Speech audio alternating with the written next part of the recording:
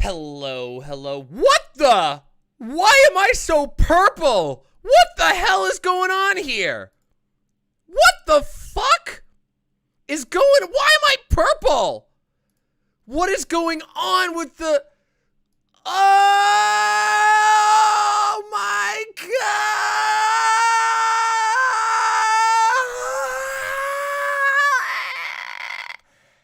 There we go.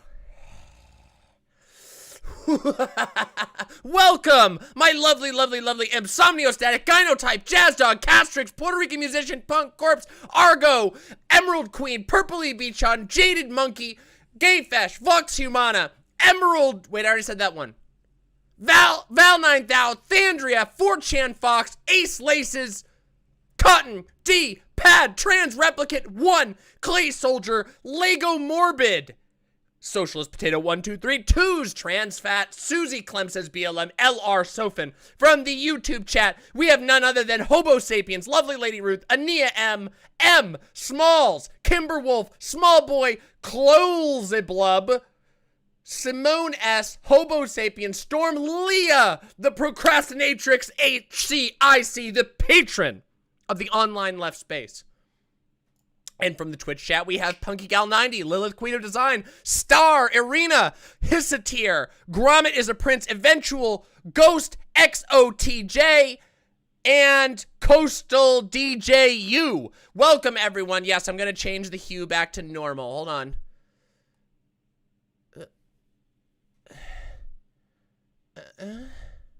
There we go. That's correct. Yeah, there we go. Now everything looks normal. Normal. Yeah. It's normal-ish. These are a little oranger. A little oranger. I got orangered on Reddit.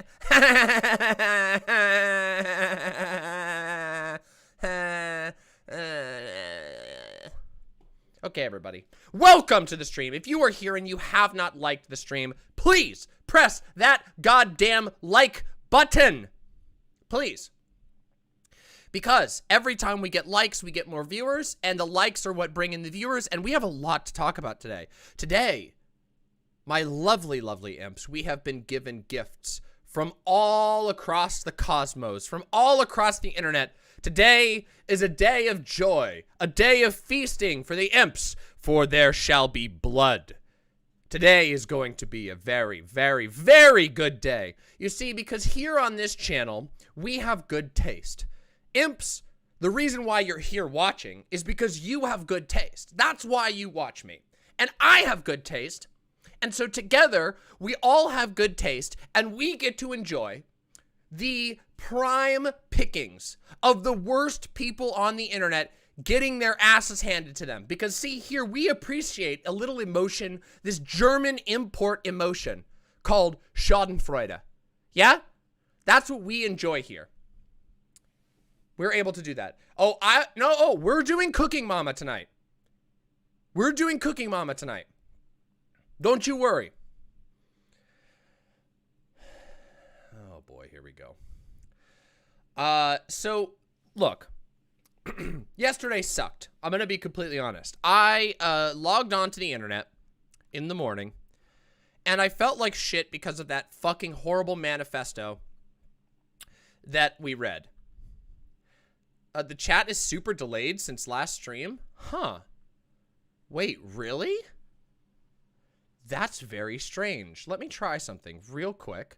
Hold on, let me try one thing real quick. Whoa. That's a bit odd, you see.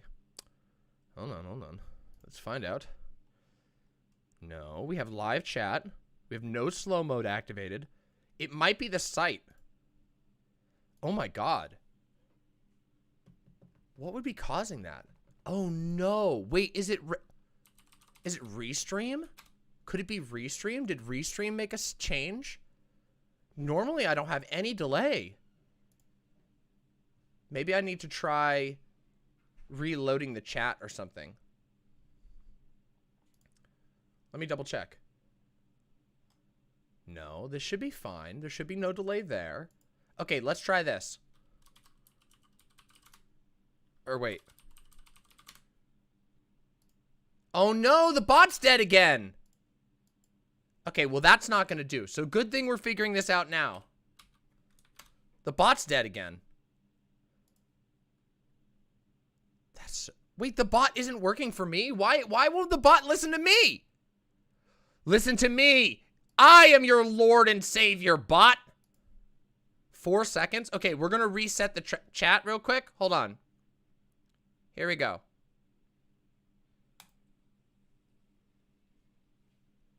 Okay, it's gonna go.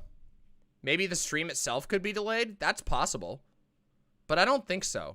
That would be very strange to me. By the way, if you're here, please, please, please, please press the like button. We have 120 viewers on YouTube and only 90 likes.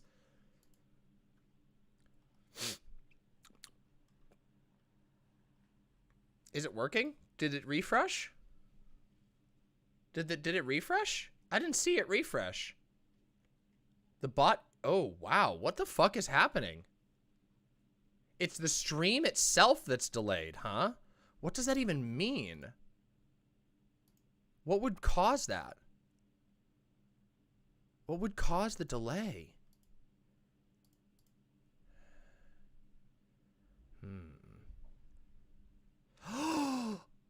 Wait.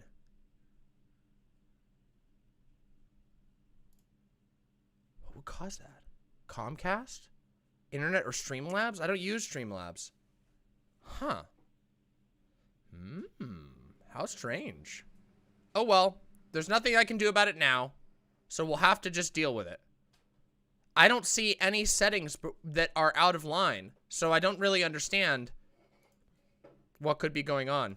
So, yeah, I don't get it. Sorry, everybody.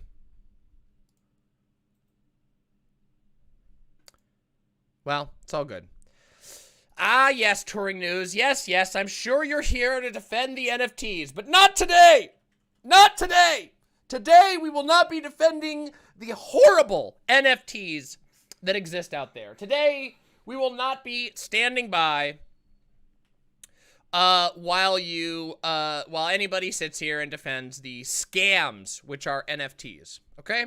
Yes, yes, I know. Oh, hey, wow. Thank you for the $20 dono. Non-parasocial hugs. Thank you for being awesome. Thank you, Melissa McDonald. Really appreciate that. Incredibly, incredibly, incredibly generous of you to offer me that $20. Thank you so very much. Deeply appreciate that. That right there is what helps me stay in business and keep making a show for you.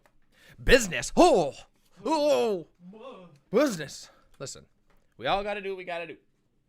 Some of us, you know, reread my comment again and show me where I defended NFT. Touring news, don't, touring news. Don't debate bro me. Don't debate bro me on this. I know, you're a fan of certain types of crypto applications. I am not. Why'd you close the window? Sorry, I didn't know you were going to go right in the smoke. No, touring news is not a chud. Touring news is great, okay? Look, I really like touring news. I just don't care about crypto, okay? I recognize there are certain theoretical applications for crypto, just like there are certain theoretical applications of nuclear bombs, but the technology is largely used for bad things, and we're going to dunk on the shit out of NFTs today. Yeah, I like touring news. Don't give shit to touring news. Look, I know we make a lot of fun of the crypto bros here, but that's about all we can do. That's true, Faun. I tend to agree with you on that. But we have a lot of things to talk about. I just want to welcome you all in. We're going to get a little comfy here. What the fuck is a practical application for nukes? I don't know. What if you need to shoot a nuke into the sun to offset like a supernova or something? Wasn't there a movie about that? I feel like I remember a documentary about that. Can we at least weird champ? You can weird champ whoever the fuck you want. Wins the blood? Oh, that's coming. Don't you worry. We have a lot of we have a lot of blood to go over. Okay? I think it's just blockchain, which is fine. I get it. There are legitimate applications for the blockchain and blah blah blah blah blah. Guy came up with a nuke-powered spaceship. There you go. Yeah, space probe propulsion. Hey, there we go. Yeah, just blow up nukes in outer space. Who cares, right?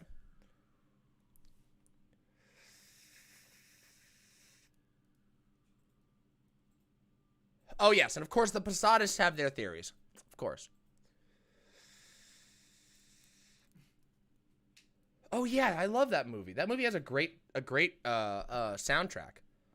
Sunshine. Bo, bo, bo, bo, bo, bo, bo, bo. It's Adagio in D, I think. Final comment. I do not like centralized payment rails like PayPal, Venmo, Western Union. So moving to a decentralized payment system where no central authority can set the payment fees or change contractual terms has some decent parts to it. Thank you for your time. I hope you have a good stream. Hey, Touring News, no problem. I'd be down to talk about like the practical and good applications of blockchain technology in the future. I just don't think there's many right now. And today we're talking about NFTs specifically. Specifically, we're talking about NFTs. So don't worry, I'm not going to dunk on you or anything like that.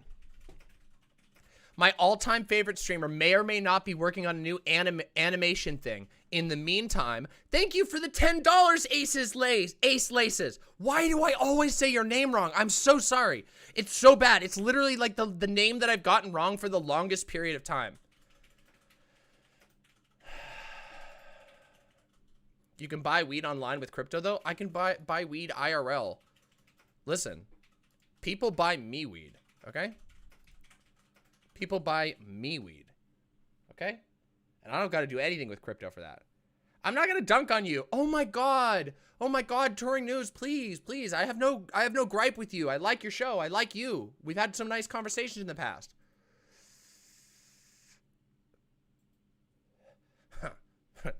I have the data on my side. You can try to dunk on me. No, I'm doing it now. I'm doing it now. You could try to dunk on me, but I have the data on my side. That's quite a bold claim. You have any empirical evidence to back that up? Demon Mama. Data mail. Listen, I've been having a good time, okay? Last night, I was playing so much bird game. It's been a good time. But everybody, let's talk about NFTs, shall we? Do you think artists commissioned to make NFTs have any moral culpability asking for a friend? That's an interesting question. I would encourage artists to not get into the NFT trade, but I recognize that making an NFT for some idiot boomer is probably a way to make some quick cash right now. I personally don't think it's a good thing, and I'll tell you why in just a minute, because we're going to get into the nitty-gritty of the NFTs. Now, let me tell you a story first, okay? Now that we're settling in, now that everybody's here, we've welcomed everyone in. Surely everyone who's here has liked the stream on YouTube, right? Everyone on Twitch and everything has liked the stream on YouTube. Everybody's gone through to the YouTube stream and pressed the like button. We have a lot to talk about. So it's a Friday. Fridays are fun. Fridays are cool. But yesterday was Thursday. And if you remember, on Wednesday, we covered the Lily Cade genocidal manifesto, which was terrible. It was terrible. It made me feel terrible. The fact that there was basically crickets from mainstream media when a Turner Diaries like referencing anti-trans manifesto was released made me very frustrated. It made me really frustrated. And actually, it made me feel pretty shit yesterday. Because what I saw yesterday upon waking up was first, basically every trans content creator that I know having to talk about one of the most hateful and disgusting things I've ever seen in my lifetime written about trans people and published publicly. That it was every single small trans creator who was desperately trying to raise the alarm on this and getting a flood of hate in the meantime. And it was really, really, really unfortunate. And it makes me sad because I was thinking about how basically trans content creators in this space statistically make less than basically every other identity group that you can, well, maybe not every other identity group, but trans people really don't have much of a presence in streaming. We have a couple of channels like mine, which are, you know, reasonably sized. They're competently sized channels, but trans people's channels are small. Trans people barely make a living doing this, and yet we churn out incredible content, and we constantly have to be subjected to this shit. And I just sat there, and I was thinking about how basically the way that it works online in the current paradigm of the internet, trans people log on and they get paid a paltry wage to become the internet's liver, where we absorb and process and point out and make sense of and analyze some of the worst shit on the internet for chump change. Let's be real. For chump change. And it's really unfortunate, and it's very exhausting. And then immediately after that, I went onto Twitter, and all that anybody was talking about was motherfucking NFTs. That's it. My entire timeline. And I did not go looking for NFT stuff. My timeline was fucking full of NFTs. Even artists, hey, Vermin, good to see you. Even artists that I respect, like Trippie Redd, are putting out motherfucking NFTs. Fucking David Lynch even got pulled into the NFT bullshit. It's terrible. Oh my God, I couldn't get away from it. And so I got really mad yesterday. And some of you may have already seen my tweets. I'm sure many of you already did. I'm going to go over them real quick because I'm kind of proud of them because I was pretty angry. And, you know, NFTs are funny to talk about. So may as well go over some of the tweets. And then we're going to talk about the reasons why I think NFTs are bad. And then we're going to talk about some interesting developments in our little space. You know?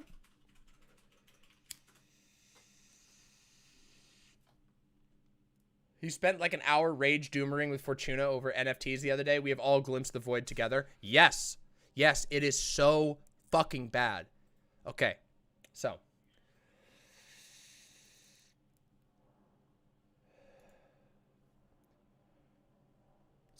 Let's look at the tweets, okay?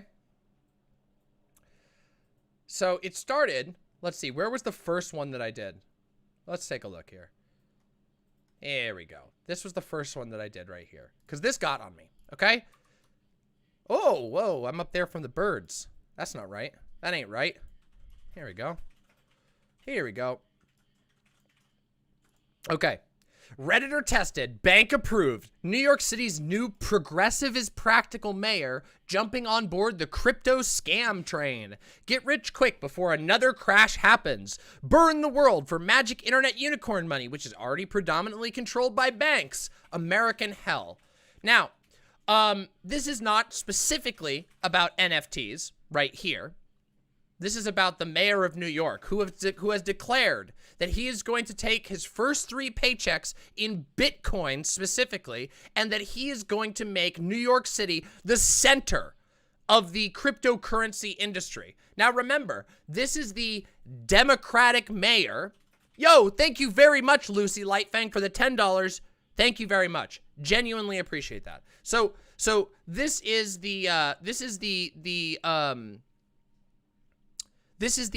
Democratic progressive mayor of New York, who just won the election just a couple days ago. And remember, this is the guy who believes that crime is on the rise, and that that progressives being against police, like the police, like basically downsizing the police or criticizing the police, are wrong. He explicitly believes that it is progressive to have more policing. Oh, it's so bad. It's so embarrassing. And this is the Democratic progressive mayor of New York. Also a huge crypto head who's going to try to make New York City into which is already the home of the incredibly corrupt New York Stock Exchange, the home of the crypto exchanges. Is he worse than Yang? Well, Yang is just stupid. If you want to look at what I did, here's the Twitter for Bored Ape NFT. They had a yacht party on Halloween and it made me, oh my God. Yes, this is the shit. This is the shit right here.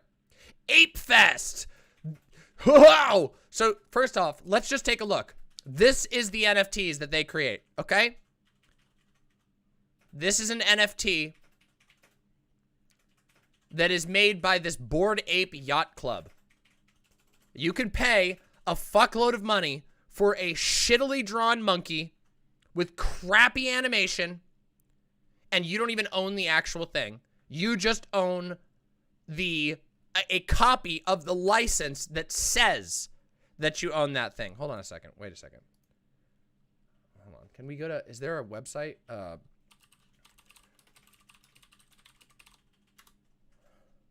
Oh, sick. There's a Twitter video downloader here. Hold on. I just wanted to save this sick ass NFT. Oh my God. Oh, sick. Look at that. Damn.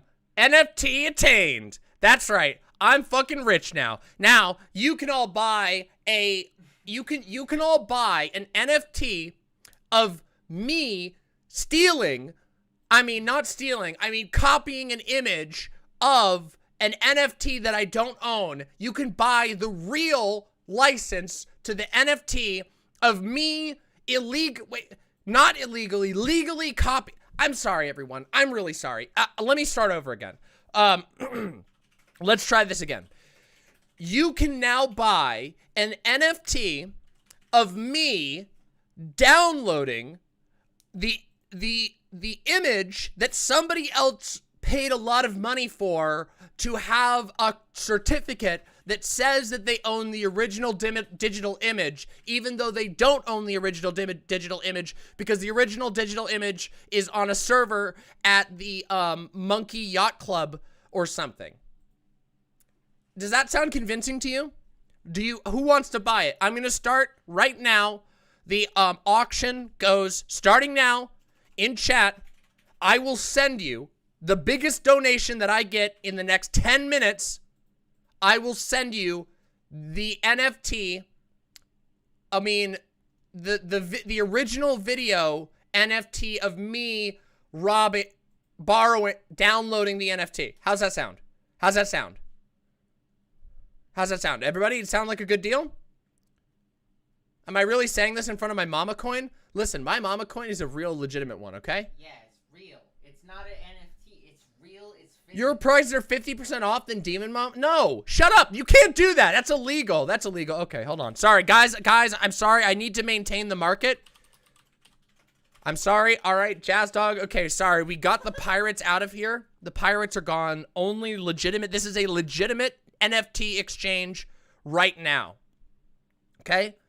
Oh my God, you're going to get me Bitmart Saitama coin?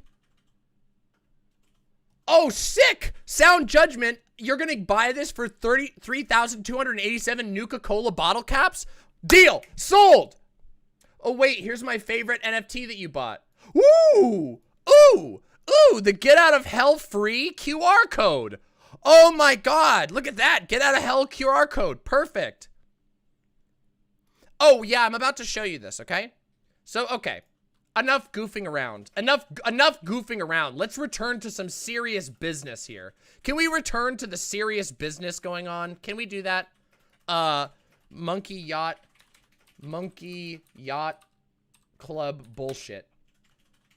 Bored Ape. Oh yeah, it's Bored Ape is what it's called.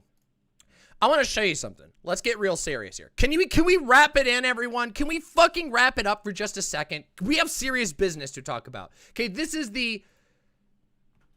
Oh, wow. Still don't know how to skate. So they're a quadruplicate poser? So they don't know how to skate and they have a skateboard with this shitty monkey? Sorry. Here is Ape Fest, everybody.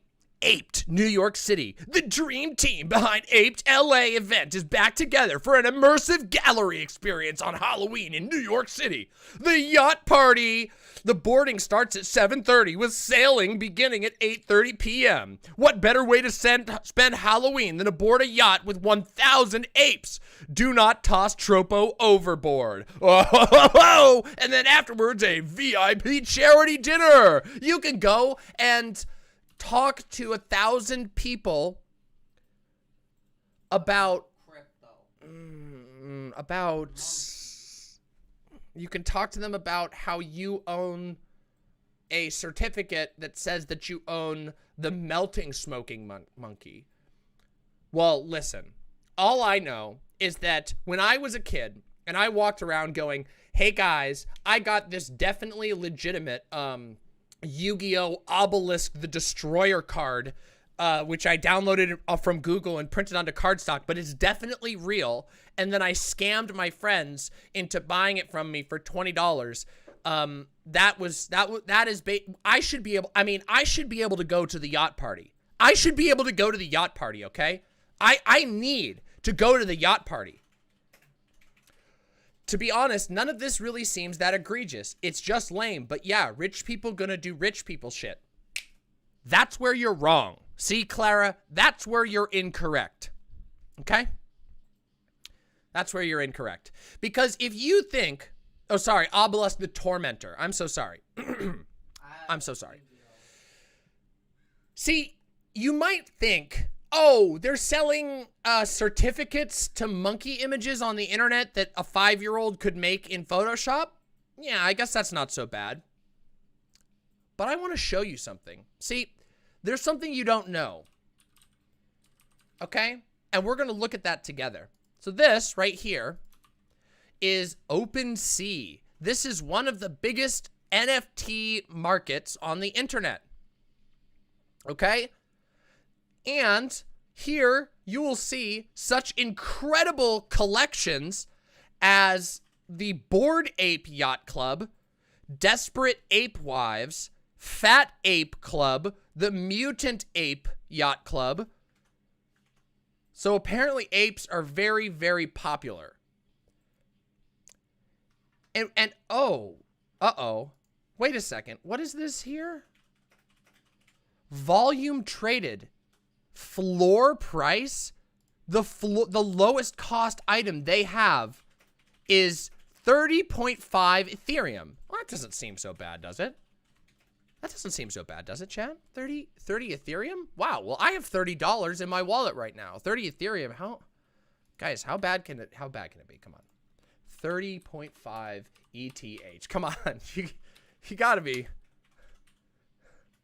Wait, hold on. Where'd it go? What the? $136,635.12. That's the cheapest ape? And it's an auction? This ape costs $165,000? $120,000 is the current highest bid, but it won't go any lower than 35.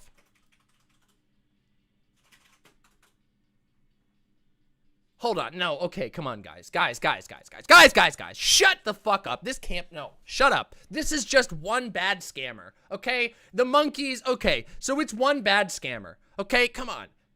Well, let's look at this one. What is the Shiboshis? Oh, these are kind of cute. These are kind of cute. Oh, look at him. Oh, he's a cute little dog. Oh, this one's cheaper. Oh, look, this one's real cheap. Oh, this one's been bought in Shiba coin. That's interesting. Wait a minute. 88.2 thousand Ethereum volume traded. Wait a second. What does that even mean? What does that translate? 8.2 thousand. 8200. Can we? I'm sorry, is that $36 million? The Shiba people have found $36 million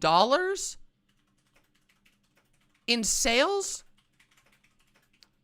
for certificates that reference this right here.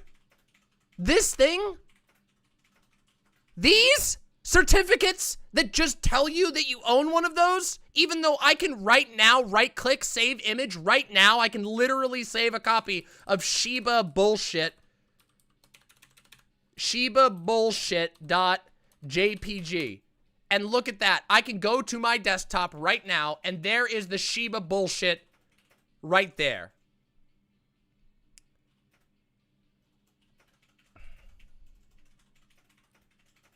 Huh. Oh, okay. Come on. Okay. All right. I've been getting very angry. I've been getting very worked up about this because, you know, here I go. I log in and I make a stream. I'm on stream making original content all day, every day for free. And people sometimes throw money at me, you know, so I make an okay living. I can pay my rent, you know? But I mean, I don't know. $36 million and $36,650,000. Okay. All right. Okay. It can't be that bad. Come on. There's gotta be some upper limit. Let's see. So let's see what these people, these top-notch people, the #1 shop, CryptoPunks. What is the cheapest CryptoPunk that you can possibly buy? Well, let's take a look. The cheapest CryptoPunk sold for 1 Ethereum, which 1 Ethereum is like, well, what's one? Let's see. 1 Ethereum. 1 Ether is, okay. So the cheapest CryptoPunk sold for just $4,479. That's not so bad, is it, right? Just only $4,479, and you too can have this one-eyed cop. Pixel art. Guys, I'm gonna need to, listen, I'm gonna need to step away for a minute. I need to make a call, because, I'm feeling a little worried right now. See, I've had this, we've gotten this art for free, because people are really nice. But I'm not gonna be, like the you know, my emotes and stuff, but I haven't been paying Faun, $4,000 per emote. And I certainly can't afford that. So, unfortunately, I've been informed that all of our emotes are going to have to be resold into the NFT market. And I got a big bill to go. So, y'all are going to have to start coughing up. If you want to use emotes in chat, starting next stream, I'm going to lock all of the emotes behind a $5,000 sub cost. So if you want to use any of our NFT motes, as we like to call them, our NFT motes, you know, it'll only be $5,000 for you to be able to use the emotes. So get them out of your system while you can, you know? Yeah. I just figured, you know, I gotta pay my bills. I'm just trying to make it in this, you know, wild industry, you know? So, NFT motes, yeah.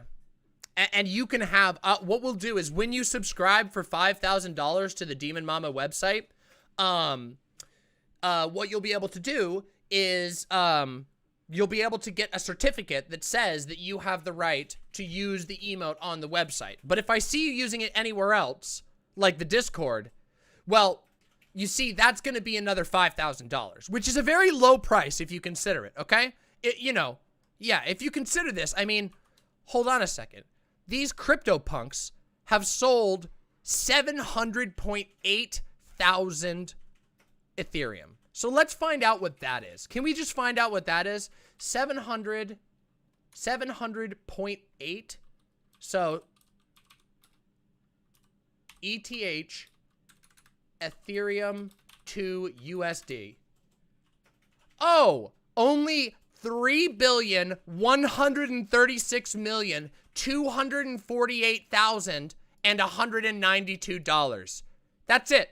Just for this full collection of pixel avatars, you can pay the low price of $3,136,248,192. Oh, thank you, Clolzabub. I appreciate that. You're on your way. You're on your way. Thank you very much for the $1.99. Let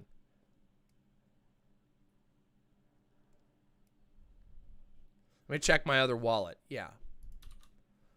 So, guys, if it hasn't become abundantly clear to you by my unbelievable, dripping, insufferable sarcasm, do I have a payment plan? Yes. You can start with your payment plan with just $1 per minute of stream right now. This is what sent me down the rabbit hole. Oh, is this like a compilation? Oh, we have so much fun. Here we go. They took over $1 million in apes and NFTs from me. Here we go. Major news. All 3 of these Bored Ape YC were hacked tonight over Discord. Guys posing as buyers in Discord were helping me troubleshoot a problem we thought was happening. They walked me through language settings in my MetaMask and had me choose an option, and it took everything. Hey, BAYC fam and NFT community, please do not buy or trade these stolen apes. Beware of the Discord account names, matching moderators' names, and exact Discord ID numbers. Do not answer DMs or click any links on Discord. They took over $1 million in apes and NFTs from me. Thank you, Bored Ape, for reaching out. These apes are officially worthless if bought. Make sure you do not bid on or purchase these stolen apes. They are marked forever until they are back in my hands. No one will buy your stolen apes. Apes, look out for apes.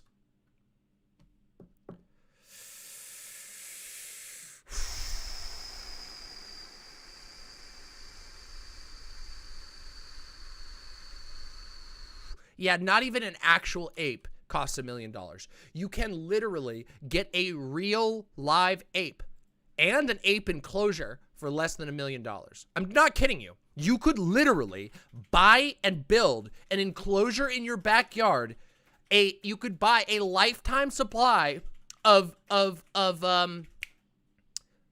cigars and an actual ape, and you could put the ape in the enclosure and give them a lifetime supply of cigars, and you would still have extra money to spare. Abe Y, use value is dead. Long live the stock market, I guess, unless we abolish it. Meh. Session has donated $5. I'm going to right click and save. No, you're not. That's illegal. Oh, wait, I forgot to unmute Jazz Dog.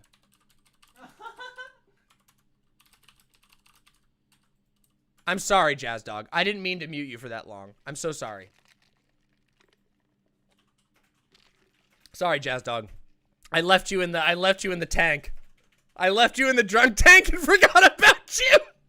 I'm a bad mama. Oh no. I forgot about my ape in the cage. Oh God. Oh, I'm so sorry, Jazz Dog. I'll make it up to you somehow. I'll make it up to you. Okay? Yeah, you forgot to buy your get out of jail free NFT in advance. It's only 1 Ethereum. Only $4,479, everybody. I'm so sorry. Mama bad, unironically. Mama bad, unironically.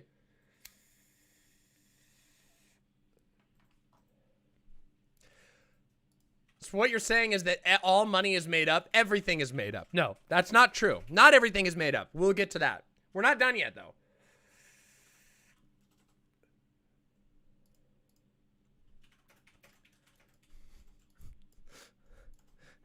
And I'm not changing my profile picture. It's still my ape. That's my ape. You can't right click this. Ah!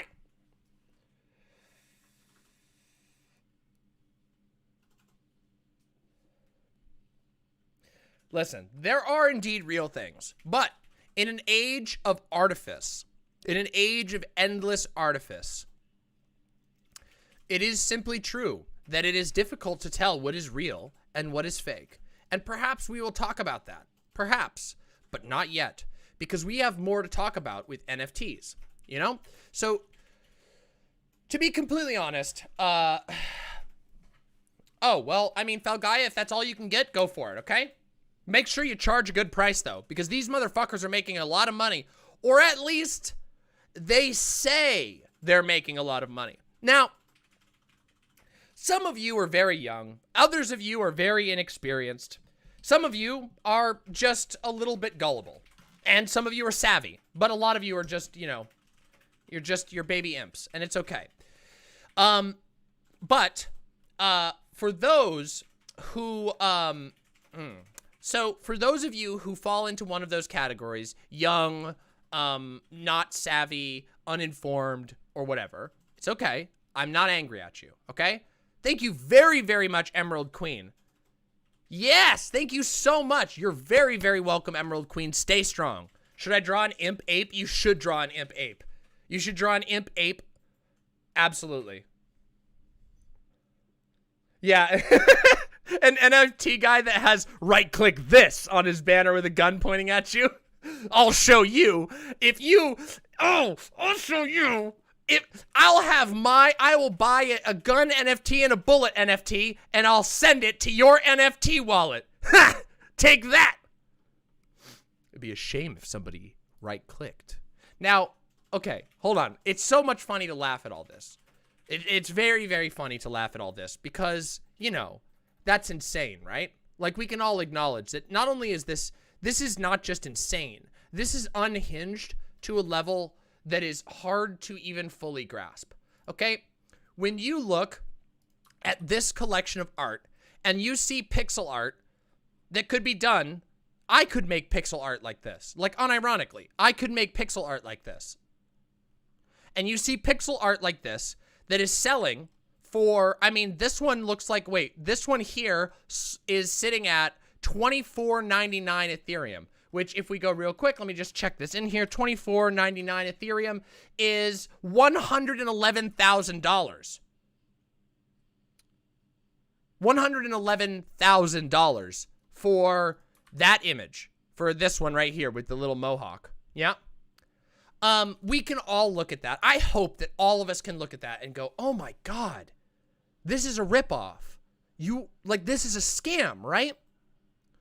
And then but then if you're a little savvier, instead of just closing your eyes and going, fuck that shit, I'm not touching that stuff, you know, doing the little Drake meme, you might go, well, what's actually going on here?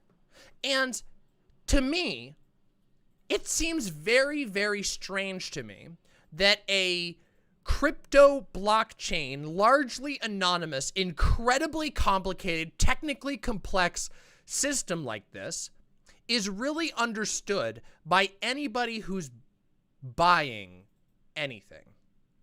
And it's very weird to me that all of these people have these huge volumes traded that are just almost unbelievable amounts of money. Again, we look back here at this crypto punks, and they're saying that they have had $3 billion. That's a lot of dollars. That's a fucking lot of dollars. The Willinator. Yes, I will consider that. Also, Fruit Loop.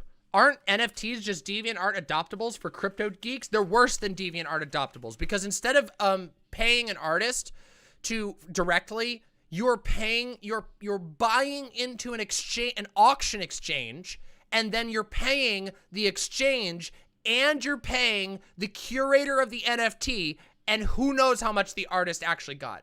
For all we know, these NFTs could have been made by an intern. Like, literally, we don't know anything. For all we know, these fucking things could have been made by interns who weren't getting paid anything. But legally, the company owns the art, and so they can sell it for whatever the fuck they want. Right? Isn't that a bit wild? Yeah, of course. And we're about to get into the real dark shit. I know people said that I tend to help people not doom out. But we have to have a real conversation about this because NFTs aren't just a blisteringly obvious scam. NFTs are not just questionable as to whether there's any actual money into it.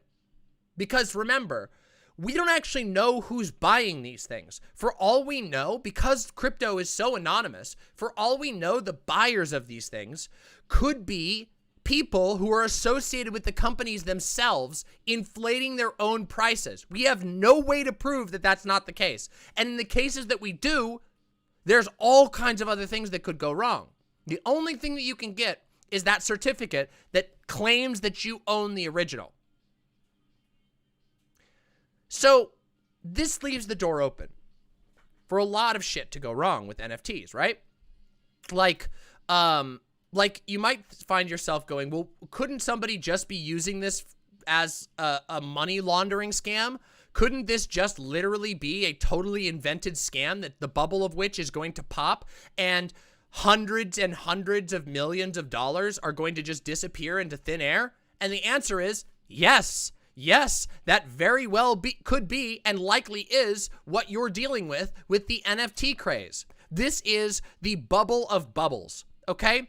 With crypto, at least with crypto, there is something that you can use to buy something else. That is not the case with these. This is a piece of art that you're not even buying, you're just getting the certificate of ownership for. And anybody can right click and copy your shit, okay? Which is pretty fucking weird, okay? Let's just put that, let's just be straightforward about that, okay? And then we get to the thing that I was just about to say, which is let's talk about one of the big issues with NFTs, okay? So we all know that for some time, there has been a lot of controversy over the ecological impact of crypto, right? We all know that crypto takes a lot of energy to produce. And the reason for that is because crypto is all of the cryptocurrencies are essentially based off of computational power. So they require a computer to basically, long story short, decode a bunch of really, really hard algorithmic encryptions, and increasingly difficult, and you have to use that actual real computers actually have to mine the bitcoins, and that's how the value is produced. Now, there's a lot you could go back and forth on about that. You could talk about the theoretical value of those things and everything, but that's not what we're here to do. We recognize that crypto takes quite a lot. Now, NFTs are based on Ethereum, okay? So you might go, okay, so, all right, we're putting this together now. So we've got the NFTs are based on Ethereum, which means you need to use Ethereum in the first place to mint an NFT. And then you have to use Ethereum to transfer, to transfer NFTs between person to person. And there's all kinds of transfers, right? Because you transfer it to the exchange, you transfer it to the salesperson, you might transfer it to another person. All of these different transactions with all of this Ethereum going back and forth. And I want to tell you something, because it gets a little, this can get a little bit, obtuse and hard to keep track of, because, it really feels like somebody's trying to, pull the wool over your head is what it can feel like at times. But I assure you, definitely no one is definitely not trying to pull the wool over your head. So real quick, I just wanted to do a little quick reading, okay? So on here, let's see. Let me just bring this up. Here we go. Right here. This is a website called renewableenergyhub.co.uk. This is a pretty major blog that talks about renewable energy, okay? And they've calculated right here that the Ethereum platform uses 48.14 kilowatt hours of energy per transaction, okay? Per transaction. Every single transaction, including the original minting of a new NFT. Now you might go, what's a kilowatt? A kilowatt? Is that big? Is a kilowatt a big thing? Well, let me tell you something else. An American household on the average American household's daily energy consumption is 28.9 kilowatts. Okay? So that's your fridge, your washing machine, your water heater, your computers, your TVs, your lights. The average American household is 28.9 kilowatt hours. Okay? And an NFT costs 48. 28 for a household, 48 for a single Ethereum transaction. And there are millions of Ethereum transactions per day. This is kilowatt hours. Okay, this is kilowatt hours. So Ethereum uses 48.14 kilowatt hours of energy per transaction, and the average household uses 28 or 29 kilowatt hours per day of energy.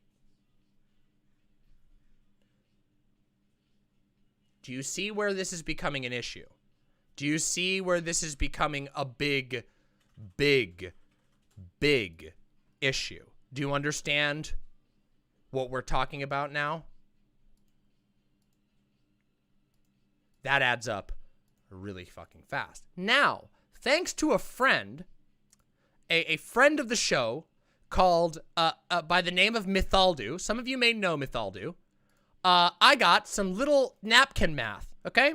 So let's do this. You can even calculate the impact roughly. The average electricity cost of an Ethereum transaction this summer was $70. So you had to pay $70 essentially in electricity to do an Ethereum transaction. And you can look up how many collections there are, how many tokens are in each collection. Since minting itself is a transaction, that gives you the minimum. Last time I checked, there were about 750 collections known, with many collections having 10,000 tokens. Some have more, some less, too lazy to do all the math. That comes out to about $525 million of energy burned just to create all of the tokens known at minimum.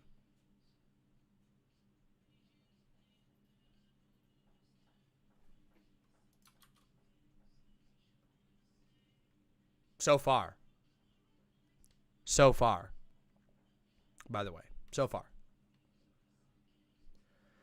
Now, Clara Warp says, I have never really understood energy sustainability. What does that even mean? Does using energy create some kind of bad byproduct? Yes. Yes, it does. Oh my God. Yes, it does.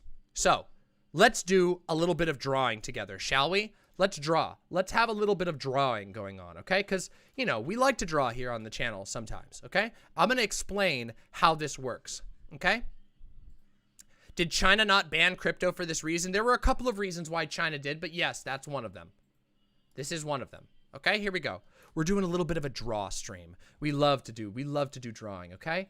So we are going to start right here with a nice dark black color, okay? So, how do we make energy? Well, as it turns out, there are multiple ways to make energy. Energy production can happen because of a factory. Or not a factory, but a coal plant, okay? So we'll draw a little coal plant here. There we go. Here's what a coal plant vaguely looks like. You got little windows here. You got a little door. You got some little thingy over here. And you got the big pile of coal.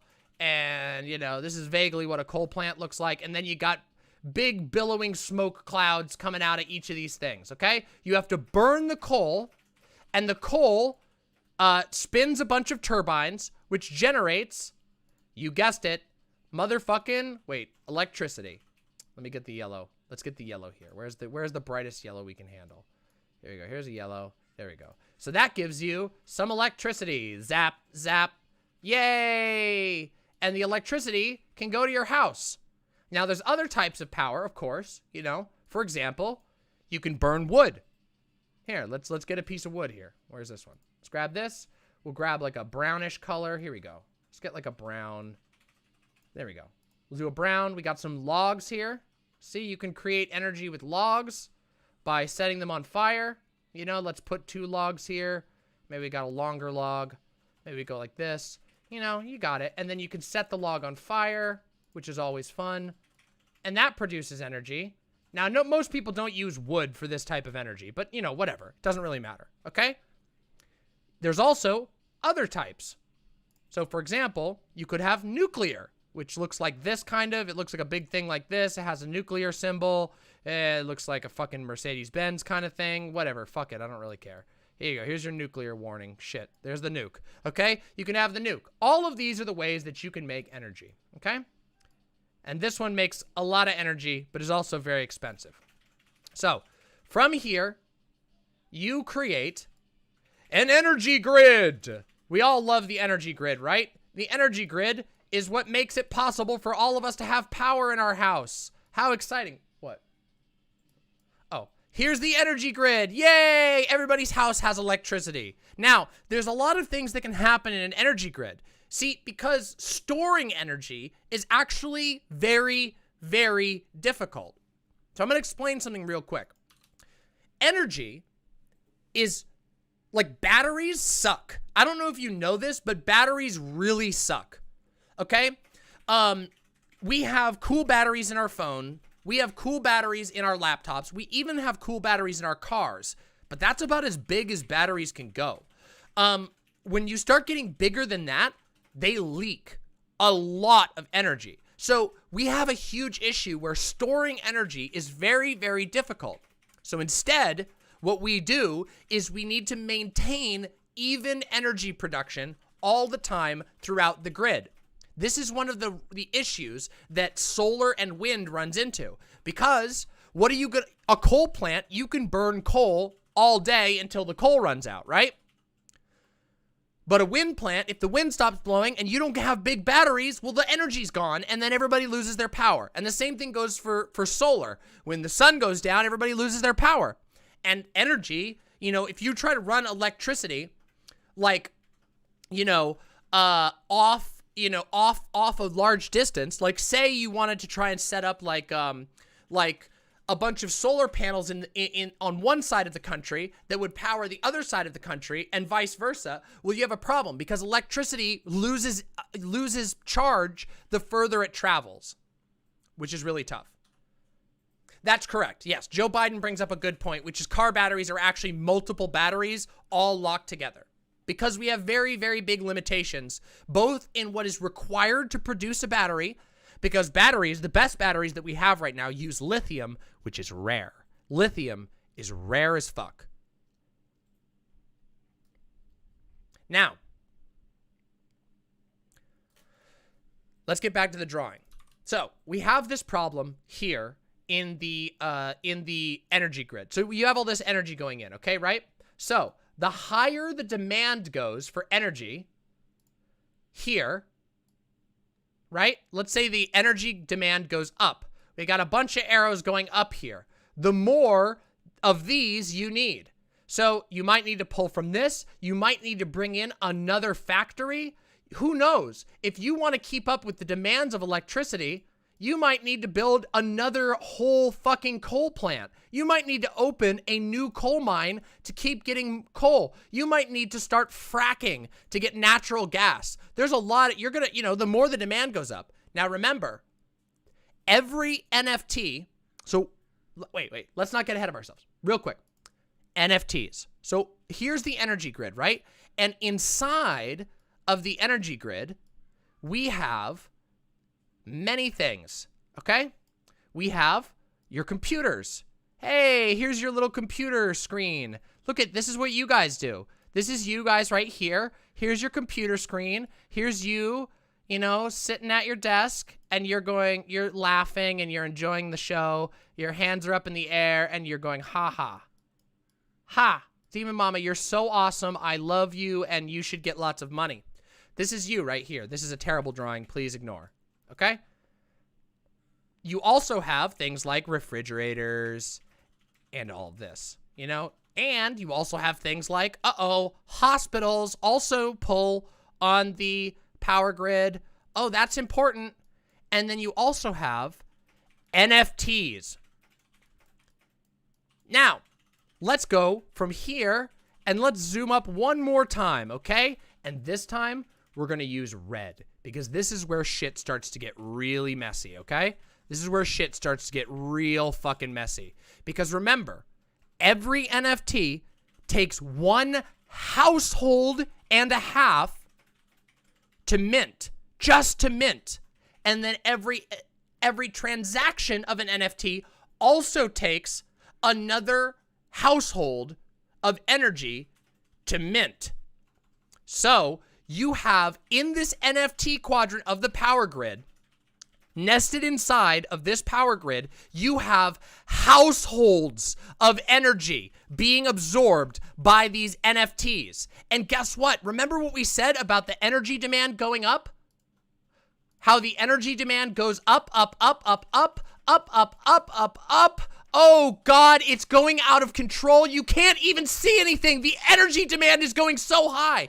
And there's another problem, because remember, this one down here, I'm gonna actually get rid of that because it's very ugly. But look, all of the up and up and up and up and up, oh, so much up. The demand is going way, way up, okay? But hold on. We're not even done yet.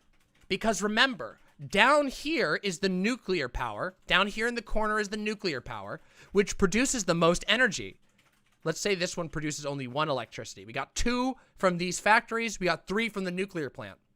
But nuclear plants take forever to build. But you want to know what doesn't take forever to build? Coal plants. You know what also doesn't take forever to build? NFTs, yeah. That's true. NFTs don't take forever to build. You know what else doesn't take forever to build? Fucking natural gas. Petroleum. We know how to get that shit out. But you know what that shit does, right? We know what that stuff does, right? That's true. That's true. Doe brings up a great point that nuclear plants do produce permanent, essentially functionally permanent waste that we haven't figured out what to do with yet. Because even though they don't produce a lot of waste, they produce waste that won't go away for thousands of years. So we actually have to be very careful with that. And yes, Lava Monster also brings up a good point, which is there are old deactivated coal plants that people could turn back on. They don't even have to build them. Okay. So, Mama Mold coins are made from ecologically friendly 3D printed gold-coated alloy and are a better long-term investment than NFTs. Unironically, yes. Unironically, Mold coins are cheaper to produce by far than NFTs. So, let's review. Everybody keeping up? Everybody keeping up with this? I hope you all are keeping up. I know it's a little chunky. So, energy is produced to meet the demand, the active demand of the energy grid. NFTs add so much demand to the energy grid that we need more energy to keep pumping in. And if we can't reach capacity, and this of course is distributed across the globe, that's an important part to remember, then they have to activate more fossil fuels. And fossil fuels are killing the environment.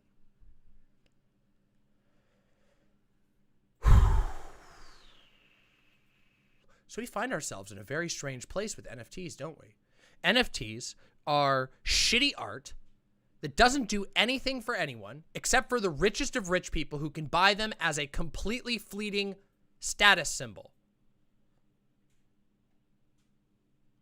And they cost the same amount of energy as a household and a half of Americans. And remember, Americans aren't exactly the best energy spenders to begin with.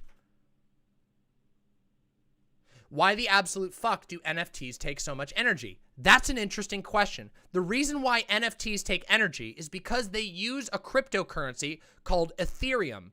Ethereum was originally designed to be a decentralized, basically a programmer currency that people could trade computation power between projects. They could. It's kind of complicated to understand. You'd have to talk to somebody, like, you'd have to go read the actual documents of Ethereum. The funny thing is, the Ethereum developers have denounced the use of Ethereum as an exchange currency. They never wanted it to be used like it is being used right now.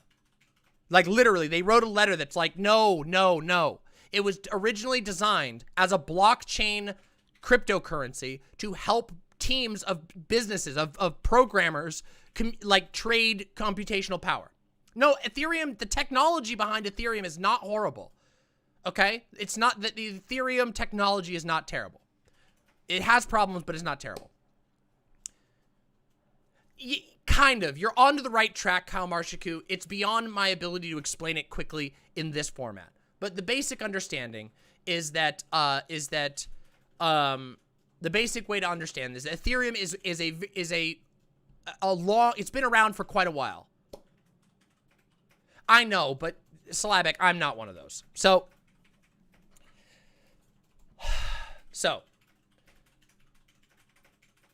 that's why Ethereum takes so much energy, because much like other blockchain technologies, you have to be able to break it down. I should be a Twitch streamer? Thank you. I appreciate that. Appreciate that. I am a Twitch streamer, but thank you. Thank you.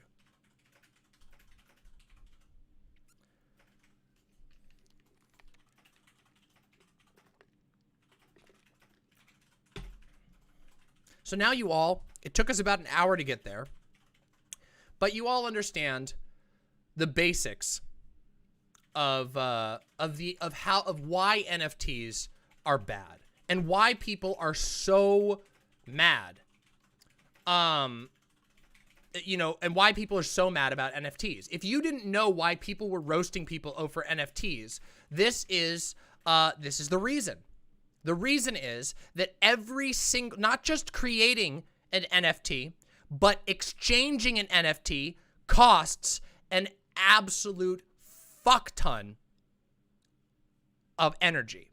It is driving up the demand for energy around the world like crazy. So it is swallowing up, guzzling down energy at a rate that you can hardly even imagine. So that you can see a bunch of fucking stupid looking monkeys, so that you can see a bunch of stupid looking pixel art. This is just guzzling the lifeblood of the planet. And I mean that quite genuinely. These stupid images for rich people to use as shitty status symbols because they have no culture or taste, because they have, all that they have left is spending money, because this is what a rich person's understanding of personal expression is. This one's going for 135 Ethereum. This little fucking dude with smoking a cigarette. No, Jazz Dog, that's the thing. People in their right mind would pay money for pixel art.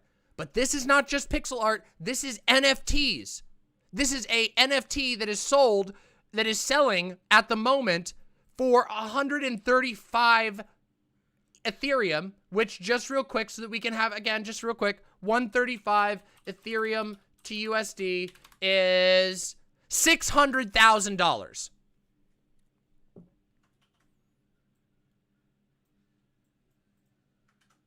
NFTs prove robots can't make art. True, Vermin. You sent me something? Uh-oh. No, it's not an uh-oh. Oh, it's not an uh-oh? That's so cute. You want me to show this? I'll show this during the stream at some point. So you care about the money. No. The money is just the galling, shocking, overwhelming ridiculousness of it. I don't fucking care. This money is imaginary. I don't even know if anybody actually is going to get any of this. This could all be a scam. Now, I want money. People should give me money. You should pay me money because I'm making content for you right now. And if you have the money, then it would be great for me to get a tip for the job that I do, keeping you entertained and keeping 200, 300, 400, 500 people entertained, however much I do every day. But that's aside from the point. Remember, like the stream.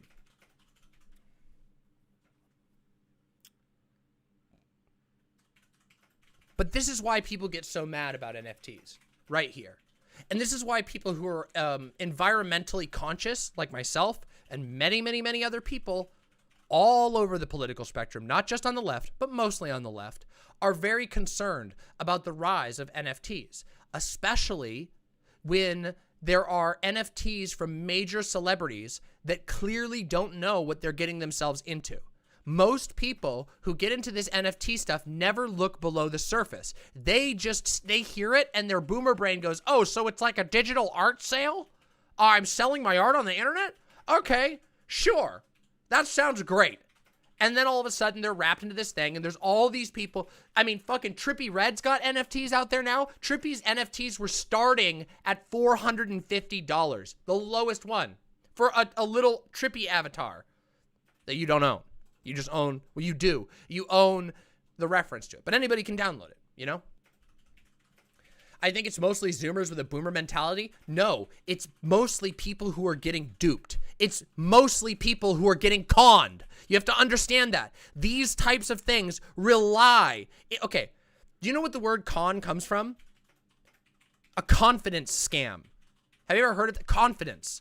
That's where the word con comes from. Because when you're in it, because the identical, the core idea behind a con is the fact that there is a salesperson who uses confidence to override the concerns of the victims.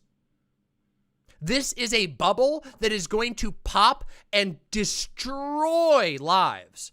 But in addition, more importantly, because I don't fucking care about stupid rich idiots destroying their lives over NFT monkeys, except that it's also literally just, it's like the fucking, you ever seen that scene from Spaceballs? You ever seen the scene in Spaceballs with the,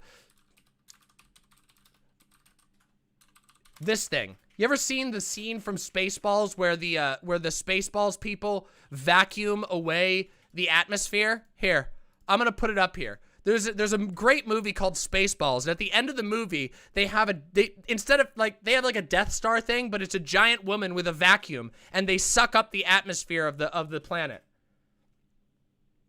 This is NFTs right here.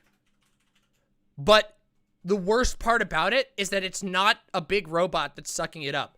It's millions upon millions of dupes buying in and exchanging NFTs that cost, every single exchange costs approximately approximately the energy usage of the average American house.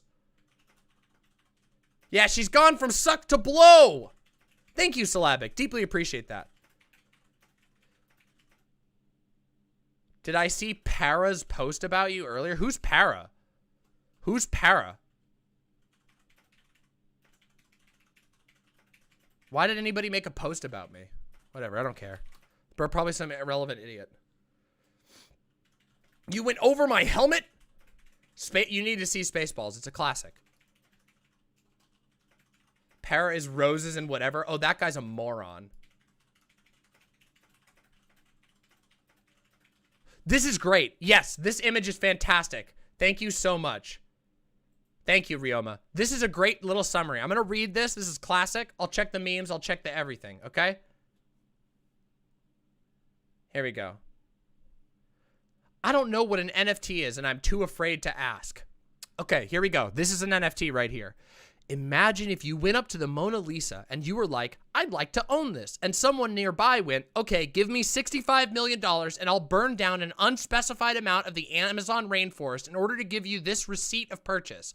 So you paid them and they went, all right, here's your receipt. Thank you for your purchase. And you went to an unmarked supply closet in the back of the museum and they post a handmade label inside behind the brooms that says Mona Lisa, currently owned by Jacob Galapagos.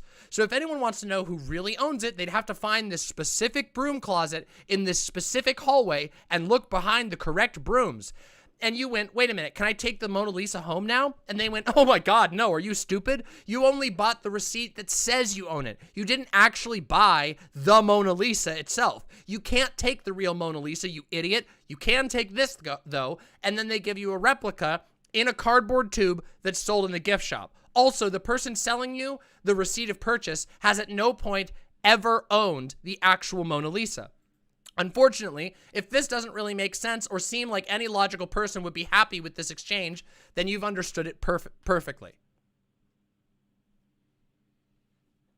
That is how it works. So before the monkey NFTs were a thing, people were buying NFTs of real works of art, okay? And if you buy an NFT of a real work of art, that is exactly what happens. You don't get the original work of art. You get a receipt that says you're the owner of that work of art that is issued by whoever sold you the receipt. The person who sold you the receipt might not have actually even owned the art in the first place. It is literally a giant scam. an unbelievable, massive scam of galactic proportions. Now, one moment real quick. One moment. We have something. I need to use the restroom, but after I use the restroom, I have something very, very funny to share with all of you. So if all of you like drama, if all of you like, if all of you like blood, boy, oh boy, do I have something special for you, because what's about to happen when I come back from the bathroom is perhaps the funniest thing we have ever covered on this channel, the most delicious schadenfreude you can imagine. But first, I got to just do something real quick. So I got to go to the bathroom. Just got to give me a minute here, okay? So hold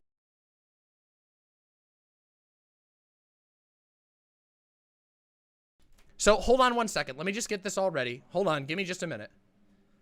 Let me just get this ready. 1 second. 1 second. 1 second. Because I want to play the bathroom song for you. The bathroom song that we've all enjoyed. The bathroom song, the wonderful bathroom song that we love, that everybody loves, the bathroom song. It is one of the most popular songs on the channel. I just got to get it up and running here and ready to go. So hold on. Let me get here. Hold on a second. Let's get here. Let's do this. Okay. All right, I'll be right back. I'm going to hit the bathroom song. Do not go anywhere. Take this opportunity right now to like the stream, to consider what you want, okay? And then I'll be back with the blood and the drama.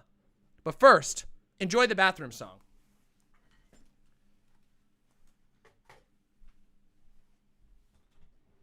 Here, come on in. Here, the headphones are right here. You can press play right over there, and then everything's up for you. And make sure to introduce yourself, of course. Okay. Hello, everyone. I think you know who I am.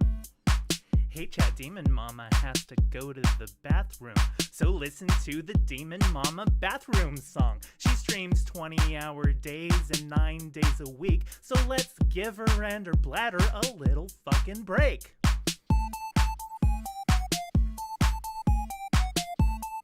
Hey, chat. DJ GayFesh here, Radio Mama live performance. Let's fucking go.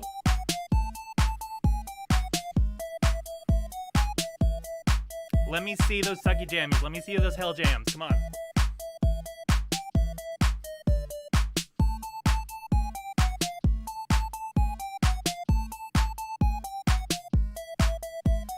It's been a minute and Demon Mama's still in the bathroom. I'm not a math whiz, but I can count to 2. Let's all calm down and spam emotes while we wait and chat. Maybe someone here also needs a bathroom break.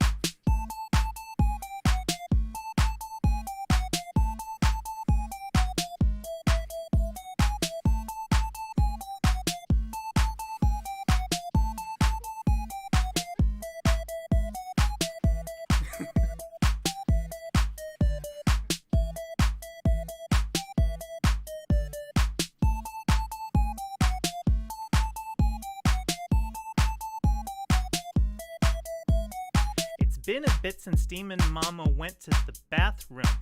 Not like I'm counting, but the track's at 142. But don't you fret, my little imps, cause I wrote this track down to give you something boppin' while she's taking a break.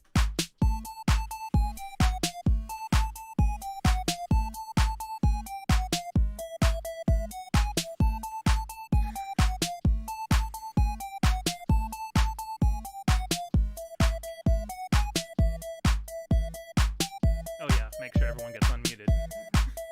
Happens every time in this song. Yeah, Berman. You took my picture. Jesus fucking Christ. Can Faun go check in the bathroom? I hope she doesn't lock the door when she uses it. But if she does, you might need to take a little running start and hope the door hinge is weak enough to break.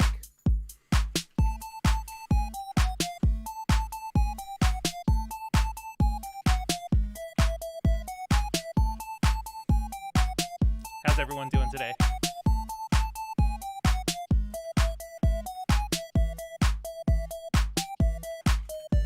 time while I bowling?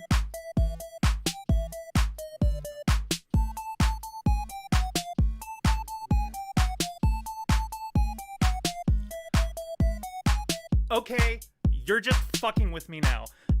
Put down your phone. The stream is still running. Jesus Christ, Demon Mama. I can only assume you forgot because you were doom strolling. Do we need to call a doctor? That's it. Song's over. Stop. Somebody help her out. Oh, you're here. I'm right here. Oh, I'm sorry. Well, I mean, I was doing a big rant. You were? Yeah. Well, I mean, that's great. That's perfect. Do you want to sing with Yoda? Yes, Yoda, come on. Here, Let's go. come on, Yoda, sing. Ready? Hey, Sing. Yoda. You got to start the singing. Hey, chat. Ooh, Demon Mama has to go to the bathroom.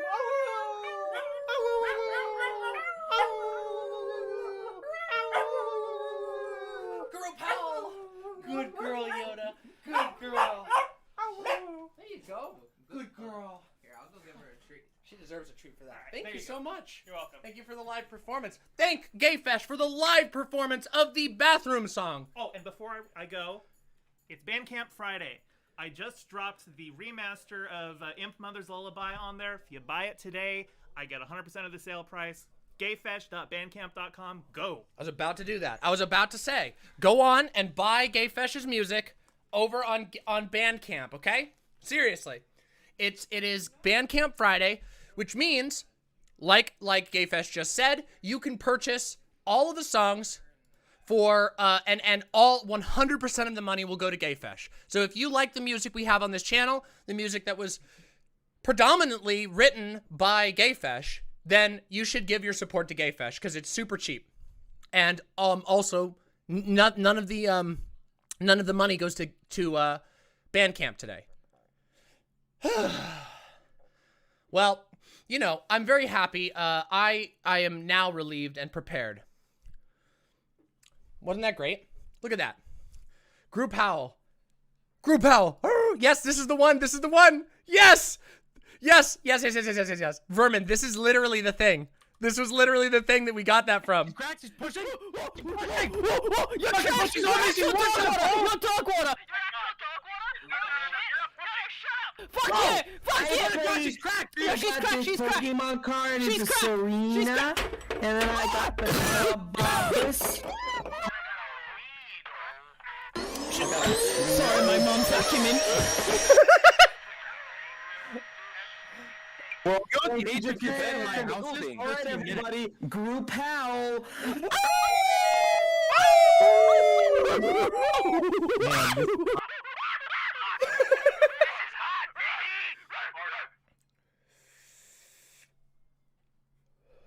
This is hot, baby!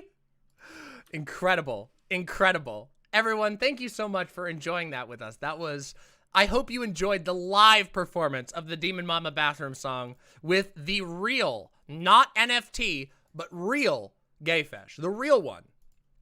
The real one. Listen, but now it's time for, literally, Vermin, us and Fortuna's campaign. Yes, every time we're trying to play D&D, we're just like, oh my god, what if we all became werewolves? Bunny, oh my god, bunny, bun, oh my god, oh, wait, squid, there's a squid, I'm a squid monster, but anyway, that's us all the time.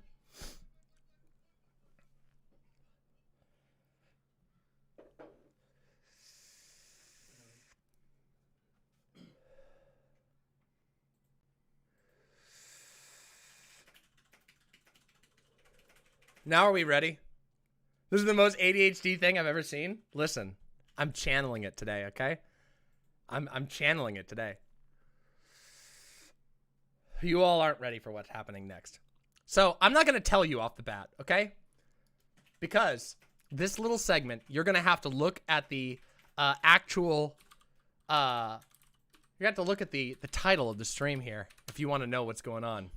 So get yourself ready to watch us change the title of the stream together, because I have not let you in on what's about to happen, but I think some of you might have an idea. Let's take a look here.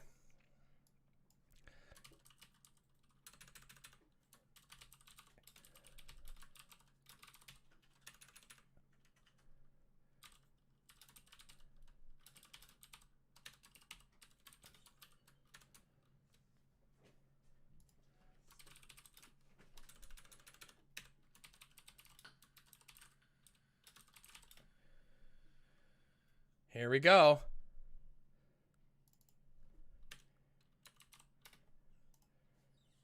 Here we go. I gotta see, that's pretty spicy. Okay? But I think it's a fair title, okay? I think that my new Twitch title and what will soon be the YouTube title is going to give you everything that you all could have ever wanted. So go ahead, hold on, you'll see it in just a second. Give me just a minute here, you know. Here you go, there you go. We got our title up. That's right, everyone. Some of you may have heard of a streamer by the name of Destiny. Yeah? You know, the guy who said such wonderful lines as, I hope Demon Mama dies and disappears off the internet forever. That's a direct quote. That Demon Mama is a subhuman piece of trash who hurts women, who hurts trans people, who hurts every progressive issue that I care about. Demon Mama is literally insane. Another direct quote of Destiny is, you know, Demon Mama is the Down syndrome avenger of Twitter. You know, the person who, you know, we all know. But yeah, it's interesting because our friend Destiny, who, oh, might I remind you, our friend Destiny here declared me as having fallen off. Do you remember that, everybody? Let's take a look and see. Can we find that video? Oh my God, I think we probably could. Oh, wait, where's the video? Oh, where is it? Oh, is it not even? Oh, did he get rid of it? Oh my God, did he get rid of it? Or was it a stream? Maybe he never put it up as a video. Remember when he had the video? Oh, here we go. Here it is right here. Damn, here's Destiny's video right here. Oh, look at the date here. September 12th, declaring Demon Mama has fallen off, ending all future discussion of her in DGG. Well, we know that wasn't true because, of course, Destiny went on to talk about me multiple times after that. Remember that, everybody? However, Destiny has stopped the streaming business. I am here to announce that Destiny has formally ended his career as a streamer and has instead become a salesman. Can you believe it? That Destiny, this once great StarCraft streamer, one of the first streamers, the one who debated JonTron, who made an embarrassment of himself against Vaush like 7 times, who freaked out, lost his cool 20 times against me, who's been on an unbelievable hate campaign against me and a bunch of other people, accusing things that there is zero evidence of. You know, that Destiny is no longer a streamer. And I am going to show you exactly what we're talking about because I have video proof. Oh, yeah, don't forget who got departnered because of his own dumb ass. And make no mistake about that. It was his own dumb ass. He had a grandfathered old school partner contract with Twitch that he busted so bad with his shitty Rittenhouse takes, his irresponsibility in his messaging, that Twitch literally departnered him. After 10 approximately years of being with Twitch. And that was his own fault, by the way. Nobody came on his stream and said anything. He said it. He doubled down. But again, I just in the name of fairness, you know, I want us to see with our own eyes which of the streamers has fallen off. So first, I present to you one of the greatest clips I've ever seen. Here we go. Let's watch together, shall we? I think that the idea behind this is you can basically buy and sell, or you can buy and sell like... Oh, yeah. I remember the time he told you he wanted to run me off the internet and that he wanted his audience to attempt to harass me until I left. I remember that too. That was from the first conversation I ever had with this salesman, this former streamer turned NFT salesman. I remember that too. That was my first conversation ever with that guy. Let's continue though. Let's listen into what he's got to say here because this is going to get real interesting real fast. I think that the idea behind this is you can basically buy and sell, or you can buy and sell like Twitch clips, and you get an NFT that you can get autographed by the streamer who the clip is of. Oh my God. Did you know that? And 10% of the revenue goes to the streamer, okay? Now, there are some legendary Twitch clips out there, okay? Legendary Twitch clips out there of mine that I bet you want me to autograph. And you know what? If you buy it, I can go right up here and click autograph, and I can sign whatever NFT you want me to sign, okay? Oh my God. It could be the Dan Litterbox clip. It could be a clip about one of my 2 Kyle friends. Is this a site you talked about on Mizkif stream? No, that was a different site that didn't do things the right way, like these guys did. Okay. Now, that's interesting. Now, some of you might recall that it was only a couple of days ago that Destiny was railing against NFTs on his stream. Isn't that a bit weird? Some of you, does anybody have that clip? I don't have that clip. Does anybody have that clip? Can anybody find the clip of Destiny on Mizkif ranting about how NFTs are a ripoff, just like I think it was 3 or 4 days ago? I mean, it doesn't really matter. We all know that Destiny is a screaming, lying, abusive piece of shit grifter and now turned NFT salesman. But guess what? Oh, this is the one? Oh, thank you. I appreciate that. I didn't have this one up. Here we go. Every single person on the internet, okay, that is pushing NFTs is just trying to find a bigger sucker. That's it. That's all it is. Every one of them. But now that I think about it a little more clearly, is a man not entitled to the sweat of his brow? I think I heard that in a video game once. And you know, I did earn this fair and square. I mean, I'm advocating for an important cause, doing important things, and that makes me an important person. And important people need important resources so they can continue doing important things and advocating for important causes. What do you want? That I should starve? You want me to starve, don't you? Meow. But it gets better, everybody. It gets better. You thought that this was the end of the NF Steve arc, but it's not even the beginning of the NF Steve arc, because NF Steve is really doubling down on this. Because you see, basically right after he did that, the handful of remaining thinking people in Destiny.gg, and remember, there is always a future for you outside of DGG. Much like Scientology and other abusive social groups, you can find a new home that's more supportive and more healthy away from the NFT salesman who used to be your favorite streamer. You don't have to stay there. You don't have to endure Raid Shadow Legends pitches. Yeah, I've heard he's been doing Raid Shadow Legends as well. And also avoiding being sold NFTs, which are roasting the environment. Now. You might be saying, wait a minute, hasn't Destiny made a huge stink in the past about other people living their values? Huh, that's weird. Hasn't Destiny made entire hours-long rants about how he's the most morally consistent person on the entire internet? Hasn't he talked about how the left is just full of hypocritical grifters who lie one day and then choose to make money the next? Well, that's very weird. Interestingly, some people have already pointed that out to him. So we got another little thing here, and I think this is the clip that we all should remember. You know, it's all fun and games to remember Destiny debasing himself to sell NFTs that everybody knows he doesn't believe in because he wants a quick buck. But let's hear it from the horse's mouth. Sorry, from the Steven's mouth right away. Let's fucking do it. Let's hear what NF Steve has to say for himself. All right, we're done with that sponsor, okay? Listen. I told you guys a few months ago. I think I said a month ago. I'm going ultra sellout. I'll take any sponsor that comes to me, okay? I don't give a fuck, all right?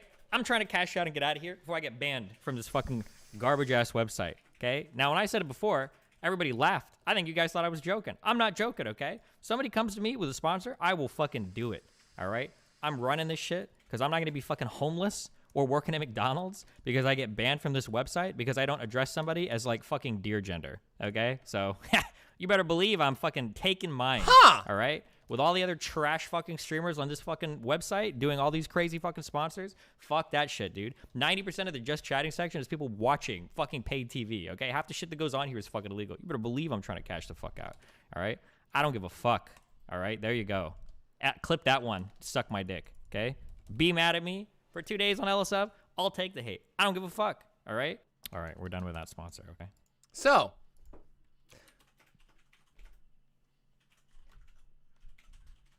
just remember, I just want you to know. I just want you to know. If you felt like maybe after all of this time, after all of the times that Destiny has gone after me for literally no reason, oh, Demon Mama, why are you going after poor Destiny? Why? Even though he has sent literal cavalcades of hate against you and the people that you love for months, even though he said you made up a Nazi raid on your website that was so massive that it actually cost me and my host money. Oh, you know, maybe you shouldn't have been so mean. But in this clip, in this very clip, he is alleging the same made-up conspiracy in which he blames, you know, trans people.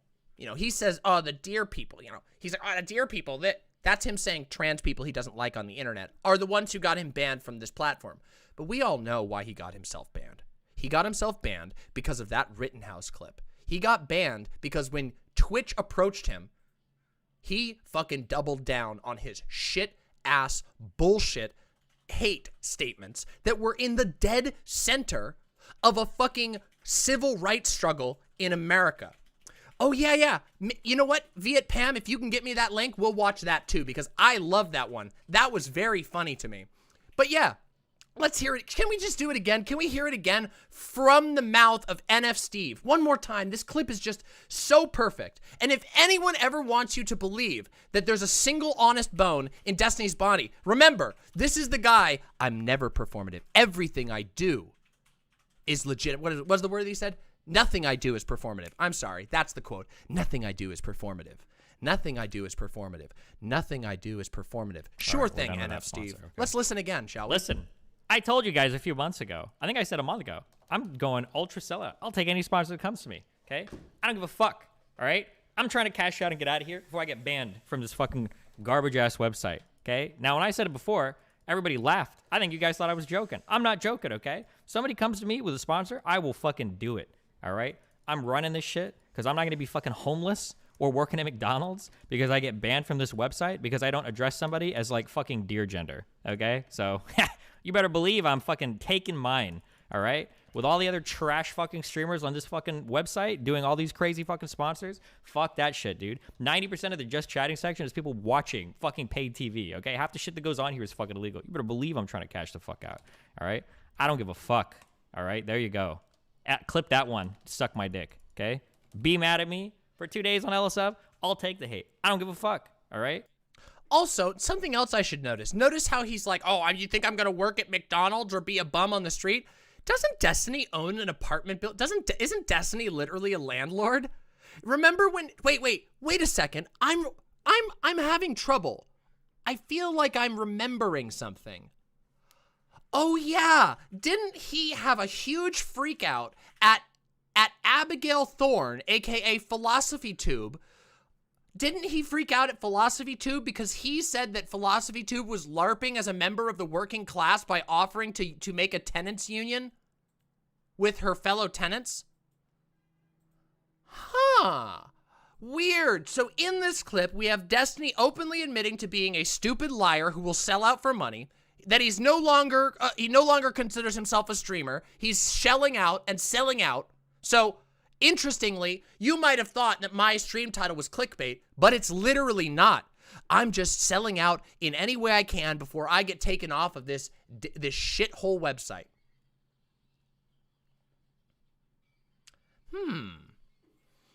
I wonder, do you think that maybe Destiny might be falling onto financial hard times? Do you think that Destiny might be entering his DSP arc?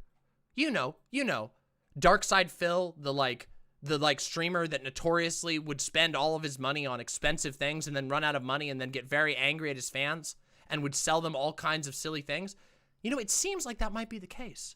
So, you know, when I go back and I think about, you know, the fact that he has a video titled, Demon Mama's Fallen Off, I really have to wonder, who has fallen off? really, who has fallen off, huh? Oh yeah, and by the way, this also happened within the last few days, and this isn't really directly connected to the NFT thing, but I want you to listen in on this, and I want you just to hear what the state of this streamer is. And remember, this is a streamer who people give an unbelievable amount of charitability to. People like Vaush have had 4 or 5 conversations with him, the first few of which were in incredibly good faith, and the later ones which were incredibly more spicy. There are people who give him a platform all the time. People play nice around him because of his influence, because he still has a lot of followers that he can raid in. But more and more, Destiny is becoming irrelevant, both because his content sucks, but because he's a mean-spirited asshole who runs bullying campaigns on the internet that literally resemble the exact structure as Gamergate. He has burned bridges with basically every other creator in the space, because if you don't do exactly what he wants, then he will freak out on you and treat you like shit and try to destroy you and tell people to report your channel like he did with me. He will imply that you can, that it's okay if you test the security of other people's websites, aka hack into their websites, as long as they're people that he doesn't agree with, you know, and then he'll back out and weasel out of that. He'll make fun of people's hardships. He'll do all kinds of things. He'll insert himself into your private nonsense. He'll speculate on your gender like he did with me. Remember when he said he didn't think I'd thought about gender enough to transition? Anybody remember that? Because I do. I remember the last year of him being horrible to basically every single person that I know for no other reason than desperately trying to cling on to the little bit of clout that he has left in the Twitch space. And now he's not even a streamer anymore. Now he's just an NFT salesman. Oh, and a Raid Shadow Legends salesman. Interesting. You know, I used to work in sales when I was young because I needed to pay for college. And I didn't want to live on the street, you know? So I understand it. I understand, you know, having to go into sales. It's just, you know, I never had one of the most successful Twitch channels in the history of Twitch. You know, so maybe I'm being a little judgmental. Yeah. Yeah. Kind of weird, huh? Anyway, why don't we watch this other fun clip about our friend, our NFT salesman friend, our friend from another industry. Let's keep going. Let's watch. Ooh, this one is so satisfying. This one's with David Pakman. Anybody know David Pakman? We like David Pakman. I mean, I have a lot of disagreements with David Pakman, but I like David Pakman. I used to listen to David Pakman. Destiny and David Pakman have been kind of friends for a while. But, you know, let's hear this out real quick. Let's hear out what's got to go here. Fox have gotten like all these conservatives banned from every platform. Oh, hold on a second. Here we go. Let's listen to this. Let's listen to the accusations he makes here. All these socialist lefty fucks have gotten like all these conservatives banned from every platform too, but then all of the lefties are too scared to talk because they won't step outside their giant fucking like circle jerks because they know that they're like ill-informed on literally every topic that they make YouTube videos about. They assume that food insecurity means that you're not eating. That's not true. Food insecurity might just mean that you're not getting like a well-balanced mix of vitamins and minerals. Like your micronutrients aren't like in check. That's what food insecurity can mean. And you can go, the definition is public. You can look it up on the USDA website. I'm looking at. Hold on, let's turn this up. This is a little quiet. This isn't quite as loud as I wanted. Let's turn it up. Listen. So he says you can look it up on the website. David Pakman brings it up on the website. Hold on. Whoa. Hold on. I'm looking at it right now. It says it's a. This is still too quiet. Let's make this a little louder. I want to make sure that you can hear this in all of its glory. Let's blast that shit up. Consistent access to enough food for an active health. So it seems to just be talking about calories. It doesn't seem to be saying. Absolutely not. I'll bet my life on it. We can. Well, I mean, we have it up on the screen, but I mean, no. So not only can I like not talk to conservatives anymore because they're all banned from everything, all of the dipshit socialists like won't talk to anybody either. Now I'm curious, who's an example of a socialist who got someone banned but won't talk to others? Uh-oh. Oh my god. Like Vaush, the serfs. Who did Vaush get banned? So I don't know if Vaush personally has got anybody banned, but like their communities will run around and like mass report like any conservative or any perceived conservative on the internet or whatever. Okay, Vaush's community. Who? Do you remember when Destiny multiple times openly stated that he believes that both Vaush and I put out disinformation that deserves us to getting banned? Weird. Almost like everything that Destiny accuses other people of is pure projection, just like a conservative. Who did they get banned? I don't know. Like every time they like run into like certain people, you have to go on the subreddit and find like the threads of like report this person for this shit or whatever. But have they I mean, successfully arguably, gotten Vaush's anyone banned? Have they successfully gotten? Vaush's community are the one that amplified my Rittenhouse tweet and got me departed on Twitch. But it really does kind of feel like he's pent up and just looking to like vent his anger and his sense of betrayal out over lefties. I think he still blames me for him getting departnered, the dumbass. But I mean, like, there are other people too that these guys like post about like pretty relentlessly. But you'd have to go like look at the subreddit and shit. If we were to compile a list of prominent Latino American streamers, you and I obviously would be on the list. But who else would be on? Listen, everybody. Listen to this fun little segment. Listen to this fun little segment. Who else would be on the list? I don't know. Find somebody that talks about killing wealthy people and spams ACAB on their Twitter all day, and then maybe they'll be brown enough to make the cut. See, that seems like a completely unhinged reaction to my question. I'm just trying to be honest. I'm just trying to guide you correctly, okay? Oh boy. Oh boy is right. Oh boy is right, David Pacman. Oh boy is right. Oh boy is right, my friend. Whew. He accuses other people, so it's fine when he does it. You accuse your opponent of what you do, so that when others accuse you, the audience says, well, but they did it first, even if they didn't. Yes. Isn't that interesting? It's a simple, almost textbook example of how you throw off an accusation by blaming other people, by projecting. Because, oh, you're just retaliating. We're just retaliating. Now, I don't know about you all, but personally, I want to wish a great amount of complete and utter failure to our NFT grifting, earth burning, sellout, completely valueless, no longer streamer NFT Steve. There we go. What I hope that you have all of the success that you deserve selling your NFTs, which is consequently none. And I just gotta say, you fell off, bitch. You fell off, bitch. And we always knew you were going to be the one who fell off, because the way that you go after small streamers who you feel threaten you, even when they don't threaten you at all, is, in the words of David Pacman, totally unhinged. I think that's a good way to do it. But listen, everybody, listen.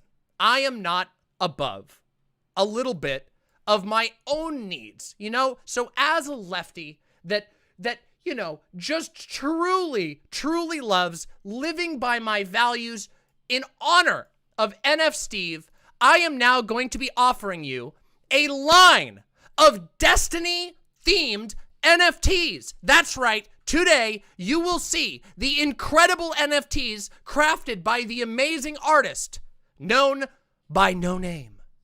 I can't tell you the artist because it would be too risky. These NFTs are so powerful that, to be honest, I don't even think we should show them on stream. Maybe I shouldn't show them. Chat, should I?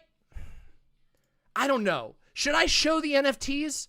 Maybe I should just sell them to you blind, like a blind box, you know, like magic cards or a loot box. Should we do that? Or do you want to see them? Do you want to see them?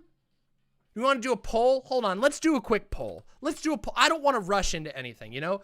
Show the NF Steves. Yes or no, gimme loot boxes. There we go. Go ahead. Vote. Let's see. We're very democratic here, as you can see. Oh, these are going to be the best. You can get a copy of these real NFTs, very genuine, true NFTs, but only if you send me a donation of 1 Ethereum. 1 Ethereum is the cost. You can send it to me, just contact me later, and I will send you your genuine NFT. No right-clicking, no right-clicking. A whole Ethereum. 1 Ethereum, $4,479, a very low price, low price, okay?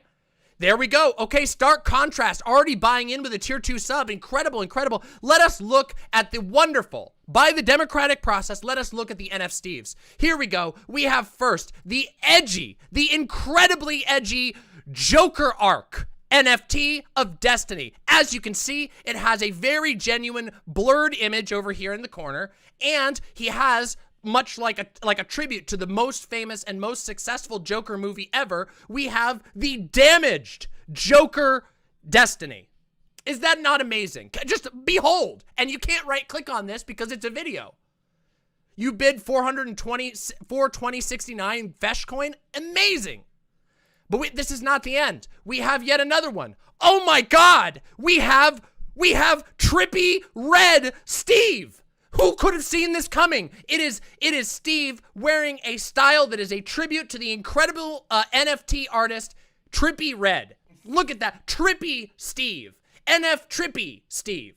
Is that not incredible?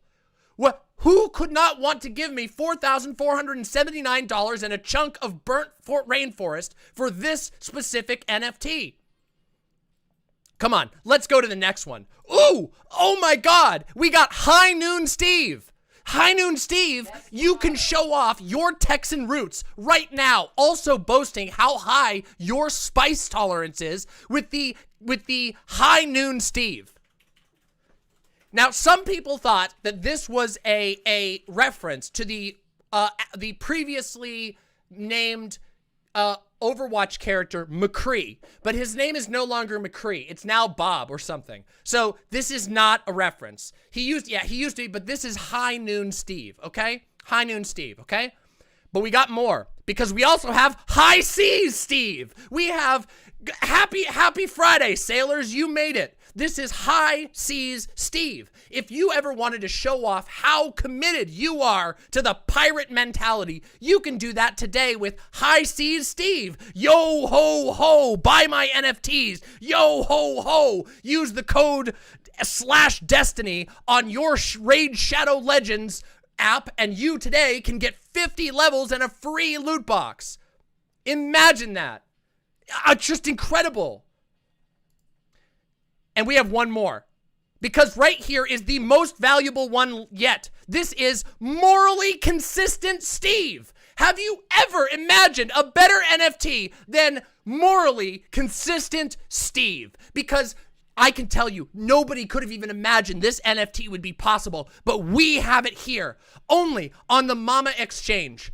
Morally Consistent Steve will help you feel like you have morals when you don't. Just like the real NF Steve. And as you can see, it has the beautiful fridge box in the background. Incredible, right? Absolutely incredible. I'm just floored, okay? So that is our one of a kind, absolutely reproducible, one of a kind, high value NFTs. And since, we're celebrating Steve's retirement from streaming, I should call him Mr. Steve. After all, he's a salesman now. Destiny, what is that name? Steve. Steve is a great name. I hope that you get a really, really fancy name tag from your NFT marketplace, at the end, when it all, when the NFT shit gets regulated and all of that nonsense. Anyway, like I said, if you're really interested in these NFTs, you can just shoot me a DM after stream, and 1 Ethereum and any one of these NFTs can truly be yours. Isn't that wonderful, everybody?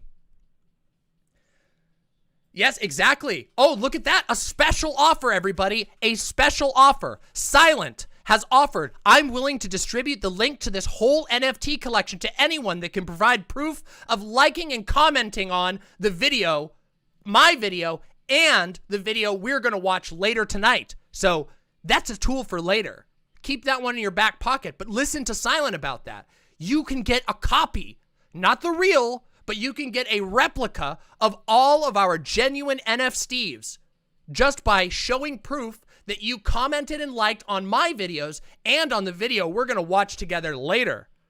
Because I'm telling you, you thought this was the big reveal of the day? This was a joke. This wasn't even the big reveal of the day. We haven't even gotten to the main blood. That's right. All of you here, you didn't even know. This was the fake out. And the fake out was this good. Because we have something even better to talk about in a little bit. But first, we're not done yet. Do I take mauled coins? Of course I take mauled coins. I will always accept mauled coins. I always accept mauled coins, okay? But we're not done yet because, you know, I never miss an opportunity to be very thorough with all of the things that I talk about. And I just thought, you know, it would be funny if it would be funny to go see what the social situation is around the NFTs, right? Because, like, you know, we talked about NF Steve retiring from streaming and becoming an NFT salesman, which, you know, appears to be the case. But, you know, it would be remiss of me to ignore the community impact that can come from a streamer retiring. You know, we all get very attached to our favorite streamers. It's natural. You know, you watch somebody's art for a long enough time, you get a little attached to the person who makes the art. Oh, Grime Dango, welcome. You just missed our sales pitch of NF Steves. Do you want to see? I'll send you the NF Steves later. Don't worry about it. We're not quite done yet though, because like I said, I don't want to ignore the community impact. Unfortunately, for the first time in a long time, and by a long time, I mean like a couple of weeks, there seems to be yet another civil strife springing up in Steve's community. And I don't want to be insensitive to the members of that community who are dealing with a very, very hard time right now. You know, having to grapple with the fact that their favorite League of Legends streamer has pivoted to Raid Shadow Legends, which, you know, yeah. Anyway, real quick, let's take a look at the community impact. Oh my dear fucking God.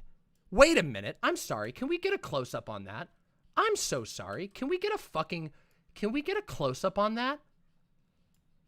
I looked at this earlier, and it was 1,200. From when I started stream an hour ago, this post has already jumped up to 6,298.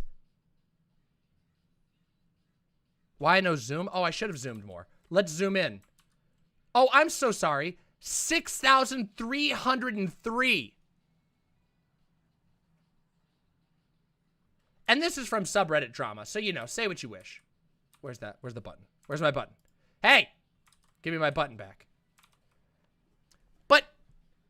But we're not done, because I want to read through this. I want to get the real reaction, the realistic, genuine reaction right here, right now, from the various Reddit communities that have followed Steve and his journey all across here. Let's take a look. The streamer Destiny takes a sponsorship from an NFT website 2 days after calling NFTs a scam for suckers. His own subreddit proceeds to turn on him. It's not just his subreddit either. See, I've been seeing, you know, screenshots from all over the web. It's his website too. As it turns out, yeah, Scumfuck Steve. As it turns out, Scumfuck Steve has actually managed to hurt his fans' feelings. Which actually is kind of sad. Because, you know, a lot of the people have stuck through him purging all the lefties, stuck through him purging all of the people who were attached to me, stuck through him banning me from his website even though I didn't do what I was accused of, when he accused me of transphobia based on a tweet that Mel made, not a tweet that I made, but apparently to Steve, all trans people look the same. You know, people survived that arc, people survived the Vaush purge, and these poor, loyal souls who've stayed this entire time have finally had enough. Of course he's mass banning his subreddit. That's the only thing he has left. Remember, I mentioned this a while ago. I talked to Destiny about the fact that don't you think that burning bridges with every single person that you meet, and for seemingly invented reasons off the cuff, people who've been perfectly decent to you and have only mildly disagreed on various points, don't you think that's a little bit ridiculous? Don't you think that constantly encouraging your fan base to go and heckle and harass people off the internet is like probably not a very good thing? You know, I've said that many times. But, hey, here we go. Oh, he purged all the trans women as well? You mean all the dissenting trans women? That's the difference. You can be a trans person and be okay in his book as long as you agree. And you'll notice that throughout the past, it is quite literally always a purge based on agreeing. And that's all he's got left. All he's got left is purging his community of people who disagree with him, leaving only the most loyal followers to remain. But now even those loyal followers are having their faith tested. And I feel for them because I know what it's like to have a cruel and disappointing God test you pointlessly for nothing but the honor of getting to pay them money. Let's take a look at the post, shall we? Destiny is known for debating political and social issues with people on the fringes of the internet, and he tends to mainly attack the consistency of their beliefs. This time around, the consistency of his own beliefs are called into question.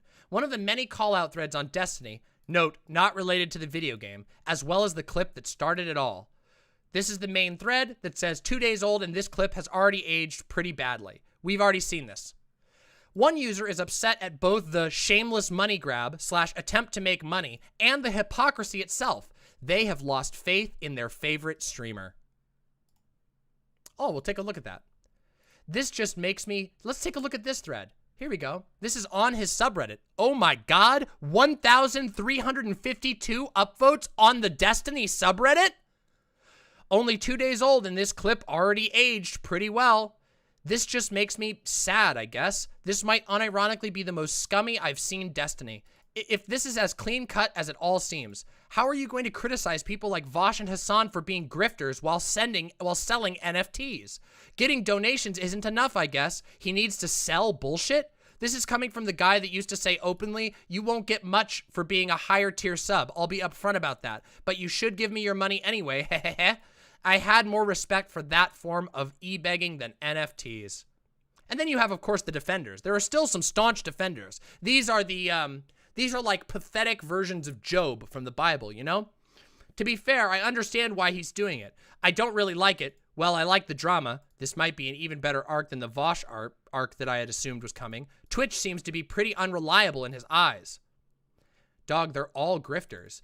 You thought it was different because this community was somehow different than others. They're the same. You bought in. Well, see, that's where I disagree with that particular poster. Because we've talked about this in the past. People come over to other communities from DGG and they go, every streamer does this. Every streamer aggressively goes after people that he minorly disagrees with. Other streamers openly call their fans to bully other streamers. Other streamers treat their viewers as shitty as Destiny treats us. And I always tell them, no, that's not true.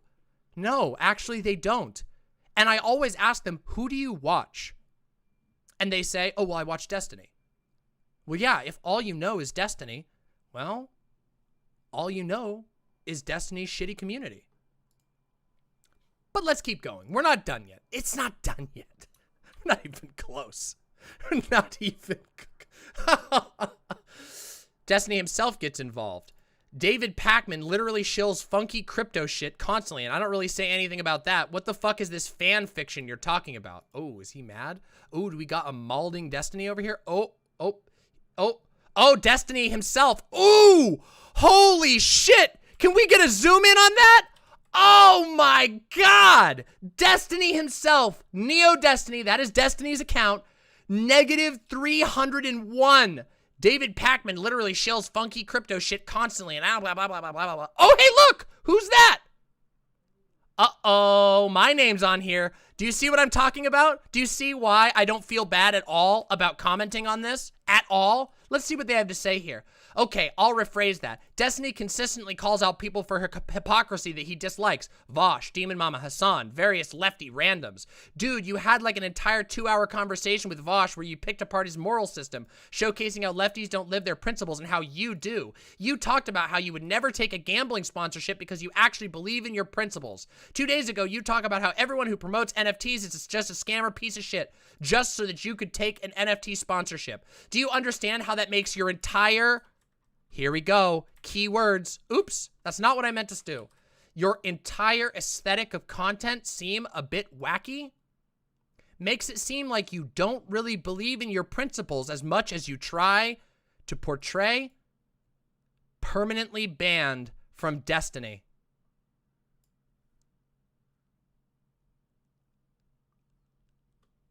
Permanently banned from Destiny. In fucking credible. In fucking credible. Oh, it's a screenshot countdown. It's a tool that I have that lets me screenshot my page after a delay. Yeah, I've said this. I said this in the past when I was fighting with Destiny in the past, when he was fucking trying to ruin my life in the past. Do you remember when I said that Destiny sells the aesthetic of being a morally consistent person? But he's selling an aesthetic. And I always ask myself when I'm watching a streamer, what am I being sold? And with some streamers, it's very straightforward. For example, when you watch me, I say, this show is 100% viewer supported. If you like this show, if you find my show entertaining and my takes insightful, feel free to toss some money my way. That's what I sell my show as. You know? What does Destiny sell his show as? He sells himself as the most morally consistent, totally unaffected by money person on the internet. How many times has he talked about that? Well, we know what he believes in now. We know what he believes in now. Let's continue, shall we? Shall we? More juice. Live stream fail is the #1 streaming subreddit, with many users who are both fans and haters of Destiny and lovers of internet drama. Extreme criticism ensues. Here's the main thread in live stream fails.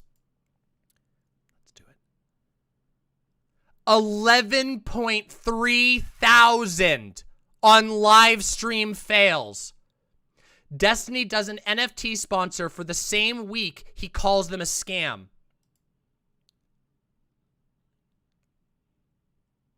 And they had to mirror the clip in case it went down. He might as well do a gambling stream to pay for the wedding than do all that. Bing chilling NFTs are the future. Bonus meme. The word NFT was an automatic 10-minute mute. But that was just earlier this day removed from the mute list. Wait, for real? Oh my God. He used to ban the term NFT and he took it off when he started selling them. Oh my fucking God. What a gift. I told you, imps, today is a day of joy. We get to see our foolish enemies make tools of themselves. And there's nobody he can blame it on except for his stupid, dishonest, fucking grifting ass. I mean, salesman, NFT salesman, NFT salesman, NFT salesman, NFT salesman.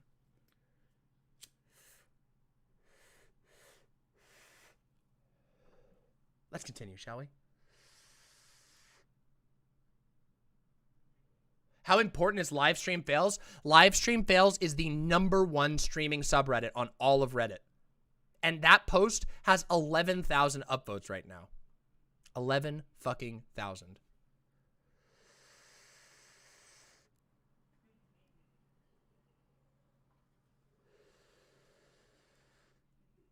Yes, as Natural Log says, live stream fails is the normie streaming one. Yeah, that's right. The normie streaming. Let's continue though, shall we? A user speculates that Destiny might be trying to burn bridges on purpose, something he is known to do. Oh yeah. No, guys, I was just ruining my friendships on purpose. That's what I was doing. I was just selling out on purpose. How does that even make sense?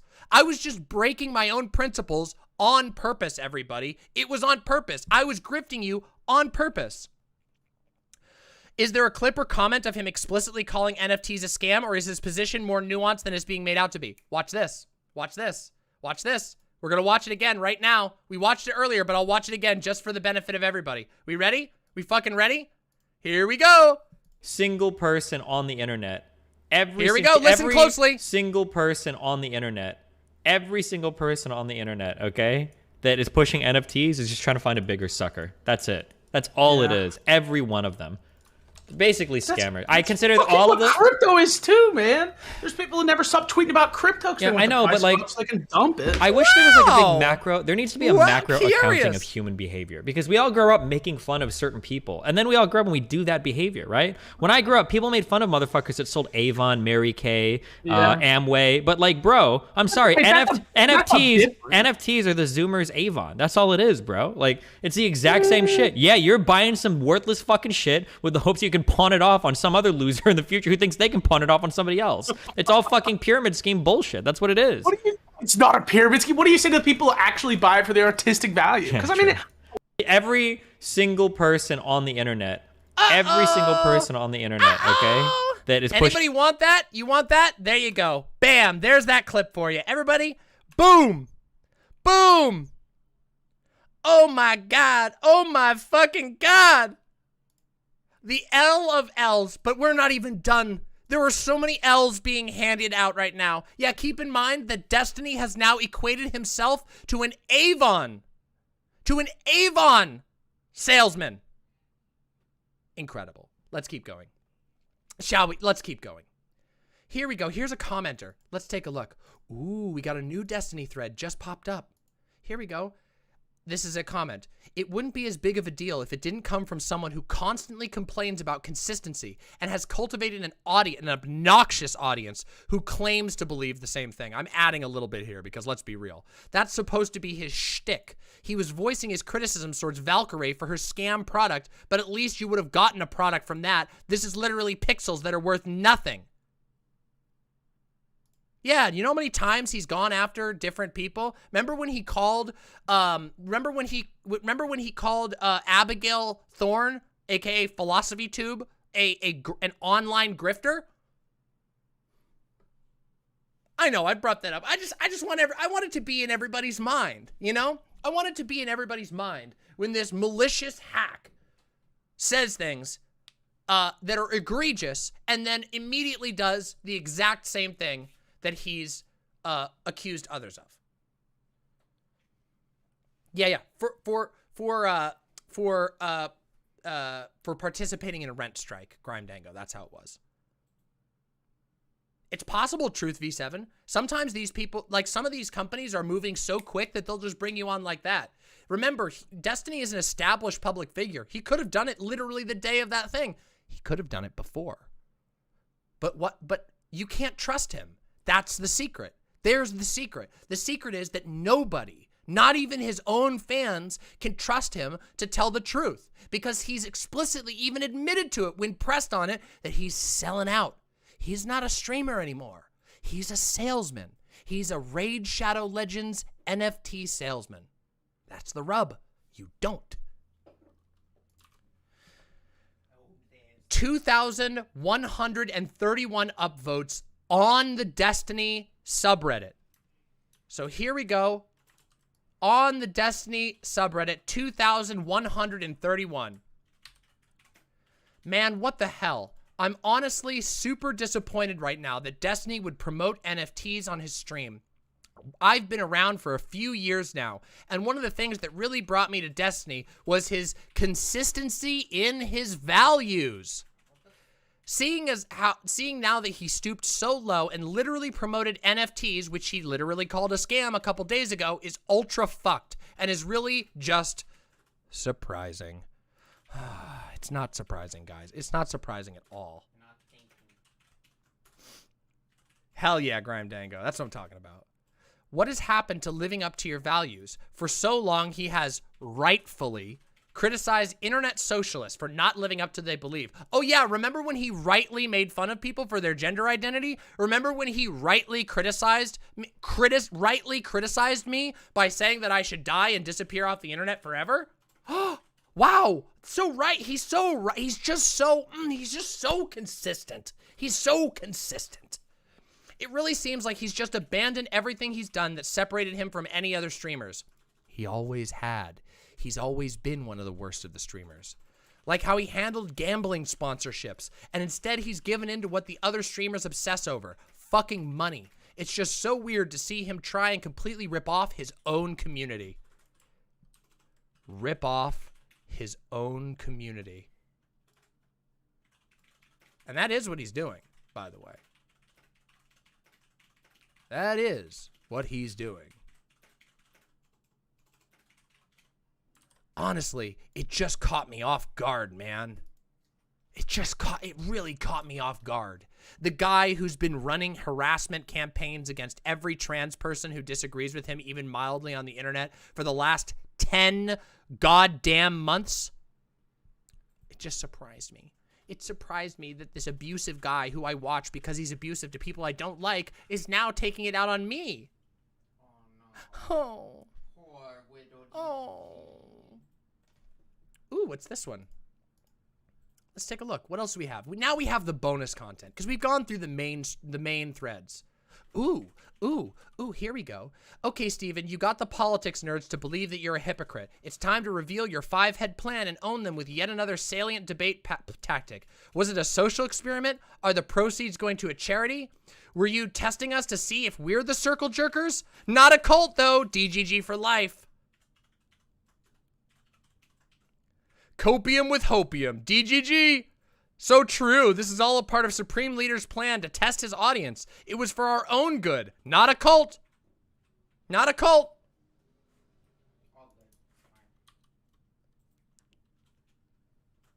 Let's see what else we got here. So we got that one. We already looked at that one. What's this one? Oh, we got a meme. We got a hot meme. We got a hot meme of Destiny riding.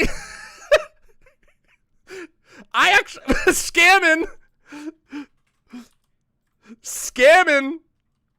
True. This one is for the fans of Always Sunny. Okay, Always Sunny heads. Shout out. It's a shout out to the Always Sunny heads. Incredible. Absolutely incredible. Hold on. We got more, though. Ooh. We got a collection of comments. Oh, wait. This is just one comment. Here we go. Oh, wait. This is the one in which I came up with. Somebody sent me this one already. Okay. Hold on.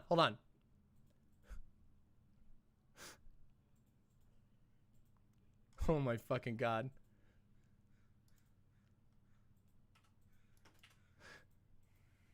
Just amazing. Wait, does somebody have a link to the Hassan one? Does somebody have a link to the Hassan comments? I heard Hassan commented on it. Anybody got it? Sweet Destiny. True, Sweet D. Let's see. Did we watch this one? Oh yeah, we watched this one already. This is the one that we watched already with the original clip. That's all it is. Every one of them. Of course, we watched this one already. But we've seen this. This is good. I should have clipped when he called me a fucking loser on stream. It's a badge of honor now. What a fucking beautiful day. Oh, and Grime Dango, you don't even know how beautiful of a day it is because this isn't even the primary drama. This is my personal favorite of the drama.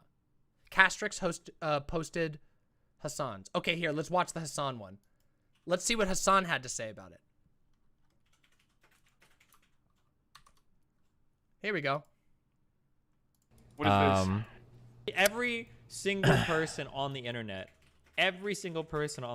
okay, that is pushing NFTs is just trying to find a bigger sucker. That's it. That's all it is. Everyone. Yeah, this is the decoy drama. Basically scammers. I consider that all of them. Crypto is too, man. There's people who never stop tweeting about crypto. Yeah, I know, but like, so they can dump it. I wish there was like a big macro. There needs to be a macro accounting of human behavior because we all grow up making fun of certain people. There needs to be a macro accounting of human behavior. So, we need to be able to keep track of these fucking idiots. These fucking idiots like me, NF Steve, the NFT salesman. This is the grift specifically designed for me. Just fucking incredible. Just fucking incredible. Fucking NF Steve. I love Hassan. Hassan does have a fucking great laugh. It's true. It is true. It is true. He does. Hey, Faun, would you mind bringing me the Rise, the Mountain Dew Rise? Yes. I would deeply appreciate that. Thank you. A macro accounting of human behavior, aka sociology. Oh, no, not sociology, because that's what Vaush did. Vaush did that. You can't have that. That was a Baja Blast, but I finished it. It's mostly water now.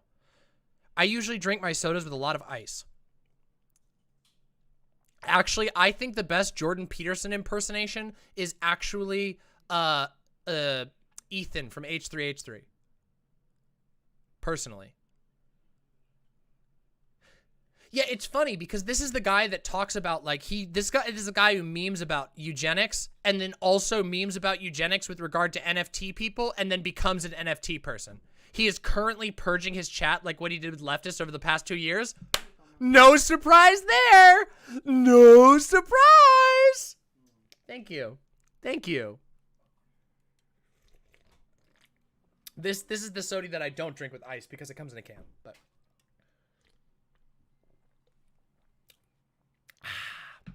delicious. Delicious. Just incredible, everybody.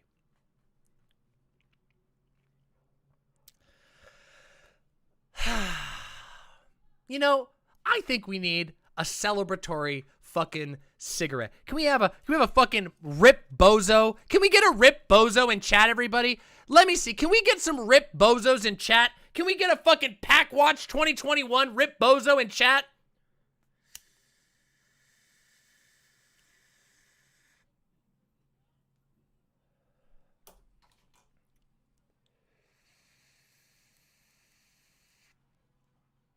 Look at these beautiful Rip Bozos.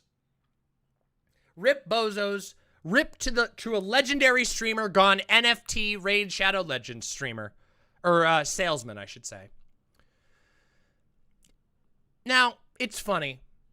It's really, really funny. Because, you know, I've turned down 3 offers for sponsorship by Raid Shadow Legends. And I almost assuredly make less money than Destiny. Do you think Destiny might be mismanaging his finances? You know, we can speculate a little bit, right? Do you think Destiny might be a little bit hurting for cash? I think he might be hurting for cash. Hey, thank you, Indicat. Appreciate that. Thank you very much for the $10. Yeah, maybe. Ooh, let's watch it. Ooh, Jazz Dog, let's watch it. Ooh, we got a meme. We got a hot and fresh meme. Here we go. We got a hot, fresh meme coming in. Single person on the internet, okay? Every single person on the internet, okay, that is pushing NFTs is just trying to find a bigger sucker. That's it. That's all it is. Every one of them. Basically scammers. I consider all of them. Crypto is too. The idea behind this is you can basically buy and sell, or you can buy and sell like Twitch clips, and you get an NFT that you can get autographed by the streamer who the clip is of. Oh my god. Did you know that? And 10% of the revenue goes to the streamer, okay? Now, there are some legendary Twitch clips out there, okay? Legendary Twitch clips out there, mine, that I bet you want me for autograph. And you know what? If you buy it, I can go right up here. Beautiful, Jazz Dog. Beautiful. A beautiful meme from the amazing Jazz Dog. Oh my god. What's this? Alternate reality where Destiny didn't take the NFT sponsorship. This was, hey, wait a minute. This was posted by Destiny. What a loser. Wait, he's astroturfing his own memes in favor of him. That was posted by him. This is an astroturfed meme. Bruh. Look, can we get a giant, can we get a fucking bruh?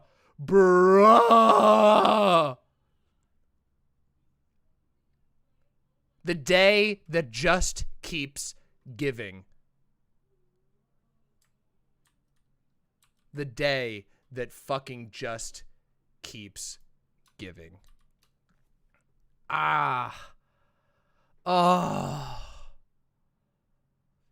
Did he put all his savings into a pachinko machine? Maybe he put it into NFTs. I get it, guys. I'm in on the joke. It was, I'm not morally inconsistent by selling out my own community that pays a ton of money to me already.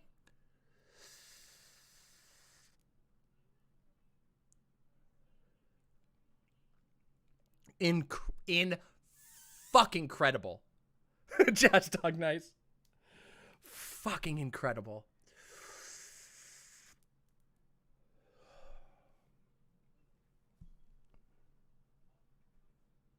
And just remember that every single NFT that is minted costs approximately the amount of energy that it costs to power 1.5 American households for a day just to mint the NFT, and then another house and a half for every single transaction.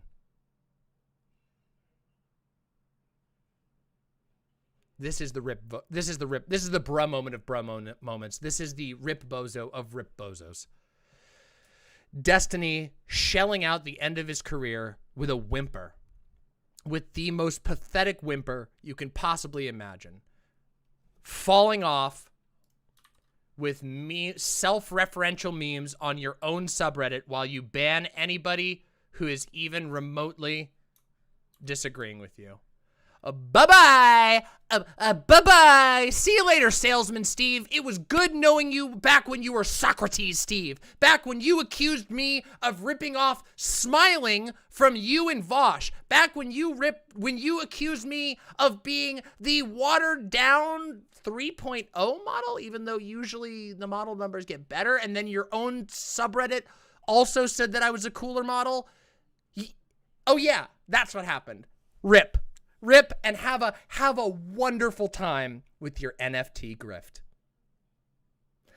And that, everyone, is all we have for now. But we'll be keeping an eye throughout the day because I'm sure there's going to be all kinds of nonsense throughout the day that we'll get to pick up little tidbits here and there. Little tidbits here and there throughout the day as we pick up wonderful, amazing things. Ooh. Mwah. Oh, uh-oh. Ooh, we got one just now. Ooh. To everyone pissed at Destiny, you do realize this is a test, right? Destiny is testing his most devoted to see if they actually care about moral consistency in order to purge blind followers from his rank. Don't fall for this deception and stay loyal. Nice. A nice meme. Very nice meme. Extremely nice meme. Very nice. Can we get a very nice in chat? Can we get a very nice? Very nice. Very nice. Wait, is a very nice no longer on the website anymore? Maybe we took it off. Oh, there's the very nice. There we go.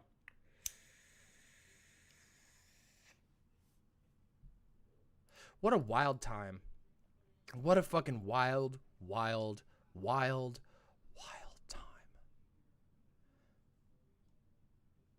Oh my god. Oh my god, we got it! We got the Impo Ape! Everyone! The official Impo Ape NFT! Oh my god! It's beautiful! The Impo Ape NFT! Absolutely incredible. Beautiful. The most beautiful NFT I've ever seen. Only $69 million.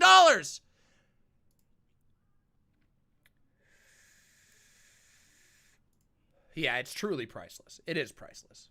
It's fucking priceless. Let's be real. No, it's not free for everyone. Do not right click. Don't. You're going to undermine Salesman Steve's fucking NFT sales opportunity. What do you, don't.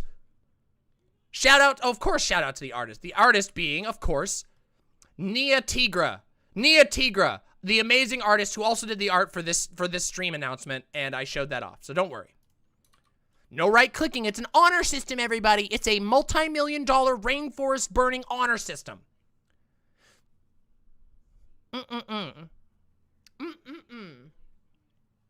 You reminted it. Did it work? Oh, let me check. It probably did. Let me just check and see. I may have missed some donos during this section. So we're going to take a pause. Let's catch our breath, everybody, because we have more drama to go into. Can you guys even imagine what the drama could be? Because the drama is about to get more intense. Because I told you this was the fake out drama. This is the bonus drama. The real drama is much more serious. Oh, NF Steve is not going to walk this back. See, I have a theory, okay? And I'm going to tell you. Yeah, no problem, Intentions Nasty. Happy to help. Destiny clearly states his moral subjectivism, lack of empathy, belief in accountability, and detached nature every fucking stream. DGG when Destiny says dipshit rioters deserve to get shot. DGG when Destiny leaks, retweets, or propagates information that's harmful to others because they treat him badly. DGG when Destiny platforms conservatives DGG doesn't approve of. DGG when Destiny murders the Little Mermaid with his styrofoam cups. Destiny when he wants to make money selling fake LSF cliffs that are entirely voluntary and people were going to buy anyway. DGG when Destiny says anything remotely conservative and calls a conservative a dumb fuck. Ice cream cone. Oops. Ice cream cone. Oh, the memes are incredible. The memes are just fucking amazing. Oh, we got some metaverse shit. We got some metaverse shit coming in.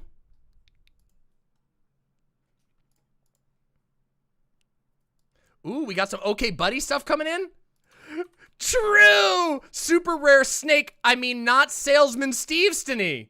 There you go. There you fucking go. Come on up. Step right up. Get your NFTs here. Get your NFTs. Signed NFTs. Get your NFTs here. I was once the greatest streamer in the land, and now I am selling you your cute NFTs. You can get an NFT of me saying meow. You can get an NFT of me doing an impression of Demon Mama. Oh my god. Or, if you're really smart, you can visit my neighbor and you can buy the Morally Consistent Steve NFT.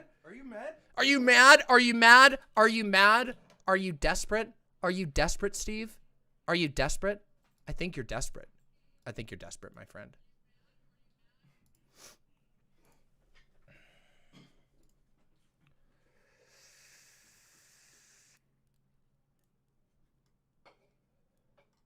Hey, everybody. Somebody help GayFesh here. Somebody help GayFesh. Somebody on the Twitch side.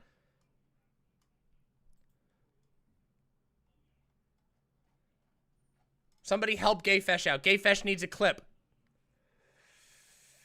Hey, Demon Mama, are you a landlord? No. What? I've never owned property in my life. I live in an apartment. What are you talking about? What are you fucking talking about? GayFesh needs a clip of him doing the live performance. Pause, champ. There's more drama? Yes, there is. I haven't even told you what the true drama is of the day. This is my personal favorite. The bonus drama is my favorite.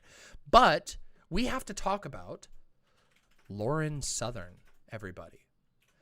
Because a certain video has dropped today about Lauren Southern. And let me tell you, it is not looking good for Lauren Southern. Let me fucking tell you, this video is not looking good for our dear friend and fellow grifter, Lauren Southern. You know, it's funny. Who else was plugging Lauren Southern all the time? Was it? Oh, right. It was literally Destiny. Oh, right. Destiny has been helping Lauren start her career, offering her multiple platforming opportunities, hanging out and talking about shit, basically giving her access to all of the DGG simps, who every single one of them ended up having Lauren on. Lauren went from being a nobody on Twitch to having a 400 viewer channel overnight, reaching partner overnight, thanks to the help of Destiny's community. Interesting. Interesting how, what a small world streaming is. Isn't it strange? Isn't that weird? Well, let's give it a minute. Let me finish my cigarette. Let's chill. Let's have a little bit of time to calm down, to talk things over, to ask questions. Let me check my my donos, because I know I got a dono, I believe I got a dono. I want to make sure that I pay close attention to the donos, even though I've been falling all over the place. Indicat with the $10. Thank you very, very much. Karuva, may the Schwartz be with ya. Thank you very much. And may the Schwartz be with ya too. $666. Thank you. Or $6.66. Thank you very, very much. Don't hate yogurt. Don't hate yogurt. He's a good boy. Okay? He's a wise person. And let me check my website feed real quick. Oh, I got to check my DMs. All right. I'm getting lots of messages here. Okay. Oh, sick. That's great. Of course it was. Of course it was. What a surprise. What a surprise, everybody. Here you go. I'll just give you guys here. I don't want to announce this, but I'm just going to pop this into chat real quick so you all can see. Hold on 1 second. Let me just tell you what we just found out. Hold on. I'll drop a little Imgur link for this. Hold on. That way we don't have to say this, because I don't believe in doing that. 1 minute. Give me just 1 minute here. Let me just pop this up on the thing real quick. Hold on, everybody. We got to deal with something. Of course we got to deal with something, as fucking always. As fucking always. Here we go. Give me a second. Where will the Destiny fans go now? I don't know. You know what? The good thing about the internet, the great thing about the internet, is the, oops, I gotta actually change this. Hold on. Hold on. I gotta change this. I'm gonna be real careful about this. Don't worry.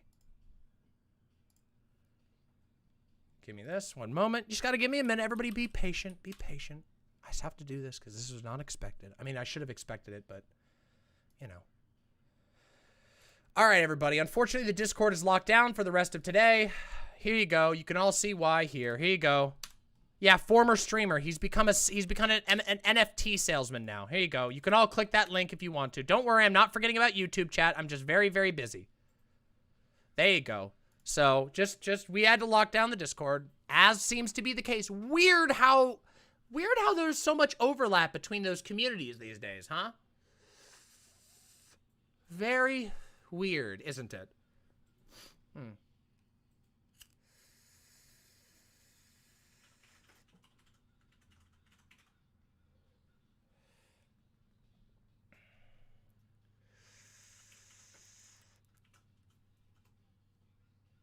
Whatever.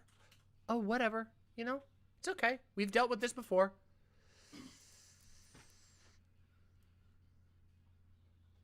Oh, cool.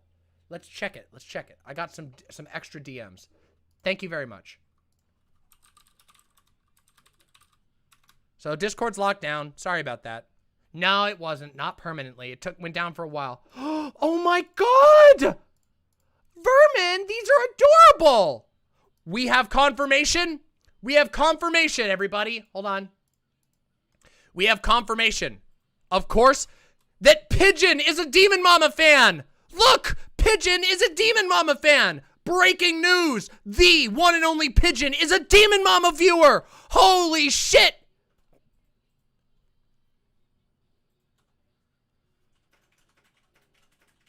Wow. I'm actually blown away. That is the most unbelievably, like, look at how fucking cute this cat is. Oh my God. So cute.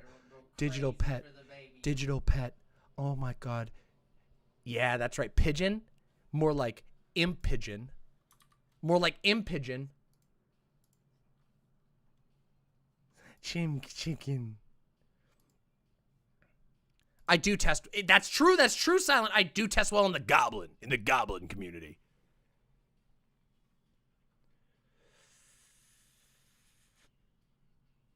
Oh, we could get an Impigeon. We can make an Impigeon emote for when Pigeon's watching. Oh my God, Impigeon. We might be able to do that.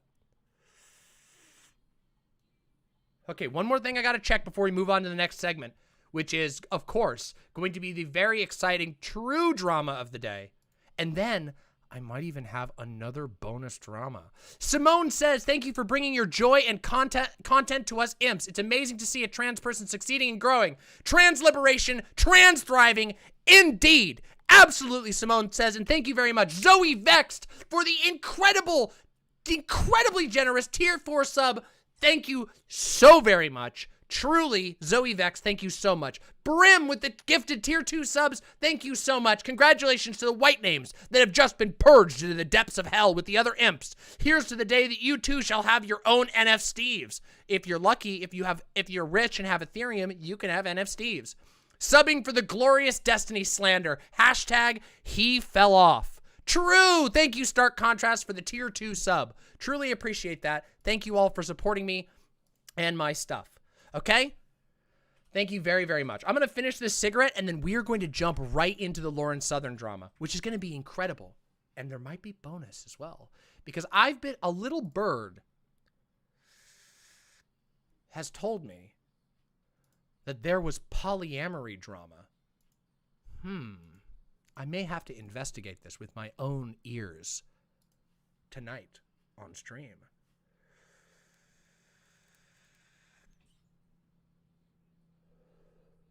Highprogressive. Oh, wait. Highprogressive. I gotta give you a fancy name. Hold on a minute, Highprogressive. I gotta get you a fancy name. 1 minute. How did I not give you a fancy name? I swear to God, I already gave you one. Hold on. I feel like I did this. Did I not press save? Well, Highprogressive, you deserve a fancy name. Notable. Look at that. Look at that. Go ahead, Highprogressive. Type your first fancy name message. Your name has become an NFT. I don't know. That doesn't make any sense, actually. Let's watch this meme. Where's the meme? Here's the meme. For those of you who don't know, Highprogressive is an amazing memester, made some of the best memes of fucking all time, and we got a Demon Mama meme, which, what the fuck? It's already got 97 views? Holy shit, Highprogressive. Memesmith level maximum.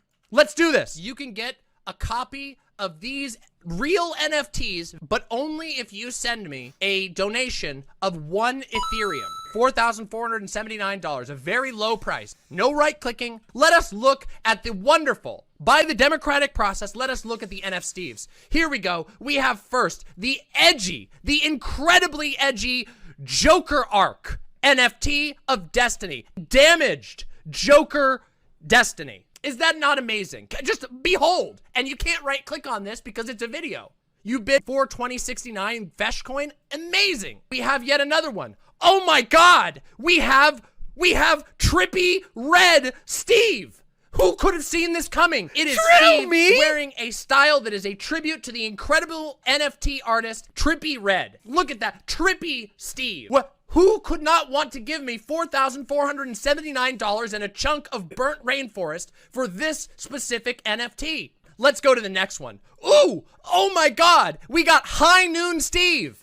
High Noon Steve, this editing is god tier. Your Texan roots right now, also boasting how high your spice tolerance is with the High Noon Steve. But we got more, because we also have High Seas Steve. We have Happy Friday, sailors, you made it. This is High Seas Steve. If you ever wanted to show off how committed you are to the pirate mentality, you can do that today with High Seas Steve. Yo ho ho, buy my NFTs. Yo ho ho, use the code /Destiny on your Raid Shadow Legends app, and you today can get 50 levels and a free loot box. And we have one more, because right here is the most valuable one yet. This is Morally Consistent Steve. Have you ever imagined a better NFT than Morally Consistent Steve? Because I can tell you, nobody could have even imagined this NFT would be possible, but we have it here, only on the Mama Exchange. Absolutely fucking incredible. Everybody, that's right.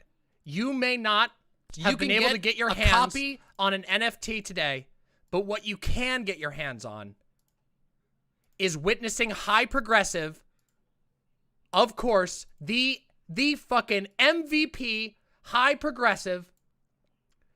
You'll see. Watch. Are you prepared? Are you fucking ready? Do you realize what this channel is? This right here is, you know it, the Hall of Fame, the Demon Mama Meme Hall of Fame. Welcome to the Demon Mama Meme Hall of Fame, curated by me. Only my favorite memes go in the Meme Hall of Fame on our Discord, and forever you shall be immortalized. I am stumbling on my words. You will be immortalized. Highprogressive. Wait a minute, you're not in my server? You're not in my server?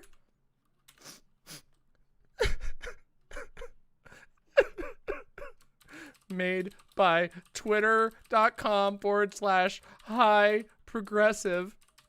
It's okay. It's locked down. It's okay. It's because it's locked down, everybody. Guys, it's just because of the lockdown. Don't worry.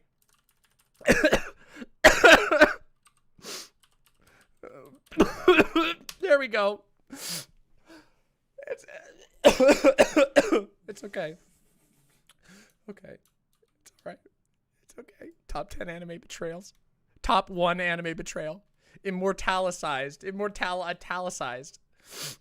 It's okay. I forgive you. But that's correct. This meme has made it into the Meme Hall of Fame. The Demon Mama Discord Meme Hall of Fame. The best of all.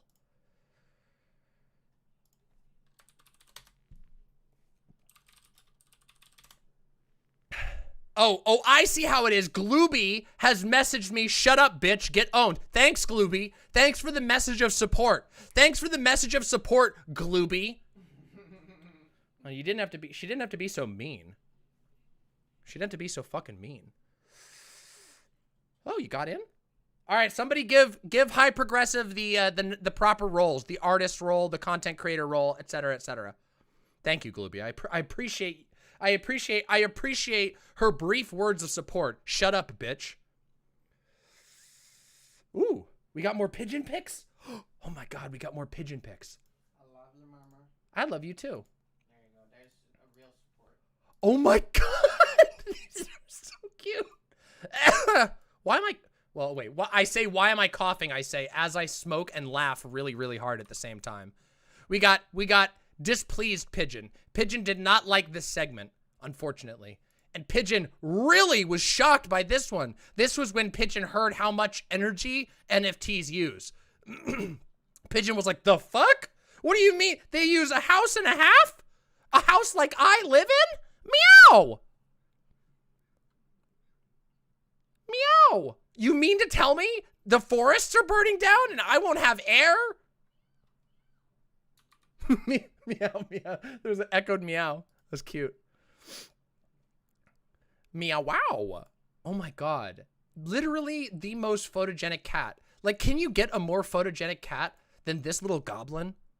Like, you literally, like, look at how cute. Bulgy eyes. So kitty cute. I love. Only Pigeon can be both a bird and a cat at the same time. Only Pigeon. Truly. How incredible. What a fucking amazing day.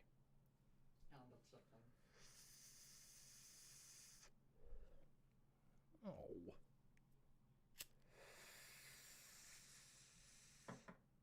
Hey, VM Draco. Good to come by. Good to see you come by. Has anybody tried THCO? I've never heard of that. I didn't pick up packages today, Susie Clem. I didn't get a chance to hit the P.O. box, but I will be over the weekend. So don't worry about that. Yeah, I know. Unfortunately, this type of cigarette, they have, what are they called? They have things in them that make them go out at a certain point for safety, apparently. They have these little things in them that make them go out every once in a while. It's annoying, but... Wait, you mean the kitty pictures? They all do now? It's the law? Yeah, it's fucking wild. Yeah, because too many people fall asleep smoking cigarettes and then, you know, pass out. Okay, yeah, I can send you the pigeon pics. I can send you the pigeon pics. Hold on. Let me get Jazz Dog. Jazz, I'm going to get you these fucking great things. Hold on, let me get you these pigeon pics. I hear you've got memery afoot. There's memery afoot. Boink. Here we go. Here's the next one. Let me get the other one. And then we have one more thing to do. And then we got drama. And then we got drama to cover, everybody. Ooh, ooh, ooh, ooh, sexy drama. A beautiful mind-esque dossier? No. I don't care. It's meaningless to me. It's just a bunch of random contextless images in a pile that a streamer that I don't care for documented. I don't really care about it. Eris has that covered. Eris had 1,000 viewers when going over that.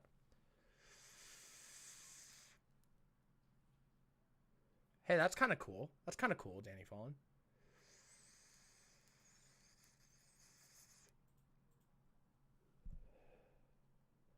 So,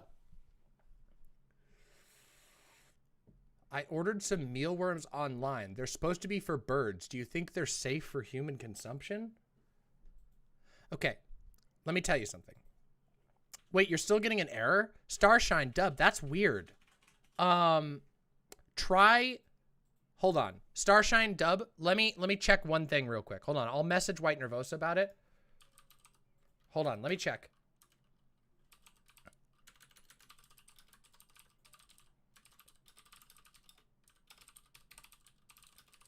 We've been having issues with the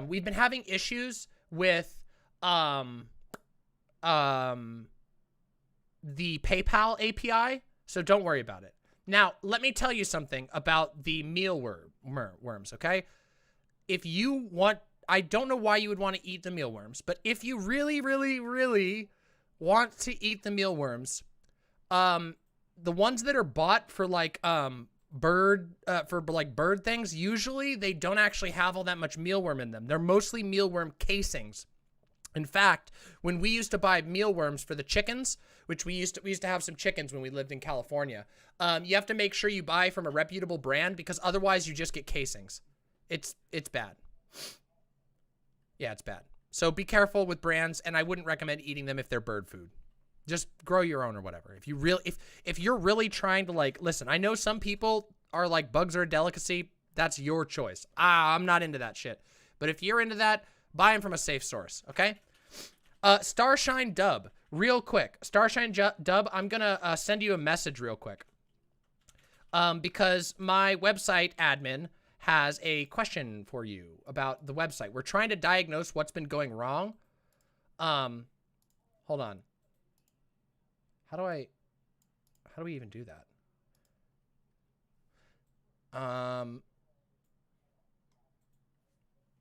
You have to gut load them or else they have like no nutrients. Yes, that's what I've heard. You got a free extra pizza? That's fucking poggers. Are bugs vegan?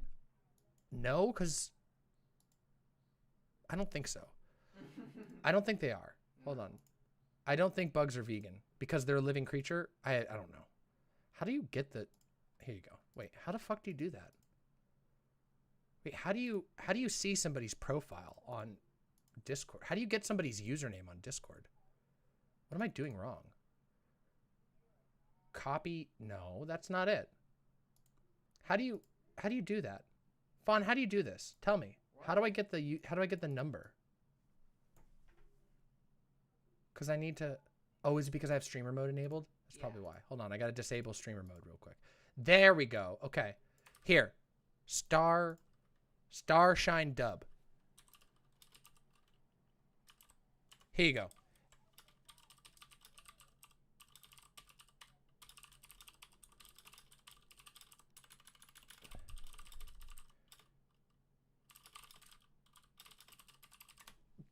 There you go. Starshine Dub, I sent you some info. My website admin is trying to pin down what's going on with this. We think it's a problem on PayPal's side, but it could be on the website side. So if you can, just shoot that, just DM. I sent it to you on the website. Just connect with White Nervosa real quick on Discord, and White Nervosa will make sure you're taken care of. And if you are able to do that, we'll make sure that you get a subscription taken care of. And I really, really appreciate your support. None of you are vegan because cum isn't vegan. Bugs are not vegan. Honey is not vegan if you're an ethical vegan because of the amount of them killed in harvesting the honey and other problems. Interesting. I don't know about that. Some people are having no problem whatsoever donating, but other people are, and we can't figure out what it is. It seems to be inconsistent. We solved one of the issues, but it's still happening. So we'll figure it out. No worries. Honey is not vegan, which is, yeah, I don't know. Look, I don't care so much about strict veganism. What I care about is reducing animal suffering and reducing animal exploitation.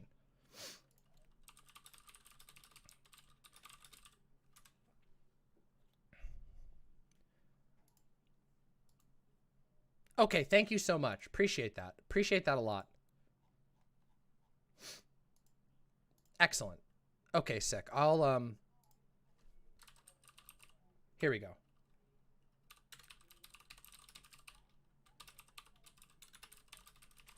There we go.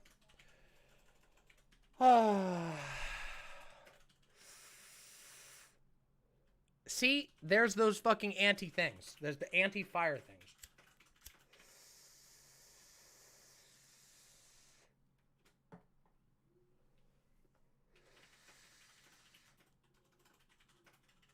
I don't want to go on the vegan. I don't want to argue about vegan honey. I don't care as much about strict veganism. What I care about is doing your best to reduce meat consumption, reduce animal exploitation. There we go. That's what I care about.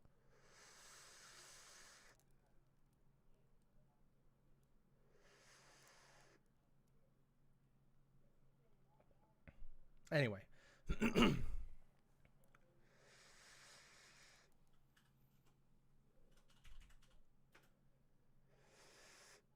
One reason why bees are endangered is because we take too much honey. I don't think it's because we take too much honey. I think the reason they're endangered is because of GMO crops, which they can't actually gain. They can't actually, GMO crops can be toxic to bees.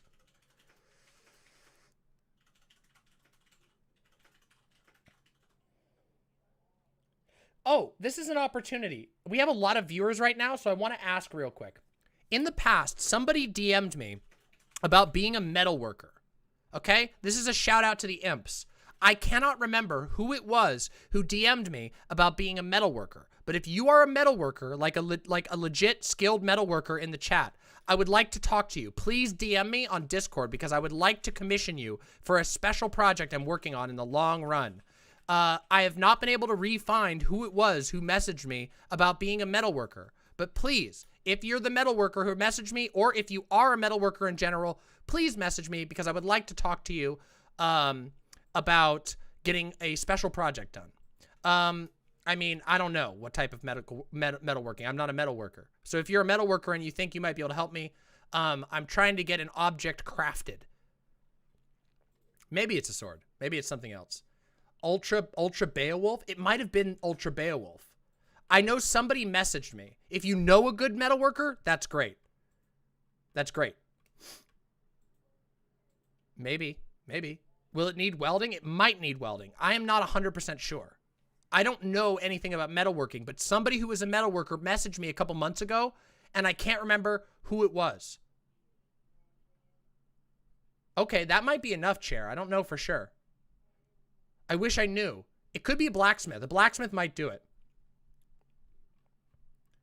You have a small CNC router? I don't know if a CNC router is what we would need, but maybe. Blacksmith or whitesmith? A pitchfork? You'll see. You'll find out eventually. Some of you will find out eventually. But I've been trying to find this person. I don't quite know. Not that big. Nothing that big. I'm going to need something about like a foot or so large. It's pretty short than what I'm looking to. I think it would require welding, but I'm not sure because I'm not a metal worker. I'm really sorry. I'm a boomer on this. Somebody messaged me, but I don't remember who it was. So we already have Mama Coin. We are working. Maybe we will have actual. No, it's not an NFT. For God's sake. I'm not fucking doing. I don't. No.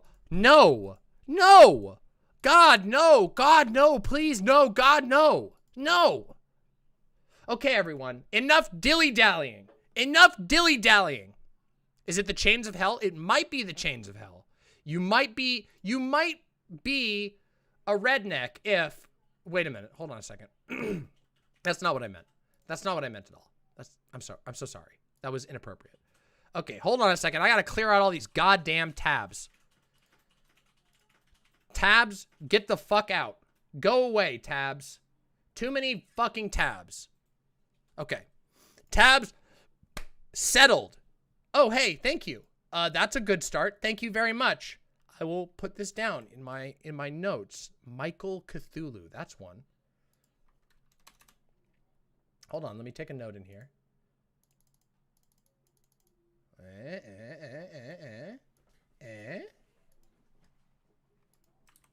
There we go. Noted. Okay, here we go, everybody. It's time for more drama, because I promised more drama and we have more drama to do. But, you know, I would be remiss if I missed the opportunity to further upgrade our show title.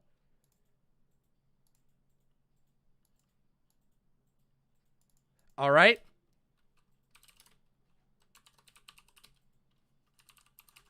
There we go. Let's change it real quick. Let me just a minute here so we can get to our stream manager dashboard here real quick.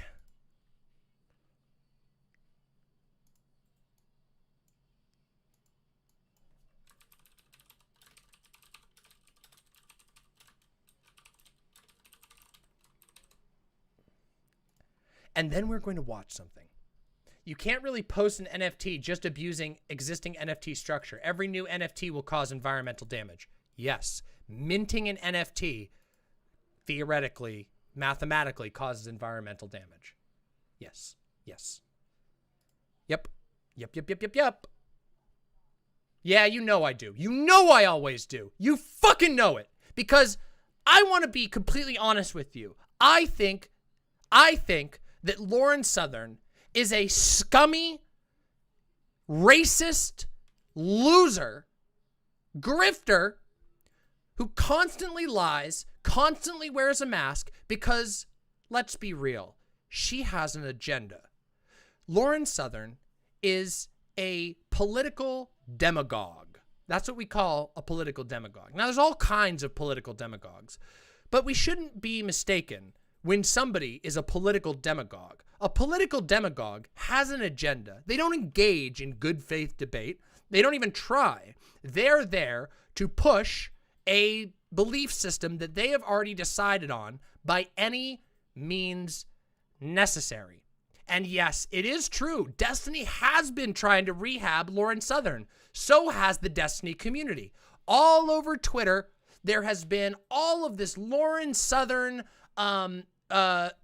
attempts to rebrand her, attempts to welcome her as an enlightened centrist, no longer on the far right, who still peddles in genocide denial, white nationalism, anti-immigrant sentiment, anti-trans sentiment, anti-gay sentiment, still talks about women as empty egg cartons if they don't want to have a family before the age of 30. Yeah, so Lauren Southern is a piece of shit. And you all probably know this, right? You guys probably already know everything there is to know about goddamn Lauren Southern, except you don't. Except you don't. And I'm calling your bluff, dear viewers. My lovely, lovely imps. You don't know everything that there is to know about Lauren Southern. Because as it turns out, Lauren Southern has a lot of dark secrets. Now, it's funny because in previous episodes of Lauren Southern Watch, which that's not really what this is, but in previous episodes of my show, we have talked about Lauren Southern and why I think that nobody should platform this malignant toad. Do you think I'm wrong? Do you think calling her a malignant toad is too mean? Why don't you wait until after we watch the video that we are about to watch together? Now, in the past, we have watched Lonerbox's expose of Lauren Southern's absolute lies about immigration in the EU. And we have also watched the Surfs TV episode about Lauren Southern completely and utterly misrepresenting everything there is to misrepresent about the genocide of First Nations people in Canada. And if you think lying leading to the deaths of immigrants and lying to try and cover up a genocide, if you don't think that's bad enough, we're about to show you something that will basically completely blow the lid off of any possible remaining people who think that Lauren Southern is anything other than an alt-right demagogue wearing a mask to try and slip into relevant political communities on the internet. Because that's the truth. The truth is the right is falling into disarray. Their violent hatred is leading them to be incapable of keeping their masks on anymore. And so now with things like the January 6th insurrection bullshit, with shit like the kidnapping attempt on Gretchen Whitmer in Michigan, I believe, stuff like this is what they have left. And it always goes like this, by the way, because the right doesn't actually believe in any of the things they say they believe. They lie all the time. And I've said this in the past. Why do they lie all the time? Well, they lie because they believe they have a divine mission, one way or another. Lauren, being a traditionalist Christian, believes she is on a God-given mission to win the world back for God, and also, you know, conveniently make a lot of money along the way. Isn't that interesting? But today we have been gifted a absolutely fucking incredible expose on Lauren Southern. And I have received permission to react to it live tonight. So real quick, let me just show you what we're talking about. Have any of you heard of Hey, It's Vadim? I have. I've heard of Hey, It's Vadim. I've heard of Hey, It's Vadim.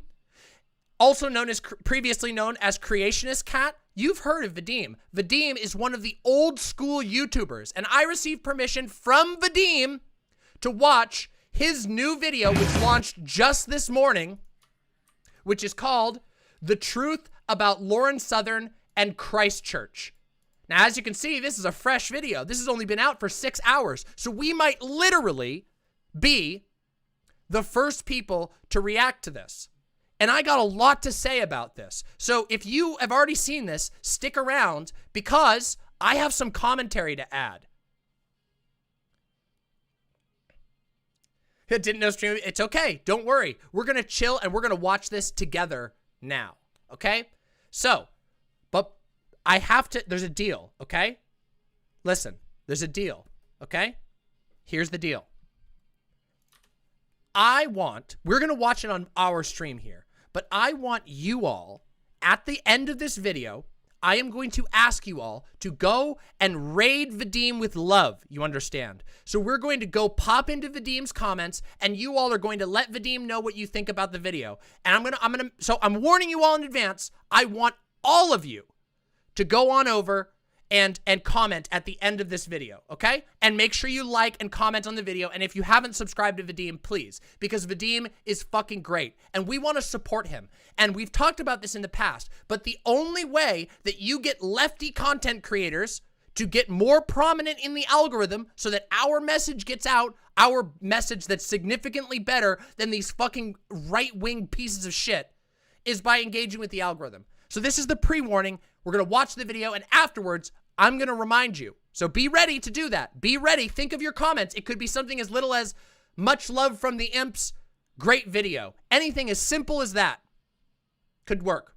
But I want you all. I want as many of us. We have hundreds of imps watching right now. We could add so much love to the pile of somebody who's about to entertain us and who gave us permission, our community, very kindly, permission to live react to a brand new video. And just for those of you who don't know, usually you don't want to react to somebody's video the first day it comes out. But because we've received permission, we're going to make sure that the algorithm gods are pleased. Okay? And yes, it's going to get brigaded. Remember, Vadim's video is inevitably going to get brigaded by Nazis. So we want to go in and give some fucking support because that's what happens on the internet. It's fucking terrible. But without any further ado, let us go and let us watch Vadim's new video channel. Hey, it's Vadim, The Truth About Lauren Southern and Christchurch. Because I'm telling you, this shit is a fucking bombshell. Okay? When I said that this is the primary drama of the day, there is a drama, and NF Steve is not the primary drama of the day, despite it being my personal favorite drama of the day. And that's because this video is, I think, has the potential to be a career ender for Lauren Southern.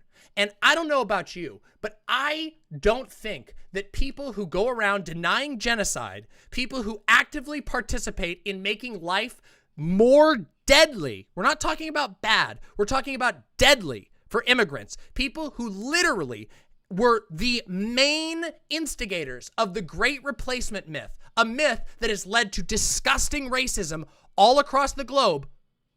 That's Lauren Southern. And those types of people, in my opinion, are the types of people who deserve to be exposed and disgraced. Because I don't believe in a streaming space that supports that type of person. I believe in a streaming space that allows for trans creators, creators of color, immigrant creators, all of these types of people to live a peaceful life without some fucking mask-wearing Nazi piece of shit like Lauren Southern getting in the way of that. So without, again, I know I said this before, but you know how I am. I always get distracted. Let's watch the video. Are we ready? Are we fucking ready? If you're ready to watch the video, let's see right now, on the count of 3, a let's fucking go in chat, okay? Can we load up our let's fucking goes? I want to see a fat fucking combo, okay?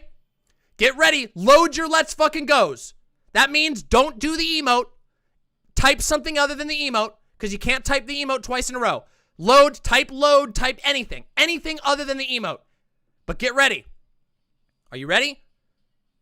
3, 2, 1. Let's fucking go! Let's fucking go! Let's fucking go! Let's fucking go! Whew! Oh! Oh, come on. Oh, no! Oh, well, that's 3. No! White names! All right, I'm giving you one more Look, that would have been a beautiful one. That would have been almost 100. Let's try one more time, everybody. This is it. Ready? Come on, everybody. It's the let's fucking, that's the impo, let's fucking go. Did I say the name wrong? Come on, everybody. Load up the emote. Load up the fucking emote. You know it. You see it. Let's go. Oh, it's let's go. Oh my God, I'm so stupid. Okay, that's my fault. You can blame that one on me. It's let's go, okay? Let's go, no space. Okay, ready? Ready? 3. Load up your stuff. Load up your stuff. Ready? 3, 2, 1.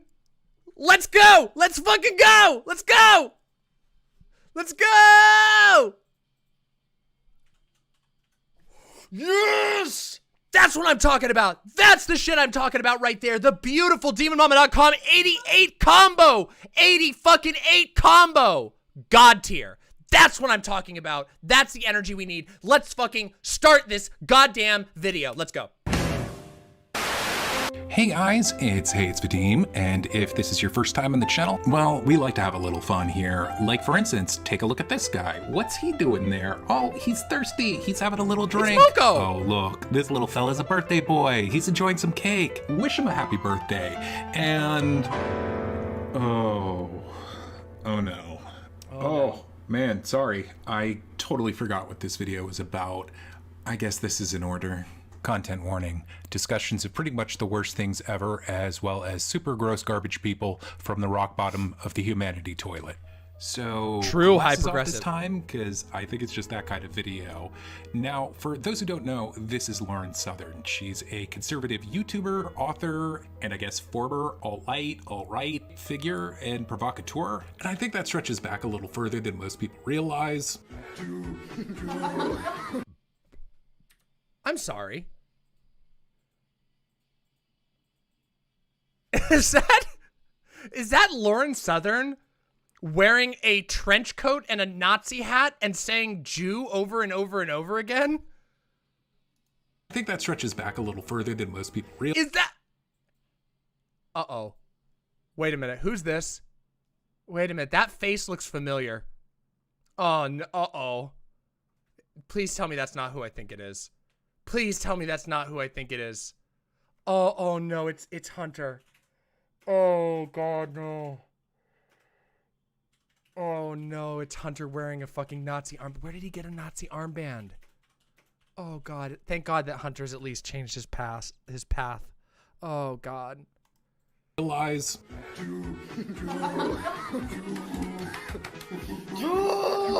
Oh boy! Of course, who could forget her brief career lip-syncing bad Evanescence ripoff songs? Feeling a strong 0 to a light 1. Anyhow, just so we're all up to speed, in 2017, Lauren posted a now-deleted video with this title, discussing French author Renaud Camus. The title of the video is The Great Replacement, just so you know. Just so you know. Whose book and theory of the same name that describes the highly fictional threat to European culture, aka white people, of being demographically replaced by immigrants of African and Islamic descent, aka black and brown people, which you can see showcased right here in this totally batshit animation. Oh no, look at all those black Argentinians. That's not what they look like. They look like this. Oh, but they're coming to get us white people anyhow. Ah! Incidentally, that animation that was very much a staple of bonkers white videos at the time. Yeah, Lauren decided to use it in the thumbnail of her video. I'm about to get ethnically replaced on this iceberg over here. Now look, we won't be critiquing that baseless, brainless, and very paranoid conspiracy theory. But if you'd like to hear one, and I must emphasize, if you find any replacement claims that you'll hear in this video remotely convincing, well, then check out Sean's video on the topic. It's a banger. That's actually true. Sean did a great video debunking why you should never, ever even remotely buy in to any of these bullshit conspiracy theories, because they are completely and utterly mathematically bullshit. And a classic. So approximately a year after this cursed video with the cursed thumbnails release, a 28-year-old gunman broadcasted live one of the most heinous and tragic mass shootings in world history, which unfolded in 2 mosques in Christchurch, New Zealand. And right before doing so, he released this manifesto, which of course bears the same name as this video. And so that brings us to Part 1. Reprehensible accusations that destroy political discourse. So naturally, all that sparked countless claims about Southern and her level of culpability regarding this event, which Lauren believes to be a reprehensible accusation that has destroyed political discourse. Wow! I didn't realize one set of claims could possess that level of destructive power. Anyhow, let's hear what Lauren has to say, and we're going to start with a claim that, if true, would definitely be her strongest argument of all. And that's in relation to the accusation that I popularized it, I made it huge, and therefore he likely learned it from me and got radicalized by this. To which she then says, anyone who has taken 2 minutes to read the commission report would know this claim is impossible. I published my video in July 2017. The official report clearly shows the shooter had made up his mind to commit a terror attack in January of 2017. Alright, so that is a full 6 months before her video debuted, and if that claim is accurate, well, then that would most certainly be a silver bullet for her now, wouldn't it? Yeah, of course it would. So first, let's take a look at the July 4th archive of her video, and okay, yeah, she's correct there. It came out on July 4th. That's fine, because next we're going to take a very close look at the New Zealand Crime Commission's report and see what they really have to say about all of this. So, Oh, okay. She's right. Says, we are satisfied that by January of 2017, the individual had a terrorist attack in mind. She's right again. Fuck! Okay, I just want to say thank you to all my patrons and good night! Hey, sorry guys, it's Vadim again, and you know what? It turns out wait a minute. That's not all there is to the story. Yeah, but before... Who could have seen that coming, everybody? You thought that it was gonna wrap up there, that Vadim wouldn't look below the surface, just like Lauren Southern never wants you to look below the surface. But come on, everybody. We knew it wasn't gonna end there. I explained. In fact, oh my God, we haven't even started. Uh-oh. Yes, this was Creationist Cat, correct. I'm so glad, Cheese Bell says, I'm so glad Vadim made this video and that Demon Mama is covering it. I remember back when Christchurch happened, I saw the footage of it live and it emotionally scarred me for years. Lauren absolutely had a hand in inspiring the perpetrator, and people just don't talk about that anymore, and they pretend that she's changed and she's not some sort of neo-Nazi freak who directly led to the deaths of over 50 human beings in under an hour. Yeah, that's very interesting, isn't it? Isn't that, interesting. Also, by the way, Raven G3226, thank you very, very, very much. Definitely appreciate the 100 bits. Thank you. Let's continue. First, let me say that we are now trying to establish, in regards to just this alone, whether or not Lauren is correct when she says, this claim is impossible. Just that right there. Got it? Good. So this is probably going to be news to just about everyone who is not Lauren Southern, but yeah, this right here is pretty far from the first time that she discussed the Great Replacement. For instance, on June 22nd of 2016, her employer at the time, Rebel Media, who incidentally the shooter, I'll be referring to him as from here on in, made a donation to. More on that. Now I want to move my camera for just a second. Notice this. So, this is from the shooter, donated $106.68 to Rebel News Network. Now, I don't know if you know this, but $106.68 is not a small amount to donate to a website, to like a website like Rebel News. That's a lot. That's a chunky ass donation. Very curious. You know who would donate that kind of money? People who spend a lot of time watching the content on that website. Just something I figured, we should keep in mind, Because I know I've been donated some chunky donations from people who watch a lot of my content, and and people who donate a lot of money to me. Well, they probably watch a lot of my content. Keep going. Later. But yeah, they published a video titled, "We Want to Stop What We Call the Great Replacement." In 2016, a solid 6 months before the commission found that he had made up his mind. So this video was almost certainly in the field of view of the guy. Interesting, and it gets more interesting. Interview with Martin Sellner, leader of the Austrian branch of the identitarian movement, Generation Identity. We are on the brink of being replaced by immigrants. It just so happens that gave very generously to Sellner, so let's put a big wow! Can we see that number again? Movement. Holy Generation shit! Identity. We are on the brink of being replaced by immigrants. It just so happens. Let me see if we can get a freeze frame. The Christchurch shooter gave $2,308 to Martin Sellner, who was on the video with Lauren Southern.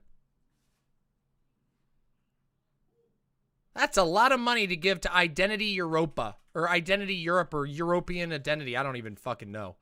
I'm going to actually move up to this corner for the purpose of this video. That's a lot of money. Damn.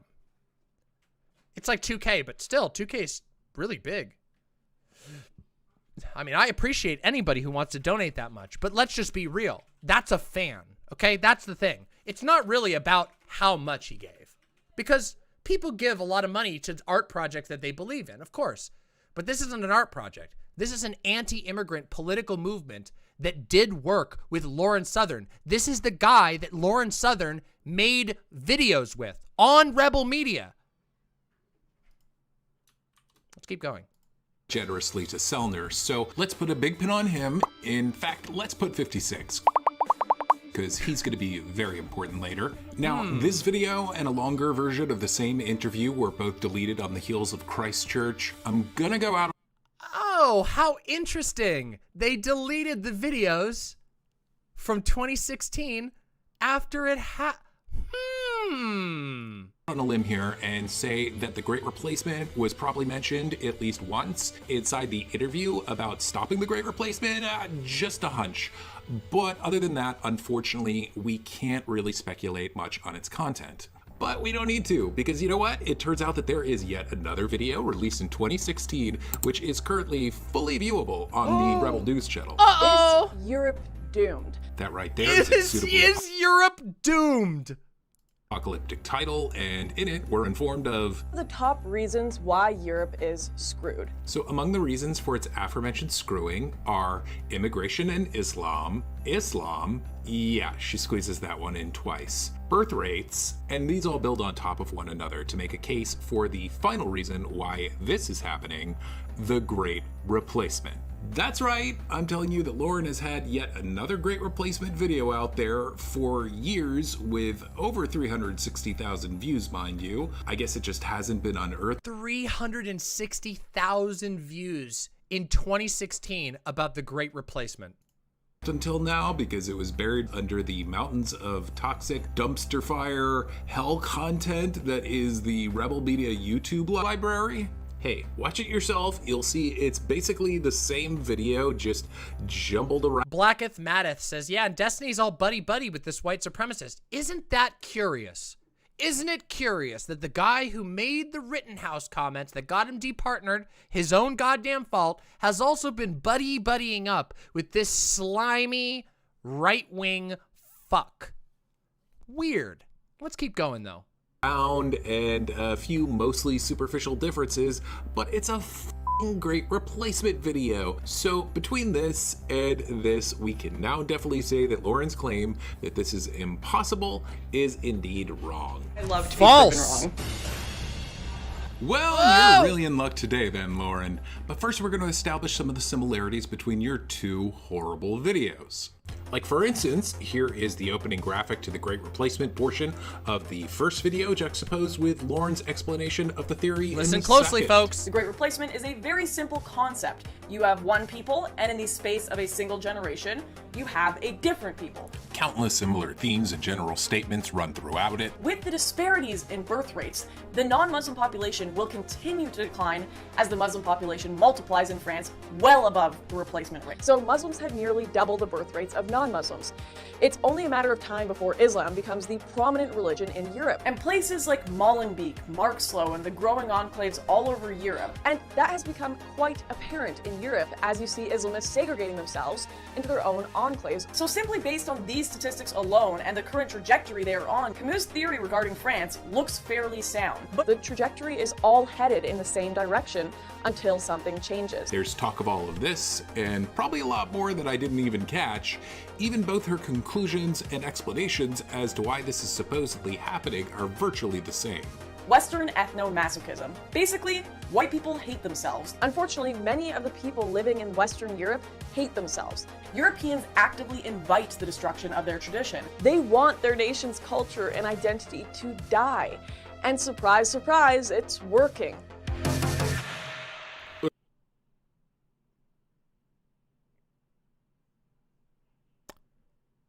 What an idiot. What a fucking stupid worldview. I gotta say, you have to be a true idiot. You have to be a fucking true idiot to believe that liberal self-white guilt is the reason for first of all, is the reason for immigration, first of all, but secondly, is the fueling of the Great Replacement. That is the dumbest shit I have literally ever heard in my entire fucking life. Holy fucking shit. Perhaps you notice a more urgent, apocalyptic, almost crisis-like tone there. Well, surprise, surprise, that's going to become important later. So put about 186 pins in that, because we're coming back to it. And since we're already here, before we move on, let's hit a few things regarding Camus that Lauren Southern either lied about or did unforgivable horseshit research on, but probably lied about. I found Camus. It said he was a left-wing philosopher, and I thought he would be good to quote. There I go, my intellectual quote for the video. I thought he was one of you guys. Tee-hee. Okay, so the evidence...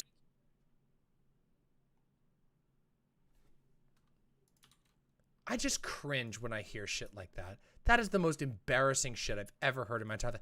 Oh, I saw a left-wing person, and as you know, me being very favorable to the left, I selected that guy. Dude, come the fuck on. Who buys this shit? You get for this mistake is a wiki article from 2017. Your screenshot cuts off all relevant information. You say he was Yale published and an LGBT rights campaigner. I guess Yale and gay equals leftist for you? Okay, not that it matters, but he was published just once by Yale in He was published by Yale in 1988.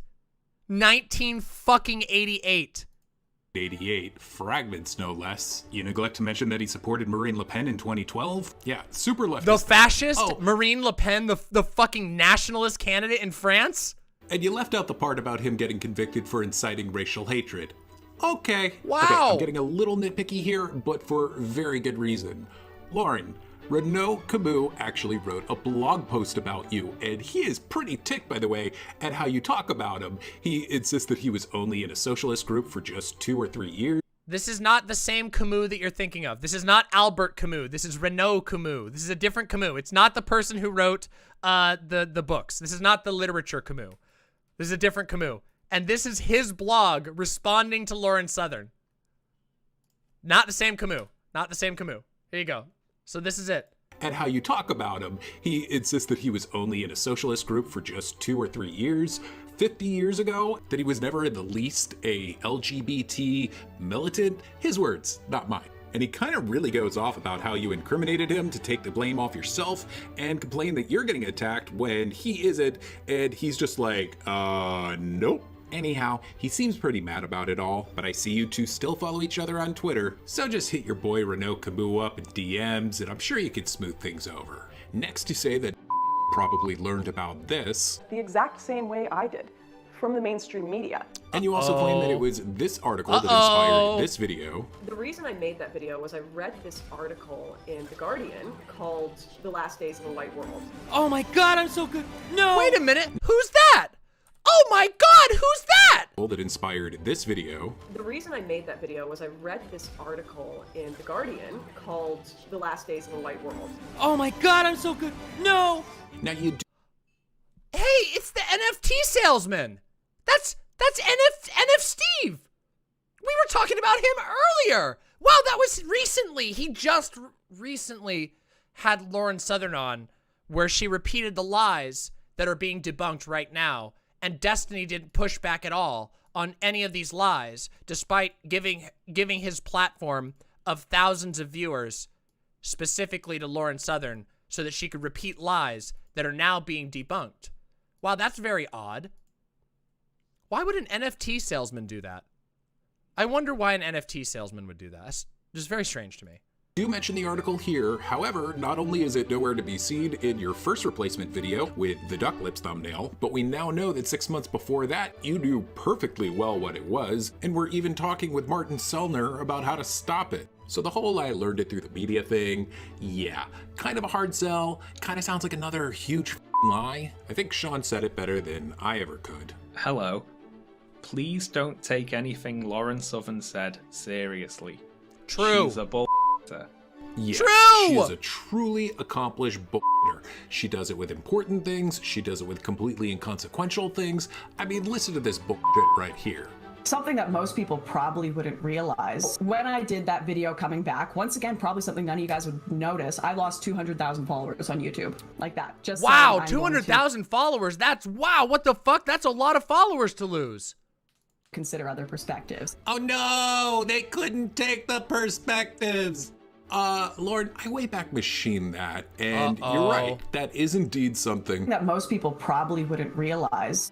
Yeah, because you lost 14,000 subscribers max. Here you are on June 4th, 2020 with 685,000 subs. This is the video you released right before the one that you're talking about here, and 4 months after that's up, you had 671,000 subs. Only off by 186,000. I think. Wow. Wow. Only 186,000 subs lying. Only a massive bullshitter from, this was just a month ago that she was on Booksmart's stream lying blatantly, verifiably lying about everything. It's almost like everything she says is a manipulative and disgusting lie to cover up for her past behavior so that she can infiltrate political spaces, make it bad for trans people, people of color, and drive her shit-ass Nazi followers into all of our places so that they can harass the fuck out of us and so that she can push her shitty-ass far-right agenda.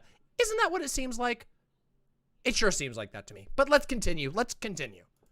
The amazing thing about that is that you just really wanted to paint this picture that you are such a straight shooting truth teller now that 200,000 of your former subscribers, they just couldn't handle it. They just couldn't handle all those perspectives and the truth. But you were lying about it. Hello, 911. I'd like to request an ambulance. I'm about to overdose on irony. Can you hold? Yes, I'll hold.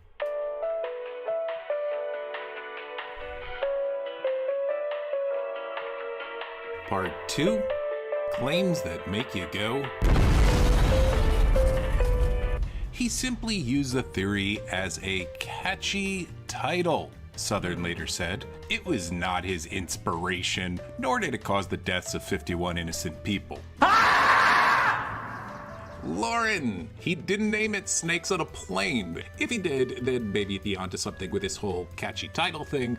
But you know, in order to make this video, I did something that I never wanted to do. Yeah, someone who has taken 2 minutes to read the manifesto here, top to bottom. Yeah, let me just say, Vadim is a god tier editor. There you go. Several times. I highly do not recommend it. And the opening words are, it's the birth rates. It's the birth rates. And it's the birth rates. The term replace or replacement is mentioned 12 times in the opening 2 pages alone, 44 times altogether, invasion, invader, and invaders 62 times, diversity 28 times, and the attack was anti-ethnic replacement and anti-cultural replacement in origin 1 time. The report recognizes that the attack resulted in great part due to his underlying political views, particularly his ethno-nationalist views, and his belief in this theory. To say that it was no more the cause than PewDiePie, Candace Owens, or environmentalism, I don't even have a joke for that. That's just f***ing stupid. Environmentalism is discussed on all of 1 page. It's a footnote. Now, I'm redacting most of this, but you can see that he explicitly ties it to matters of identity and immigration in every paragraph. Even on this 1 page, it's obvious that his overarching concern is for this delusional dumb fuck theory. There's an entire section in the report that is devoted to radicalization that discusses ethno-nationalism and the theory that you claim had as much influence on him as PewDiePie, how it's closely linked to ethno-nationalists, aka identitarians, and how his political thinking was primarily ethno-nationalist in nature. Why is all that in there if it wasn't his primary cause or just a catchy title? Oh, and finally, you know that part where you show the quote about when made up his mind? Well, check this out. Neat trick. You just go down 1 line and, oh my goodness, they are satisfied he came to New Zealand with a fully developed ideology based on his adoption of this totally dumbass theory. Oh my God! Next claims. Never watched any of my content. And I am not named in the commission report once. Okay, so this right here, you say it a lot. You said it in a false accusation of slander where you threaten legal action, no less. But how could you possibly know that? You can't. The report states that he took a number of steps to minimize his digital footprint, including removing his hard drive. They also have no doubt that the individual's internet activity was greater than they could reconstruct. As for where they believe he was radicalized the most, contrary to the initial belief it was Pol and 8chan, YouTube for him was a far more significant source of information and wow. YouTube was for him a far more significant source of information and inspiration. Who was making great replacement videos on YouTube at that time? Rebel Media and Lauren Southern. They were the people making great replacement videos at that time. Their videos were the algorithm for the great replacement.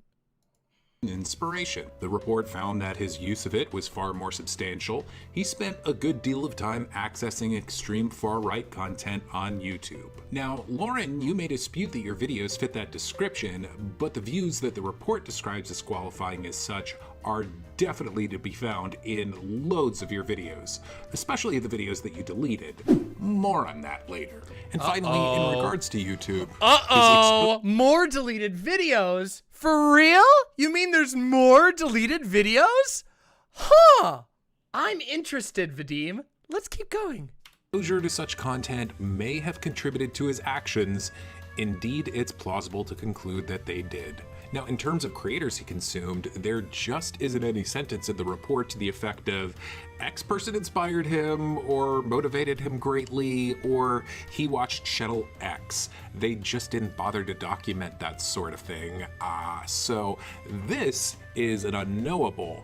And as for this, well, Candace Owens was mentioned in his manifesto. Yes, he was memeing, but then again, she did say that incredibly stupid thing about Hitler, and she wasn't named. Richard Spencer received a donation, and he... Oh, wow. Looks like he gave a donation of about 138 Australian dollars to, Richard Spencer and the National Policy Institute. Curious.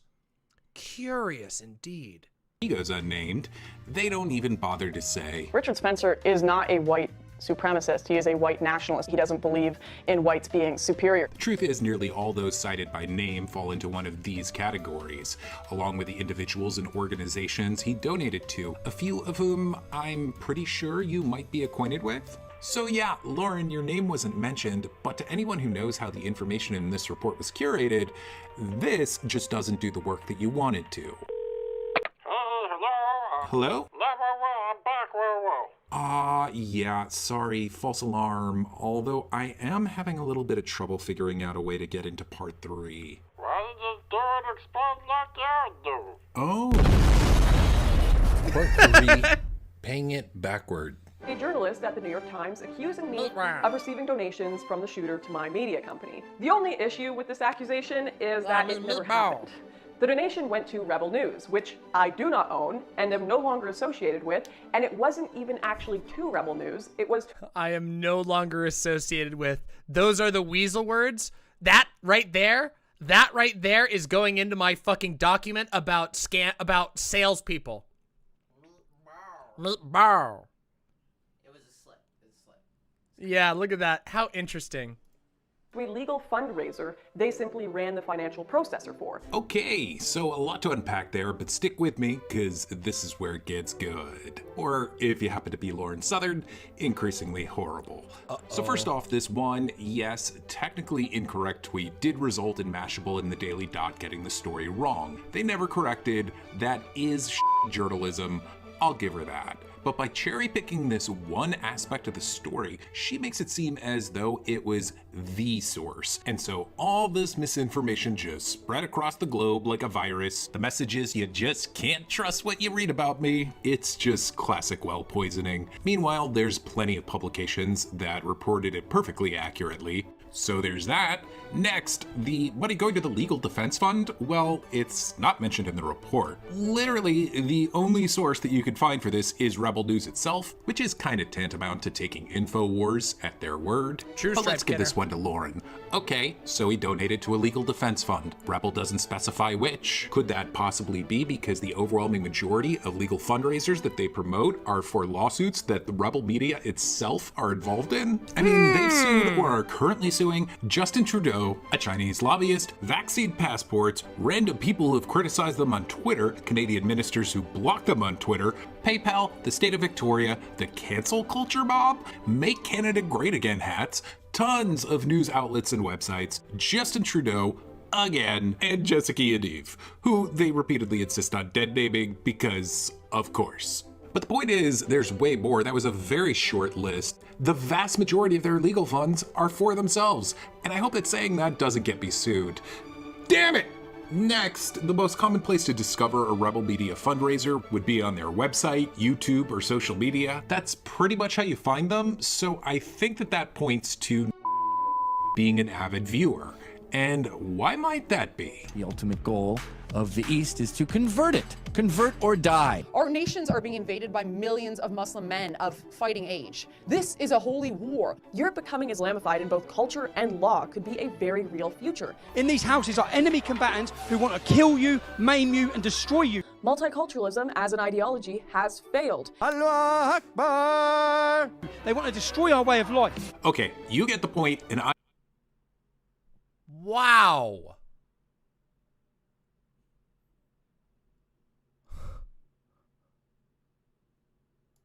I apologize for subjecting you to that garbage that I imagine that rather enjoyed. It's just extremely hard to believe that him donating to that channel was some kind of fluke, especially since in his manifesto, he stressed the importance of donating to those who helped his cause, and every other single I didn't even know that. I didn't know he specifically asked for people to donate in his manifesto. Holy shit. person or organization we know of that he gave to does or did just that. I'm going to show you guys these two graphics again because they're pretty important, and just I can't emphasize it enough. I really can't. So why would this one fundraiser, led by Canada's #1 source of alarmist, xenophobic, Islamophobic cringe, be an exception? But now let's take a look at a couple of other donations that Lauren chose not to mention here. His first donation was made to far-right extremist and skull-size measuring egg enthusiast Stefan Molyneux. Let's take a quick look at his oeuvre and see if we can figure out why. You know, I've spoken against white nationalism. I've always been skeptical of the ideas That's of white not nationalism. you. That's I am not. an empiricist. That's not the real. Hey, it's Vadim. No, is it? I don't think it's you. I don't think that's you. I'm looking, and that doesn't match. That Twitch account doesn't match, does it? Is that really your? Is that really your Twitch account? It is. Is it? Come on, you already have an account on here, don't you? Hold on. Let's see. Let's see. Wait, why is your Twitch account? Why does it have an egg photo? You only have 20. Wait a minute. Hold on a second. What? Is your Twitch account like? No, it's not your Twitch name? Hold on, let me tell you. Hold on, here we go. Here we go, hold on. All right, I'm sorry. I don't mean to be sus. I don't mean to be sus. Wait, okay. If that's real, sign in using... Wait, hold on. Hold on. Let me check. I have a way of checking this. Hold on. Hold on, I'll verify.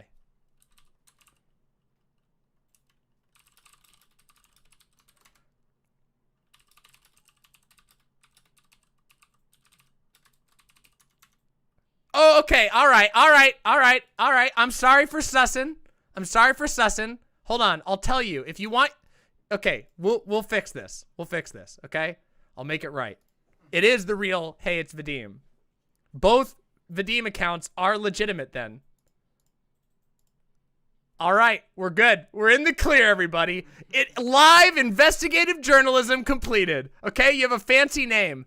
I'll tell you on Discord. Okay.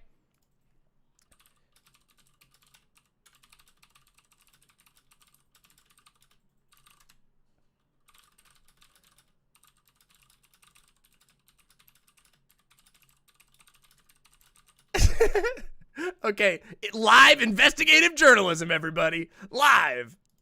That's the real Vadim. Everybody, look at that. The real Vadim came by. Oh, okay, that's fine. I see ya. I get you.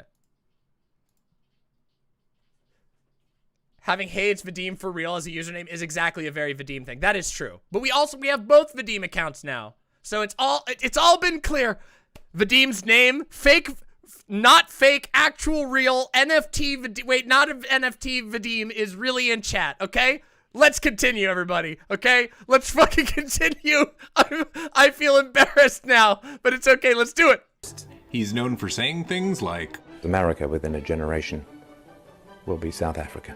And then staring into the camera way too long, like he wants to murder it. Thank you, Starshine. And of course, crying tears of joy. Starshine, thank you so much. Sorry for the trouble. If there's any way I can make it right to you, let me know. I apologize. I don't know what's been going on with the site. Sorry about that.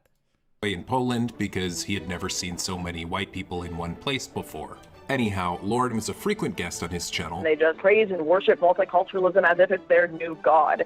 And no amount of death, it seems, can stop them from worshiping that god of multiculturalism. Since she stresses this as an important date, we should note that she made at least 4 appearances in 2016 alone, 2 wearing merchandise from her Deus Volt shop. More on that later. She had a Deus Volt shop? Are you fucking kidding me?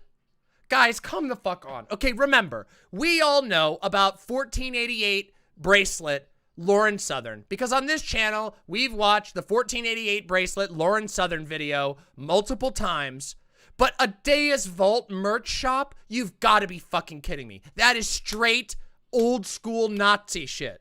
Deus Volt is the Crusaders. It's literally the Christian Crusader shit. That is straight up Nazi shit. They also toured together in both New Zealand and Australia, the country of origin for, by the way. And incidentally, while on tour, Lauren's security detail were the Lad Society, a just super crazy hardcore. Okay, so her hired security is these dudes Tail doing the or Nazi Lad salute Society. in a Ages group photo? Super crazy hardcore neo-Nazi group co-headed by They had a fucking framed picture of Adolf Hitler? Oh my fucking god, and that was her security! Oh my god! This guy. I should probably also mention that the New Zealand report discusses how this guy, Thomas Sewell, the head of Lauren's security. New Zealand report discusses how this guy, Thomas Sewell, The head of her security is doing a fucking Nazi salute on video! These... Okay. Can I just take a second here? These people, if you dig below the surface on any of these slimy motherfuckers, every last one of them. I know, Socialist Senpai, but that's why this has to be done from time to time. We have to go back and find all this shit. And Vadim did it for us. So thank you to Vadim. Don't you worry. We are going to be rating your channel with love after this. Holy shit. I told you this was a bombshell, everyone. I fucking told you. the head of Lauren's security detail, attempted to recruit but was turned down as his mission was well underway at this point. However, he did donate to them as well. And finally, in a closed yet They tried to recruit the shooter? Telegram group. Once again, this guy claimed that when he talked to Lauren, she was 100% red-pilled on race, Jews, and all this other stuff right here. Now that info comes courtesy of Mr. Tom Tanuki. So, thanks, Tom. Now he's a crazy Nazi, and they do tend to lie a lot. Thank you very much, Sophia Shell, for the tier 1 sub. Thank you. Deeply appreciate that. But then again, so does Lauren? Look, it was a closed Telegram group, so make of it what you will. But lastly, we have the organization that he donated to the most, Generation Identity. Seen here at their weird summer camps where they don't look like some kind of Hitler youth cult at all. And of course the figurehead of that group, whom he gave his single most generous donation to by far, Martin Sellner. We were growing up under the shadow of the Great Replacement. Now, Lauren made at least 10 videos with and or about these two, 9 of which are currently deleted, but 10 videos with Martin Sellner, the guy who is in charge of fucking European identity, Europa, I can't remember the name of the organization. I always mix it up. There's like 10 of them that all have the same name. Holy fuck. But I have them all. Yay, me. Collectively, they brought in at least 2,696,000 views in total. Yes, that figure is verifiable, and we're not even including numerous appearances. Sorry, Generation Identity. Generation Identity. Martin Sellner, Generation Identity. Made together elsewhere. Like, for instance, a certain deleted interview on Rebel Media about stopping this. So let's review, and then I'll leave you with one question that you can answer yourself. Knowing that spoke passionately about donating to those he thought helped further the project of stopping the paranoid conspiracy that broke his brain, knowing that everyone he gave to did just that, knowing YouTube played a large part in his radicalization, that Lauren was a fixture on Rebel Media, that she also had close ties with the first individual he chose to donate to, that she signal boosted more effectively than anyone on YouTube, both the identitarian groups and group leader whom he donated to more than anyone. And knowing that Lauren not just documented and took center stage, but guided. Syllabic, OneNote says, Mama, is this the person that Destiny is good friends with? I wouldn't say good friends, but Destiny has had Lauren Southern on in multiple recent occasions, and gave her tips on how to debate better, and declared that she's a centrist, and was featured in this video, literally standing by while Lauren rattled off lies, trying to distance herself from this, which have now been exposed. Mr. Krabs, if you can send me a link to that, we'll watch afterwards. Let's go.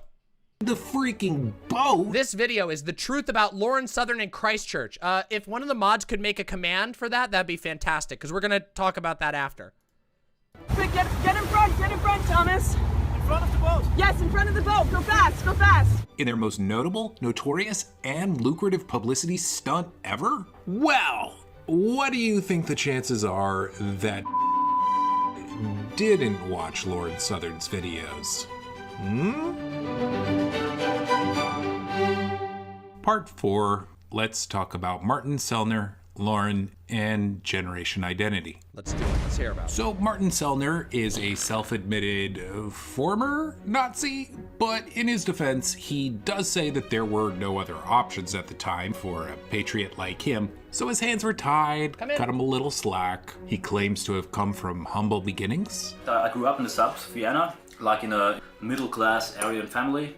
I'm sorry, what kind of family was that again? In a middle-class Aryan family. Martin, I think you just said the quiet part out loud. But look, we've got to be fair here. I mean, Lauren Southern has said herself. Their whole thing is we want to protect our culture. That is their message. There's nothing racist or white supremacist about it. What the fuck? What the absolute shit?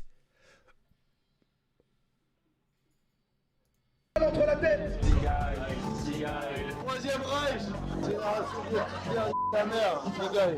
sommes la génération de la fracture ethnique, de la faillite totale du vivre ensemble, du métissage imposé. On se divise dans la rue.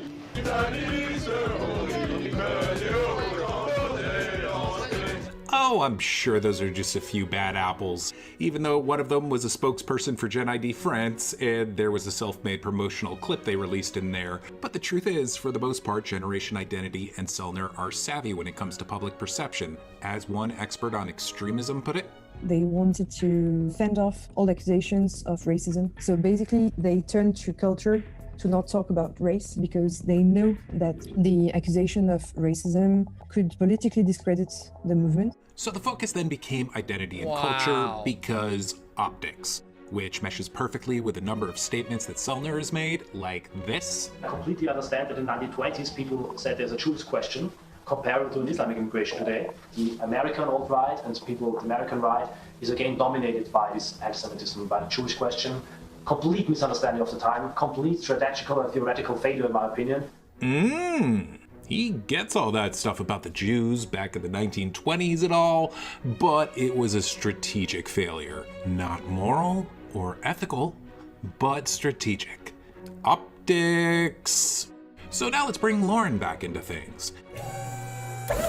She has at times, I believe, tried to paint the super duper, extremely hard to believe picture that she was just a passive passenger simply documenting their actions. But we know that's not the case. She was an indispensable tool for spreading the group's awareness. And if you want to help it out, where can people find it? Getting excited about it and hopefully sending them some funds. You're already helping us a lot, and I want to thank you very much for spreading the message. Actually, you helped us really a lot. Thank you to us and all the American donors. She urged her viewers to go to their website, donate, or even join your local chapter. She even hawked their t-shirts. For those of you who don't know... Okay, this is what we call evangelism. If you go and say join their local chapters, you are evangelizing for a group. You are directly advocating for somebody to join a group. That's pretty major. That shirt that I was wearing was actually Martin's shirt brand. It is a very comfortable shirt. If people do want to find his brand shirts, Martin, what is your website for that? It's the extent to which she glorified them is just... Take a look at this clip, for instance. Generation Identity is a coalition of European youth from across the continent who are taking the future of their people into their own hands. Activists from Generation Identity have launched their second Defend Europe mission in an act of unparalleled organization and planning. Oh my God, how thirsty is she there? I'm sorry, but she is just all kinds of horny for every single one of these immigrant hunting hipster dorks for staging this photo op that managed to stop a total of 0 immigrants. And by the way, guys, this is important. Good. The horny, that's very important, because we're looking at the nature of the propaganda she created. Lauren made nearly all these videos well before ever donated to Gen ID before he gave generously and corresponded with Sellner, and Martin offered to buy him a beer. Yeah, that's the thing that happened. And it was also before he urged his psycho friends at the Lad Society to donate to Sellner as well, and it has an entire page raging against NGO ships, a manufactured controversy loaded with just plain lies that these three pushed super hard. I mean, it was kind of their thing. Yes, everyone. The white nationalist organization is surprisingly white. My God. I think there's a link there. Anyhow, for more on that, check out Lonerbox's stellar video on the topic. Also good. Also okay, watch it on this channel. Right now, I'd like you all just to close your eyes and imagine what kind of video would one have to produce to make this group seem as courageous, sexy, and brave as possible. Would it by any chance look like this? About a year or two ago, during the peak of the Well, yes, it refugee would. crisis, I found myself wondering, like many, what the hell is Europe thinking? Why are the people so complacent in this destruction of their identity when they know their people will be replaced with a different culture in the next 100 years? Where are the lovers of Western culture? I kept pondering this until I stumbled upon a video, or rather, a movement that has already begun the revolution. Okay, yes, that's almost exactly what I'd want, but then ideally I'd like some really bad Limp Bizkit / Skrillex music to kick in or something shit like that. Racism! Ah! Wow! Those are some sick Nazi beats.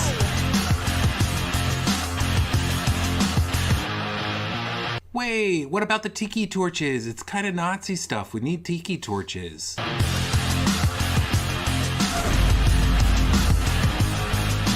Oh, we got the tiki torches.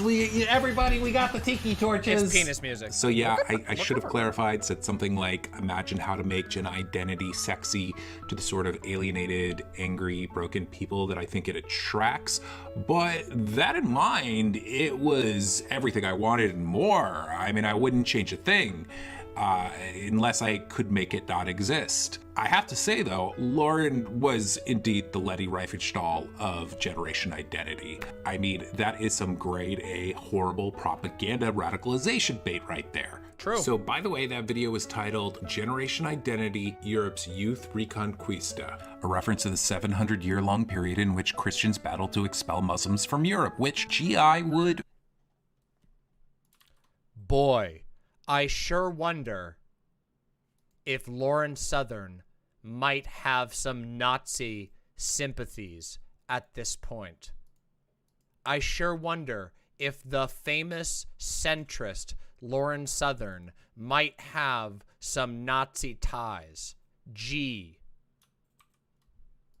Very much like to repeat, their lambda symbol, the Greek letter L, refers to the Thermopyle. I have to be saying that wrong. The Thermopylae battle? Look, it's a battle, okay? And an often highly mythologized one at that, like in 300, in which, well, 300 Chippendales dancers, I mean Spartans, fought against Persian invaders. And I guess I'll throw in that this symbol, Deus Volt, is a rallying cry from the Crusades. You can make it into a clip, pros. Like this, go ahead, clip it, it's very much a dog whistle. Basically a way of saying, hey, we need another one of those crusades to get rid of them Muslims. And by the way, Lauren had her very own Deus Volt clothing shop with her 14 words reciting rebel media buddy, Faith Goldie. The only way that we're going to get Bethlehem back is if we launch the next crusade. So I think that we have to, yeah, Deus Volt.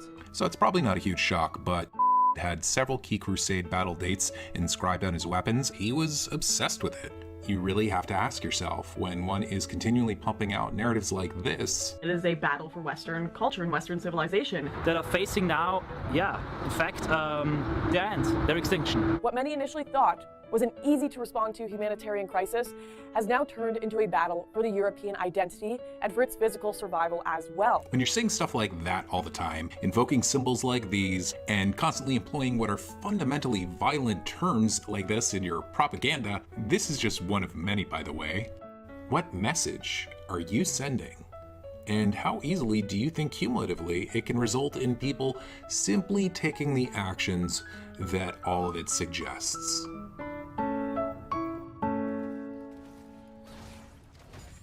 Part 5.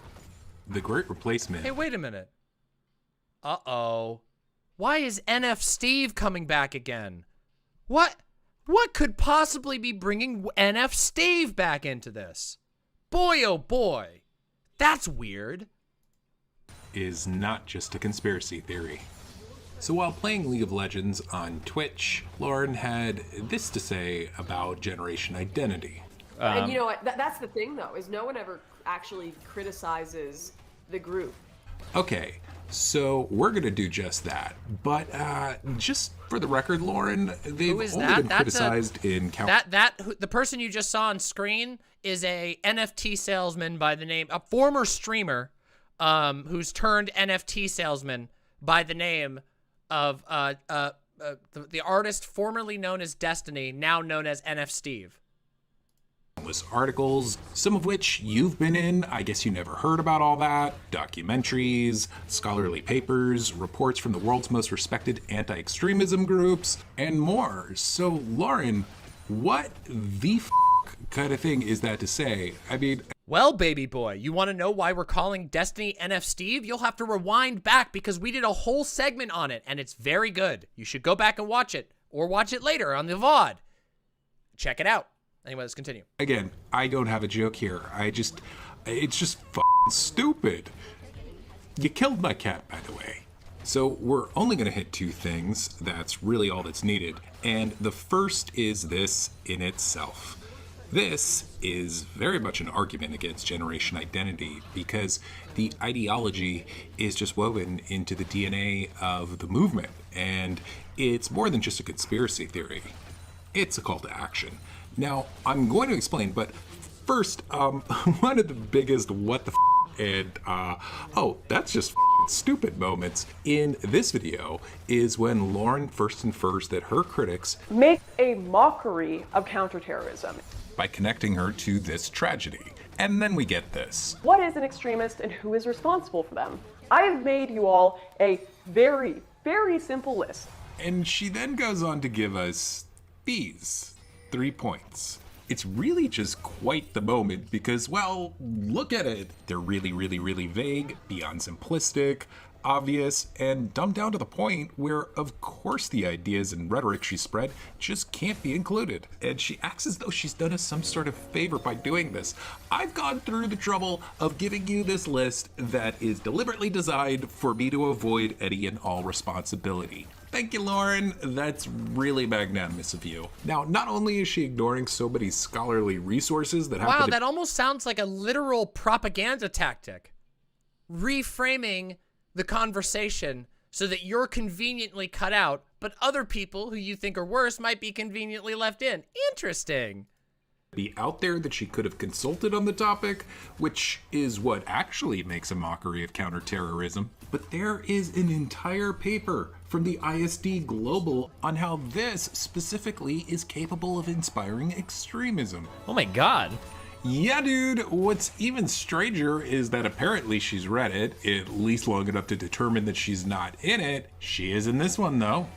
Anyhow, the paper discusses how what they call crisis narratives are an essential component of this ideology. Thank you very much for the raid, Your Environment Seattle. Thank you very much. Welcome, everybody. Come on over to the website, demonmama.com/live. Come on over. We'd love to have you. Let's keep watching. Capability of inspiring extremism.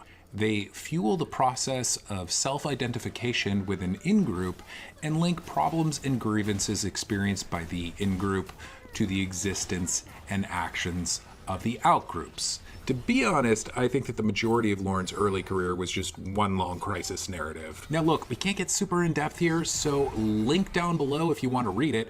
And you should read it, Lauren, again, if you really did read it.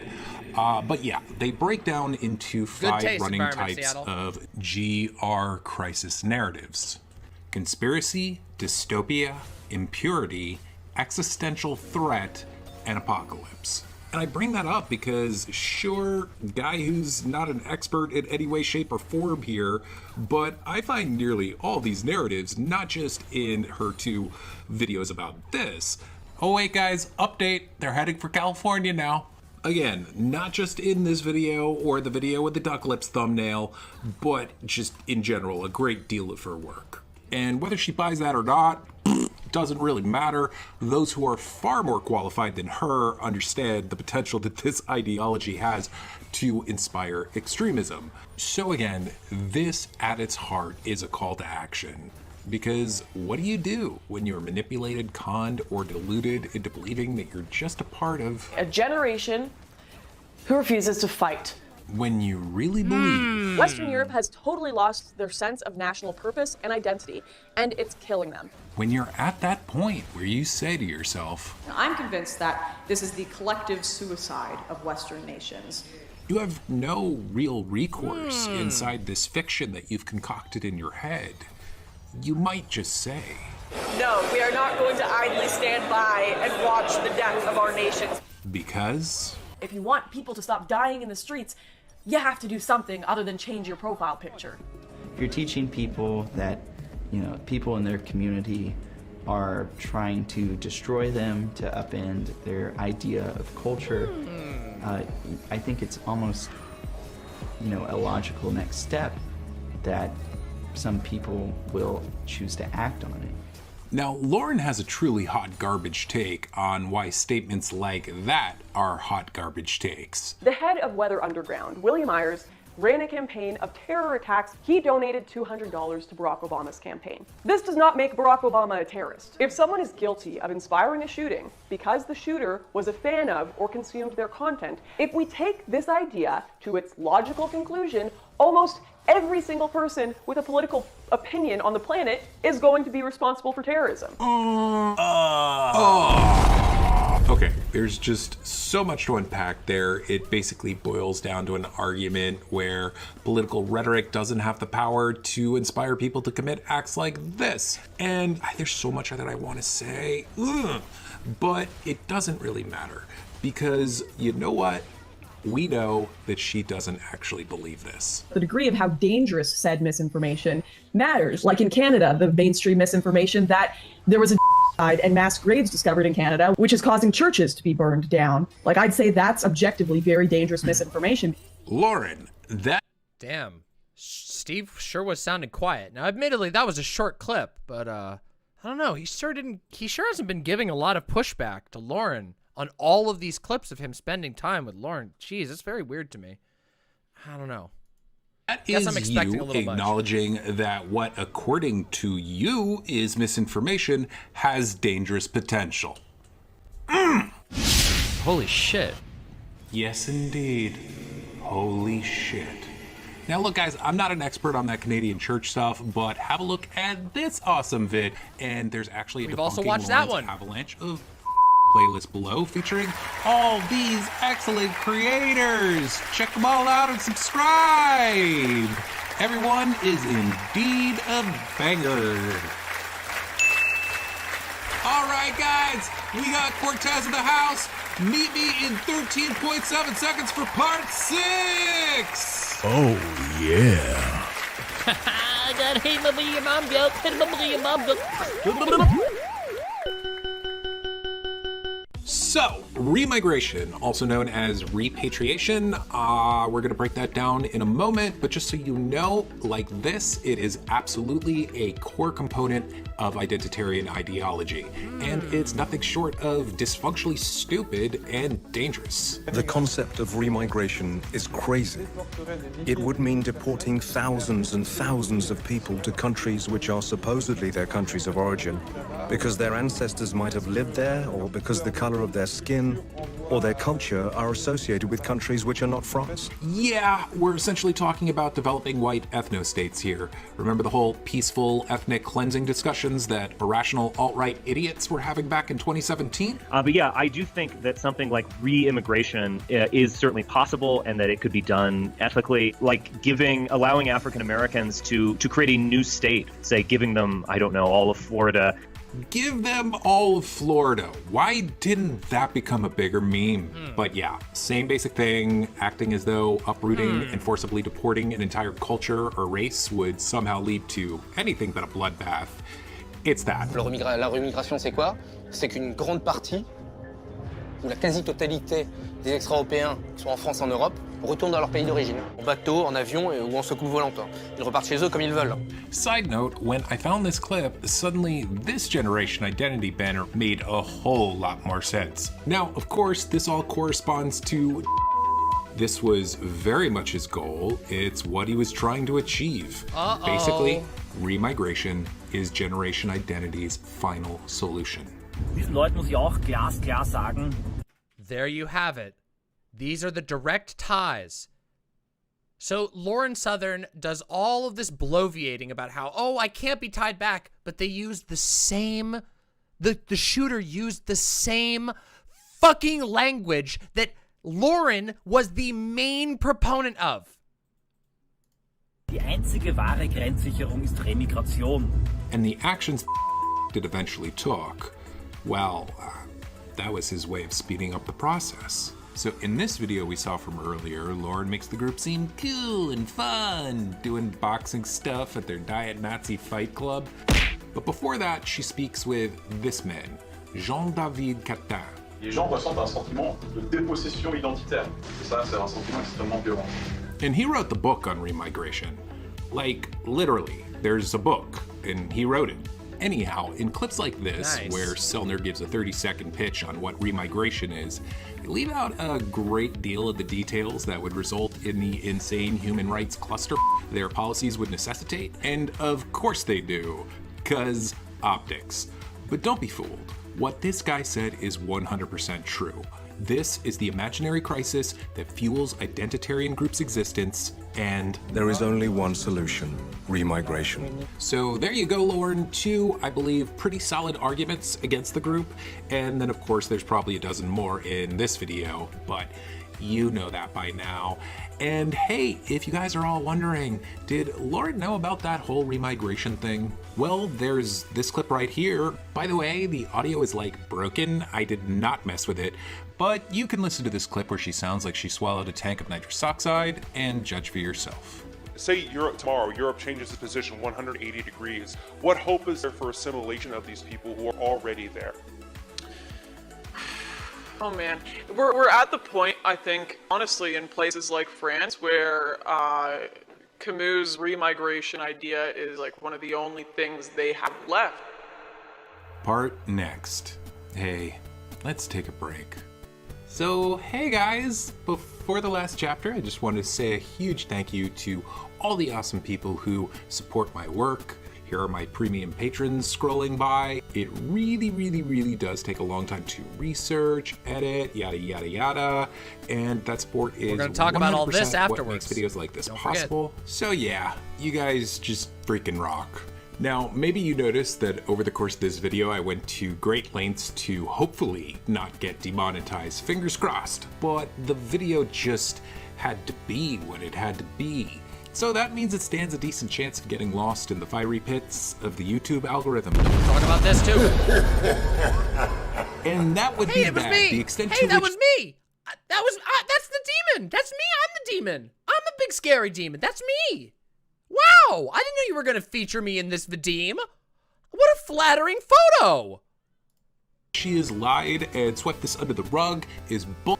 And I just want people to know, I think they should. So if you also want to keep that from happening and you want to do something super helpful, then follow me here on Twitter and please consider retweeting my pinned tweet containing the video. It really helps get the video out there. So just big internet hugs and love for possibly doing that and being my hero, not just for one day, but for like at least a week and a half. Finally, of course, do all this stuff. This is what we're going to do together afterwards. Patreon. You'll get all this stuff and more. It's kind of neat. And oh my god, oh my god, oh my god, if you did, that would be really cool. We also have a PayPal link for one-time donations. Yo. Links down below. Weed smoking Jesus? I just wanted to say thanks, partner.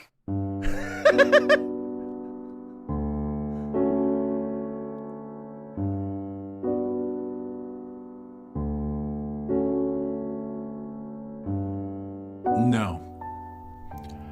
Individually, I don't think it's fair or realistic to pin the blame squarely on her. It takes a whole ecosystem of groups and key individuals to inspire acts like that. More than I can possibly fit in this scrolling set of pictures. But yes, she was a key player inside that ecosystem. She was a redwood. We can't really know. So for the most part, I leave the facts as they are, and you do what you will with them. To be fair, there's probably a decent handful of people and groups who influence them far more, but does that even matter when she pushed so many of the same ideas as others we do know influenced him along with those people? Does it even matter when we can see so many commonalities between his manifesto and her everyday discourse and work? Hi everybody, back with our good friend Lauren Southern. She is the author of Barbarians, How the Baby Boomers, Immigration and Islam Screwed My Generation. He called them invaders. She called them barbarians and savages. They both believed humanitarian NGOs that are dedicated to saving lives were basically ruining civilization. They both thought Mandela was a terrorist, that diversity was weakness, and immigrants just couldn't assimilate. He complained about Madonna, Michael Jackson, and Freddie Mercury. She complained about Meghan Trainor? The All About That Bass Girl? What? Anyhow, they both gushed over the Crusades. They both in their own way helped spread this theory, were obsessed and felt threatened by birth rates, thought Europe was in danger of being destroyed and the West was on its deathbed. They both hated globalists, baby boomers, immigrants, and Islam. He had the dates of key battles during the Crusades painted on his guns. She wore Deus Vult apparel from her own Deus Vult merch store. A great deal of her words are just like his on steroids. Some are indistinguishable. I mean, take a look at these two sentences. Can you tell who said what? Okay, I'm just gonna give you a second. You're gonna have... Let's look at these. So, A, quote A, do not suffer under the delusion of a democratic victory. Prepare for war. Quote B, let he who desires religious tolerance between the West and Islam prepare for war. To pause the rest after this. Okay, how about this? In my mind, a rainbow is only beautiful due to its variety of colors. Mix the two together and you destroy them forever. D. Western culture. Instead of a melting pot, it's a bunch of ingredients left to rot separately. How about this? E. Oops. Right, I wanted to dramatic read those. How about this? How about... E. The stripping of wealth and prosperity to feed our cultural competitors is terrorism.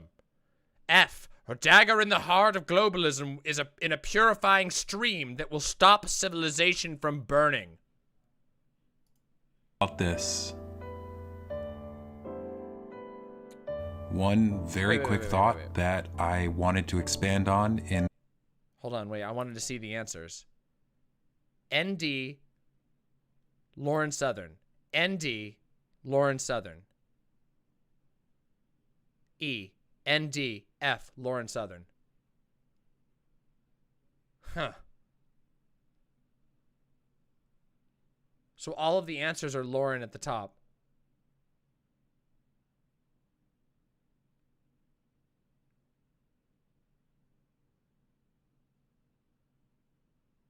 Wait, what? All the top ones were Lauren. Oh, all the top ones were Lauren. Oh. Oh my God. One very quick thought that I wanted to expand on in this video, but I can't because we're running out of time. So, hey, here's Jose. Bottom. All of the bottom ones were. Yeah. Sorry. That's just a minor confusion. All the bottom ones were Lauren. What the fuck? I mean, they were almost identical anyway, but yes. No. You can tell when someone's change is genuine based on what they do to make amends for the harm they've done. Lauren has done nothing to earn anyone's trust. Final thoughts. So here's two curious tweets I found, and they kind of sent me down a little mental rabbit hole.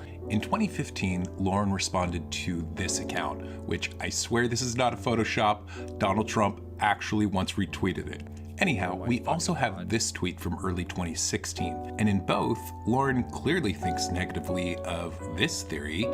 If you don't know, this is the older bastard son trailer park brother of this theory. They're basically the same thing. They just repackaged it because optics. Now, Lauren might say differently, but you know what? One of her references to this video more or less says they're interchangeable, so they're the authority. Let's not argue. So this made me realize something. Although Lauren has been of the right at least since her early teens. My dad used to listen to Dennis Prager all the time when he would drive me to school, and this is when I was like 13.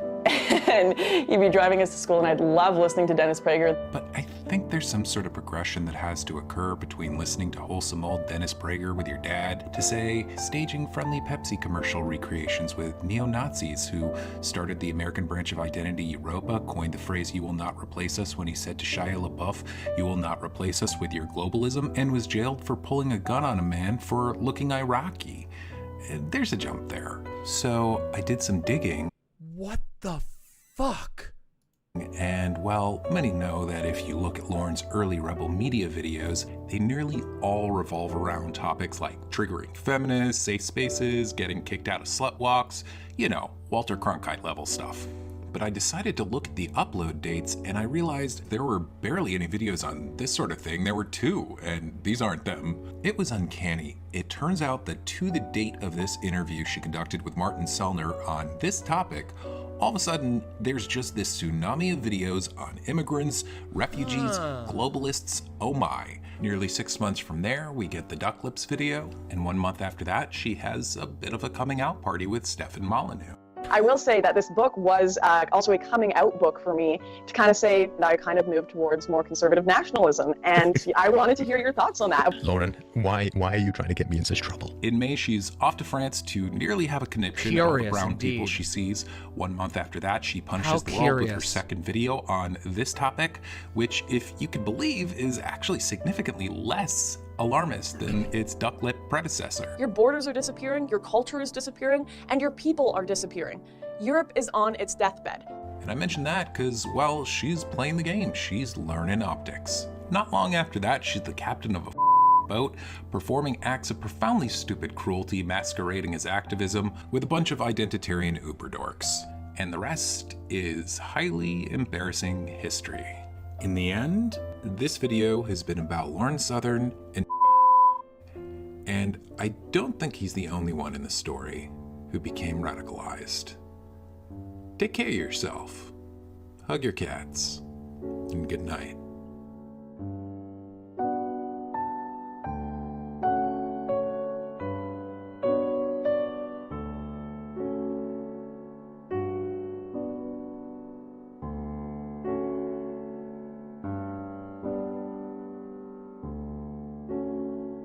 The shooter is the one who's being censored. We'll let this song play out so we can get a little breather.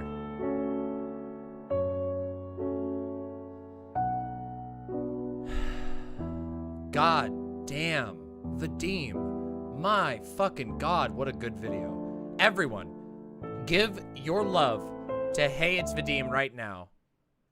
You know what we're gonna do right now? This is it, okay? Here's the moment that I told you all we were gonna do, okay? Here you go. Here's the link. Click that link right there. Everyone, click that link. Everybody go click that link. And I want to see right now, hold on, let's get the updated count of comments. There are 341 comments, which means we've already gained 100 comments on this video since we started watching it. But I want to see this number go up. So I'm going to write a comment right now, and I want you all to click that fucking link right there. Here you go. I don't care how long or how short your comment is, but take this real quick. We have a minute. We just enjoyed an hour of God tier content. Go. This isn't content. Let's be real. This is investigative journalism. Go click that link, press this little like button, and do a comment. I don't care how long or short it is. You can say love from the imps. And also consider subscribing because he's almost at 100K. Vadim.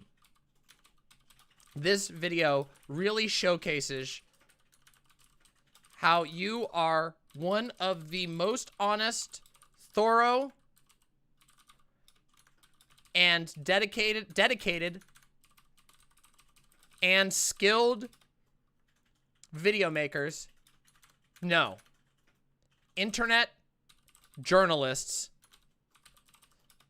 that this side of YouTube has ever been blessed with. Seriously, hug your cats for me. This one was a bombshell. Here's hoping Lauren gets all the expose she deserves after this nonsense has been revealed. Demon Mama. All right, I'm commenting, okay? 341, I'm going to refresh and we're going to see. We're going to see. 341, what are we at now? 404! Holy shit! Imps, you just added 63 comments.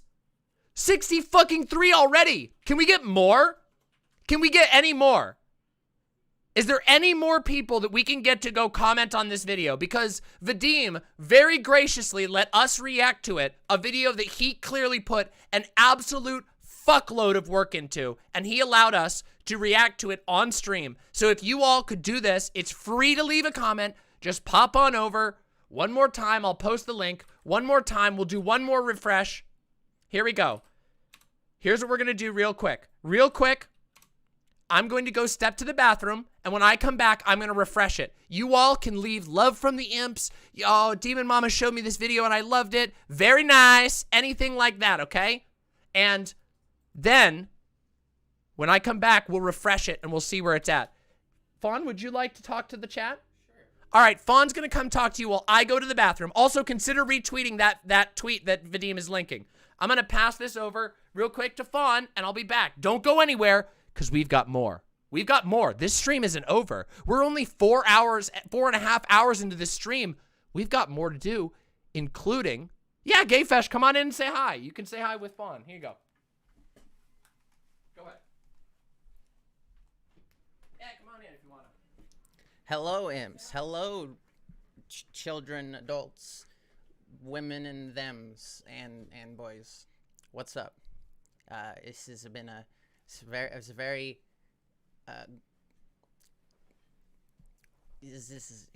not a good lady, let's say. No, she's not. Very bad lady. Hi, GayFesh. Hi, everyone. Faun Fesh combo. Thank you. I think this hat was Mama got it originally and then gave it to someone who gave it back to my other partner who I stole it from. No, I'm not gonna stop with the hat. Sorry. It's a good hat. I'm gonna keep wearing the hat. Everyone's gonna know me for this the slur on my head. No, I'm just kidding. I have a hat too. Oh, I like that one a lot better. It's very nice. My sister-in-law crocheted it for me. Nice. Or knitted. I don't know what the difference is. The knitting is with the 2 needles and crocheting is with a hook. Okay, I don't know which. Okay. Yeah, you'd have to like know both of them to be able to tell the difference between the 2. I'm not Tim Pool. Shut up. By like looking at the stitches. Yeah, you gave the hat. Wait, who? It went back and forth through a few people. It's not a real slur.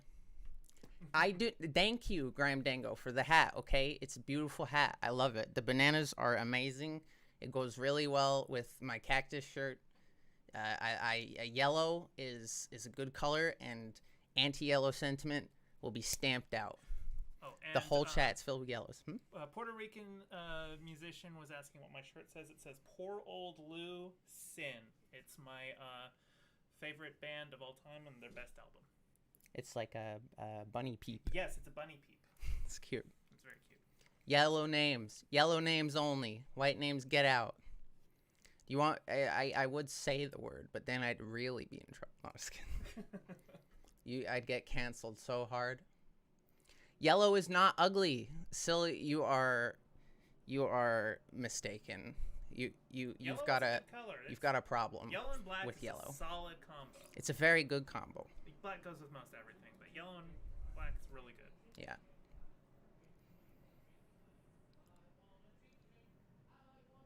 Yellow is the best color, Ugly Pie, because it's the color of most of the imps in chat. DM. His name. Mama does have a menagerie. That's true. Do I shave gaps in my eyebrows? Yes. Yes, I do. I'm cringe. They're not real scars. I need to, you know, fix that so they don't grow back. Just kidding. What? Huh? What? I don't know if I like IPAs, but I'm gonna try this prismatic juicy IPA. I don't like them. They're too bitter for me. Yellow is shallow. Okay, that's very bitter. What color isn't shallow? What color do you think is deep? Blue. Blue is deep. Yeah, blue is deep, but blue is also the color of order and cops to me. So No, I speak. I'm just visiting. If we're associating, you know, colors with things that they don't matter about, you're like, yellow is gross. The color of piss. All right. We're talking about piss again. No, okay. that's what they said. That's what one of them said. That was one of the first things. No, it's one of the first things. Okay, back to the mama. Bye bye. Clear the fuck out. I'm kidding, of course. I'm not truly. Break it up. Once the piss memes start coming out, we gotta fucking chill. All right, everybody. Can you shut the door, please? Thank you. I got myself well, speaking of piss, I have a very bitter IPA. I'm going to drink it. And we got some shit to react to. Good night, Jade Monkey. Thanks for coming by. So before we react to anything else, though, let's have a little conversation. Oh, hey, it's Vadim. No problem. Very, very happy. Very, very, very happy to watch that video. Thank you for letting us watch it. Let's do the quick review of the let's see how many comments we're at. So we were originally at 341. Now we're at 404. So let's see. Let's see the big reveal. 490! You motherfuckers! We got 150 comments for Vadim. Do you see? That right there is fucking amazing. Thank you. Thank you, imps. That's how you show love. That is how you raid with love right there. Do you see how easy it was? It took you no time, and I promise you, Vadim is going to feel that.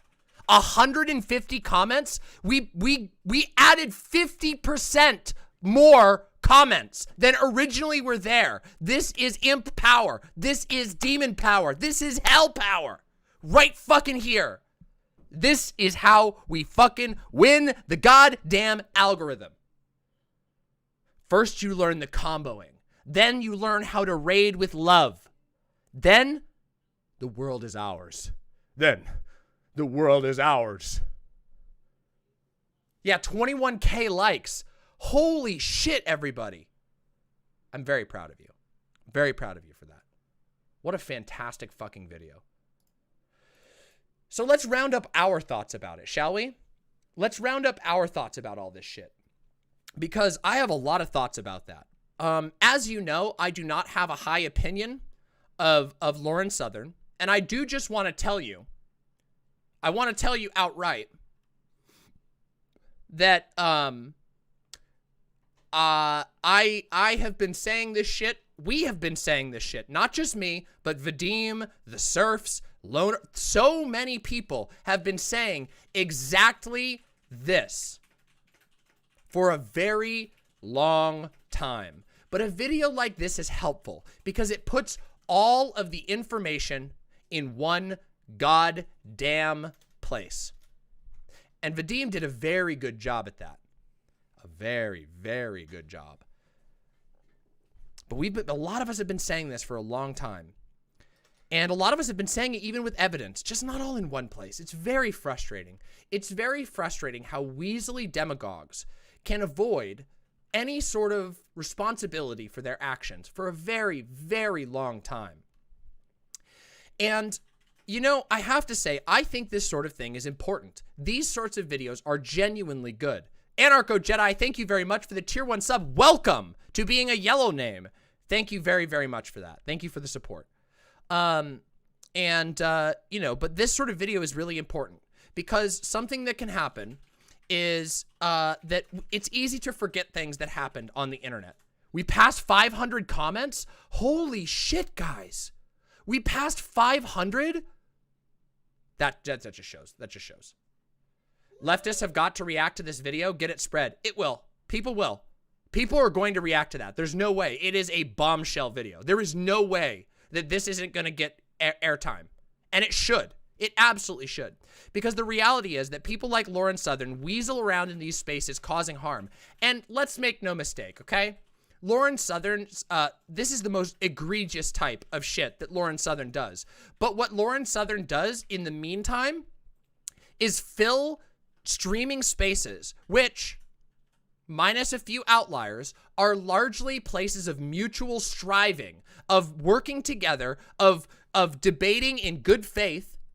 Predominantly, that is mostly what goes on in political spaces, despite the drama, and turns it into a hellhole where very specific people are severely targeted. You know, it's no surprise to me that, you know, right after Lauren Southern starts showing her face in the Twitch sphere, we have a plague of trans-targeted hate raids. Isn't that strange? Isn't that weird?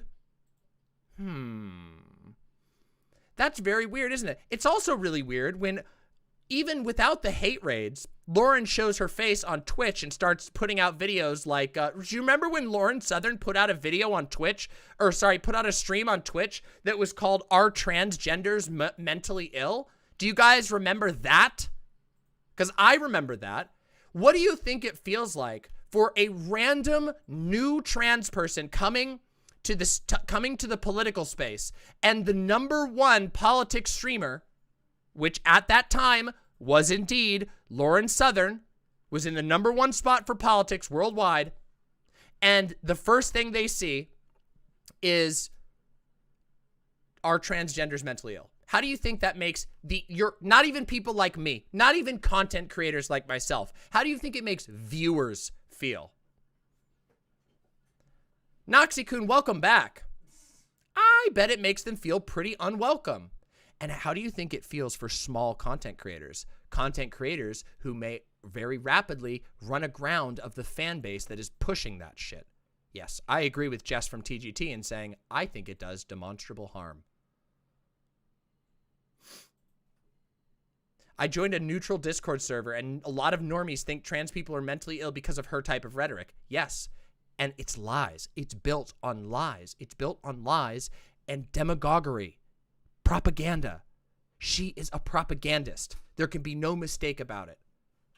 And I know, I've said this a million times. I've said this over and over again. I'm sure my viewers, my current viewers, are probably very tired of hearing me say this. But Jesus, motherfucking Christ, can we please put our foot down on people like Lauren Southern and say enough is enough? Can we please draw the line and say no? This person is not acceptable in our spaces. Not even because of TOS violations, although I would argue there's a lot of TOS violations, but as a community of individuals. Can we individuals say this is not okay? Can we come together and say fuck that? Because I think we need to. I think that this space is toxic and sucks, and there's no trans content creators because all of them get driven out by fucking mask-on Nazi pieces of shit like Lauren Southern.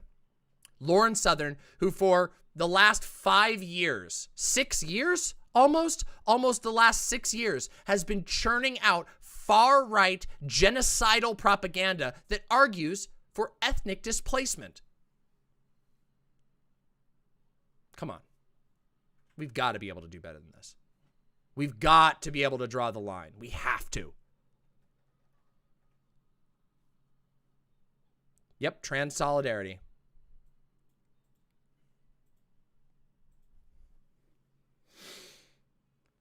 I feel like it shouldn't be this risky and dramatic to make online content. Like, holy fuck. Vermin, it is so risky. I know you know this. Of course you know this. But yeah, it's so bad. Especially if you're marginalized.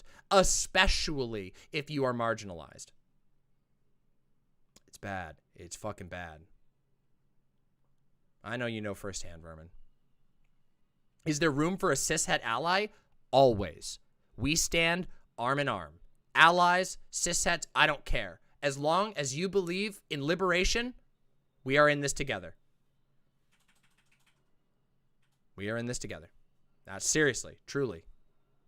So, solidarity, fucking trans thriving. As long as you believe in queer liberation, we're all in this together. As long as you believe in the liberation of all marginalized people, we are all together. Yeah, true, Vermin. True, Silent. Exactly, Silent. Hey, no problem, Vadim. Enjoy your dinner. Enjoy your dinner. You deserve it. You deserve a good dinner tonight. Go get some food and enjoy yourself. That's fucking fantastic. We are all oppressed under the state and capitalism. That's true. But some of us are legitimately more targeted than others, unfortunately. Every single day when I log onto Twitter, I'm bombarded with transphobia. Like, I follow a bunch of artists and paleo folks as well as streamers, and the amount of toxicity is amazing. Then again, I'm a clown for going to Twitter to vibe. You DM me an emote. Oh, shit. Really? Do we get a new emote? Hold on, check it out. Oh my fucking God, Dizzy! Vermin, you gotta see this. Vermin, you have to see this. Holy shit, Dizzy. Mixed Dizzy. Oh my fucking God. It's Impigeon. That's super cute. It's fucking Impigeon. I love the rendering. Wait, Faun. Okay, Mixed Dizzy, can you DM these to Faun so that Faun can add them to the Discord and to the website? Well, you'll have to do the website afterwards, but we will add Impigeon. Impigeon will be a secret emote. Alright, send it to me and I'll add Jazz Dog. Yeah, Dizzy and Jazz Dog, both DM Faun, okay? Yeah, Jazz Dog already got me. Okay, Jazz Dog already got you. So Dizzy, DM Faun if you can. I made it so people in the Discord can DM me. Excellent. Fan-fucking-tastic. Holy fuck. Impigeon, Overlord of the Imps. Oh my fucking, I fucking love Impigeon. What a fucking fantastic crossover.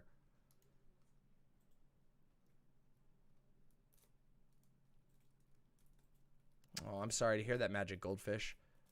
I don't know what to advise you on that. Best of luck, keep fighting, do not die, and you live one life. Remember, I know this is a little bit disconnected from what we're talking about. You live one life. Never, never, unless you have to survive, do not suppress your self-expression. You only live one life.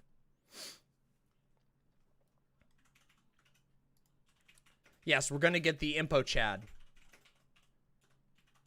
Can we submit emotes? Because I can draw hella good and submit stuff to you. Listen, like, if somebody sends me an emote that I like, I might add it, but I can't make any promises, okay? I can't make any promises because we have a limited amount of slots for emotes. Well, not on the, okay. We have a functional limit of emotes, okay? So, hello, Shoe on Head. Wait, Shoe on Head. Are you the real Shoe on Head? How do I prove? Shoe on Head, hold on, I have to test.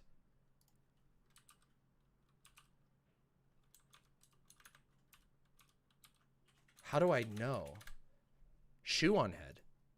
Shoe on Head. You're a white name. Yeah, but hold on, I gotta check. No, nothing's here too. Damn, we got everybody in here. No, we're gonna, hold on a minute. Hold the fuck on. Hold on, I gotta find out. Hold on a second. I know how to do this. I think Shoe follows me, or maybe, I don't know. Did you unfollow me? Shoe. Oh yeah, here we go. Verifying. Hold on, just doing a quick verification.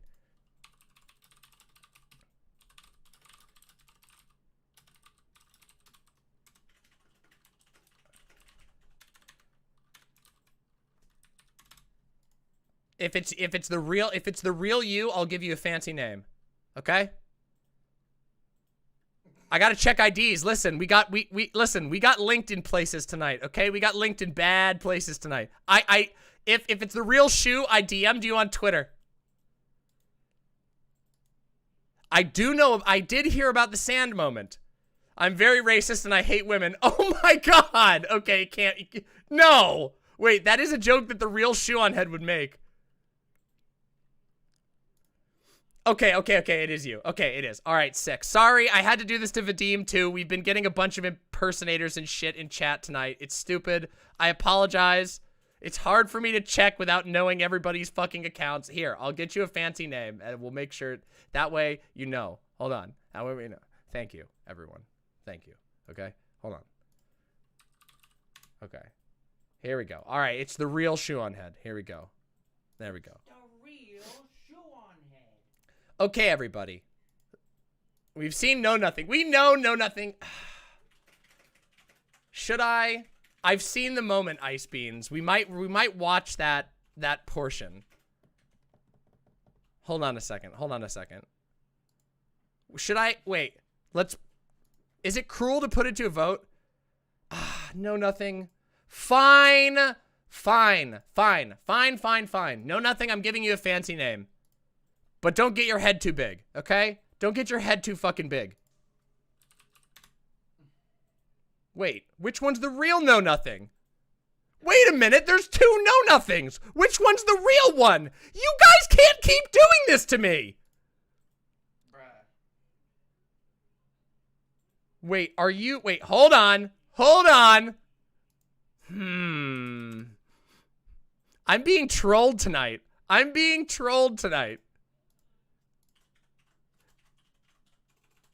You're real? No, wait. Hold on a second. The real Know Nothing. Hold on. Okay, it is you. Okay, it actually is you. Okay, it is. All right, here you go. Fancy name. It's you. Wow. Am I just paranoid? Maybe I'm just a little paranoid. Something's not quite right. Wait a minute. What's that? All right, everybody. Okay, let's have a moment, okay? Listen, today's been a wild day. We got NF Steve. We got a lot of people hanging out in chat. You know what we got to do next, right? I know Shoe's on this one. I know you know what's coming next, everybody. We got to review the polyamory takes. And we have to review the polyamory takes because I'm poly. I'm like been poly for a long fucking time. So I gotta review them. I have to. Like, who made poly takes? Well, interestingly, our boy Vaush Vidya, Vaush, Vunch, Vunch, Vaush, he goes by many, many names.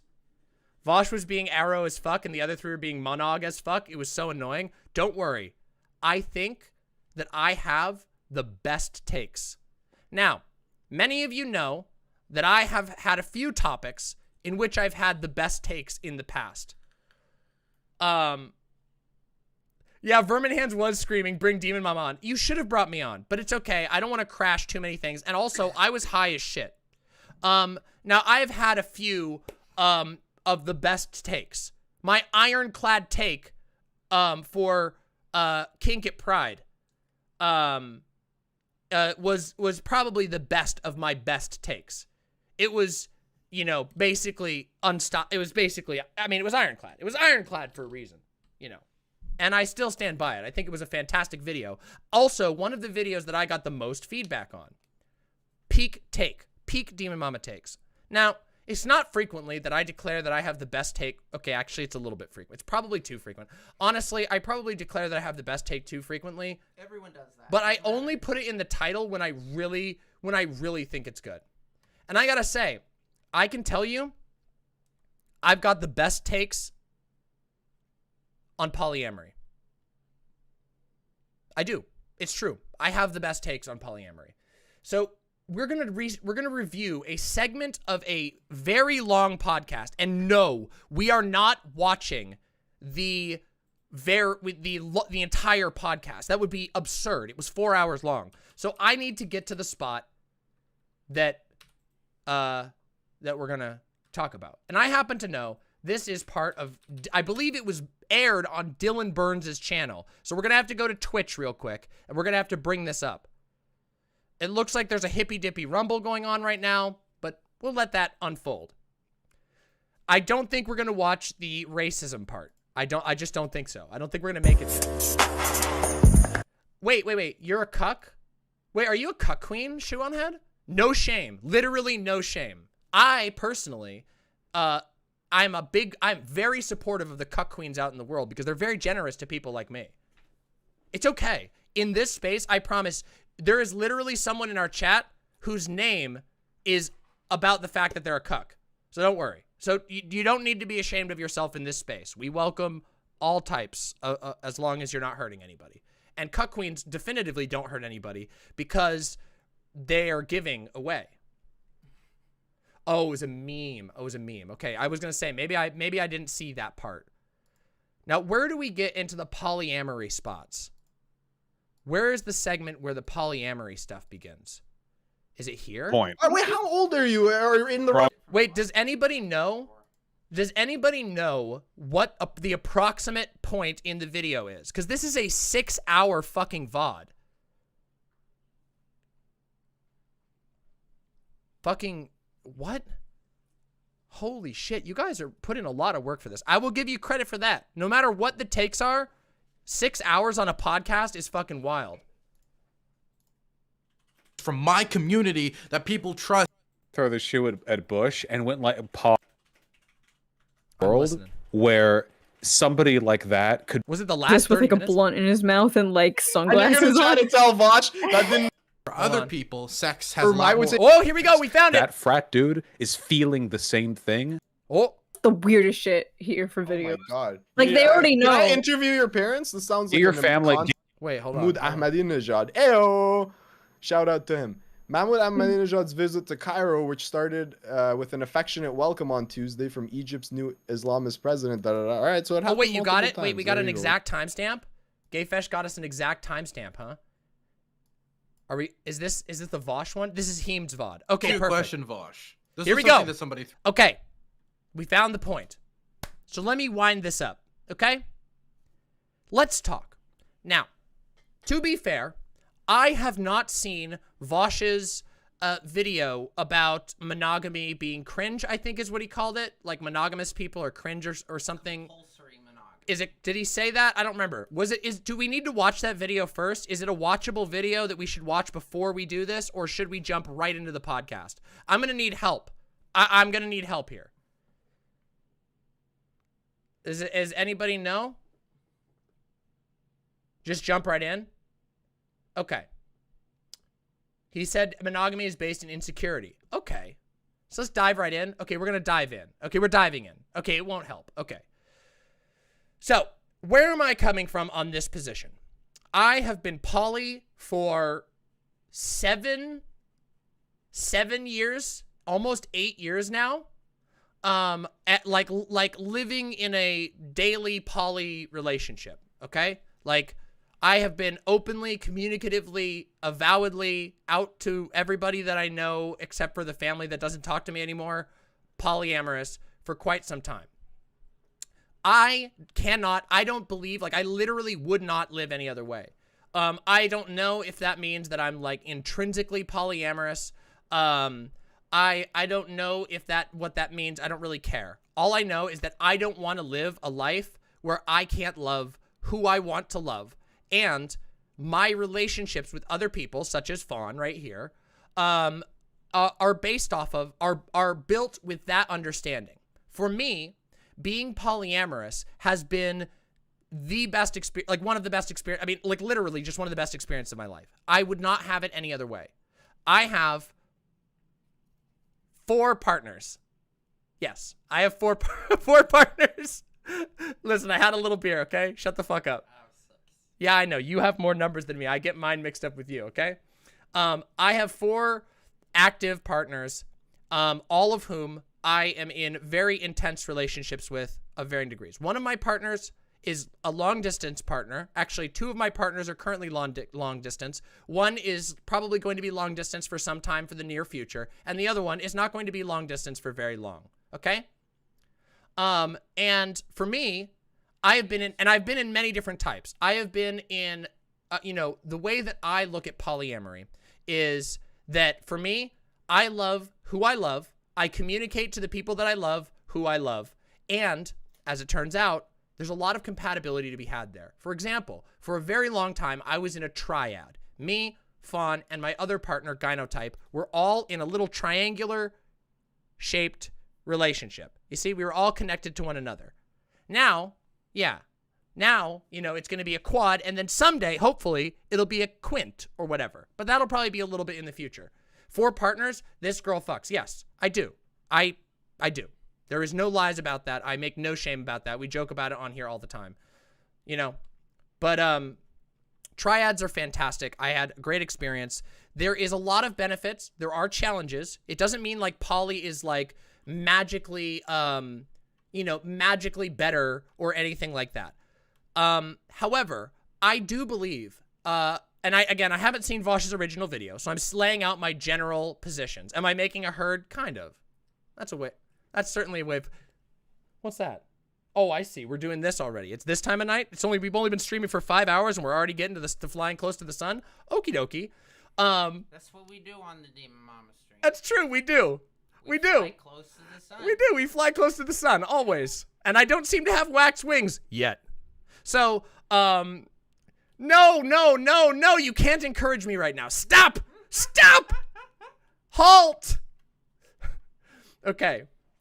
I tend to think that there is a lot of compulsive monogamy in our society, that a lot of people feel socially pressured into being monogamous when they aren't actually like naturally monogamous people. And I also think that sometimes because of the expectations of monogamy, people shut off relationships that would be healthy for them if they weren't monogamous. And now there are valid reasons for that. Okay, there are valid reasons for like why a relationship couldn't work out, because you like maybe you're with somebody who's mono and you don't and they're not comfortable with changing things up. However, for me, every relationship I go into, everyone knows that I am poly. And I am and in my opinion, communication is like the most vital skill in being poly that you can possibly imagine. And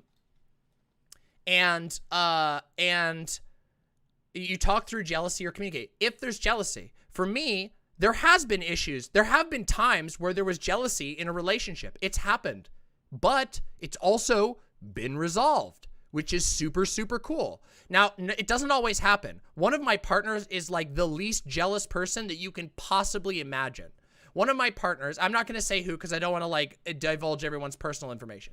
One of my partners is so not jealous that they are what I would describe as the most compersive person I've ever met. For those of you who don't know, the term compersive is a term that refers to loving somebody else because of how much somebody you love loves them. So for example, compersion would be like, what if your mom like loved her boyfriend and and you love your mom and you see that your mom's boyfriend makes your mom very happy, and you personally might not like love the shit out of the boyfriend, but you have compersion for the boyfriend because you realize how valuable that person is to your mom. Does that make sense? That's what's called compersion.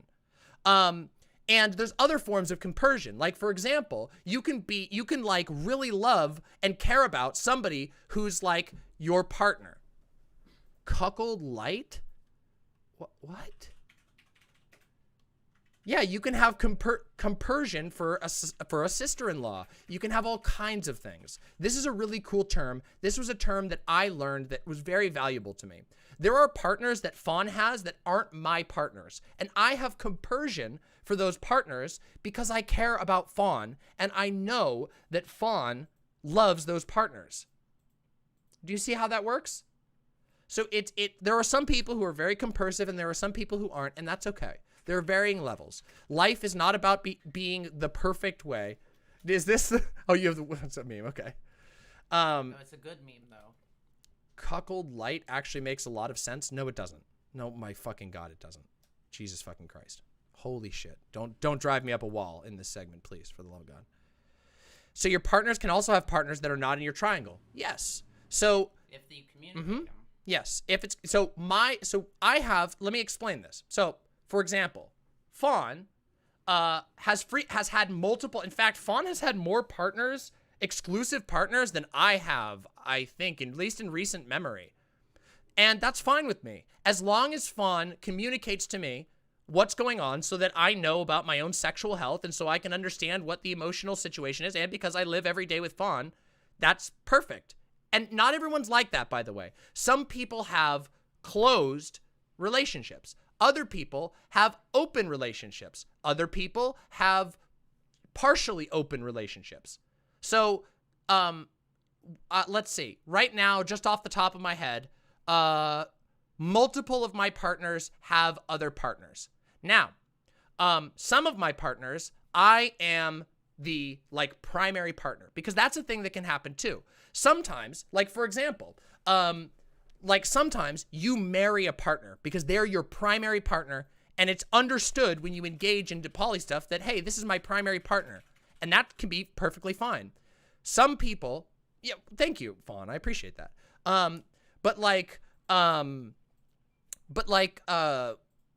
Yeah, so like some people will be like married in a relationship and they'll say, hey, you know, like this is my wife and this is my girlfriend or whatever. And there's a different relationship. Maybe you live with your wife, you spend every day with your life. Yeah, there's a whole dissertation. Exactly. People have talked about this. And so there's a lot of different ways that this can be done. I can actually, if you want, I can kind of sketch out my polycule. Yeah, let's do it. Let's, ooh. Well, that's fine, but I want to do it myself on my draw stream. I want to do it myself. So like, watch this. Here we go. So like, here's me. I'm going to draw the red circle is going to be me. Here's me. Okay. DM. And I'm not going to put any names on this, but I'll describe the structure. Yeah. Double paint stream. Okay. This is like, you guys are getting the best. I've put so much love and work into this stream for you all. Okay. Yeah. Here's the little horns. Grr. There's me. That's the Demon Mama circle. Okay. So I am connected to Faun, which we'll draw as a purple one. Here we go. And I am also connected to my other partner. And these two have a link as well. So this is my original triad here. See? Now, recently, I have added another person to my relationship, and I have one other who's a long-distance relationship. Okay? Well, yeah, it's magenta. Whatever. What the fuck ever. Whatever. Okay? Now, we both Faun and I, are in a relationship with my LDR. This is one of my long-distance partners. And Faun and my latest partner are also linked. Although I am Faun's primary, and I'm also this partner's primary, which is a nice position to be in for me because I'm that way. It doesn't surprise you at all as the Queen of Hell, right? So this might look complicated to you, but this works out really great. Now, I will also draw in lines of compersion. So for example, I have communicated, and my partners have communicated that there are lines of compersion here. So these little dotted lines are the lines of compersion that connect them. Should there be more than one primary? Yes. Because do you know who does not have a primary partner? Me. I don't have a primary partner. Other people have me as their primary partner, which is kind of cool. But I don't have anyone as my primary partner. And there's a reason for that. That's because that's not how I see things. I've never been able to do that. I love, like, the people that I love too much to put as the only one. Now, that doesn't mean that there's an unequal exchange or anything. Because I think if you asked Faun, like, not on the spot, obviously that would be kind of, well, Faun, okay, Faun's gonna, I didn't even ask Faun to come on. Faun, do you have a problem with two people having me as their primary, but me not having anyone as a primary? No, that's perfectly fine. That makes sense. So there you go. Yeah. So you can see that there's, you know, many ways to do things. And it's really all about establishing your boundaries, your relationships, communicating, and recognizing what your limits and stuff are. Oh, playing D&D with the polycule will be very fun, I can tell you that much. So, a lot of people don't know much about this, and that's fine. It's a big part of my life. But a lot of people think that polyamory is just when you fuck around. Now, for some people, that is a type of polyamory. For sure. But that's not the main type. For me, I am more or less, like, personally closed polyamory. I don't do casual sex. Like, that's not my thing. I don't do that. I just am not comfortable with it. I don't do it. I don't do casual sex. I don't think I can handle this with ADHD. Shoe on head, you'd be surprised. My ADHD is complemented by this. Like, quite literally. I don't know how to function any other way. And also Faun is ADHD as fuck. So yeah. I don't really do casual sex. I do lots. Oh, no. I mean, yeah, some people don't do sex at all. I do. I love sex. I'm very open about that. You all know this. If you've ever watched a single drop of my content, it's, yeah. So some people do casual sex, others don't. I don't. Do you want to know who does do casual sex? Faun. Faun does casual sex. I don't. But we have an understanding. Yes, it says sometimes. Oh, come on. Faun is downplaying now. It's really funny. Faun always downplays how much fucking pussy Faun gets. Me too, Vermin. I know that feeling very well.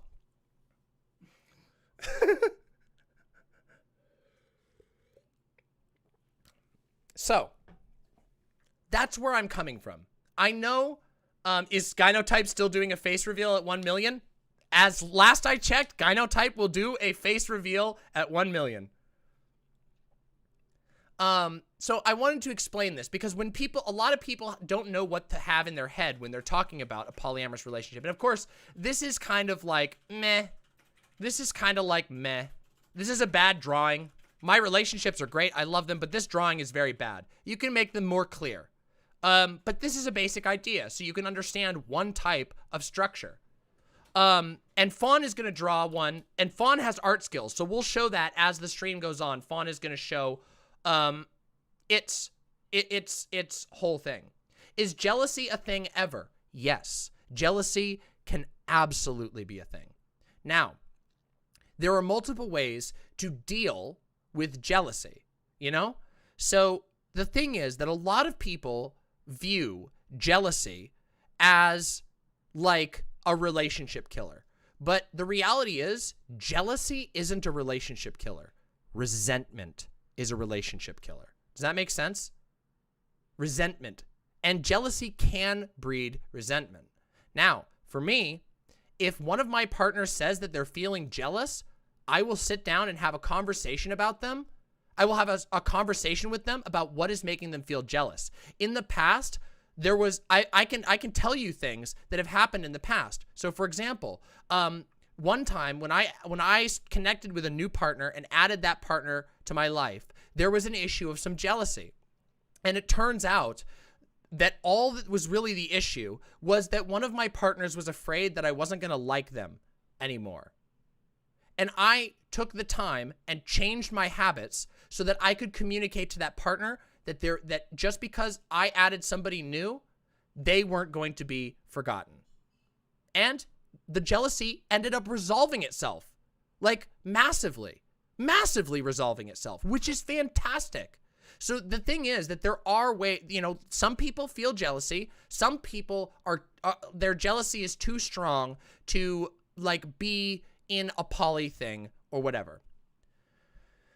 But also, there are some types of relationships that are very good for dealing with jealousy. So for example, let me show you one more little quick drawing, and I'll show you what I'm talking about here, and it'll make sense real quick.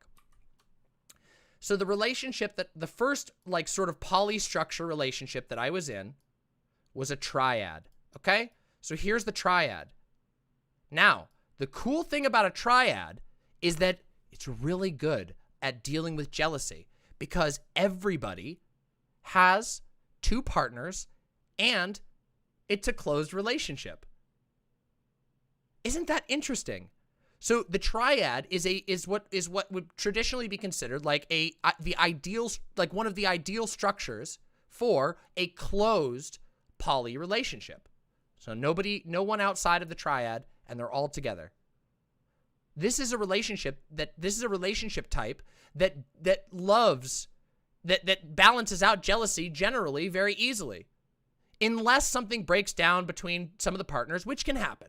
But we're not going to get into that right now. We'll talk about breakups and stuff like that maybe after, you know? Yeah. So a lot of people find that they are very comfortable in a triad type relationship. But of course, there are all kinds. There are all kinds of different poly relationships. I can't draw circles. I can't draw circles for beans. I'm very bad at drawing circles. Shut the fuck up. I am a streamer, not a drawer, okay? Fuck you. Fuck you. Breakups sound hard to resolve. Not always. Sometimes yes, but not always. So, let's talk about a hypothetical. Let's imagine, actually, here's the thing. The reality is that sometimes, okay, I'm tripping over my words here. Give me a second. So, all breakups can be hard to resolve. As you know, it doesn't matter if you're mono or if you're poly, splitting off with anybody can be a very painful process. And there are ways to make it less painful, and there are ways that it can be more painful. And the reality is that no breakup is easy. True, I did make Pompo. That's true, GayFesh. I did make Pompo. I did. I drew Pompo myself live on stream. Yes, true.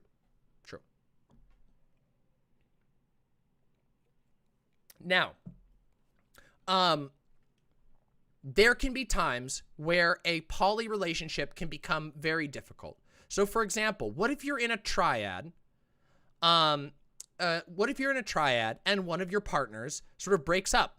Just 2 of your partners break up, but it's not you. Now you have 2 partners, and your other 2 partners aren't in a relationship anymore. Now, sometimes that could be a bad thing. Like if you hate living with each other, that could be a bad thing. But a lot of the time, you have talked about something like this in the past. For example, my relationships with both Faun and Gynotype, we have pre-established that no one ever gets kicked out unless there's literally a situation of violence. You know what I mean?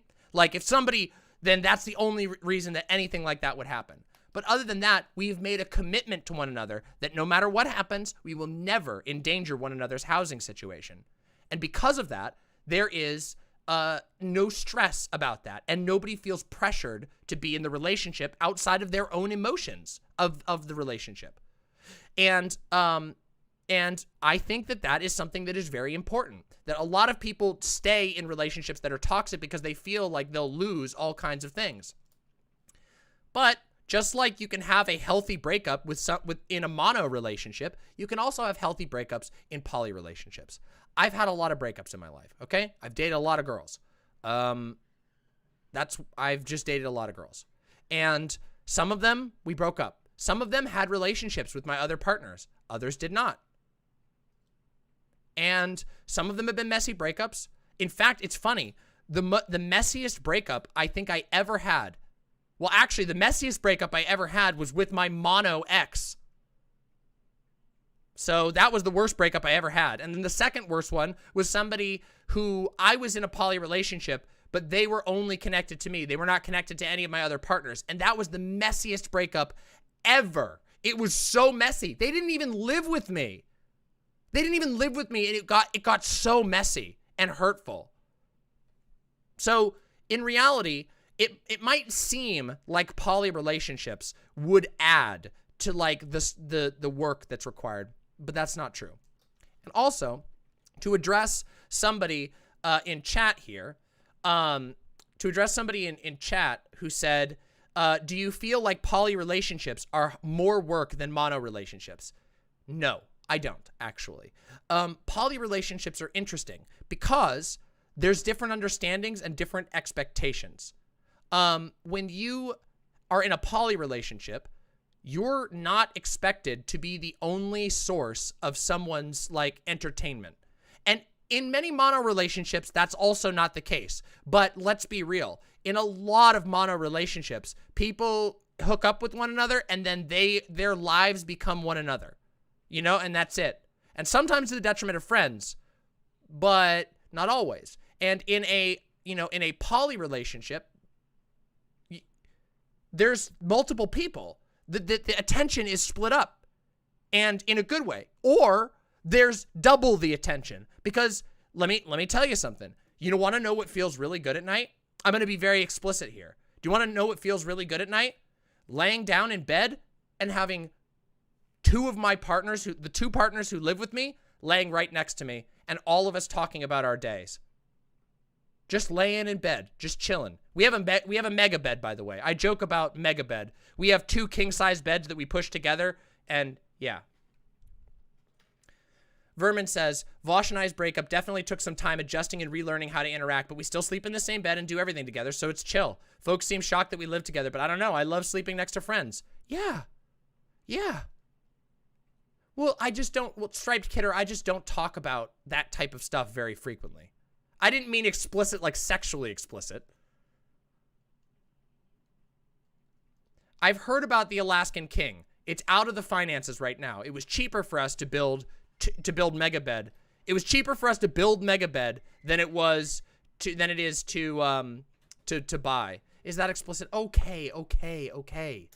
I meant emotionally vulnerable, okay? I said explicit because it made me seem like a badass, but I really meant emotionally vulnerable, okay? Emotionally, okay? Are you happy now, chat? Are you happy?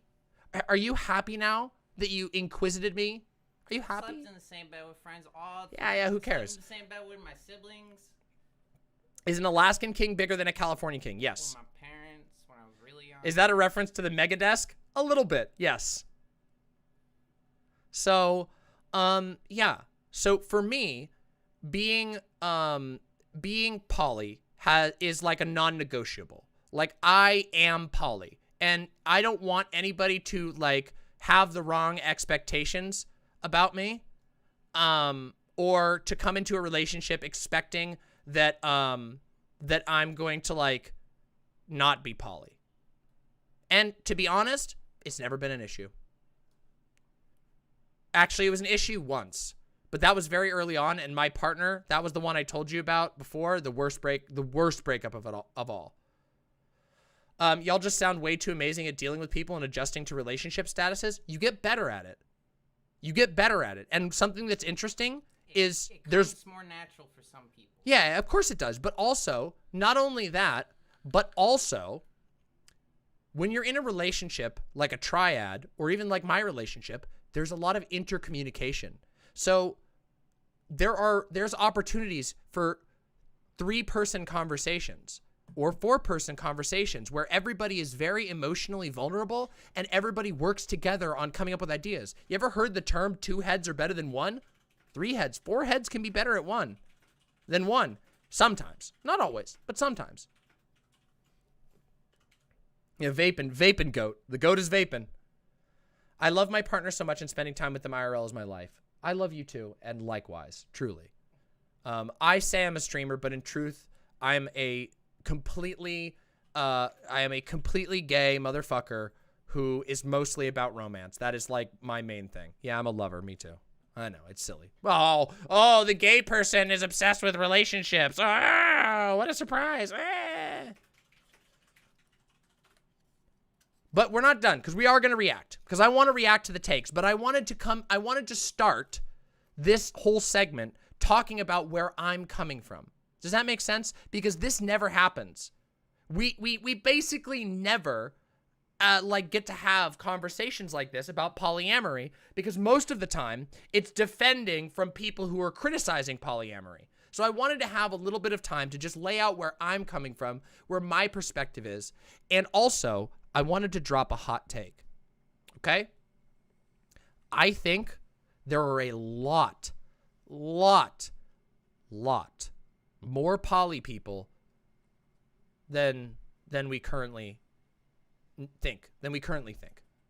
Because I have met so many people whose only reason for not being polyamorous is because they're basically worried about the social pressure. Do you know that I had a reaction from family members that was, some of my family members reacted worse to me being poly than they did to me being gay or trans. Which is fucking weird. Like, what the fuck? I did not expect that. I never expected that. And also, Faun, your mom is poly. Yeah. So Faun's mom is openly poly. Based, by the way. Faun's mom is based. Faun's mom is openly poly. And Faun's mom has talked about this. How she's gotten more shit for being poly than she has for being bisexual. Which is what the fuck? You would never expect that. But people are weird about shit.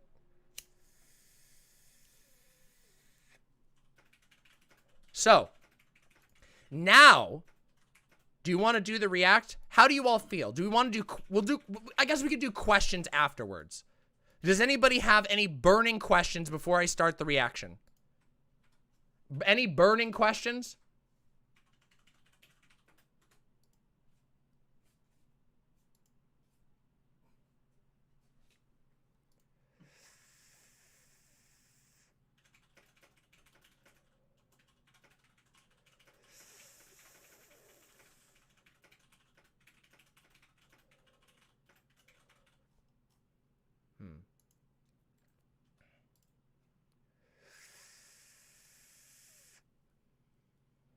All right.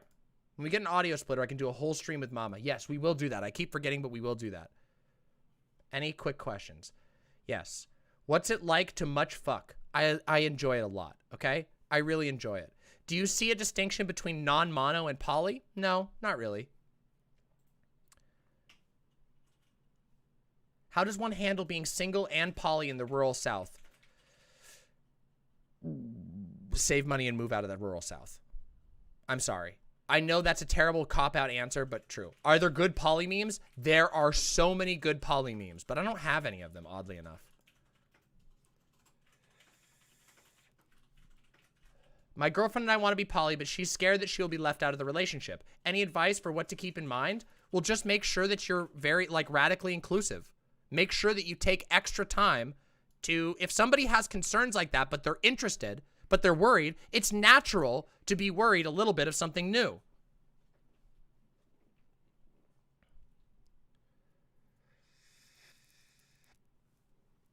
All right. What the? Hey, where'd my ashtray go? Here it goes. Here's my little Pompo ashtray.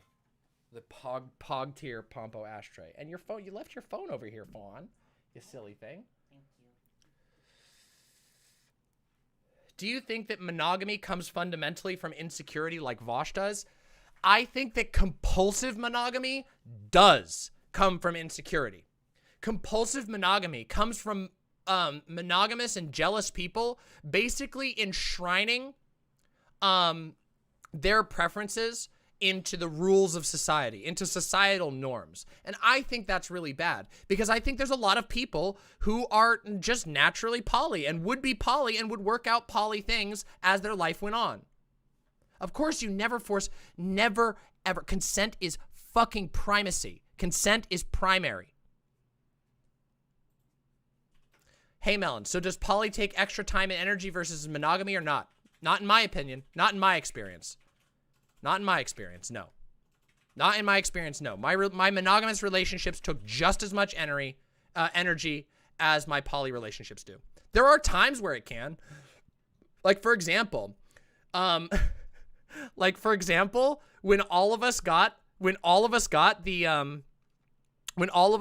fucking COVID shot, when all of us got the fucking COVID shot on the same day, and all three of us were out of commission, we literally just ordered a giant, $100 order of pizza, and we're just like, ah. So that took more work because there were 3 of us sick instead of 1 or 2 of us. But honestly, nah. Vaush is aromantic as fuck. He sees sex as no different than watching TV and does not get sexually or romantically jealous. He simply does not see sex as anything more than any other thing than another thing to do with somebody.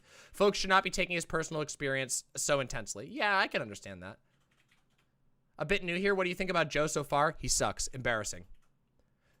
Did monogamy start with going steady in the 50s, which was modeled after the institution of marriage? No, it didn't start. It's been around for a while. Okay, everybody. All right. Let's react, okay? I want to hear what the monogamy takes are, okay? So, perhaps we should begin right here. Good one. Good one, not Jotar. Good job. Nice one. Here we go. Let's listen in, everybody. Let's wait. I gotta put the text up. Hold on.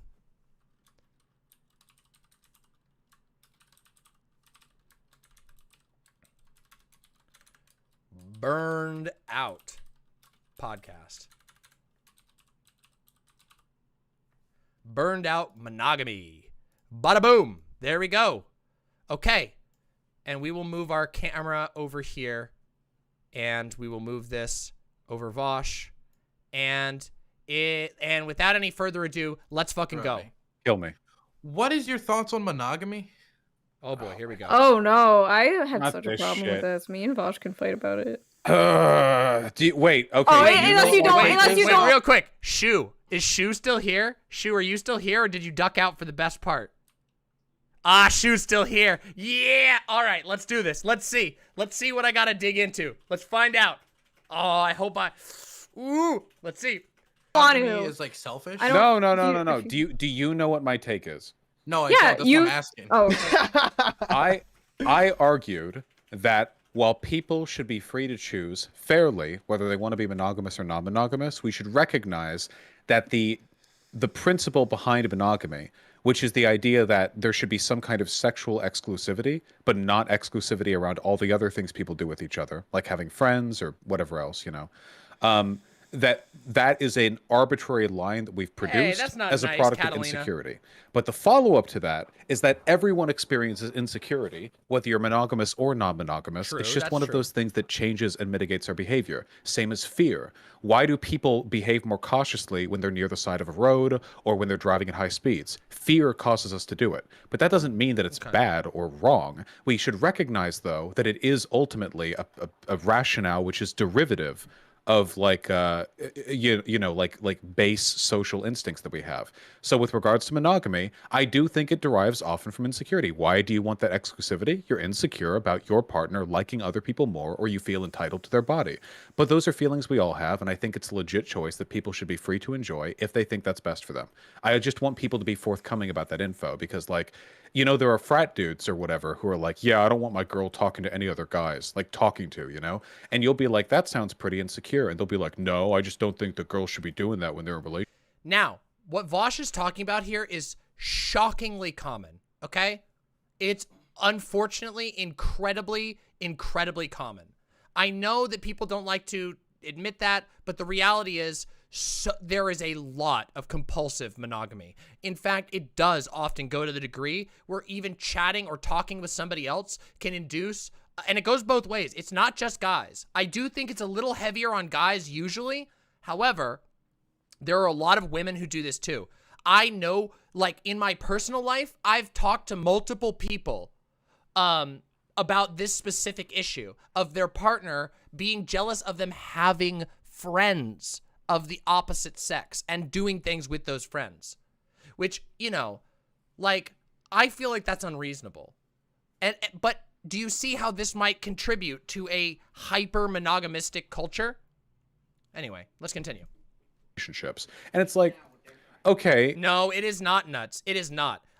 This is not mostly a cis women thing.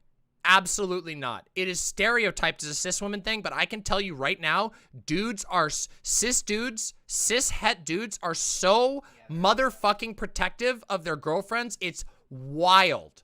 It's wild. Anyway, let's continue. you have to know that's a decision born in insecurity, right? Not as like more insecurity than the standard monogamy, but like fundamentally it comes from the same basic feelings. That frat dude is feeling the same thing that monogamous people feel when they think about their partners sleeping with other people. I mean, the thing is with sex, right, is I found that I was in a committed relationship for like 3 years, and then we broke up, right? And so after that, I do the thing which most people my age would do, and I start sleeping around, and it was like nice sexually, but afterwards it would not feel too good. It wasn't nice to have sex with somebody and then they just stand up and then they just leave your apartment and you don't. Okay, so Dylan is talking about a very personalized experience here, which that's fine. I understand that he wants to talk, he's got his own experience, but keep in mind that's a personalized experience. I have had incredibly satisfying in the past. Like I don't think have I ever done a one-night stand? No, I've never done a one-night stand. I've done like a 2 or 3 night stand. Is that a thing?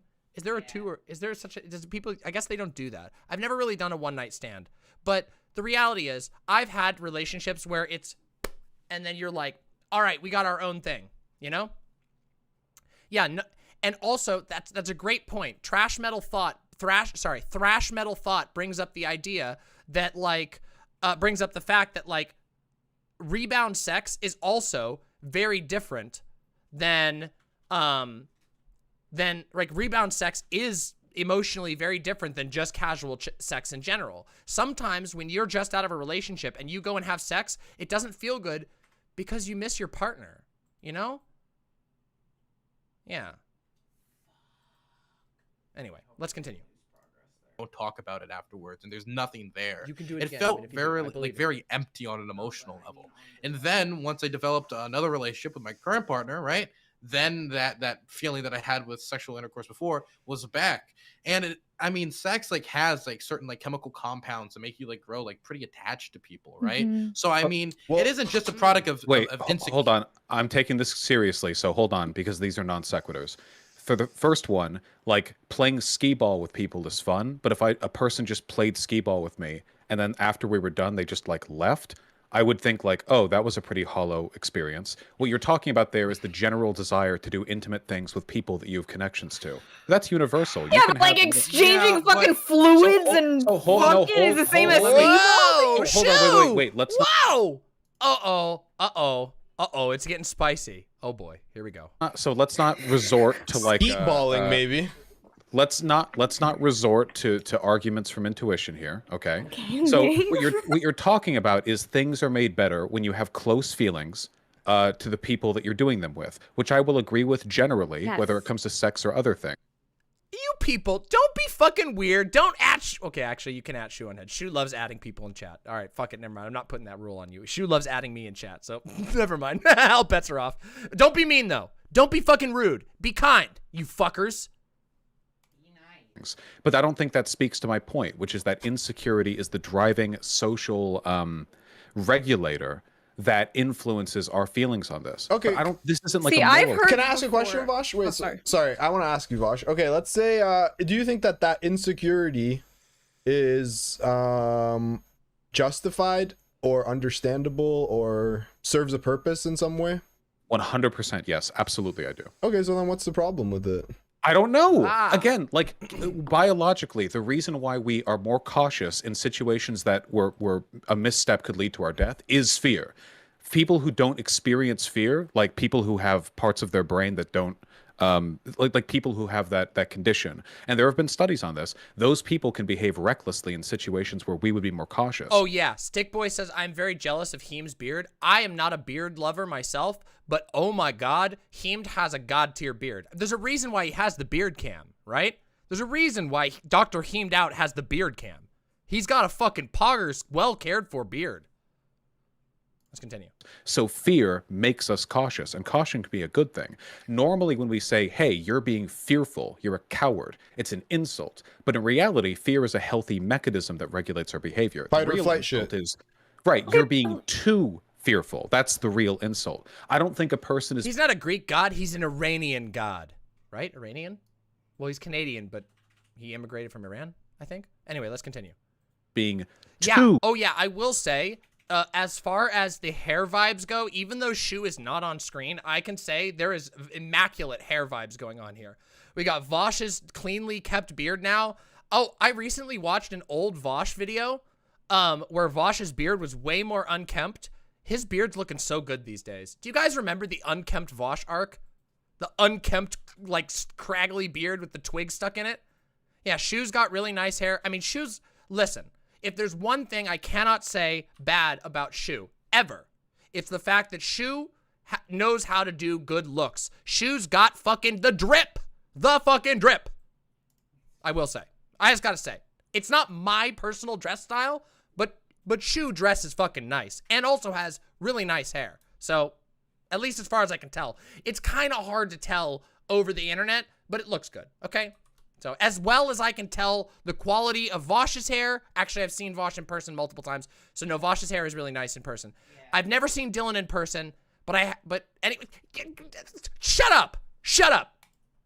Insecure if they're monogamous, but I still think it's rooted in insecurity, which is something we should be aware of because it can make us more introspective. Well, like some people think that like what is it, polyamory or whatever, or what is it, like, you know? Yeah, I think so. What's the opposite of whatever? I think so. Some people think that is insecurity. I've heard before. It's like, why get attached to someone if they're just gonna leave? Like, but that's not poly. Why even bother? I think, just like, don't even. Wait, but that's not poly. Poly is not like I've been with. Okay, hold on. Let me see. I've been with one of my partners for 6 years. I've been with one of my partners for 4 years. I've been with another one of my partners for 2 years. And I've been with another partner for 6 months now. That's not just gonna leave. And I've been in some long yeah. So the idea that like they go away is not true. Some poly people stay together their entire lives. So just a little bit of a rebuttal here. Let's continue. Try like that's a sort of fear too. I think the thing is you can't generalize, right? Like there's definitely people who are they don't have any insecurity. They're just they just know that they can get it when they want and they want to have fun and shit. Like they might be, you know, have status or whatever the case may be. And then there's other people who are insecure, and whether they're monogamous or polygamous, that either way, that insecurity is. Did you hear that high-pitched whistle? That's so weird. People were talking about it last night. I couldn't hear it last night, but now I can. Somebody sent me a clip of this last night and I couldn't hear it, but now I can. Ooh. Anyway. The driving factor behind it. But personally, I think that like a lot of monogamy comes down to like appreciating the, you know, the project that you've built together, the respect for the memory. So is polyamory. I promise you, if any one of my partners broke up with me tomorrow, I would be devastated. Just so you know. Like if any one of my poly partners broke up with me tomorrow, I would be fucking devastated. I die when I have relationships break down. So the idea that there's not this idea of building something, in fact, this is one of those areas where on one hand, people will say, well, what about breakups? And then on the other hand, you have people say, well, you know, you can't build anything, but that's not true though. The reality is that you build a lot of memories together. You know, two of my partners and I, many years ago, when I first got together with Faun, we went to an eclipse. We saw a full solar eclipse. And the full solar eclipse is one of the best memories that all three of us have together. We have so many memories where all three of us were together. We have pictures of us doing praise the sun and the make contact gestures during a full solar eclipse. But anyway, let's continue. From Dark Souls and Bloodborne. Yeah, the ones from Dark Souls and Bloodborne. You know, praise the sun and make contact. Anyway, it was an amazing experience, by the way. So I'm telling you can see me fucking emoting right now, just trying to tell it. Yeah, the 2017 eclipse. We drove. But let me tell the story real quick. Sorry, I don't want to get distracted and do an ADHD moment, but we drove like 4 hours to the middle of the woods to this national park where there were a bunch of hippies with fucking tents, and we hung out with the hippies and we took pictures together and we did this whole road trip, and I had to do, I was working as a writer at the time. This was long before I was even thinking about streamers. But like about streaming, but I had to write in the trip. So when one of my partners was driving, I was like desperately trying to write these shitty articles for my crappy writing job at the time on the road using phone Wi-Fi. Oh, it was terrible. And when we got into the middle of the mountains, I just couldn't do my work anymore. Anyway. Shut up. Vermin, I don't like that monog people sometimes treat poly people like unfeeling sex fiends, and that poly people treat monogs like insecure Neanderthals. Like, please shut the fuck up and just do what works best for you and your desired partners. I agree. Monogamous people have good reasons for being monogamous, and poly people have good reasons for being poly. And you should try to figure out why each person. This is why you'll notice something that I bring up a lot in my content frequently, is that I think there's a lot of value in a plurality of perspectives. Nah, it's not the only take, because there's more we got to talk about. But yeah. Anyway, let's continue. Or the, Yeah, I agree with you, all of the groundwork that you put to build that is kind of like, that to me is the driving factor, not like the insecurity of like, it's like I'm having gonna be alone. It's like having a best friend that you just hang out and you do everything together and you like grow together and like stuff like that, and you're like romantic. That's another thing, like the romance about it, and like the romantic and chemistry stuff like that. Like, well, keep in mind you can build. I just got a tip on Twitch. Thank you very, very much for the $5 tip. Thank you so much, Catalina Gearbox. Thank you very, very much for that. I appreciate that. Let's take a look. Okay, thank you very, very much for that. I appreciate that a lot. Seriously. Remember, like the stream, subscribe to my channel, and when the Discord is back open, because we're getting raided right now, when the Discord is back, join the Discord. Anyway, let's continue. Polyamory together, right? You can have a lifelong partner that is non-monogamous. What you're talking about isn't having a lifelong partner. What you're talking about is limiting the sexual behavior of your partner and expecting them to limit it from you. So again, I think the desire to like have friendships or partnerships that grow throughout your whole life is universal. Well, I guess not for aromantic people maybe, but is generally universal. What we're talking about, and by the way, Shoe, I agree. I think that fear of commitment is also a type of insecurity or a fear that can often be an informative factor in why people like me choose not to be monogamous. I can tell you. Okay, so real quick, let me touch on this real quick. I want to touch on this particular. Oh, thank you. Hope to see you again soon. Simone says, "Have a great night." Now, real quick, let me just talk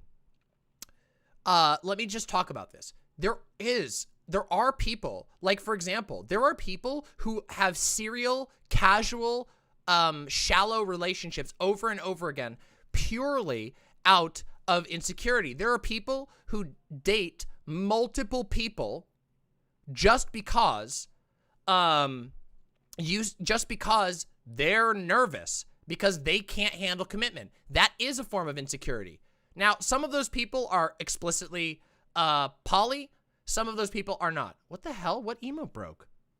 What emote is broken? What the hell emote is that? What emote is that? I can't even see what emote that is. Won't even let me. Can you see what emote it is that's broken there? Can anybody tell me what emote that is? What the fuck? Oh, it's Mama Huh? Mama Huh is busted. Okay, I gotta fix Mama Huh. Anyway, let's continue. So yeah, there are absolutely insecure poly people. Oh, that's another thing I wanted to say. Remember, in all of this, people are people. So there are polyamorous cheaters, there are polyamorous insecure people, there are abusive polyamorous people. All kinds of polyamorous and monogamous people exist. People are people no matter what. Just remember that. It's been broken for a while. I'll try and fix it. I'm sorry, I didn't notice that. Anyway, let's continue. You from personal experience that fear of commitment is absolutely a decision or a factor that goes into decision making. So, can I ask you a question, Vaush? Yes. Like, so let's say that you're in a monogamous relationship with somebody, and somebody else walks up to them and they say something like, "I love you," about another person, right? And it's clear that that is an indication of some romantic love. Obviously, that can hurt people for a variety of reasons. They feel that's like, number one, this is a relation. This I feel Just some random person. Yeah, no, anyone. It could be Okay. literally. It could be somebody, the close friend or something. Okay. See you There's later, a certain amount Okenosale. of reaction Okenosale. people are going to have to that indication of some romantic interest, right? Wait, so I have a monogamous partner, Uh-huh. and somebody goes up to them and tells my partner that they love my partner. Oh, cool. Okay, we'll look yes, at that now in a this is minute. different for everybody. But do you believe that this isn't like just like playing skee ball with friends? This has a very specific romantic implications, right? So this has very specific implications for romance and like feelings for one another. Do you think that if someone was to come up and say like, hey, that's something that I believe that only us should share, that type of love and stuff, not we don't like share that with other people, that's rooted in insecurity, even though I think a lot of this is just like basic like human emotions of the people being attached to one another in this way where they want to have that like single. See, I find this a little strange because remember, this is somebody external to the relationship confessing love to someone in the relationship. No, it's okay. I'll get better at it, El Kenosale. I'm sorry I say that wrong. Don't worry. I like your name as it is. But real quick, some people would feel very defensive about that. But in reality, why? Why would you feel threatened just because one person confessed their love to somebody else? I think that we should be open to communicating those things so they don't bottle up. Now, obviously, there are inappropriate times and all of that. I just think that that what Dylan is outlining here is a little bit preposterous because people have feelings. If somebody loves someone and maybe they don't even know if they're in a relationship, maybe they do know they're in a relationship, maybe they just want to get it off their chest and they're not expecting anything in return. They just want to tell their emotions. And I know that some people might feel threatened by that, but that is ultimately insecurity if you feel very threatened by that. Doe says, people get feelings for mono people all the time. It doesn't matter. So what? They said it. Move on. Exactly. That's how I look at it. You know, somebody's just expressing their feelings, there's no expectations or anything like that. I feel that you should not be threatened by something like that. And sometimes feeling threatened can be more damaging than anything else. Yeah, sorry, bro, but I love you. I can't stop thinking about you, bro. There's a lot of different ways you could set this up. I feel like this is a bit of a weird framing, personally, from Dylan. Doe Pets. Doe Pets. Good to see you, Doe. Always wonderful to see you. Let's continue. Love? So are you you're distinguishing between sexual monogamy and romantic monogamy, correct? I'm gonna make the connection. Because those are definitely two very different things. I'm not polyamorous. I'm not sexually non-monogamous. Mm-hmm. So I have a question. So do you think? Wait, I didn't. Oh, sorry. Yeah, Go ahead. you never My answered bad. my Sorry. question. Go ahead. Well, I was gonna flight it into like sex for different people means different things. For some people, Of course it does. I Yes, guess, exactly. even though I don't know for sure. There are people who for sex, like it doesn't mean that much, right? But for other people, So from Twitch chat, Quartz Leo says, if somebody reached out to my significant other and said they love my partner, I would feel insecure and start wondering if I'm good enough. But that is insecurity. Yeah, it is. You're not bad for feeling that way, but you should meet those emotions where they are and understand them, where they're at. Does that make sense? Because like I can understand why somebody would feel insecure, but it is insecurity. It comes from your own lack of confidence in your own relationship, which can be a natural feeling, but there's also healthy ways to process that. There's healthier ways to process that than others. But I do agree that I think that specifically does come from insecurity in a non-morally judgmental way. Let's continue. I would say for most people, thank you, right? buddy. For most people, sex doesn't mean that. No, sorry, opposite what you're about to say. For most people, for most people, sex actually like can build you a bond with people. I haven't once. I've been with people where it was just like a casual sex relationship, and through that, I actually got more and more emotionally attached to them. And that's just like basic like chemicals and like chemical compounds like reacting in your body. This is another area where I disagree with Dylan because I don't think that's true. I don't think that it's actually, I don't think it's really true that more people view sex as like a uniquely emotional act. And this is especially true if you look at, are you ready? If you look at the way that in everything from romantic comedies to mass media to television shows, there is a rule. Have you ever heard of this like terribly sexist statement that like a key that opens, you want a key that opens every lock, but you don't want a lock that's opened by every key? Have you ever heard of that bullshit? That's like really sexist. But the fact that that is a well-known saying, that is an adage that people, that like boomers especially say, the fact that that is something that exists proves that there is a double standard. I've heard that saying from basically every relative at some point. And I think that's very silly and gross, personally.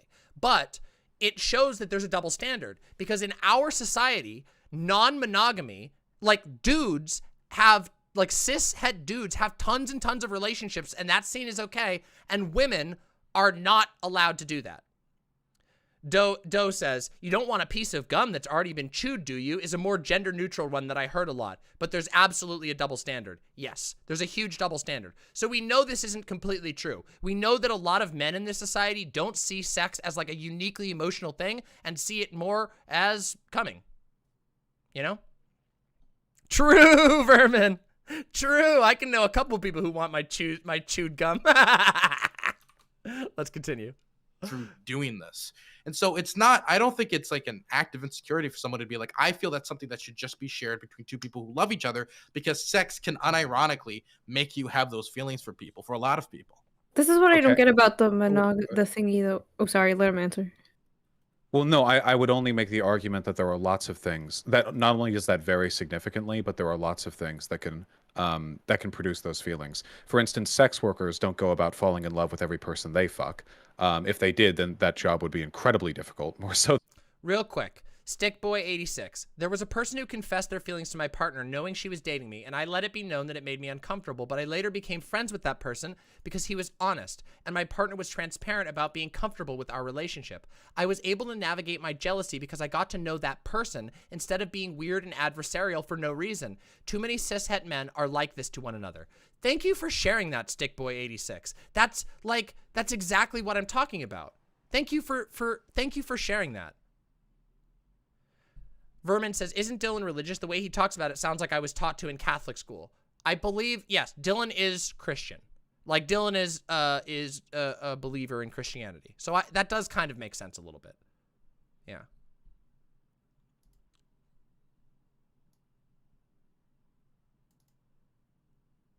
Star Arena. In high school, my teachers brought a group of people to teach us about sex ed. Guys were told to wear a condom. Girls were told that every time a man has sex with them, it's like having sex with whoever has been in them before. Isn't that weird? I also remember that being said, not by my sex ed teachers, but at my church. At the church that I grew up in, that was said frequently. I think that's pretty fucked. But anyway, let's continue. Thanks for sharing that. Than it probably already is. And additionally, there are like spending time with people, like long periods of time with people. Going to a concert with a person can be an incredibly formative bonding experience. That's true. I'm not saying that Vaush sex is isn't unique in its ability to make people feel close to one another. I'm only saying that ultimately the line we draw for what's acceptable is arbitrary. Fair. So for me, sex would be like a fairly intimate thing. But like the highest thing would be like other romantic partners, right? So I'm comfortable having a partner who only wants one romantic partner, and I only want one romantic partner myself. And to an extent, I do think that's born of insecurity, because I think everyone feels this way a little bit about friends. Everyone wants a best friend to whom they are the best friend, right? Like you And want stability. your best friend. Right. You want your best friend to think of you as their best friend. You don't want to have a best friend who might be like, oh, well, you're like my third best friend, but I've got these two friends and they're my best friends or whatever. So stuff like this, I think, these are legitimate reasons to feel one way or the other. But ultimately, what I'm talking about is insecurity on my part. Well, I'm glad that Vaush owns up to that, because I don't know that that's 100% true. I think the reason why that's the case is simply because, like, people want to feel special. But there are different ways to communicate that. Like, guys, haven't you ever watched an anime with, like, the message of, like, power of friendship?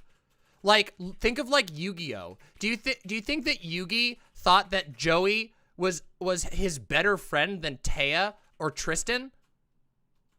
Or do you think they all thought of each other as their group of friends that they all valued equally? I don't really know how true it is that everybody wants to be the best friend and the only best friend. I certainly don't really care. I mean, I have a best friend that I consider, but my best friends are usually the people that I consider most close to me. Now, some of this might just be a matter of us not having language. You know, I have a term that I use that like refers to my most important people. It's not best friend or anything like that. So, I don't know. I just don't want to be not valued as a friend. Of course. Of course. Anyway, let's continue. I just wanted to note on that. This is interesting so far. This is very interesting to hear the different perspectives. I feel like some of this is like a little bit painfully like serially monogamous, but we'll get there. We'll see where it goes. I don't think it's bad or wrong. I just think that's kind of where the feelings come from, you know? About like having like a family and like kids, where does that come in? How do you can do that non-monogamous? You don't have to stop. totally. Like there are plenty. Do you think of it would be single parents. confusing for the children? You can just go do Tinder hookups like out of the house. Oh, okay, I see. I'm not talking about polyamory. I mean, just mean non-monogamy. Yeah, I got you. Yeah. Now I can talk about polyamory here. See, I can talk about polyamory, and God fucking damn, I believe that polyamory is a great way to be a parent. A really great way to be a fucking parent, because there's more parental figures in the house. It would be just like having an extended family. I have 2 dads and 3 moms, so what? Exactly, it takes a village. Yeah, children through all of history grew up in mixed families like that. It's perfectly fine. Children, okay guys, something you should know about kids is that kids are really open to learning what the world is like. Kids don't know what the world is like. It's like booting up a new video game and trying to figure out what the fuck is going on. If you are born into a family where there's 3 dads and 2 moms, you're just gonna be like, okay, yeah, that sounds great. And as long as those parents do a good job taking care of you, that's what matters. What matters is whether they're able to care for the child and the child gets the attention they need. And trust me, I think we all know, living in America, where the divorce rate is like 50%, I think we all know that there are plenty of unhealthy monogamous parent relationships, right? Tons. I had one. I'm sure a lot of you did too. I'm sure there are tons of you out there whose parents had a very toxic monogamous upbringing, and maybe you didn't even have one parent in the home. So I think this is a bit of a red herring. And I also think, no wait, that's not what I meant to, hold on. Yes, it's a bit of a red herring. I don't think that this really matters to anybody, because nobody here is talking about the divorce rate for mono people here. Why are we only talking about whether or not it would be weird to be in a poly relationship?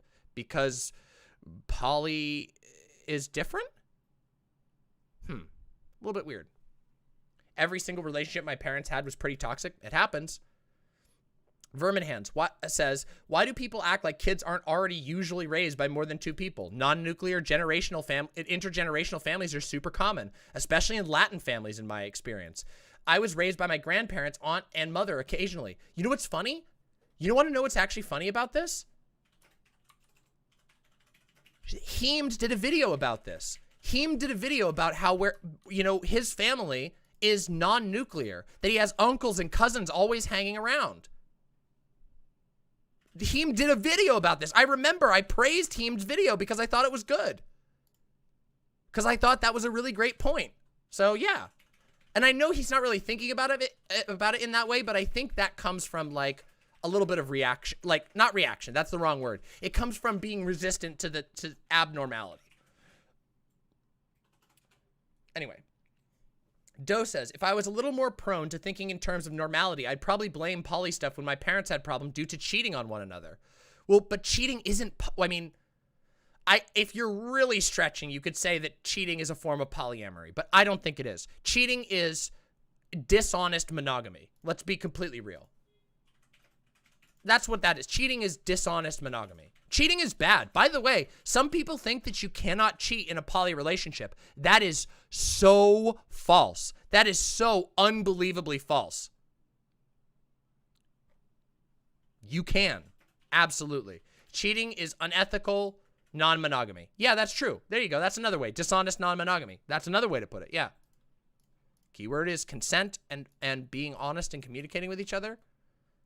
Doe says, I don't think it's either. I don't think it is either, but that's the framing that these people are kind of taking. The uncomfortable jealousy of cheating and stuff like that is reformatted into multiple partners. I agree with you, actually. Plus, poly people take the safe sex thing very seriously, right? Well, not all poly people, but yes, I do. We do, for sure. For sure. Absolutely. Anyway, let's continue. Yeah. Like you're romantically only with one person, but triads. you sleep around. You both decide it's okay to sleep around. Yeah. Yeah. But again, like my frustration here wasn't like because I'm trying to. What happened anyways? Where did this come from? Can you tell me the origin? Like what happened? You were venting or something? Well, I was talking with chat while playing Diablo like a week ago or something, and people got mad at me. But the reason why the conversation denigrated, like the reason why it got worse, at least Don't in listen my to him, opinion, chat. I love you. Fuck chat. In my opinion, is because it frustrates me that like Shoe appealing to the chat. Dishonest debate tactics appealing to chat. I just swallowed my own spit. Lamau. I think a lot of people are very unintrospective about where some of their feelings come from. So intuitive Vaush is rejection right on of that some point, for abstract sure. social principles can be traced to a lot of reactionary thinking. For example, the idea that people are best with their kind, races should be kept within a race. These are things people have very strong intuitive feelings on. You can go ask your average racist boomer or whatever. They're not going to have some eloquent answer for you on skull shapes. They'll just say It'll that fall apart quick. Well, they won't even debate it. It's just like, well, that's just how it is, you know? Quick question. Do you believe monogamy is harmful, though? Like, in any way?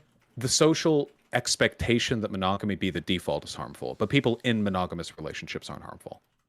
Like heterosexuality. Okay, hang on. Let me ask you a question. Heterosexuality is not harmful, but the expectation that you have to be heterosexual or you're weird, that's harmful. Can I ask you a question? Let me just... Wait, sorry, I have to ask. Okay. I have to. I'm sorry. Do you think... Sorry, Dylan. Co-host of the show. I'm from the Washington Post, Mr. Vaush, and I wanted to ask you, do you think that like part of this societal expectation comes from the fact that maybe the vast majority, I would say probably 90% plus of people link that romance and sex so closely that they're unable to like separate them, and so therefore this is just how the society has naturally, you know, progressed to this level? But isn't that the same? I'm really interested to see how Vaush responds to this, because this is an appeal to basically genetics and normalcy. It's an appeal to normalcy. It's an appeal to nature. We, like, first of all, we don't even have those stats. And secondly, we exist in a society where monogamy is absolutely, I mean, polygamy is illegal in America, guys. Polygamy is literally illegal in America. Doe says, society has naturally progressed. Yes, let's ignore all of the constant advertising and marketing around love. Good point. We haven't even touched on that yet. We haven't even touched in how compulsive monogamy unfolds. That's a very good point. Wait, polyamory is not illegal. Polygamy is illegal in the United States. You are not legally allowed. You can be fined or put in prison for marrying more than one person in the United States. Literally. Yes. Isn't that wild?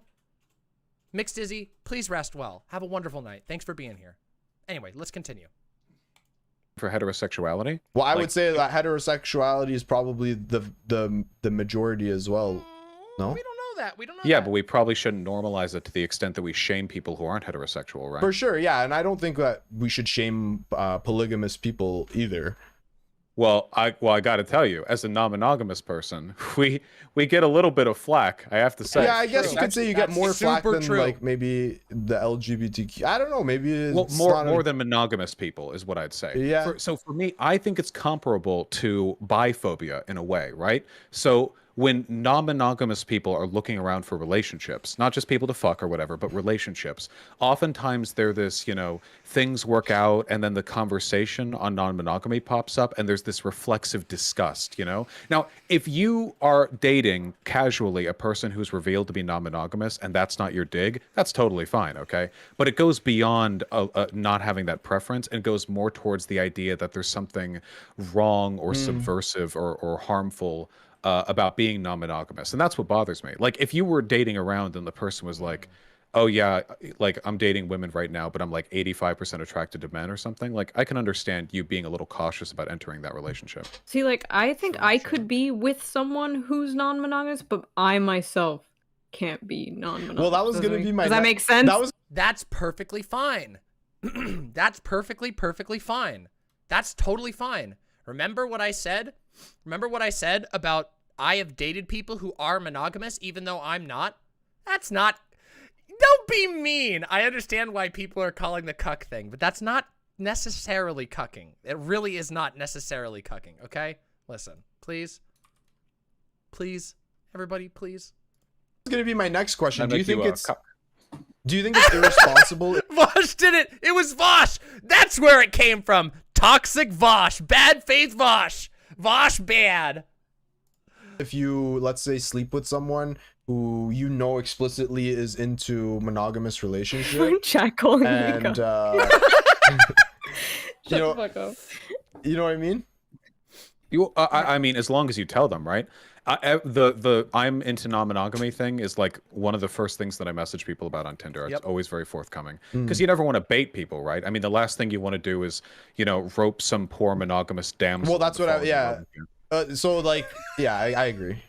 Here's a question though. So, will you acknowledge though that like sex though is like unique in comparison to like going for a jog with somebody, doing something else, due to the fact that there is like distinct like dopamine centers that you're hitting at that makes you feel feelings for people. There's like a difference between like well it does though. Those things can make you attached to people. Like it's a lot more likely that I feel attached to somebody romantically by having sex with them than for me playing skee ball or like watching a movie. Yeah, I know, dopamine. And those feelings can be like hurt in different ways. That is unique in comparison to like I skee balled with somebody else. Yeah. Nothing gives you oxytocin and dopamine. Guys, you want to know a secret? You ready to know a secret? You want to know a super secret? Are you ready, everybody? I'm about to tell you a secret. Prepare yourselves. Prepare your minds. Prepare your minds. Did you know that if you play with somebody's nipples, it releases, like mathematically in most people's bodies, a fuckload of oxytocin? Oxytocin being the bonding chemical, the chemical that most makes you bond with somebody.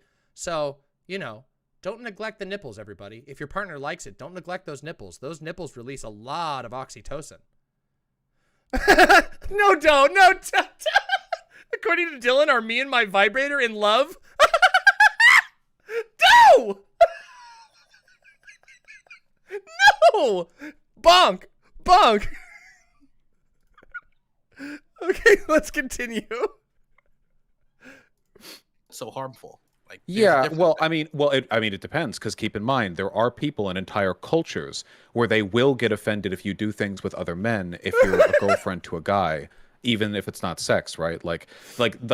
For instance, like there have been entire centuries in cultures where it was considered scandalous for Doe's vibrator. I'm the partner now. A woman to like hang out with a guy who wasn't her husband. Cultures, yes, but I'm talking about like basic like what your body does in reactions to two types of different events. Well, like, it's that's true that a little different than the distinctive cultures, right? Right. Of course, sex does have distinct biochemical reactors associated with it, but our experiences are always. Listen, I have a few toys that I would consider myself in love with. I have a few toys that I would consider myself in love with. Some of them may be present, others may not. Let's continue. Informed culturally. When it comes to the biochemical stuff, like, I mean, I've read the science on it. I have to agree, of course. Sex is unique in its ability to make the love hormone produce or whatever. But That's not true. That's not true. Do you want to know? Do you want to know? Do you want to know why people get addicted to heroin? This is really interesting. Do you want to know why people get addicted to heroin? Because painkillers act on the receptors that the love hormone also bonds to. The reason why painkillers give you the warm, comfortable blanket safety feeling is not because of dopamine. It's because of oxytocin. Is one of my toys in chat right now? I believe there's more than one. But let's continue. I know that anecdotally, because culture has a big influence and so does context, that can really, really vary. Like, I know for a fact I've had sex with people who I did not have particularly fond, like, romantic feelings towards.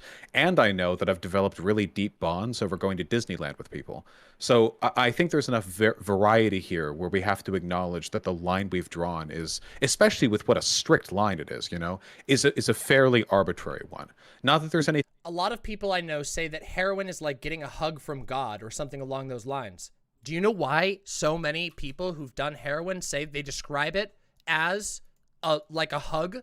Because it literally bonds to the same receptors. The exact same receptors. Self-loathing egomaniac says, my friends who are former heroin addicts have described heroin euphoria as an orgasm in your stomach, so you're not wrong. I know I'm not wrong. It's weird. Certain issues I actually know a lot about, as it turns out. I actually do know a lot about certain things. Yeah. Anyway, let's continue. Yeah, hugs can do that. Hugs do release oxytocin. So I don't agree with either Dylan or Vaush here. It is not true that sex is uniquely good at releasing that hormone. In fact, that's not even like remotely scientifically accurate. Do you want to know? You want to know one of the most powerful experiences of oxytocin release that any human ever experiences? Holding a baby. Did you know that? Literally, biologically, most humans have a massive surge of oxytocin when they hold a baby. Like, this has been studied. You can go look this up. Babies make us feel love emotion, the love chemical, oxytocin. Oh, I know you weren't. I know you weren't. I imagine it probably would, 74Quinn74. Yeah, I don't know. That's a little complicated, but I imagine it would still apply. You would probably just need to hope for nerve healing. Oxytocin is also released by brushing the skin at about 3 to 5 centimeters per second. It is the most efficient. 3 to 5 centimeters per second? Wait. Oh, scritches. Oh, I see what you're saying. Scritches. Scritches are good, indeed. Let's continue. Anything wrong with being on that line, only that we should recognize, like, yeah, okay, well, you know, there's probably some cultural bias influencing it.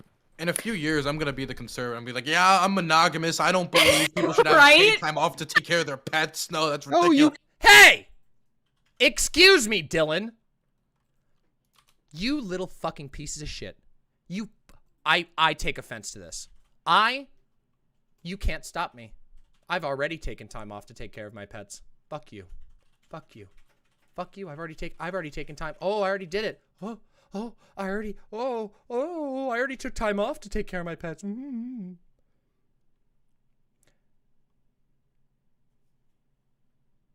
Yes. Yep, to what Doe said. Yep. That's true. That is why people do it. That doesn't mean it's good. That doesn't mean it's healthy. It creates a bad cycle, but it is something that happens. This is psychologically even acknowledged. Anyway, let's continue. Can be monogamous. No, look Vaush, if you want. I'm gonna be the next John Doyle. Okay, I understand everything That's fine. that you're saying. The one That's fine. That's fair. No, that's fair. It's fair. It's nobody did anything wrong. No need for bad feelings. It's all good. It's all good. It's just a purge. No worries. issue I had with what you said on your You're all good. like You're all thing. good. You said that monogamy was like internalized Christianity. Okay, hold on. That was that okay, just wait. like you were mad or like Okay, well, that was 90% me being mad, but I'm pretty sure that's also a misquote, okay? I'm pretty sure what I said is that the idea that sex is sacred comes from internalized Christianity, which in the West, that's largely where it's derived from. Obviously not like forever, but I think that's what I said was internalized Christianity, which, to be fair, Christianity is the largest cultural producer of the idea that there's something sacred about sex. What do you in think, America, Shoe? at least, right? I think sex is like sacred. Because of Oh, come on! Oh, come the fuck on! I'm sorry, can we get a replay of that? Oh, Shoe! Shoe! Come on! What do you think, Shoe? At least, right? I think sex is like sacred. I think sex is like sacred, maybe. I think it. Shoe, did you have a hookup planned for after this panel, and you were just like, oh yeah, sex is sacred. I sure hope the priest of my parish isn't watching right now. Oh no. You had a fucking hookup after this, didn't you, Shoe? I did not buy that. This was the part where somebody told me to check in, and I saw this, and I commented in chat, I'm like, nobody buys that. No, come on. That was, oh, fuck, that didn't, nobody buys that. Come on. Did you think, oh my God. Tee. Just own it.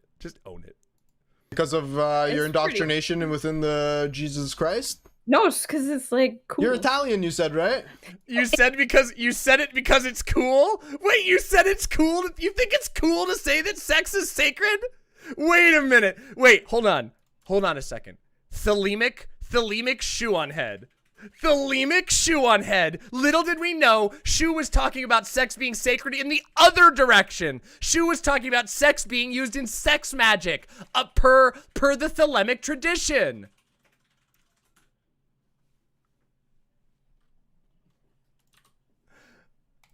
Yeah, I'm Catholic. There you go. Yo, guys. You're Catholic? Wait, are you really Catholic, Shoe? Yeah, Crowleyan sex magic. Yeah, there we go. Sex is good and cool. True, Shoe. True. It's not sacred, though. Sacred because it's cool.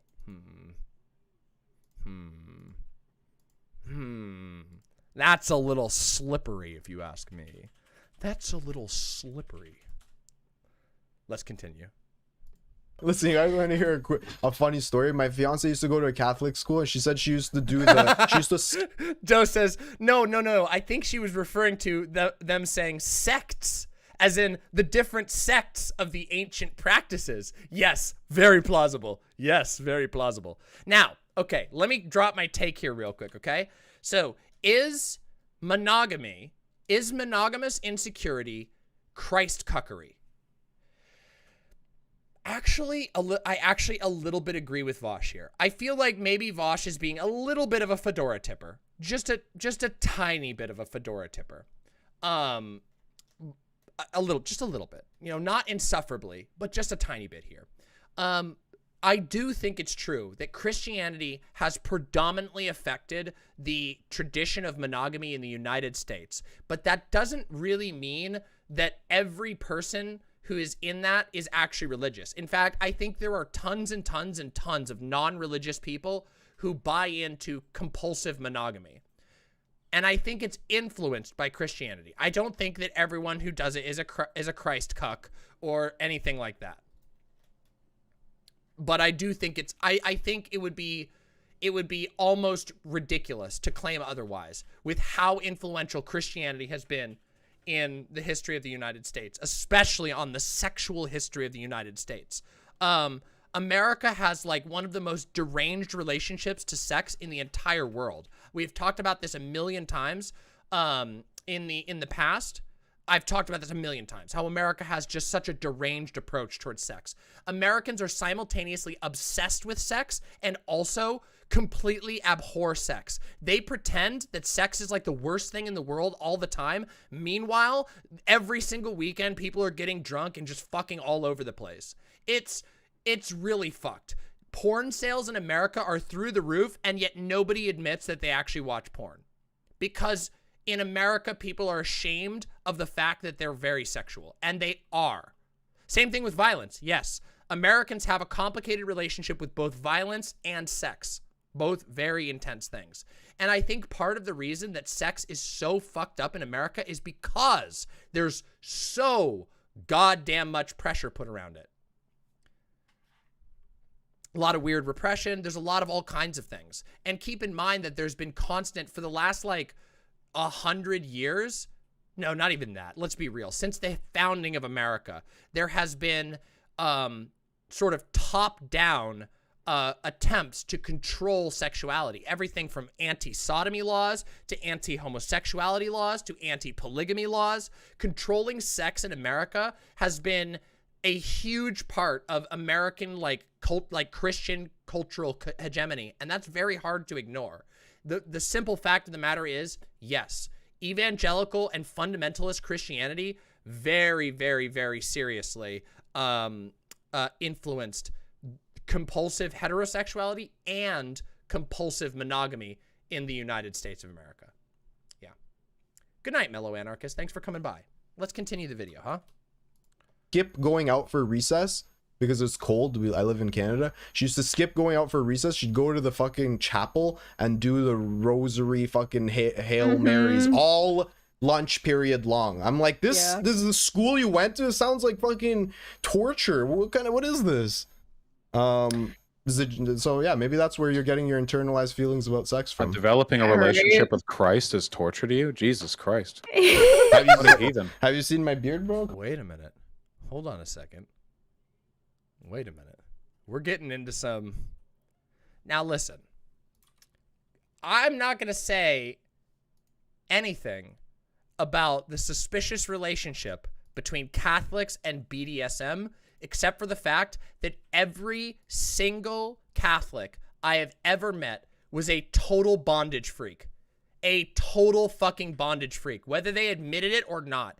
Every last goddamn Catholic. It is, and I know, Shoe, I see it. Don't you think you can avoid my hawk fucking eyes? I fucking know. I can see it from 1,000 miles away. Every goddamn Catholic. True, though. Luckily, I got to be a kink freak without religion. I knew it! I fucking knew it! Anyway, it was kind of obvious, though. I've made better calls in the past. But I knew it. I fucking knew it. Nun fantasy is huge, only beat out by nurses and schoolgirls. Hey, guess what? When you find out how many people, oh man, not only when you find out how many people desperately want to be slapped in a collar, kicked around by a dominant partner, and thrown in a cage, and then called horrible like the F slur over and over and over again, you're gonna lose your mind when you find out how many people are into that, and you're gonna lose your mind even more when you find out how many of those are dudes who are into that. There's more than you think. Yeah, I know. I don't know why the site stream is delayed. I can't figure out what's going on, so just got to deal with it. Let's continue, shall we? Come on. Yeah, I went to a Catholic after school thing, and like I would never pay attention ever. Like my little mini Bible just had doodles over it. Like I drew Jesus with like a blunt in his mouth and like. And you're gonna try to tell Vaush that didn't impact your view on sex. Yeah, okay. No. My upbringing had nothing to do with how I view things. Okay, I didn't pay attention though. That's the thing. Like I was just like fucked around. Christ coping? So you were telling me that you were drawing pictures of multiple different Jesuses, it wasn't the same one Jesus. But would Jesus himself not draw pictures of Jesus smoking a blunt? Is that not in his... He was looking down on me like, yo, base. Like, I approve. Yeah, hey. Personally, knowing how much Jesus Christ liked wine, I have a feeling that Jesus would indeed smoke a blunt. I do think that Jesus would smoke a blunt. I mean, he didn't have any problem drinking wine. I don't think Jesus really had any problem with substances. They weren't really, like, conceptualized that way. Everybody just thought about it as medicine, right? Like, you know, chew the cocoa leaves, you know. Chew the coca leaves and you get really high and build a house. Anyway, let's continue. Nice. You drew me handsome. I like that. Yeah. But he would say it in Hebrew. I think he would speak Hebrew, Aramaic, right? That's the problem. Actually. I think chat pointed out that it was Aramaic and not Hebrew, but yeah, maybe he would. Yeah. People were fighting yesterday on Twitter about if Jesus was white or like Hebrew or whatever. Like the fucking Nazis were like really angry that like it's obviously people people were like, Jesus, it's obviously this- Mongolian. They're saying Aramaic in chat. They would speak Aramaic. Okay. Yeah. No, Mandarin. Sounds fake. Mandarin. It's obvious. You need to read the about the author section. You guys want to hear another funny Catholic shit? So when I moved to my parents. Hippie Punk brings up, oh yeah, Christ would definitely hit that blunt for sure. He hung out under trees talking about religion. Total stoner shit. True. Oh my God, you're right, Elak Kaval. Jesus was Artemy all along. Moved me to a different town when I was in the 11th grade. Just as I was about to finish high school, they're like, all right, pack it up, we're moving. And I moved to a new town. I had to make all new friends. It was the worst thing ever. And they put me in a Catholic school after I went to public school for my entire life. They're like, you're going to a Catholic school now with growing up Muslim and then going from a public school to a Catholic school. That's got to be terrible. Oh God, that's got to be terrible. Oh fuck. the uniform and everything. I literally, for the first semester, I used to just cry every single day in the bathroom and shit. See what I'm saying? That's terrible. That's fucking terrible. Ugh. So sad that they made me move. Anyways, so the religion. Jesus Christ, yeah, what was dude. what was the punchline? The punchline's coming. So we. Paul M, thank you for the $5. Have you ever had a blunt or a spliff or a baggie go missing? It was Jesus teleporting it back in time to share with Mary and the apostles. True. Hey, Ketakwa too. Thank you very much, Paul M. Spare one for Jesus. Light one up for Jesus. Save a puff we used for to have Jesus. religion class, and the fucking abortion issue came up. And I was just like, yeah, abortion, of course. Like, what's wrong with abortion? And literally everyone in the class turned and was like, what? And like, it became this massive fucking literally like other students that were in other classes were talking about how I dared to stand up for abortion. I remember, I remember my old school was like a church building for a little bit of time because they didn't have it was like an academy that couldn't find other property. Me So too. for a while, my government teacher said, we can't talk about abortion in class. It was part of the rules that we signed on to when we signed on to the church building. I'm pretty sure. Isn't that fucked? Isn't that fucked that churches can do that? Oh, that's so fucked. His line, he just didn't want to talk about it. Continue, I'm sorry. What were you gonna say, Vaush? Oh, I was hearing a high-pitched ringing that I'm pretty sure was coming from your mic because I could hear it, and I heard it when only you and I had active mics on. I'm sorry, bro. Did anyone else hear ringing? Oh, yeah, but that's how he talks. Yeah. No, It's the dog whistle. It's not a big deal. It's fine. Sorry, guys. No, it's fine. Okay, fuck you, all right. Hamed. Defended ourselves against the monogamy heat. Just the reason we got into all that to begin with isn't because I have some seething hatred of monoganormies or whatever. It's just because I think that people default to a lot of intuitive answers when it comes to why they feel certain ways about things, and it frustrates me a little bit when some people have like answers that feel like they're very much intuition based. Okay. Because we have really strong cultural opinions on the subject, right? The idea that like, monogamy is like the way people are supposed to be this is is Ninkasi. incredibly deeply ingrained. Raccoon Slime with the $6.66. Thank you very, very much. Segs. Indeed. Segs. Social very standard in our culture, in pretty much every culture, honestly. So every culture, probably something but a worth lot, yes. addressing, I think. You're just another lefty that wants to enact sexual chaos and destroy this country. Exactly. I was gonna get at that. Ironically true. Also, This I think fucking degeneracy over here. I honestly think being more chill and laissez-faire about sex would introduce more sexual order. The chaos is when people lie and they're like, yeah, babe, I'm only going to sleep with you. There's no way in the whole entire life of our marriage that I will ever feel temptation to sleep with other people because I'm under the impression that humans are biologically locked and not wanting to fuck everybody else. Oh yeah, I For guess some that reason. my opinion You is know? like I think it's better to share those like feelings in a relationship because if you're in a relationship where one person wants to be monogamous and the other person doesn't, the best thing you can do is literally just either figure out a way to work through it or break off the relationship because you two are not compatible, and it's better to do one of those two things early on because if you don't, it'll just blow up in your face. Why do most people want their partners to be faithful then? Most people want their partners to be faithful because they have expectations of their partners. It has nothing to do with monogamy. I want my partners to be faithful to the relationship that we have set up. I wouldn't want my partners to tell me one thing and then do something else.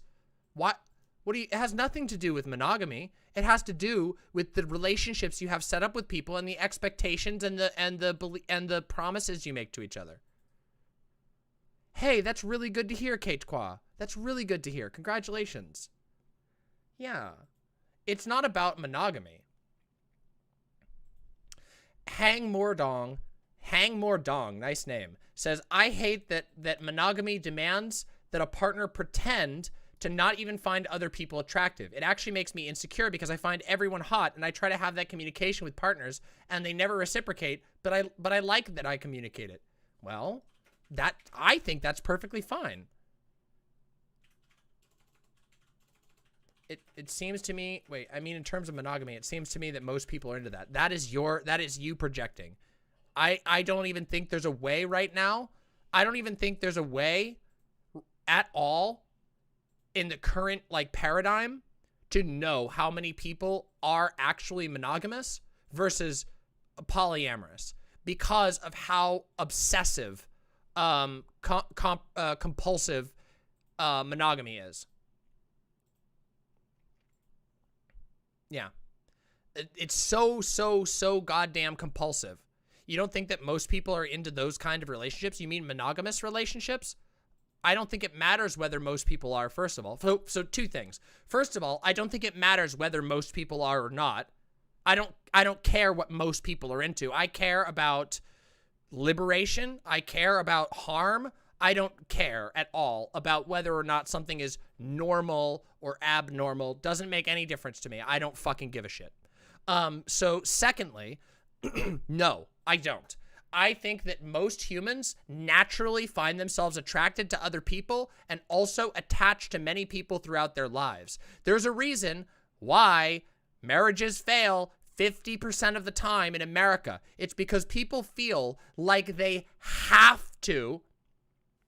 They feel like they have to marry their partner, and they get into a lifelong promise that they can't keep. Literally a coin toss. To me, now if we're going to talk about marriage specifically after we finish reacting to the panel, but I just wanted it to be clear that marriages fail all the time because people make promises they can't keep, that they're not ready to keep, that they're not committed enough to keep, and a lot of other things too. So I don't think that it's true that most people are just like, yes, I have one partner my entire life, and we never have been. Most people don't have one partner their entire life. Most humans have multiple partners throughout their lives. Maybe not consecutively, but all throughout society. Don't get me wrong, I'm not a marriage fan really, but it seems people want this kind of one-on-one romantic relationship. I think you're projecting. I don't think you have any actual evidence to support that. Do you think there's a difference emotionally between a marriage and relationships? Yeah, of course. Of course. Need a rip bozo in chat for marriage failure rates? We'll get there. You hold on to that, Grime Dango. When we get to marriage, we'll talk about that. I'm watching this on my laptop in bed with the person I'm planning on marrying. That's awesome for you. Now, let's talk about, we'll talk about that in a second. Let's finish this panel because it's almost over. Then we'll talk about marriage. What about the fact we have an entire culture built around that? You know what else we have an entire culture built around? Eating fucking McDonald's. Eating fucking McDonald's and buying fucking gift cards on Valentine's Day and buying loot boxes in your video games and watching shitty-ass Marvel movies, and we have a culture that's based around baby fucking Yoda. I don't give a shit about any of that. I just do not fucking care. That could mean less than nothing to me. Anyway, let's continue. It'll get messy, it'll be hurtful. And yeah, I mean, I've been very clear about that. For example, like there's conversations between, I remember me and Kat had a conversation, I don't think she cares if I share this, where he was like, hey, if I wanted to go to Europe to study, would you stay with me? And I was like, probably not. I don't do long distance stuff. Long distance stuff to me, it's just like, I like to be physically present with the people I'm with, and I just can't do long distance. I've tried it before. Based it's not smart. and forward thinking, Can't Joe. do it. Hey, All that's fair. all I'm gonna say is that if people in marriages or Faun. committed Will you bring me relationships another were period? open I mean, and forthcoming every bring me time another beer? they wanted to I fuck read somebody this- who wasn't their I know, partner, I said period, that would wow. probably be that would. You know what I'm saying. Can you bring me another one of these? Yes. Bring me another period. What the fuck? What the absolute fuck? That's disgusting. What? You want to finish the last of it? Okay. Yeah, I need to drink another period, everyone. That's how I control. That's how I power. That's how I control the women. By drinking the period. This is the turf blood libel. It's the turf the turf conspiracy. Let's continue. With my forked tongue. Let's continue. Be a lot of ended relationships, right? Because I'm pretty sure that's a very common feeling. Even if you never act on it, that is a very common feeling that people have, you know? And I guess, like, there's utility in learning how to work past those feelings in the same way that, like, sometimes even if you're in a romantically monogamous relationship, you might feel like, oh, my partner sucks. I want to be with somebody else, you know? But sometimes those feelings are fleeting, and you have to be good at kind of interpreting your own emotional state. But yeah, there's a lot of variety in how people. Yes. For those who don't know, my tongue is forked.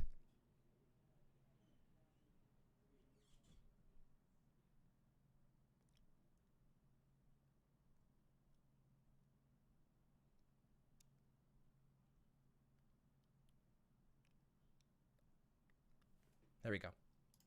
Handle stuff like that, I think. I do know that the expectation that people need to be monogamous is super destructive to monogamous people, though. been like that Because for about holy a month shit, and a half there now. are so many like Little more. fucking people out there who about a suffer month and a half. needlessly in monogamous relationships because they have some like moral, you know, guilt over like the need for them to do so. Vaush is so correct about this particular point. Vaush is very, very correct about this point. We're going to talk about this afterwards.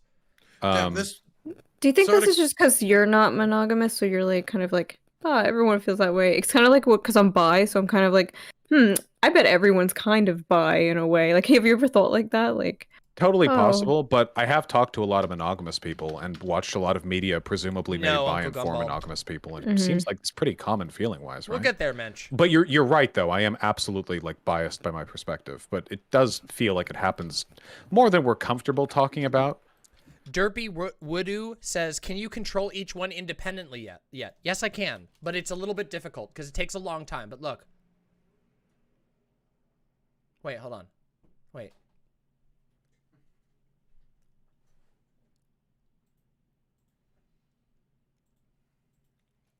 I can, but it's a little hard.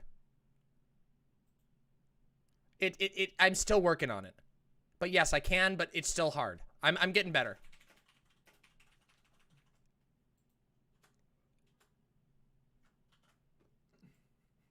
See?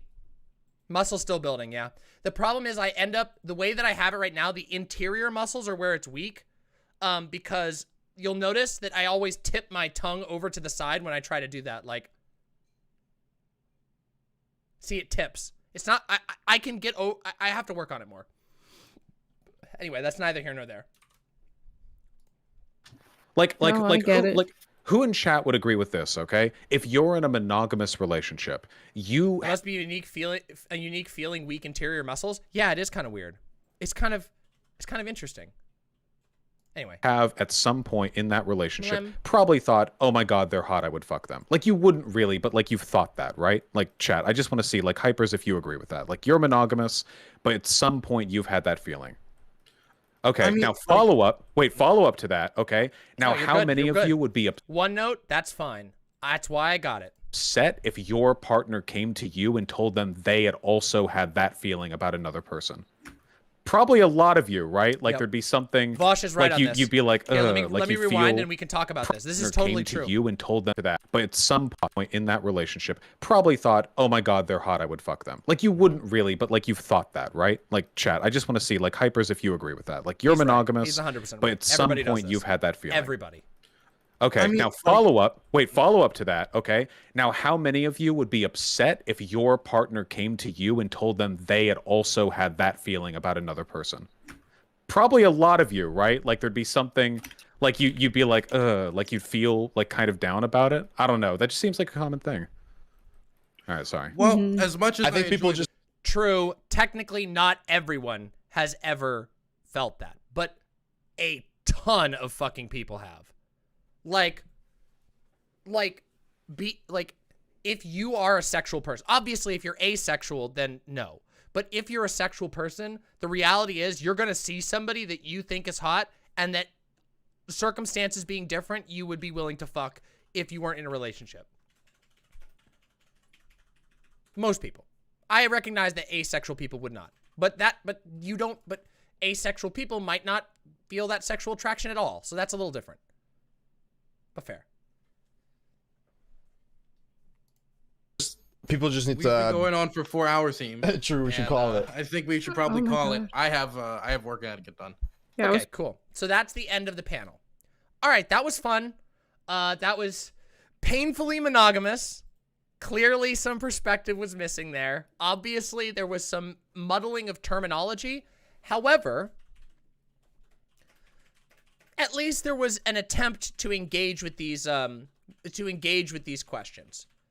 You know, there was at least an attempt to genuinely engage with these questions. Yeah, I feel like it was really it was very slanted in the monogamous direction. But I think Vaush did a pretty good job laying out some of his concerns. But the problem is that like no one was there, nobody was there to give like a forward position, like, or a foot forward position for polyamorous people. There was nobody there really to like give perspective of, you know, that sort of thing.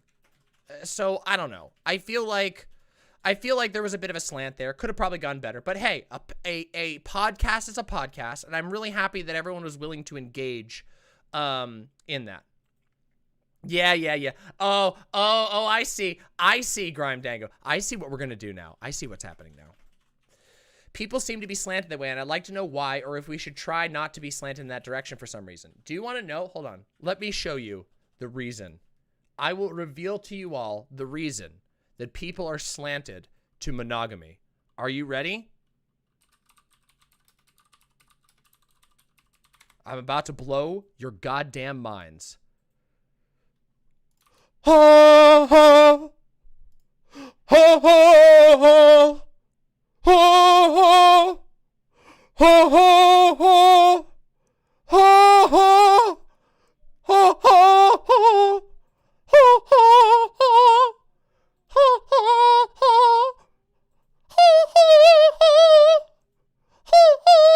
Still scrolling.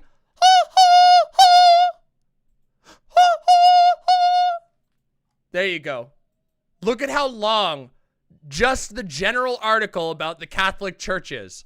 It's like fucking 90 pages long just on fucking Wikipedia. Are you...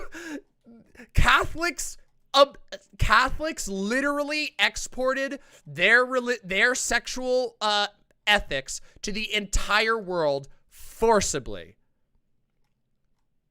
Like, let's be completely real about that. They literally sent out conquistadors to go and spread their religion and their view of sexuality.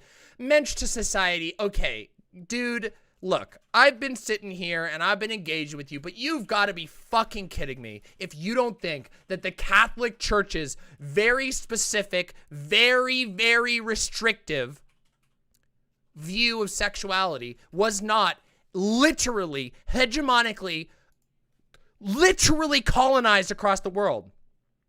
So all of these jealous feelings and shit come from the Catholic Church? No. They come from the fact that the Catholic Church set the norms for sexuality for the last 1,000, no, not 1,000, yeah, 1,000 plus years. The Catholic Church has been kicking around since like 500 BC, teaching the exact same sexuality on threat of imprisonment, stoning, burning. Did you know that the Catholic Church literally burned women for being witches because they cheated on their husbands? Come on.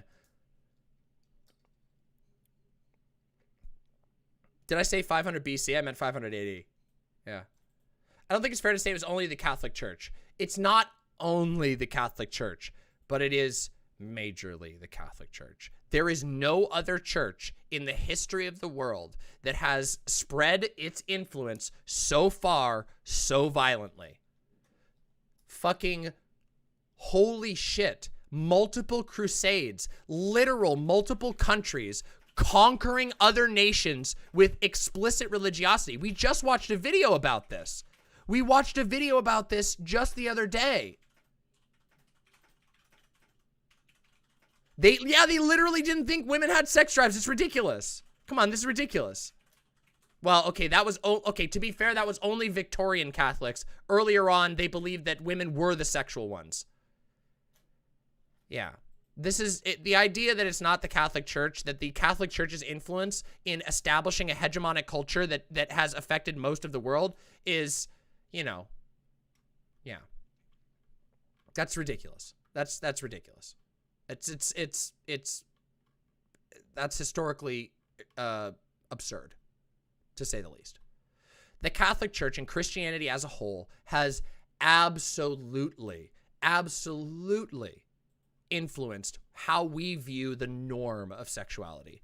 And keep in mind that that was not the norm in other societies at all. Many societies had polyamory or polygamy as the norm. Hindu, Buddhism, well, some forms of Buddhism, even Judaism had legal polygamy. What about other world religions? Hey, real quick, mensch to society. What's the predominant world religion right now? What was the predominant world religion for the last 1,500 years? It was Christianity. Latin America, Philippines, parts of huge swaths of Africa, huge swaths of Asia conquered by the church. Yes. People in the Old Testament have multiple wives. Wait, what the fuck? Do we have a headbanger imp? We have the yes one, which is kind of like that. The Islamic Golden Age was, yeah, of course, but okay.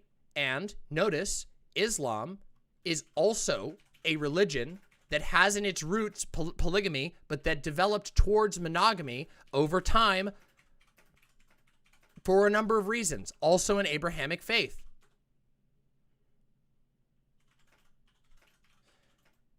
Yeah, true. We could get one. Grime Dango. We could definitely get one. So, yeah, yeah. Did you know before Christianity there was other things? There were tons of other religions before Christianity. Okay, but do you think this is probably just about men controlling women ultimately? I think it's a huge part of it, yes. I think that patriarchy deeply influenced the development of the Abrahamic faiths. All of the Abrahamic faiths were deeply influenced by patriarchal structures.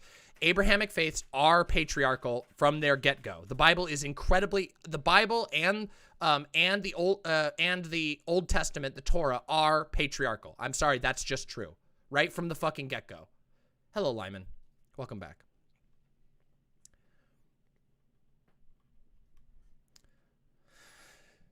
So let's talk about marriage, shall we? You want to talk about marriage? You want to hear my marriage hot takes, everybody? Who wants to hear my fucking marriage hot takes? Well, guess what? You have to wait 1 second, okay? You have to wait 1 second because I need to go to the bathroom first. So don't go anywhere. And if you're here and you haven't liked the stream and subscribed specifically to my YouTube channel, my YouTube channel is where you want to go. If you're watching on Twitch, go to my YouTube channel. I stream primarily on YouTube, and I post fuckloads of videos and do all kinds of cool shit through YouTube. Follow my YouTube channel. When we hit 15K, we're doing something very special. And I'm going to come back and I'm going to give you my hot take about marriage. But don't go away. I just got to go to the bathroom for just a few seconds. Okay? Come on in. Come on. Come. You and GayFesh and Faun can come entertain. I'm glad GayFesh is still hanging out. That's fun. Let me get a sip of this. It's also fucking hot as fuck in here. True. It's so hot in here. Oh, Jesus fucking Christ.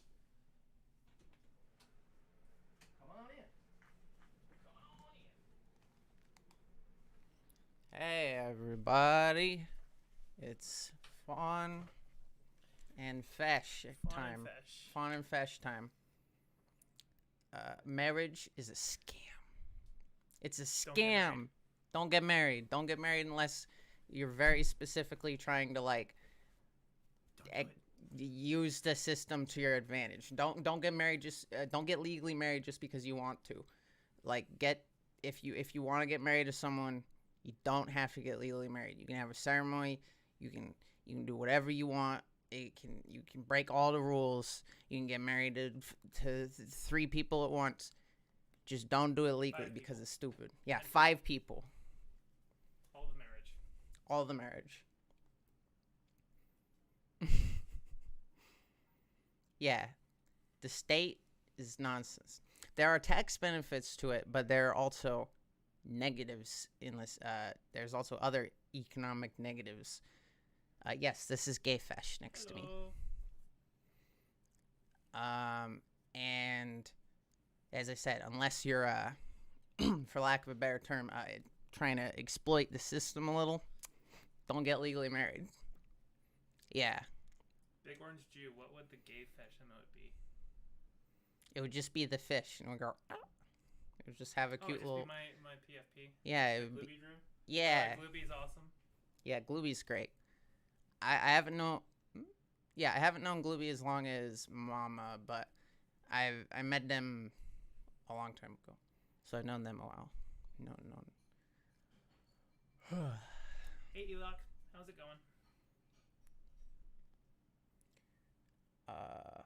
I've been working on a cool project, and it's gonna be really, really cool. It showed me. It's really cool. Yeah.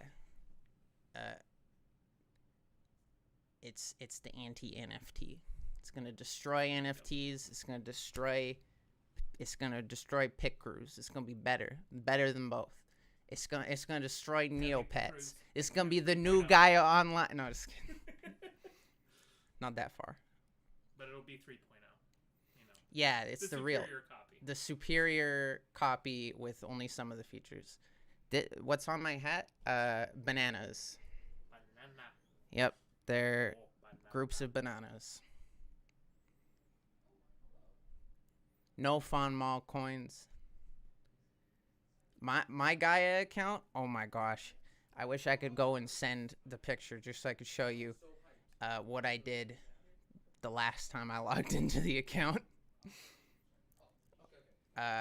It turns out there was a lot of like, there was so much advertisement and promotional materials and stuff, and a lot of them were freaking Skittles related, which meant there was a lot of rainbow clothing. And so my character was a male model, but I just put him in a rainbow bikini, rainbow everything, rainbow unicorn. It's wild stuff. Gaia page? Oh, this is Gaia? Yeah. I'm gonna bring the broom? Why would I bring the broom? And Neopets? Ooh, I played the heck out of Neopets. No. I loved that game, which was the bootleg version of Mr. Driller. But now I actually play Mr. Drill. If you play Drill Land, it's a dope game. Anyway. Right. We gotta finish up. We gotta do I gotta drop the marriage takes, and then I got one more little bonus Maple for all Story of the is imps good. today. Well, so, kind of. Maple Story is very nostalgic. Yes, people bye-bye. know what's coming. Bye-bye. Bye-bye. Bye-bye, imps. Bye for now. You know what? So, first of all, would you mind shutting the door? Secondly, let's talk about marriage, everybody. Shall we talk about marriage? Shall we? Shall we talk about marriage, everybody? We have some things to talk about marriage. Okay. Are you ready? Are you fucking ready about this? Oh yeah, let's look at this. So hey, look at this. Real quick, before we go any further, first, marriage. Watch this. First of all, this is Faun's polycule art. Oh yeah. This is Faun's polycule art. So here's Faun in the middle. Here's me. And these are our connections. Which to you might be confusing, but it's actually quite simple. If you look at it from my perspective, here's the people that I'm connected to. Bing. These are the ones that I'm directly connected to. These 4 right here. Boop, boop, boop, boop. That's my relationship. And then Faun has a lot more relationships than me. And some of these partners have other relationships that they're connected to. And Do you see? The tiny dots are ones where I know there's people there, but You don't know them yourself. Yeah, I don't. Yeah, so those are like, these dots over here are like more distant connections. So yeah, this is kind of, it's kind of, you know, straightforward. Yeah, it's fairly straightforward. Like, it looks a little confusing, but keep in mind that to Faun knows the faces that go with each of these orbs. But it makes sense. My parents are married, and I feel like my mother and father resent each other every day. That's like the nightmare scenario, isn't it? Isn't that kind of like the nightmare scenario? That's like the bad thing. You don't want to be in that situation. That's terrible. That's sad. I'm sorry about that. That's hard. 10 people bound by the threads of love. Indeed. That's more people than I regularly interact with? Well, yeah, but, you know, everybody's different, you know? I interact with a lot of people all the time. Now 3D rendered as a VR interactable sphere mesh. That sounds awesome, actually. With like a little profile for each of us. Aww. Do you know how old this graphics is, or did Faun just make it? Faun just made it now for this stream. This is a fresh one for this stream. It's so cute. I love this so much. Faun, you're so amazing. Thank you. Also, speaking of which, can I tease these? Can I tell them about what you're working on? I talked about it a little bit. Did you already talk about the Impo Maker? Yeah. Look at this. Faun's been making art for an imp puppet maker. That's right. We're going to have an Impo Maker machine. So people will be able to do like a Pit Crew style Impo Maker. So you'll be able to make an Impo for yourself. Do you have more? Did you send more? Oh, you did. You sent more. Look, see? There's all kinds of varieties. Look, this is a different one.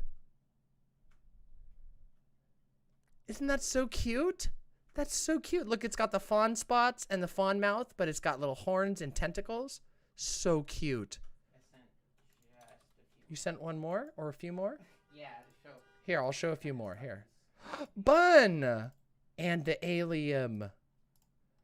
I gotta show the alien, and then I'll show this goofy face one, this cutie tongue out face one. Oh, you have this one, the original. Oh my god, look! This one is the one. I bet you know who this is based off of. I bet you all know who this one's based off of. Come on, everybody knows who this one is. Everybody knows this one. Come on, right? Everybody knows this one. Oh, yep, we got the guessers in chat. It's the dough. It's the dough doll. It's the little dough doll. Then we got, look. Wait, hey, look, it's Posadas John.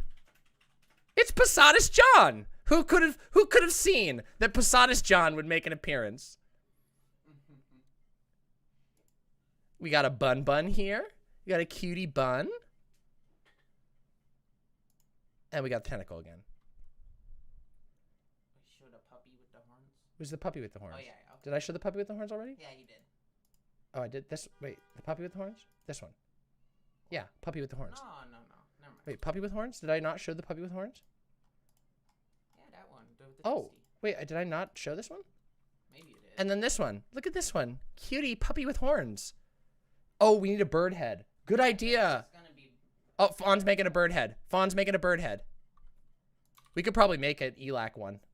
Right off the, just right off the get-go. We've had a couple of templates and stuff. It's really fucking cool. Isn't that cute? It's so cute. How exciting.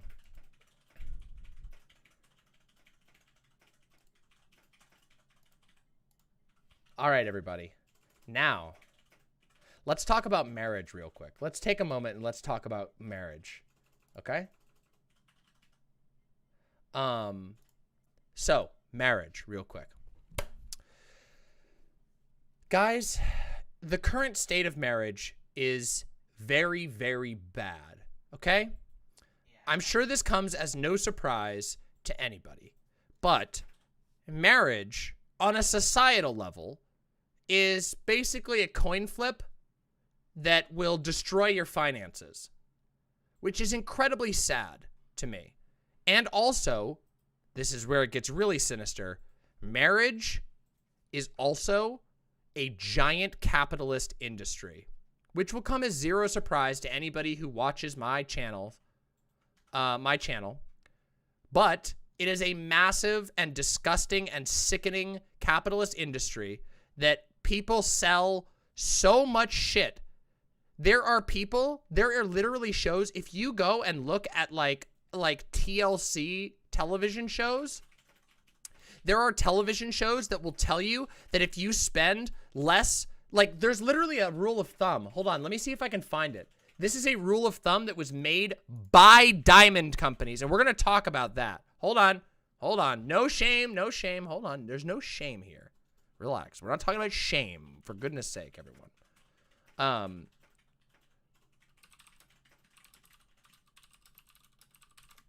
Here you go. Look at this shit. Now, general rule, you should spend at least 2 months' salary on an engagement ring. If you're making $60,000 per year, you should spend $10,000 on the engagement ring. Yo, 85D2D Derek, thank you very, very much. Also true. Sorry, I gotta show you guys this meme real quick. Be prepared. Experts warn that this polyamorous relationship could expand to cover all of Seattle by 2021. True. True. Okay, good meme, 85D2D Derek. Thank you. Thank you. But yes, this is the general rule. Now, of course, this is from EstateDiamondJewelry.com, but $5,000 is the national average cost of a ring. Rule of thumb, spend 2 months of your income on an engagement ring. This is ridiculous. That's fucking ridiculous, isn't it? Now that is propaganda, okay? Make no mistake. That is motherfucking propaganda. That is literally diamond industry propaganda. Now, yeah, it's not good. So there are problems with marriage. But let's talk about the core of marriage. Let's try and put aside the capitalist, the wedding industry. Let's put aside the diamond ring bullshit. Let's really put that aside, okay? Because diamonds are a separate issue than the institution of marriage. They're connected strongly, but we're not specifically talking about that right now, okay? Marriage. What is marriage anyway? Let's think about what marriage actually is. Well, there are many different types of marriage ceremonies all over the world. And interestingly, there are polygamous marriage ceremonies. Hence why we have a word called polygamy, because people do get married to multiple people. So marriage is weird. But in the United States, marriage is between two people, generally done with an exchange of rings and a exchange of vows, in addition to a large ceremony signifying your love with a following honeymoon where the marriage is consummated by sex. But let's be real, there's almost nobody who doesn't have sex before marriage anymore. That's ridiculous. Not even, even Christians don't do that anymore. Christians have fallen off on that. Let's just be real. Premarital sex is universal. Even if people say they don't, they always do. It's silly. Even Christians, and I know because I was in a cult and I know how much premarital sex happened in the fucking cult. Okay? Okay? So I have a lot of feelings about marriage. In my life experience, I know basically nobody who ever had a truly happy marriage. And to me, that's sad. Because these are people who made vows to one another and often end up hurting each other in the process of trying to carry out some level of these vows. In reality, in the experience of my life, what I've seen is lots and lots and lots of people, basically jumping in to a relationship. And this was especially strong in the cult that I grew up in. I think I actually talk about this in my spiritual deconstruction video. In the cult that I grew up with, people would get married at fucking 18. They would get married instantly. They would get married the moment they could because they wanted to fuck so bad. And they knew that they couldn't legally fuck until after they got married. So they would get married literally the moment they could. And they would usually have a kid almost instantly. Most of the girls that I knew from my church ended up pregnant before the age of 20. I mean that. whether they really wanted it or not. And most of them are divorced now, believe it or not. And it's funny because even within the cult, the divorce rate was very high, like very high. Also, my pastor of the cult that I grew up in was married for the entire time and still is, but I knew he was fucking around. I found out later that he was fucking around a lot, like a lot, and he stayed married to keep up, you know, image for the church. So I have a lot of mixed feelings about marriage. I think by and large, and this is where the hot take is going to come in, okay? This is where the hot take is going to come in. I think by and large that marriage is bullshit, okay? Like turbo bullshit. I don't believe that most people are actually capable of like making that type of promise or actually even like think about what they're doing. Yeah, it's a bit of a fetish. I think that most people make these promises out of insecurity, much like what Vaush said. They feel like if they don't get married, and in fact, this is a trend in romantic comedies. If you go and watch rom-coms, there's a joke. In fact, there's a song, a really famous song. If you like it, then you should have put a ring on it. If you liked it, then you should have put a ring on it. You know that song? One of the most popular songs? That is talking specifically about marrying someone so they don't go away. Which is weird to me because I don't know. It's hard for me to get my head into the space of someone who would get married like with somebody they're already in presumably a happy relationship in because they're afraid that if you don't go through that ritual that they'll go away.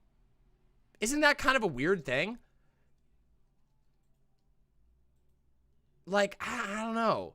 That's very strange to me. And I find it a little bit upsetting and weird because I think what ends up happening is that a lot of people feel pressured to get married before they're ready. And what that means is that people make like solemn vows and legal bindings together that they weren't ready to make. Alice G says, the difference between marriage and partnership. A marriage is a contractual obligation, while partnership is something raw, intimate. I cringe at marriage being promoted as the go-to. That's 100 years propaganda worldwide. Now, I see what you're saying, but I'm going to offer something very strange. Okay, for a second. Ready? I actually think that a contractual, obligatory relationship can be incredibly hot, sexy, and fulfilling. Oh my god. You, oh, wow. Whoa, Demon Mama. What the fuck? I do believe that very strongly. In fact, you know, kink. Wait a minute. You can't say kink. I'm describing marriage, you little idiots. Oh, wait a second for a minute. Oh, you're all going to call me a kinkster now. You're gonna call me you're gonna call me a kinkster now? I was talking about marriage. I was talking about marriage, you little cowards, you little horny bonkers. All right. Now the real secret is that it's true. There basically is no difference between kink and marriage. Well, okay, some kinks, yes. But between, like, you know, bondage and dominant submission and marriage, you know? There really isn't that much of a difference. Now you're in focus, see? There really isn't. Sometimes it looks a little different, but in reality, it really isn't all that different. You see, you're good to go.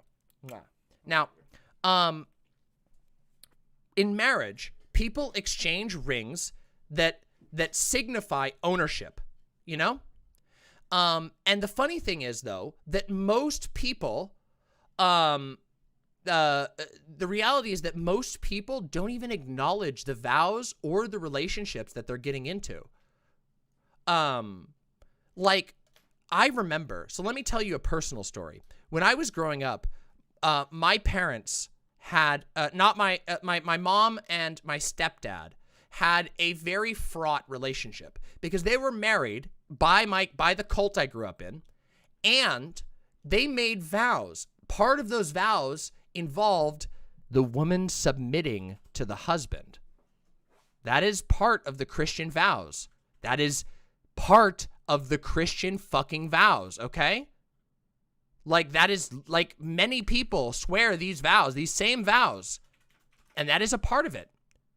And to me, that goes, wow, there is inherent DS qualities in traditional marriage. Patriarchal, dominance and submission aspects, but not, well, that's the thing, Mensch. That's not true, though. It is sexual. That is about sex. The marriage, the bond of dominance, is consummated with sex. It's absolutely sexual. It's just become normalized. Now, I don't really see, like, all that much of a difference between somebody saying, I want to enter into a 24/7 dominance, submission, BDSM relationship versus I want to enter into a Christian-approved 24/7, 365 for the rest of all eternity, all the way into heaven, marriage relationship. I mean, dominance relationship. What's up with people that understand marriage but are uncomfy with kink? Normalcy. It's called being, it's a little bit of spinelessness is what it is.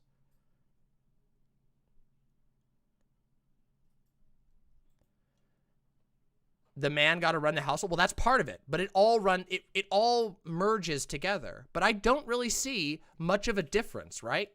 Because both of them are commitments between two people to a specific type of relationship that involves an exchange of power and mutual trust. And I actually think that there are people who can get married happily.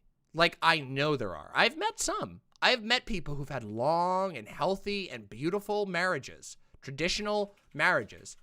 But the reality is that that is not as we can tell by the actual raw statistics on marriage, that's not the case. Like, for most people, 50% of people who get married end up divorcing.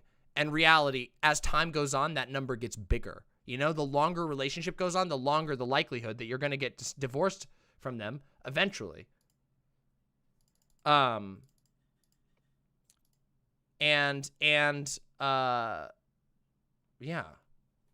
So it's a little bit rough, isn't it? I'm happily NTR married. Well, here's the thing. I don't really like I don't know. I just think that there's a lot of pressure around it. Sorry, I got a little distracted there for a moment. But like, I don't know. To me, it feels like there's this incredible pressure. Every single movie you talk about, like basically every single Disney movie ever is all about marriage. There's like, to the point that like literally Frozen tried to do like a Disney self-parody by making fun of like falling in love with a guy right away. But in reality, for like all of American media is obsessed with monogamous marriage relationships, with meeting the person of your dreams and staying together forever. And I'm not gonna lie, actually, that's really appealing to me. That's super appealing to me. I love the idea of somebody staying with me, of staying with somebody that I love forever. I love that idea, okay? Like, I think it's sick. I'm just very much that way. I don't like parting ways with any of the people that I love. If I get to the point of loving you, I don't want to split. I find that very appealing.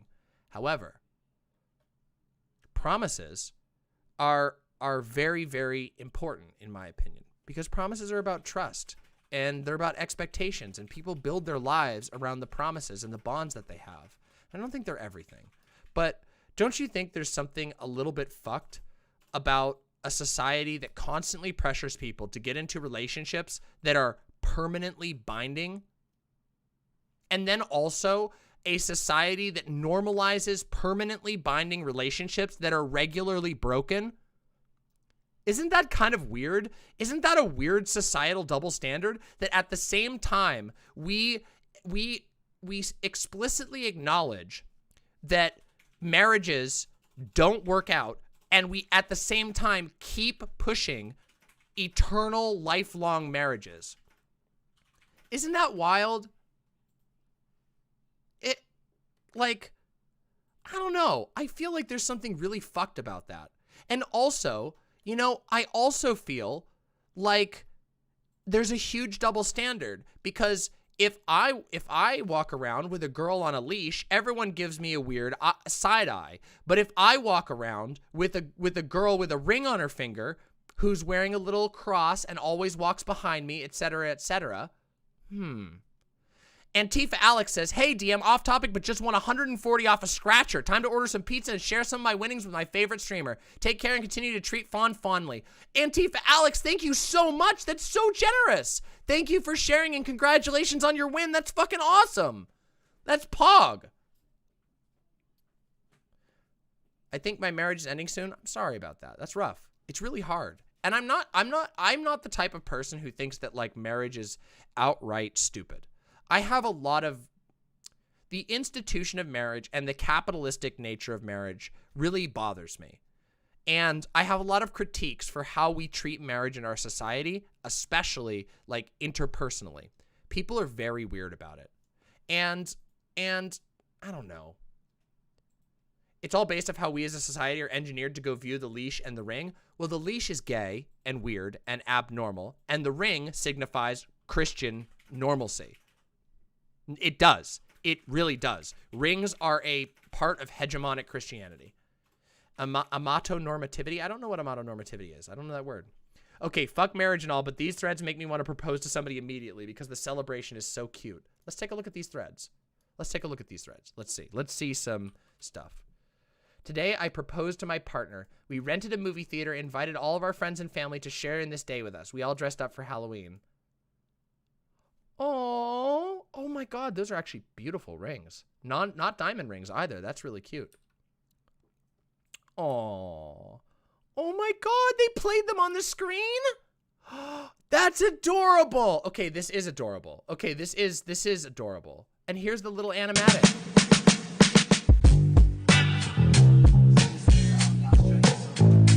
That's gonna be copyright, so I can't do that. We're gonna turn the sound off and we'll play it without the sound. Let's look at the little animation.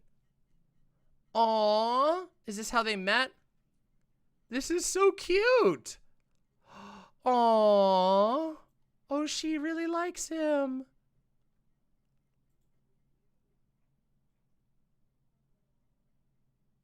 Aww. Oh, look, that's so cute. The details, like the store closes, they're there so long that the store closes. Aww, that is adorable. Okay, that's really cute. See? Now that's really cute. I find that really cute. Like really, really cute. Oh, nice nails too. Cute nails. And they were custom designed wedding rings. That's so fucking cute. All right, let's look at this one. Oh, it's sword lesbians. Oh my God, sword lesbians. You're gonna get me with the sword lesbians. Oh, okay, cool. Thanks, Violent Smoker.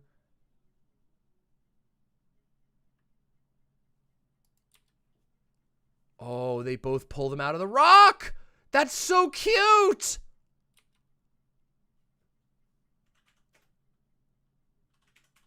And look.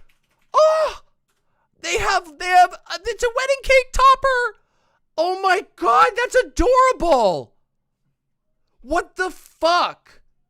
I love the different color. Oh my God, the wedding dress is a different color. That's so fucking cute. Oh, that's sick. That's sick, GayFesh. Wow, is it amiibo? Can you summon your wife? Can you summon the dual team of your wife in Super Smash Bros. Via the amiibo? I like to believe that that's the case. Wow. That is actually really adorable. So, you see, again, I think that there can be good marriages, but I think the reality is that most people feel very pressured into marrying, and then they end up getting painful, horrible divorces. Alice G says, I want your opinion on something. My third potential love interest partner who is poly is stuck on a monogamous relationship with his partner who's very manipulative, a tad bit abusive, and he's trying to leave, but due to financial difficulties, he can't. What can I say to him to give him the strength to do so? I can't find the words, and that hurts me. Damn, that is a really, really, really hard position to be in. And honestly, you just got to keep supporting them. There's no magic word that's going to make them change their mind about their situation. But if they're in an abusive and hard spot, you just keep being loving and patient. And I know that it sucks to be patient and loving, but seriously, like, that's the only thing you can do. They need your support to get out of that bad situation. And honestly, your presence, your love, your continued support will most likely be the most valuable thing you can possibly give to them. I wish there was a magic word. I don't know that there is. You can try talking to them very, very compassionately and carefully about the issues that you think that you're seeing them. Like if they're being abused, it's very important for people to get an exterior perspective. But, you know, be as compassionate and patient as you can. Sometimes it just takes a while. That's just how it is sometimes. I've been in a situation like that, and it's hard. It is really hard. But remember, just, you know, the main thing is that you're there for them. That's going to show that they're strong. A lot of times people stay in relationships because they don't have any other option. So if they know that they have people who will support them no matter what, that can take a lot of pressure off of them to make decisions that they need to make. You know? Does that make sense? You, just by being there and being supportive and showing your love, I think that's pretty major. I have no advice for you on that, Pain Sama. I have basically no advice. It is there's way too much variance. Everybody's different. You just need to sit down and talk with you just got to sit down and talk with your partners. Every single, like you know my relationship status. I've had a lot of like poly sex. Like you have to just sit down and, you know, you have to sit down and have a conversation.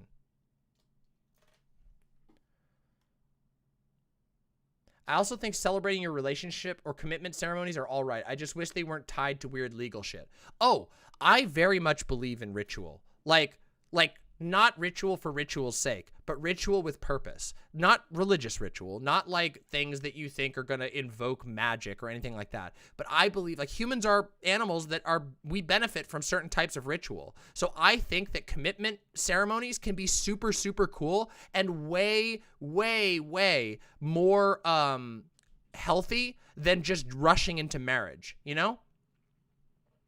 Windleby says, maybe TMI, but I once had an affair with a married woman for a couple of years after trying to help her with her failed marriage. Oof, that's rough. That's really rough. I even took part in one of your Halloween rituals. That's true. I did take part in one of your Halloween rituals. It was very fun. It was fun to watch that movie. Why is cheating in a relationship bad? Because you're lying. Cheating is bad in a relationship because you're deceiving somebody and you are breaking the terms of consent with your partner.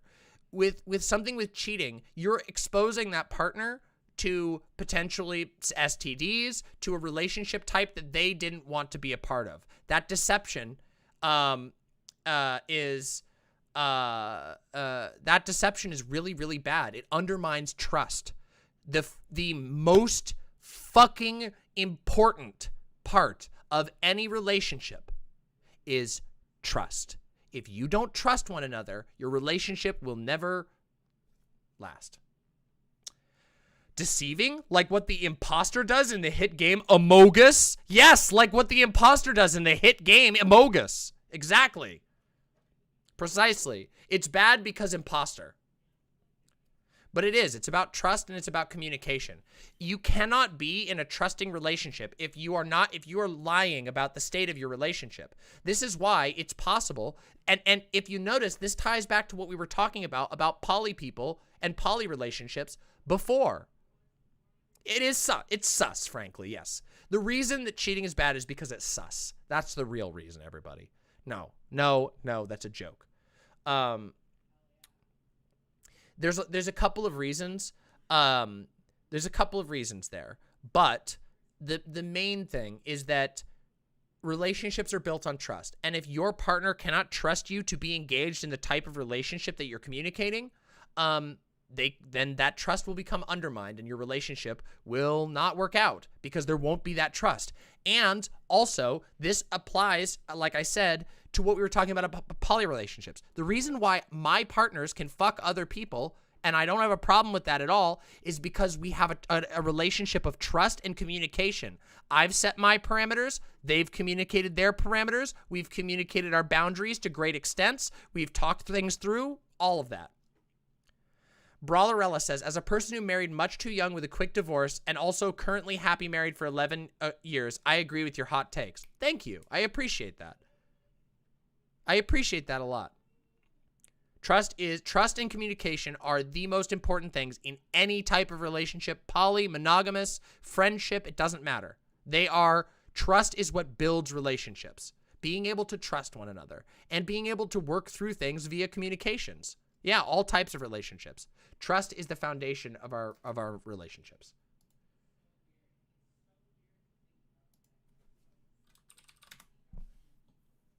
So, yeah. All right, I think that's all of the marriage hot takes. I don't know that I have much else to say. I do believe there's great value in relationships of great commitment.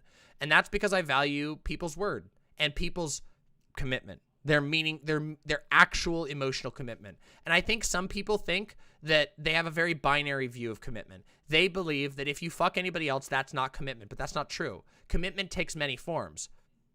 Like for example, what if I got married to one of my partners, I would never expect them to not have any other partners. But if I was to enter into a dominance, a DS, BDSM, power dynamic relationship with one of my partners, for me, I would like to be the one. You understand? There's a lot of reasons for that, but that's just how I am. That doesn't mean that there won't be anybody else. It's just I'm the one, That's how I like to be. Queen of Hell. Blame it on the demon. Blame it on the demon blood. Okay? And if people don't like that, they don't got to do it. I don't force anybody to do fucking shit.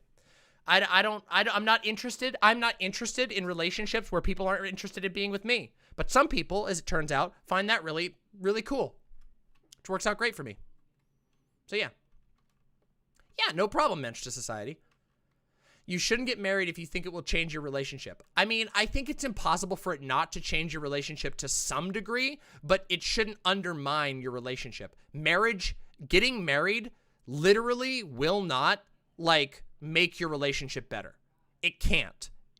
If your relationship isn't in a good place, getting married will not put it into a good place. Never. It will never happen. You will never marry into a better position. You can marry into the same position. I mean, it will change your. I know what they mean, Windleby. I know what they're trying to say. What they're saying there is that it shouldn't be the thing. It shouldn't be. You shouldn't look to it to be the change in your relationship. Obviously, getting married is a commitment, but yes, it can't change the foundations of your relationship. Striped Kidder, I was surprised to see how much I agreed with you on this. To oversimplify a little, I feel like a lot of problems with marriage comes from traditionalism, puritanism, capital interest, and societal pressure. Yes.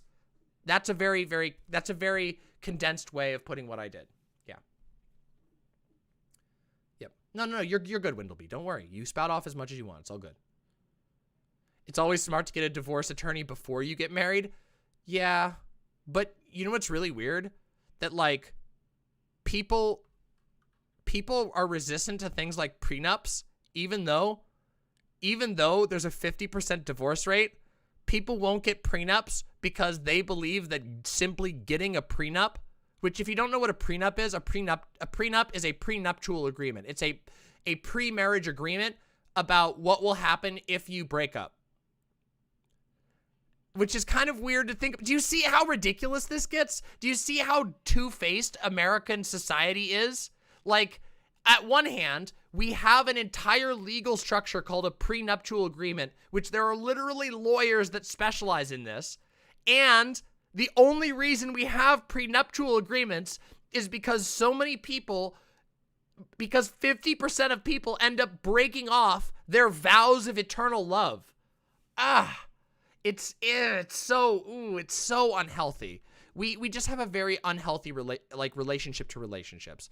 And in reality, I think our society would be healthier if people were a little bit more chill about the ways that they bind themselves, or not chill, if they were a little bit more communicative and honest about the ways that they bind each other into relationships. Some people are just looking for a magic thing, a magic ritual that has no substance or very little substance that will fix everything. But a ritual can only celebrate that which is already there. A ritual can only celebrate that which already exists. You cannot create something new. You can't create a relationship out of a ritual. That's not how it works. You have to build the trust. You have to build the connection.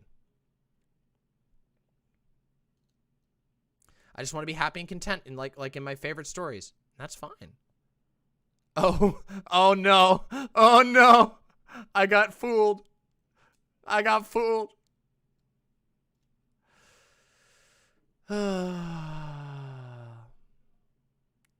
I've been fooled. I've been tooled upon. All right. Wait, is Shoe on head still here? No, Shoe headed out. I hope I didn't make Shoe mad by roasting those takes a bit. This is a long but I think valuable segment. This is a really long, but I hope this was valuable. I hope you all gained something of value from me talking about polyamory to this degree. To be completely honest, the reason why I did this segment was less about, I'll be completely honest with you. You all are the real ones who got jebaited. This was the ultimate jebate. Because the real reason why I wanted to react to this panel was to have an excuse to talk to you all about poly. Yeah. Because I think a lot of people don't know about polyamory, and it's a really good idea to learn about polyamory. I've talked about it in the past, and inevitably I'll talk about it again in the future. But yeah, hey, no problem, Paintama. That's part of the reason why I do this.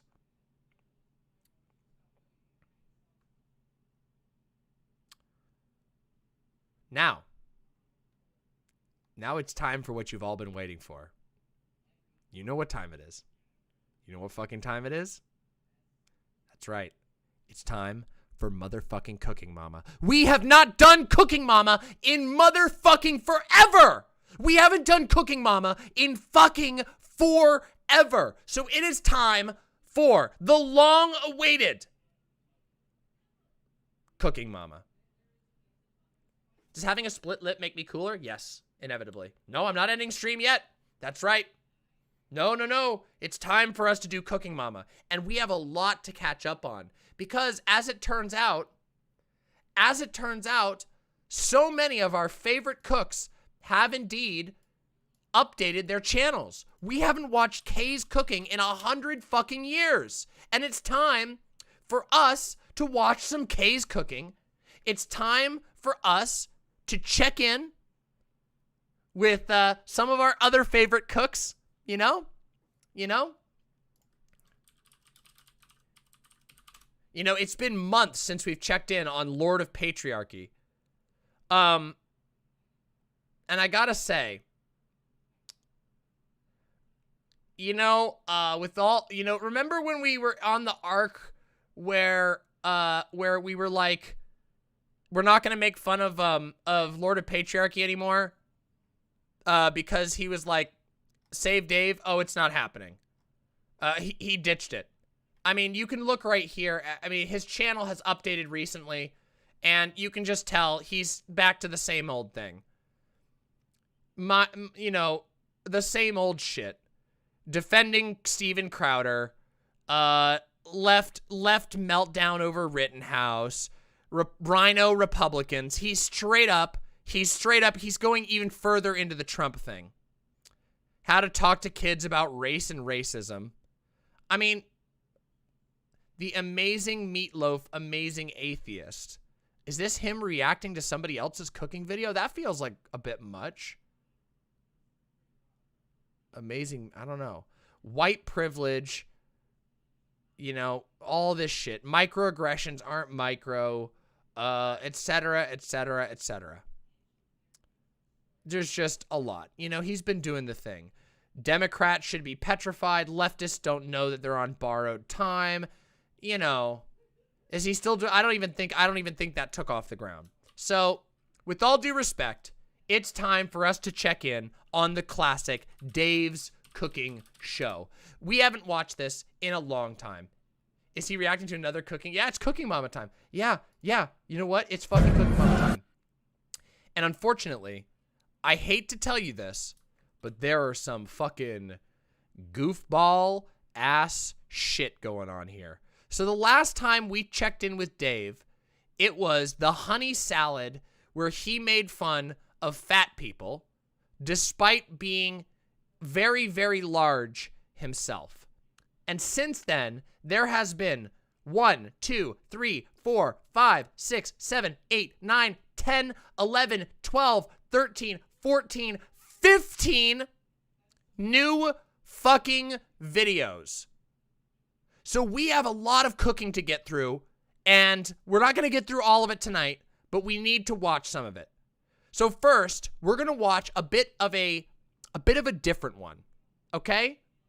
The first thing is we're going to start with a little appetizer, everybody. You want to start with a fucking appetizer? Well, guess what? We're starting with a goddamn appetizer. Like the stream, subscribe, donate to Demon Mama, and let's fucking do this. Here we go. This is one of his famed mixed drink videos. This is called Royal Blue on Dave's Cooking Show. So sometimes Dave's Cooking Show makes drinks instead of foods. This is one of them. I have not watched one of these in a long, long time, so I want to see what sort of quality drinks that Dave is up to these days. Welcome to Dave's Cooking Show, and for you today, I have the Royal Blue. All right, let's start this off. No, Viet Pam. Got a shaker, got some ice in there. All right. Did his camera just switch to 60 FPS? First thing you want to add. Okay. Shot of the vodka of your choice. Can be plain. I decided to use raspberry on this. Okay. Next up, blue Caraco. Because obviously you can't have anything called blue unless you got some blue fucking liquor for it. Okay. In she goes.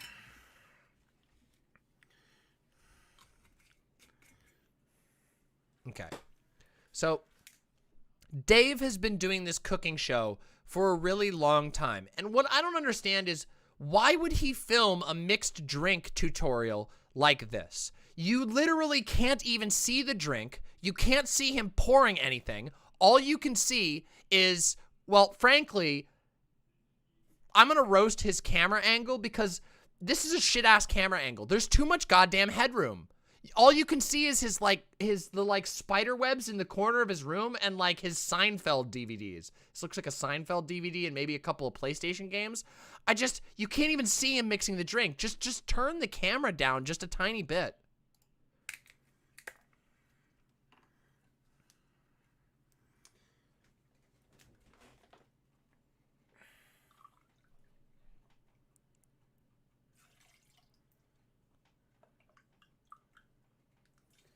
About a shot and a quarter of the old cranberry juice. Secret. You guys want to know a secret? Here, let me tell you a cool secret. Do not buy fucking shitty ocean spray, fake ass cranberry juice. You can buy these little jars of unsweetened cranberry juice, which is 1, way better for you, and 2, tastes way better. And you can take the cranberry juice, mix it in with something that's sweet, like a sweet liqueur or sugar or whatever. But if you buy the shit that's like the ocean spray stuff, it's like extremely, extremely made of just fucking corn syrup. No, they're fucking good, Vermin. You're not supposed to drink them straight. You're not supposed to drink them Yeah, they're very bitter, but you mix them with other things. For mixing things, you want those. Because if you put it with the juice, there's mostly water. The cranberry, the like ocean spray cranberry stuff is water and sugar with like 10% cranberry. You want to use that stuff. It's a life hack, I'm telling you. And it's better for you because it's actual cranberry juice, so it's good for your health. You want the sweet fake stuff? All right, I can't. All right, fair enough. Fair enough. Got Dave's cooking going on over here. Come on. There we go. Juice of half a lime. Okay.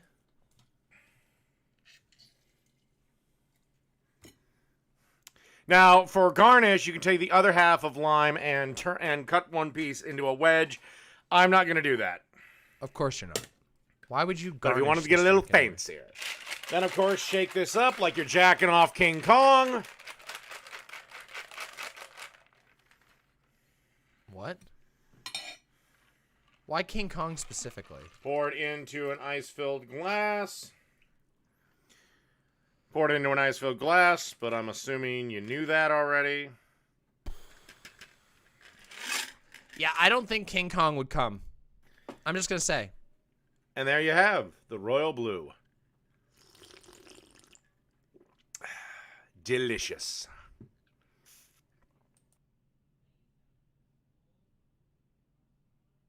That sucked. Okay, that sucked. But now you know what to expect. Do you see? That was the appetizer, everyone. Now it's time for us to watch something better. And I think what we're going to watch here... Ooh, he did a veggie dish.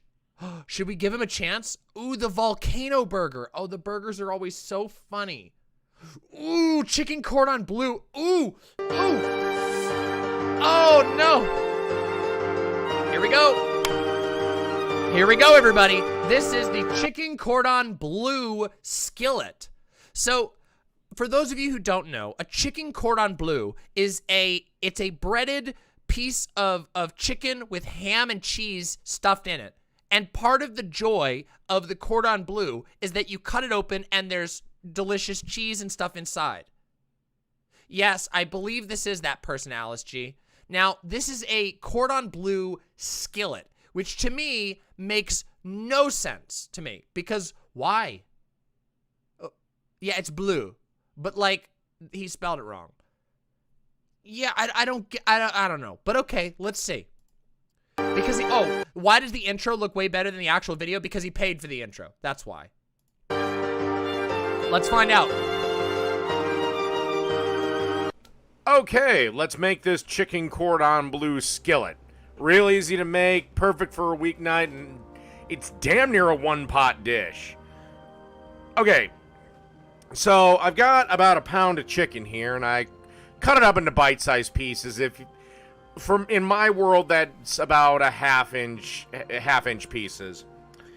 But unlike normal chicken, I didn't season it with salt and pepper. I decided to go with pepper and Lowry seasoning salt for this particular recipe. For chicken cordon bleu? For fucking chicken cordon bleu? Wait, what's in Lowry's? What is... Salt, sugar, paprika, turmeric, onion, cornstarch, garlic. What? Turmeric and paprika with salt and sugar. That's what's in Lowry's seasoned salt. Why wouldn't you just use something else? Yeah, what the fuck? Use the fresh... Okay, that's another thing. You have to remember that this guy never, ever cuts his own seasonings. Ever. But that doesn't even match the flavor palette. You want to use French herbs with cordon bleu. It's in the name. Cordon bleu. I don't know. I can't speak French. But why would you not use French spices? And you just use seasoned salt? Oh, what the fuck? You know, just a normal amount. Good dusting.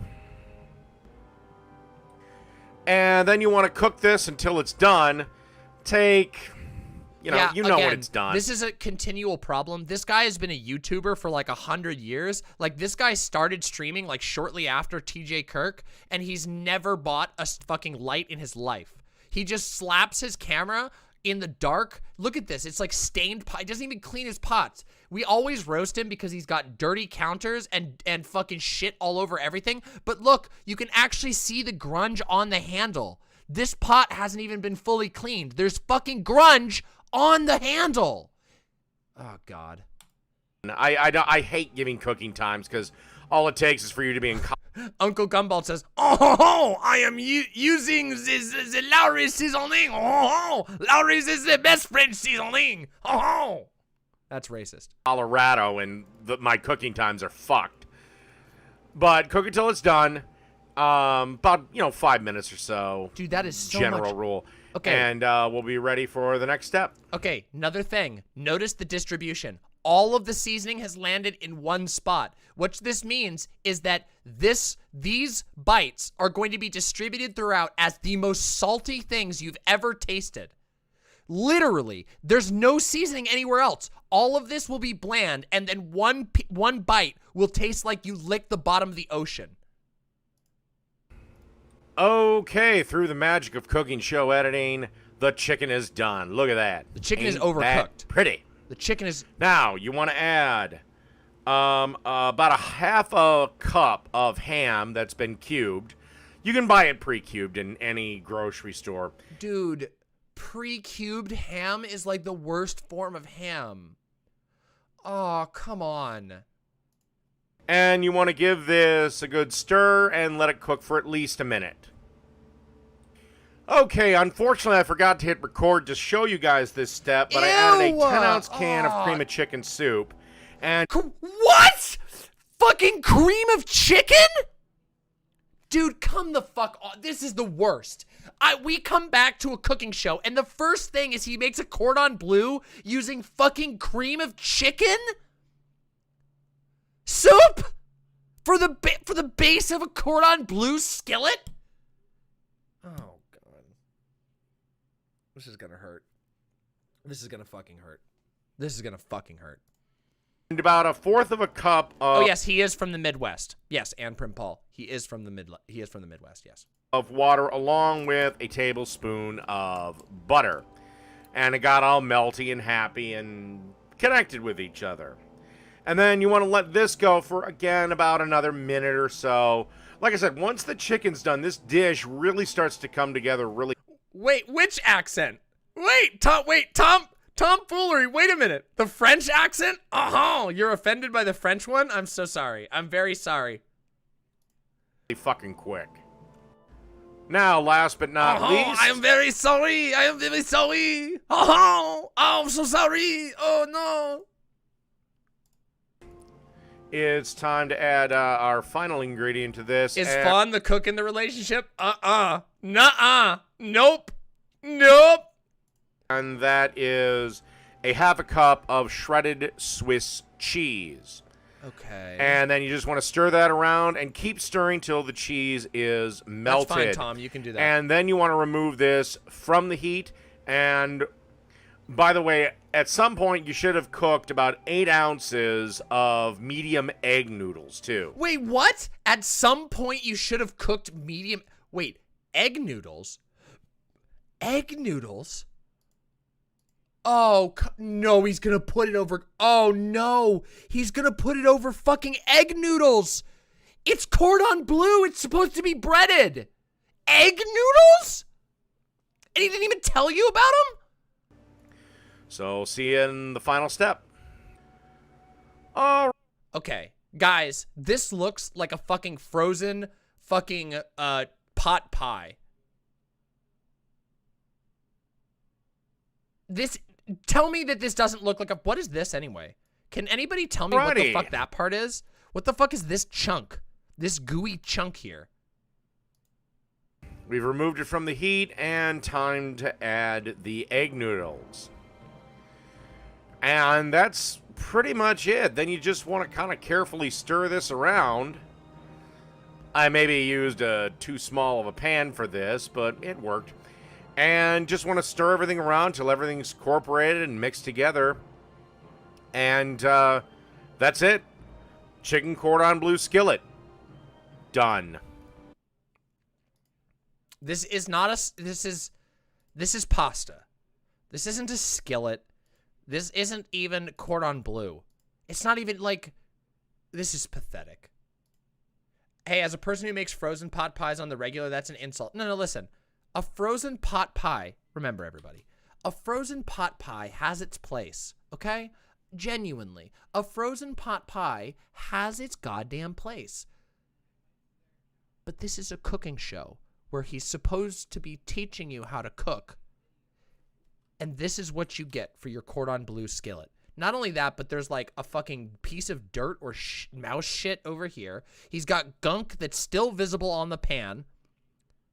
And there's fucking noodles spilled everywhere. Every single time he spills this. This is such a radical take on chicken cordon bleu that it's basically art. Oh, definitely. I will call this art. What? Wait, what? It ends right there? Stir everything around till everything's incorporated and mixed together.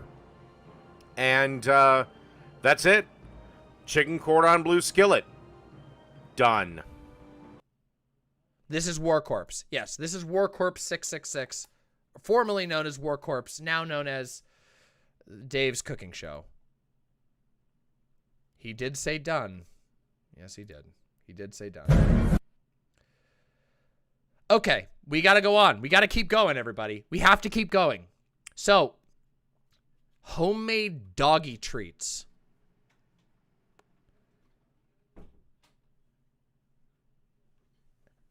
Yeah, no breaded chicken. Chicken was undercooked on the inside, overcooked on the outside. How the fuck do you call it cordon bleu? You don't, frankly. Hi. Can you pretend this banana I found is a gun? You're dead. You're great at this. Thank you. Was I supposed to say this is... No! Was I supposed to say this is a gun? Yeah. This is a gun. Thank you. I'm really good at this. Don't you fucking dare. I saw what you were trying to do. You were trying to munch this goddamn banana.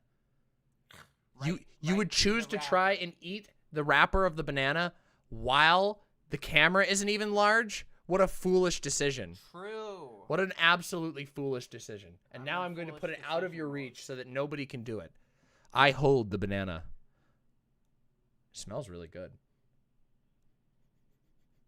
Whoa, this banana smells really fresh.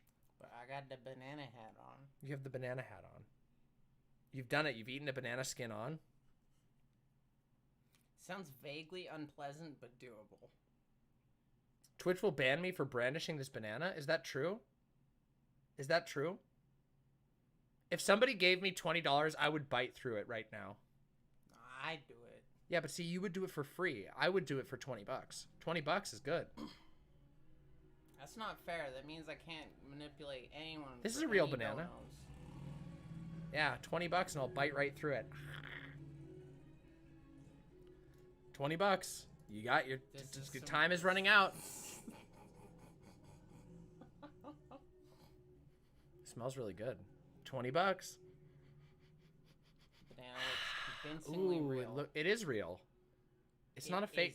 I don't even have. Banana. Why would I ever buy a wax banana? You can't donate on the website? What? Is it busted still? It should work. You can always go through Streamlabs, the Streamlabs link. Not a real banana? Is it a real banana? The site's being a bastard? All right, wait. Saber Flote. You ready? Hold on. It threw an error? Hold on a second.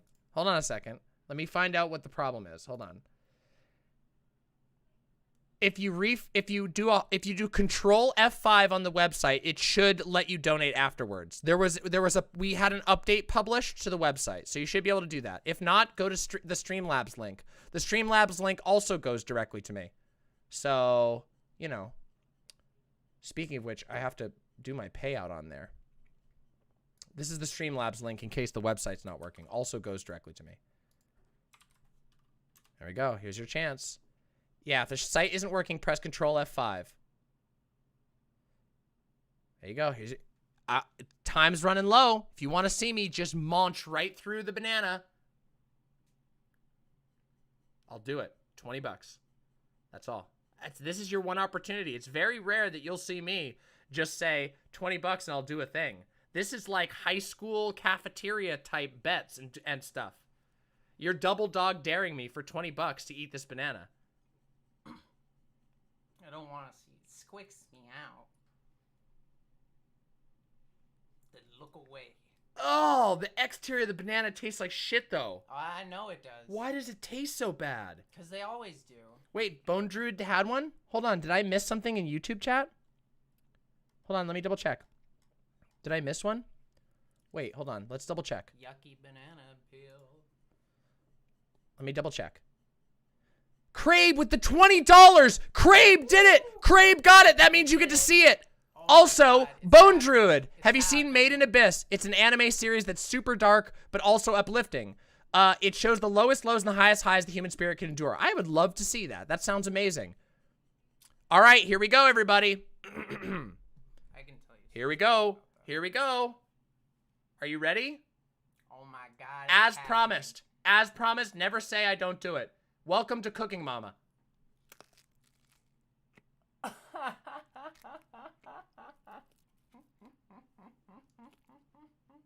It is shoe nice time. $20. I didn't have to swallow it, though. I would have done it for free. I got that banana to I was intending to eat it. What food? Oh, what's it? Oh, no. But I will finish the banana. You gotta pay extra if you want her to swallow. Oh, yeah.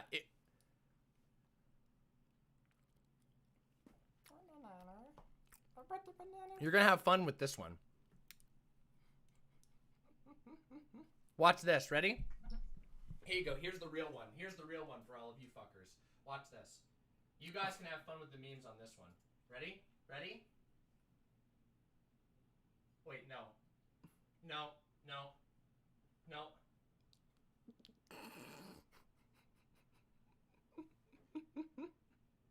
You goof. I can't do it. There's nothing I can do. Oh, damn it, Saber Flote. I'll message White Nervosa about it. You can have the rest of the Nana. There we go. Promised, delivered. Okay, Saber Flote, I'll see.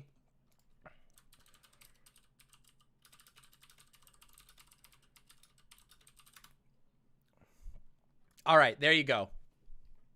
Done. I can't banana split? What the hell does that mean? No, it's just... Could I tie a cherry stem? I will be able to someday if I want to, but I don't know that I would. Thank you so much for all of the generous donations so that you could see me munch straight through the banana. And I did. Don't tell me I don't have sharp teeth. Oh yeah, I gotta bring chat back up. There we go. Wait. Chat back. Chat back, chat back. Okay, everybody, we don't have time to keep obsessing over the banana. We need I'll get rid of it. We need to go and watch a video. So first, we're going to watch one of his burger videos. Now, you might know, I love cheeseburgers, okay? Yeah, go ahead, clip the shit out of it. Go ahead, clip, clip, clip, clip, clip. We're doing the volcano burger. Now, some of you may know, I fucking love burgers. I think, like, burgers are one of my favorite foods. They're amazing. Yeah.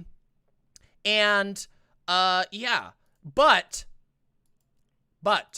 Dave tends to completely ruin every burger that he does. And almost every single burger that he does is the same, which is a cheeseburger, which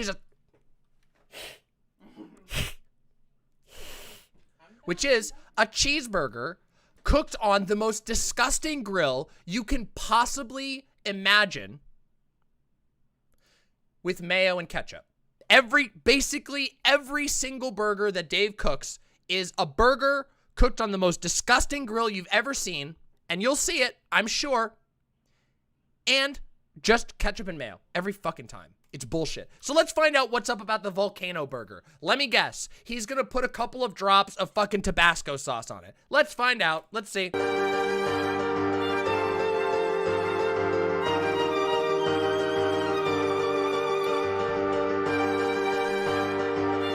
Yeah, his grill is disgusting, by the way. Disgusting. All right. Alrighty, let's make the volcano burger. First thing we got to do is make the volcano sauce. In a bowl, you see 5 teaspoons of mac and cheese powder. You can find this in any... What?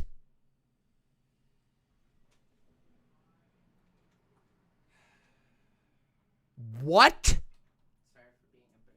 No, you're good. That was really funny. That was really great. It was a great challenge. I don't ever do like dono challenges like that.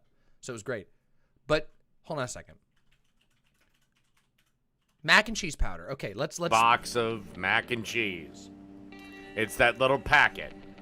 Then I added a teaspoon. Okay, hold on. We've already run into an issue here. We've already run into an issue. He's moving on to the next step. I'm very sorry. Hold on. I invite you to take a look at what do we see here? Fucking chunks! Fucking goddamn chunks! He's got chunks all the fuck over the place. This hasn't even been stirred. This is disgusting. This is putrid cheese chunks. I can't handle this shit. That's disgusting. That's fucking disgusting. Spoon of water, and we mixed that up. Now comes the rest of the shit. We're gonna need a half a cup of mayo. Remember what I said about mayo and ketchup? Here we go. Teaspoon of vinegar. 3/4 of a teaspoon of cayenne. Although, I upped it to a full teaspoon. Dude, what? This mayo is definitely not healthy. A teaspoon of cayenne. Although, look, it's cottage cheese. His mayo is fucking cottage cheese. That's this spoiled. The mayo is spoiled. Unless that's Miracle Whip. Is this Miracle Whip? That's even worse. If that's Miracle Whip, that's disgusting. I upped it to a full teaspoon because I like shit spicy. Half a teaspoon. Cayenne powder is what you consider spice? It's got to be Miracle Whip. I can't tell. It does not look good. Yeah, mayo and paprika. No, not mayo and cheese. Mayo and powdered mac and cheese mixed with water. Mayo with a powdered mac and cheese roux.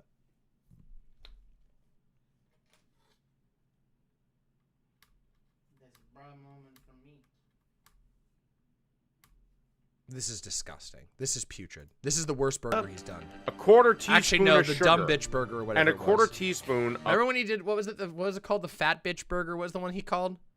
I can't remember. Cumin. Oh, the Kate Middleton burger where he just randomly calls Kate Middleton a disgusting bitch. And a pinch of the garlic and onion powders. Then, basically, you get all this shit. Onion powders.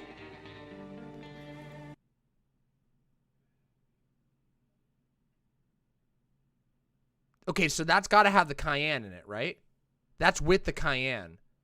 Because otherwise, this looks like, okay. Have you guys ever, like, kicked a log in the forest? Have you ever kicked a log in the forest and then, like, it's a rotten log and the bottom falls out and all of this, like, out of the bottom of the log, there's, like, a bunch of dust, like, goopy dust, like broken down. I think it's called, like, humus or something like that. I can't remember. It has a fucking name. Does this not look like what falls out of a log when you kick it in the woods, like a rotting log? Like, it's like a mixture of, like, animal shit and, like, dust. Yeah, it's the termite dust. It really does. Like, come on. This is fucking weird. It's not sawdust. It's not sawdust because it's in, like, rotten wood. Sawdust is, like, when you cut wood. Anyway, let's continue. Then, basically, you get all this shit together and you start stirring until it all comes together. Chill in the refrigerator for at least 1 hour. Why? All right, now we Wait, why do you need to chill it in the refrigerator for an hour? Wait, what about this needs to be chilled in the refrigerator for an hour? Like, isn't like chilling something generally to get it to change change states. Like, you chill things when you need it to, like, change states. But what is going to change states here? How much money would it take you to eat his food? I don't really think I want to eat his food. I think I'd rather watch from afar. This is cursed Thousand Island sauce? No, Vermin, I think this is worse. Vermin, I think this is worse. The curdled mayo and the fucking cheese and water sauce, the powdered macaroni dust roux, that's worse. Yeah, that's worse. That's worse than I thought. I think this is worse. I think this is worse than just cursed Thousand Island. Cursed Thousand Island we've seen before. It'll get thicker, but why do you want it thicker if it's going to be a burger sauce? Let's try. All right, now we come to the... Okay. All right, everybody. It's time. What did I tell you about the fucking grill? What the fuck did I tell you about the grill? First of all, putrid. What you can see here is that the gunk stuck on the grill is casting shadows. Right down here, what you are witnessing is the gunk on the grill has built up so strongly that it's casting a shadow. You know you have a problem when your grill has so much petrified animal fat and blood and who knows whatever else that it casts its own shadow. And I would like to bring your attention over here, my dear chatters. What is this? Ah, could it be the corpse of a mouse? Perhaps. Is this a large dead cicada? That could be. Is it like one of those maple leaf thingies? It might be. But I really do not know. What this looks like to me, are you familiar with like, you know what owls, you know the owls, they leave that, you know what I'm talking about? What's it called? What's it called? Like, you know, owls, they digest and then they poop out the bones. It looks like that. Does it not look like that? Does it not look like the thing that owls poop out? The pellets or whatever? Is it pellets? Owl pellets. Yeah, it looks like an owl pellet. Does it not? They vomit them. They vomit them? Yeah, they're regurgitated. Yeah, this grill is the source of sand pest. And then, of course... Regurgitate all of the, like, non-digestible stuff. Oh, okay. Viet Palm, it's true that Americans are unhygienic, but I will tell you that this is a particularly unhygienic American. Like, I mean, guys, just holy fuck. Look at this. Look at the close-up on this grill gunk. Look at this fucking grill gunk. Holy, it looks like it's like... This looks like it was made in fucking Isengard in the fucking muck pits where they breed the Urukai. Oh, God. This is so bad. Oh, man, look, there's like huge... It's growing a penis. It has a little tiny ding-dong. Now, we've roasted the grill. We always have to roast the grill. But I want you to take note of some other things, okay? First of all, notice the shitty seasoning. Instead of mixing the seasoning into the meat like an actual person who cooks, instead, Dave has simply dumped small piles of seasoning into the middle. Wait, this feels kind of mean. Maybe this guy is a terrible cook, but not a bad person? Pain Sama, I regret to inform you, this is the guy who got drunk and called Chud Logic the F slur and the T slur numerous times. This is the guy who regularly gets drunk and talks about how he thinks 16-year-olds should get their heads kicked in because they said something he didn't like about pronouns. Yeah, sorry. Yeah, nah. He's bad. I'm sorry, what are people saying? What are people saying here? I don't know what people are saying no to. Oh yeah, he's really mean to fat people too. No, you're all good. You're all good, Pain Sama. I understand. Anyway, let's continue. Patties themselves, I just dusted them with a store-bought hot and spicy burger mix. seasoned them up, and they're literally just third-pound patties of 80-20 ground chuck. Nothing special there. All right, and through the magic of cooking show editing... dude, come the fuck on. Okay, if you ever put sprinkled cheese on a fucking cheeseburger, it's because you are the laziest person on the planet. Sprinkled cheese is more expensive than sliced cheese. This just means you didn't want to go to the store. This will not melt properly. This will fall off and ruin your grill. Oh, look, this blob. Guys. Imps. Look, see this blob? Right here? See this blob? This will be there in the next video we watch. I promise you. Watch this blob. It is in the upper right quadrant of the grill. This blob, we will note, keep an eye on Mr. Blob. We're going to watch for the next grill video, and it will be there. I promise. Oh, yeah. Well, you guys, some of you haven't seen the previous videos where there's bird shit all over his grill. If he doesn't show the cover of the grill anymore, because the last time he did, everybody was commenting on the bird shit that was on the top of his grill. If you went into the comments, it was just like, why is there so much bird shit on your grill? Why don't you clean off your grill? Why is there bird shit on your grill? And then he just never showed the top of the grill again. These burgers are done. What? Now, because I want it hot and spicy, there's going to be a slice of pepper jack laid down, but we're not done yet. Now, those other two burgers have shredded Colby Jack on them, but they're a burger for a different thing. Actually, it's just some people that I had over, they don't like, they don't mind spice, but they don't like, you know, super spice, so. Yeah, okay, bro. You know. Because this slice of cheese is habanero jack. And we'll let these get melted up and take them on in the house. Alrighty, time to assemble our... Burnt. This is another thing. Everybody. That is constantly the case in Dave's cooking videos, which is that Dave always burns the bread. Always. He always fucking burns the toast.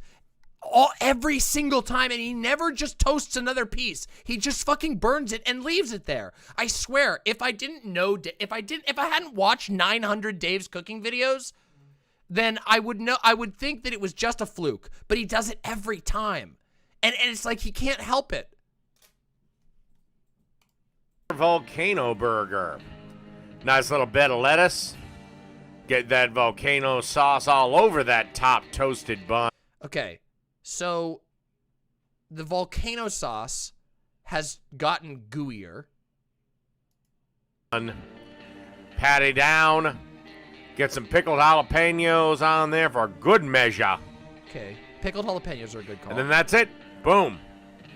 Volcano burger. Wow, I'm surprised he didn't put ketchup on this one. Burger. Done. But wait, little cross section. Look at that shit. Dude, wait a minute. Why would you do a cross section of this low quality? Look at that shit. You can't even see. Look at this angle. This is the cross section, and you can't. Just zoom out the camera just a little bit. And he just ends it. Oh, boy. It's not raw. It's just the lighting, guys. With all due respect, it's just the lighting. I mean, with all undue respect. In this case, that's just the lighting. It's not raw. It's just... Okay, everybody. We got to do another one. We got another one here. Okay? Look. Okay. I want to watch the doggy treats one. It's only 1 minute, so I want to see what he makes for his dog. Because it's got to be special if he's making it with it for his dog. So let's check out what he's making for his dog. And then we'll do lemon spaghetti.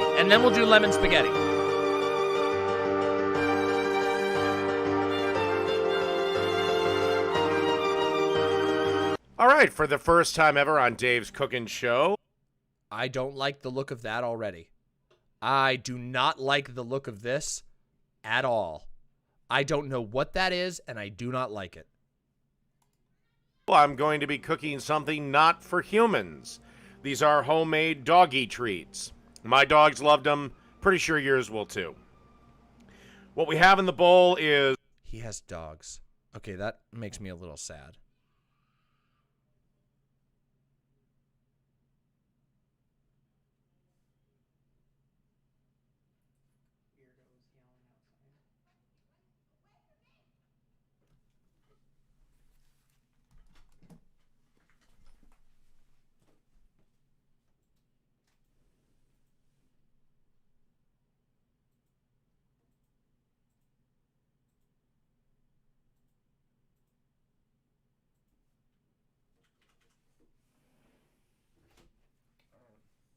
People shouting outside.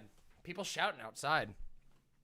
Somebody was screaming at the top of their lungs outside, louder than me even, which is saying something. Yeah, it's a window over there. There's somebody screaming outside. Whatever. Hey, thank you very much, Pain-sama. Yeah, I'm good. I don't know. It's just somebody being really loud outside. 2 cups of whole wheat flour, 1 cup of oats. I've added 3/4 of a cup of organic peanut butter. And for once, you actually do need the damn organic shit.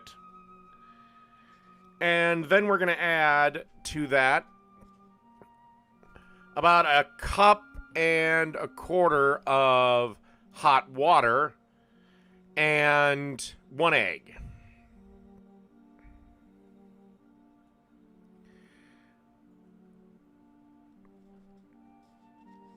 So, I mean, hot, not boiling. I don't know, about 180-ish. And then you just want to stir this. So immediately, yeah, flour and oats aren't the best. The thing is, dogs don't need a lot of grains. Grain-free food is generally good for dogs. Dogs don't eat a lot of grain in the wild. It's not very good for them. So, I don't know.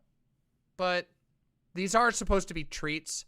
So, maybe it's okay. Maybe it's fine. Yeah, it's just filler. Let's see. This up till it forms a nice dough. All right, and then on a parchment-lined baking sheet, you want to roll these into 1-inch balls. Now, if you have smaller dogs, you can obviously make smaller balls. I just cut them up. Those are big treats, I will say. For my dogs. And then you want to bake in a 350-degree preheated oven. And you want to bake them for 15 minutes and allow them to cool for 10 minutes. Now, don't worry. These don't actually change shape because there's no sugar to melt. So they pretty much look almost identical to this when they come out. And that's it. Okay. Homemade dog treats. That's it. Done. Wait, he doesn't even wait, he doesn't even show us the... He doesn't Almost even show identical us the to finished this one? Dude, come on. Okay, but to be fair, he just said bake them until they're done. He probably burnt them. But Gave them to the dog anyway, like he gives them all the scratch. I'm a dog girl and you couldn't pay me to fuck. Well, to be fair, if you're a dog girl, you probably wouldn't need to be paid to eat things. But maybe I'm presuming. Okay, that was the most edible thing he's ever made. I would probably eat that more than his other food. Yeah. He may have burnt them. He probably burnt them, realistically. So, dill Chex Mix. Oh, this is a full grill burger. Wait, we can check. We got to do this one. We have to do the burger one because we need to see if the blob is still there. Let's go. Let's go. Let's go.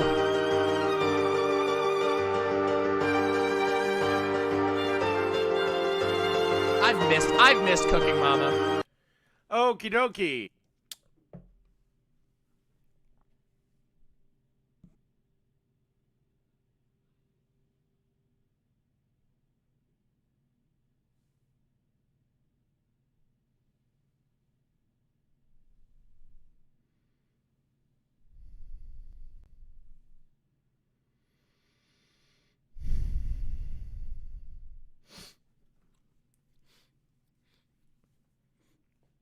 The last time I saw anything that even remotely looked like this was in a hospital toilet that hadn't been cleaned and I didn't know.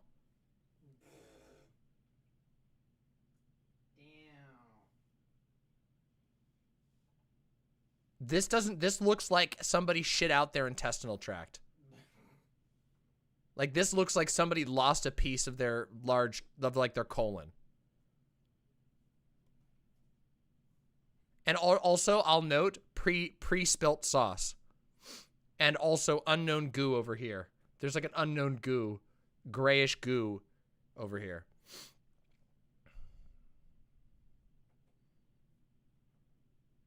Yeah. This is bad. This is fucking disgusting. This is one of the most putrid things I've ever witnessed on the show. I don't even know what it is yet. Yeah. Let's start off the full grill burger. This is the sauce for it. I kind of have some of it in there already. What you'll need to make this is a cup of ketchup, 2 tablespoons of brown sugar, 2 tablespoons of apple cider vinegar, 2 tablespoons of Worcestershire sauce, a tablespoon of yellow mustard, 2 tablespoons of Tabasco, or less depending on taste, a teaspoon of paprika, a 1/4 teaspoon of salt and pepper each, 1/2 teaspoon of cayenne, and a 1/4 teaspoon of red pepper flakes. Stir all this together and simmer for about 10 minutes over a low to medium-low heat. What was the chunks? Wait, did he say what the chunks were? And a 1/4 each. What's this thing? What's this? What's this shit? What is the chunks? What's the chunks? He didn't say what the chunks are. What are the chunks? Is this... Is that... No. Is that the brown... Is that brown sugar? That's a lot of brown sugar. 1/4 teaspoon of salt and pepper each. Oh, okay. 1/2 Oh, teaspoon that's the brown of cayenne, sugar. Okay. and a 1/4 teaspoon of red pepper flakes. Stir all this together and simmer for about 10 minutes over a low to medium-low heat. All right, now to the grill. Here we go. Hold on. Oh, no. Wait. Is this it? That's it. It's the blob. That's the blob. Guys, that's the one. I told you. It's right there. That's the blob. That's the fucking blob. Look. Top right quadrant. That's the fucking blob. I called it. You all owe me so much. I called the fucking shit. We've now proven that he doesn't clean it ever between videos. We fucking witnessed it. A video that's like 2 weeks apart. It's... Look!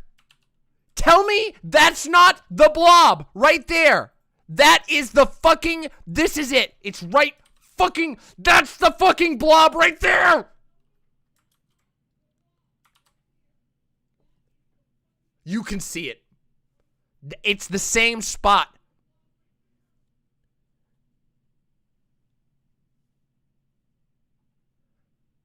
And look, he did the same fucking thing with the shitty seasoning. Look at this one. All the seasoning is on the left side.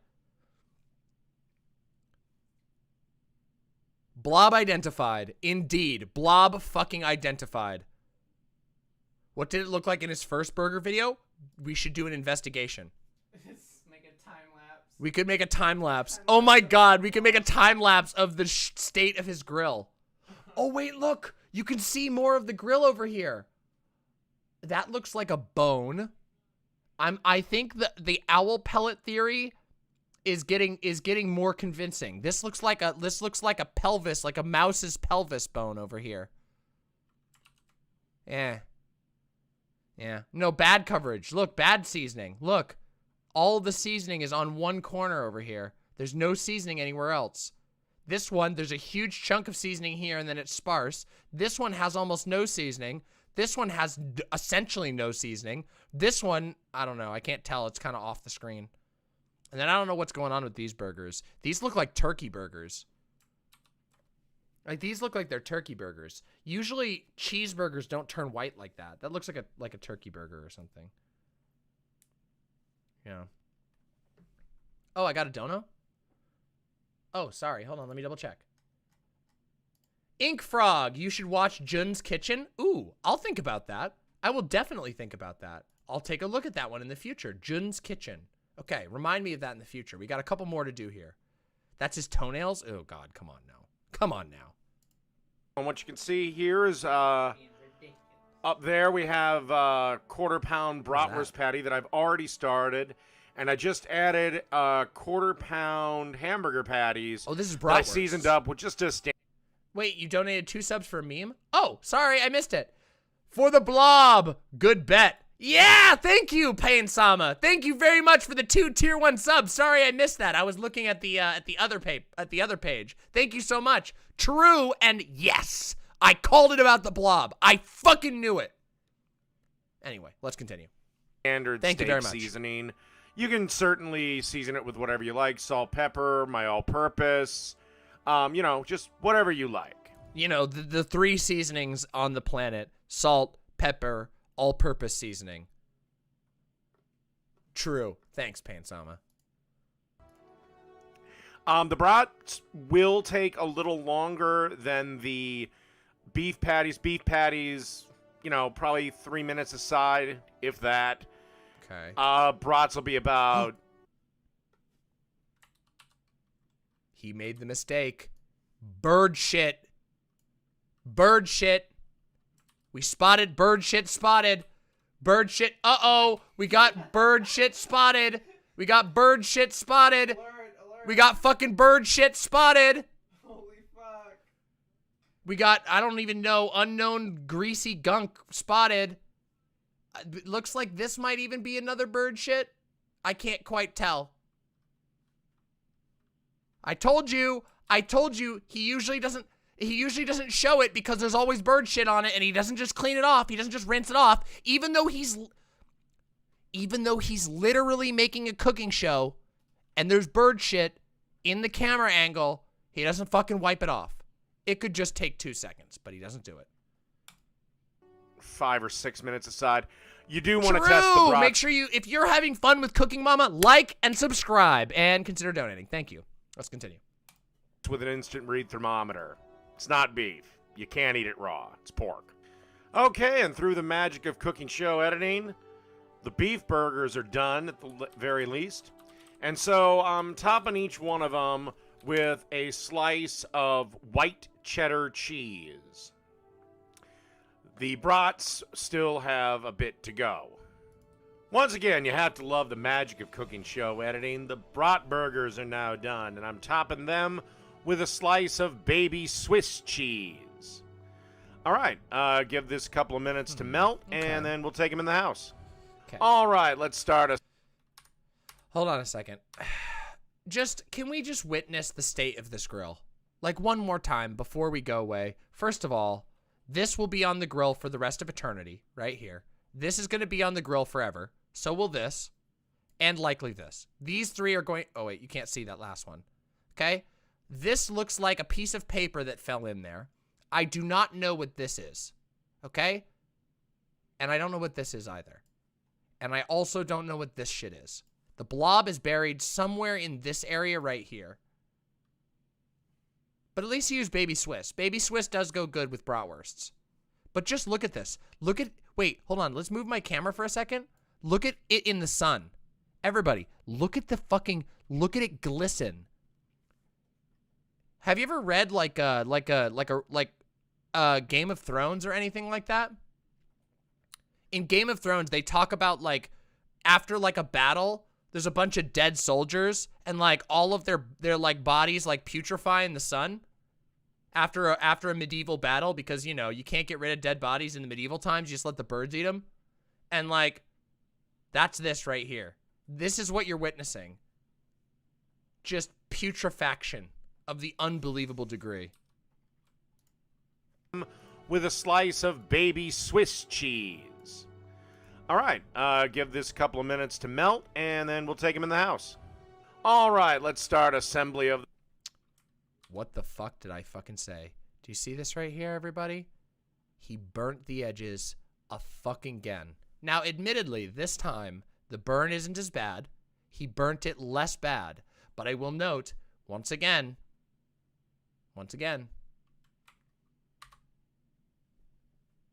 still motherfucking burnt. Wait. There we go. Still burnt. The burger.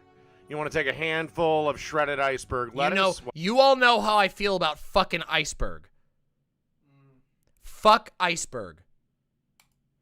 What I believe to be the best lettuce for a burger. Oh, you also want to make sure to nicely... It's the worst lettuce for a burger. If you want me to be disappointed in your burger, put fucking shit-ass iceberg on it. Fuck iceberg. Iceberg is a completely nutritionless bullshit that it doesn't add anything. And no, everybody says the crunch. No, it adds wetness. It adds wet wateriness. It's so full of goddamn water. No iceberg. Iceberg is shit. It's just water. It's like taking a cup of water and pouring it on your burger. Toast up your buns. Spinach, romaine, buttery lettuce, red lettuce, doesn't matter. Anything except for that. Fuck iceberg. Yeah, now we have the soy facers coming in. Ooh, that's crunch. If you wanted to, wait a minute. If it was just about crunch, why don't you throw some motherfucking ants on your burger or some wood chips? If it's just about crunch, if all you care about is crunch, why don't you put some fucking pieces of ice shavings on there? Yeah. Yep. Put some fucking romaine on there. Put some fucking spinach on there. Eat something with a little bit of flavor to it.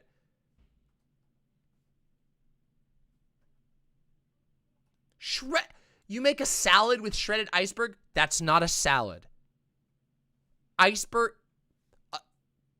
A salad with shredded iceberg is not a salad. That's a soup. Let's continue. On that lettuce bed, lay your beef patty, followed by your brat patty. Or brat patty, beef patty, doesn't matter. True! You know nothing of the crunch. You know nothing of the crunch. This iceberg take is your best take in the history of takes. True. I told you, there are some takes I have that are ironclad. And my Jesus fucking Christ. You can tell I'm getting tired. My iceberg take is ironclad.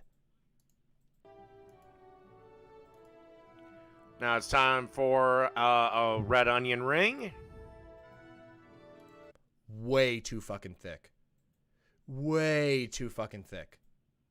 That is insane. This is all you will be able to taste. With an onion ring of that thickness, you will only be able to taste onion on this burger. That's it. 2 competing flavored burger patties in one, they will not complement each other. Not the way he has them seasoned. I think you could probably mix them, but I do agree. Why would you mix a shitty beef patty with a bratwurst patty? Bratwurst patties are fine. They have plenty of flavor. Everyone would just pick the onion off. You could not eat this. This would taste so much like onion. Onion is easy to overwhelm a burger. Burger has to have a very thin sliced onion that adds a bit of that like bite that onions have. It's not spicy so much as it's like, I don't know, it's like wasabi. You know what I mean? I don't know what the name for that type of thing is. Yeah. Anyway. Zing. I don't know. That sounds silly. Let's continue. Tomato slice. All right. Again. An admirable tomato slice. These are optionals. You do it how you like it.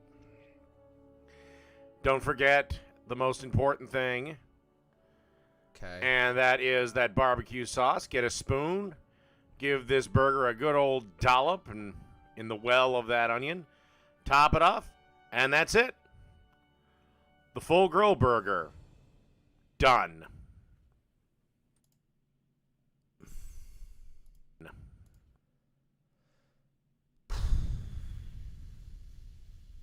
Boy, what a fucking depressing thing to look at. Doesn't this just make you sad to even look at?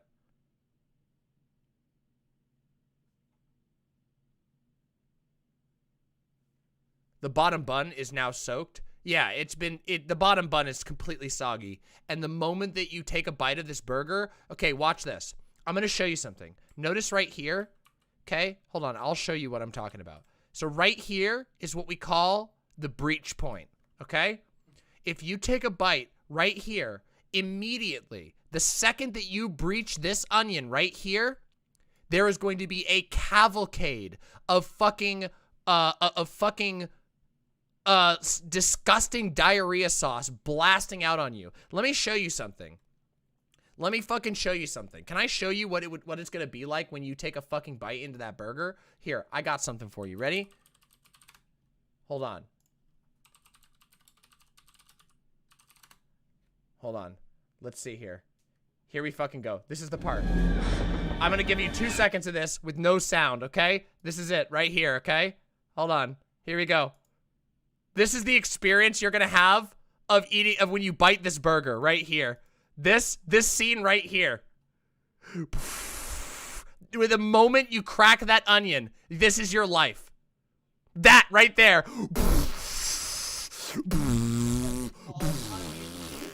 Except it's diarrhea sauce. It's fucking diarrhea sauce. It's gonna blast all over your face, all over your friends, all over your dog. You'll probably drown your aging mother. Like, damn, what is this, a gender reveal? yeah, it's bad. All right, everybody, we have one more Dave, and then we're gonna do a K, okay? We're doing one more Dave, and then we're doing a K. The much requested lemon spaghetti, the last Dave episode of the night. Let's go. Let's fucking do it.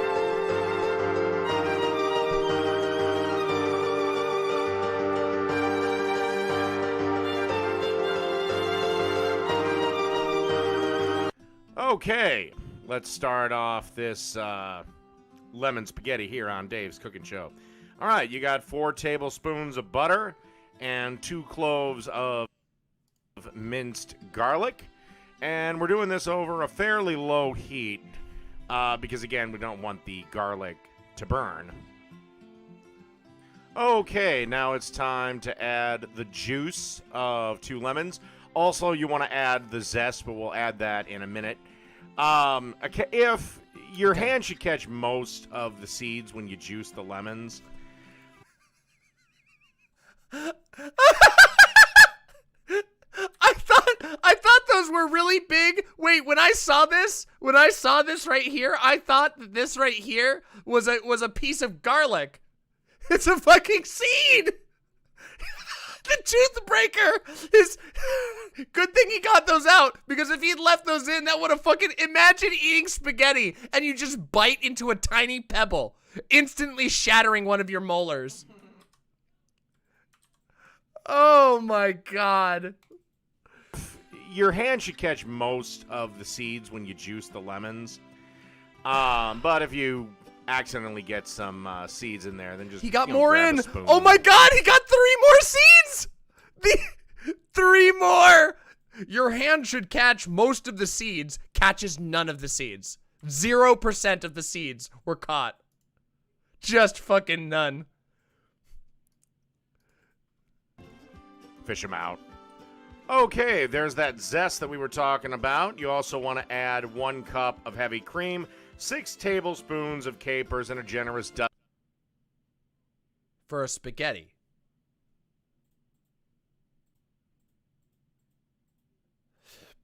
Wait, how many tablespoons of capers? Heavy cream, 6 tablespoons of... 6 tablespoons of capers? And cream in a spaghetti. That is so many capers. Do you know how strong capers are? Capers are incredibly strong.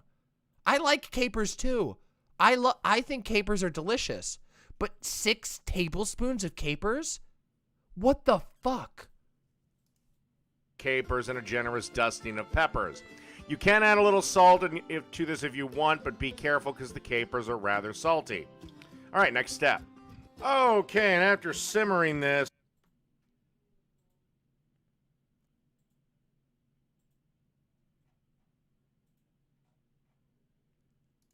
for a bit over medium-low to medium heat, it's time to add 16 ounces of spaghetti.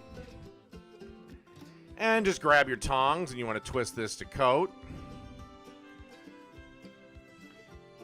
And then just give it a good flip and give it about another minute or so on a nice low heat. Okay, and through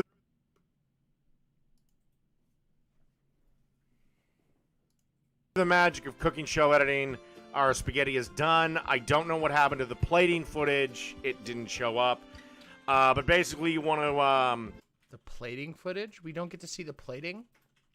When you plate this, sprinkle some freshly grated Parmesan and freshly chopped parsley over it and enjoy. Those are capers. That's a lot of capers. This is going to taste... Okay, if I could give you a summary of what this tastes like, is it tastes like licking a sardine, just so you know. This is so many capers. This is going to taste like a sardine. You may as well just fucking take a sip of salt water. And also, I don't know. Do people usually call it spaghetti when you don't make a red sauce? Like, I don't know that I've ever had somebody call a dish spaghetti without a red sauce. Like, do people do white sauce spaghetti like this? I don't know. I always think that's called something else. I know that spaghetti is the noodles, but, like, I don't know. So lemon spaghetti, done.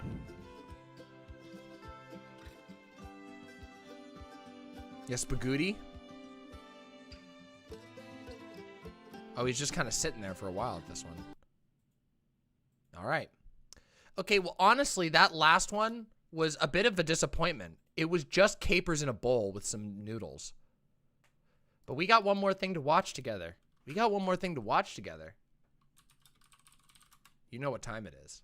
You know it's been way too long. It's been way too fucking long.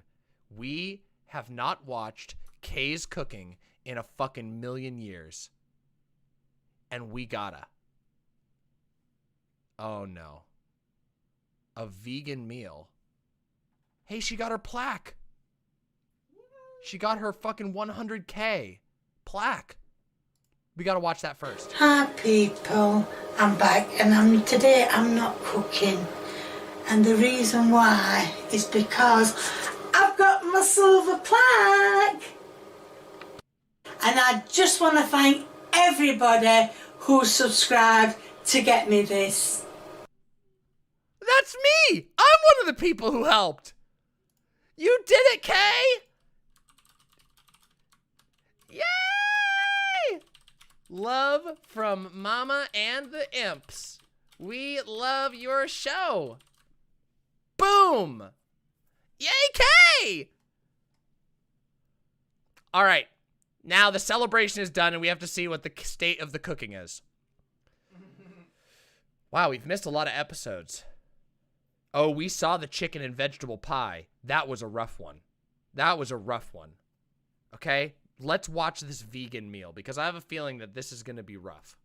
Just looking at this, I'm a little worried about this. All right, everybody? Don't ask Kay about the shirts. Do not ask Kay about her band shirts. She doesn't listen to music, okay? Just don't. She'll get real mad about it. Don't. Let's see. All right, let's do this. And I'm back cooking again. And today I'm going to be making another vegan meal. As you can see, I've got a spud tater. A potato? Gonna stab it all the way around, the best of my abilities that I can. And I'm going to put it in the microwave. There's some eyes on there. You really want to cut those off. These aren't good for you to eat. These will give you a stomach ache. You really don't want to eat those. But anyway, let's continue. Wait, microwave? Microwave? Oh, God. For 3 minutes. But what I'm going to do is I'm going to do it 3 minutes on that side. Then I'm going to turn it over and do 3 minutes on the other side. See you later, Nicolo. Thanks for coming by. Right, I'm pouring some pasta.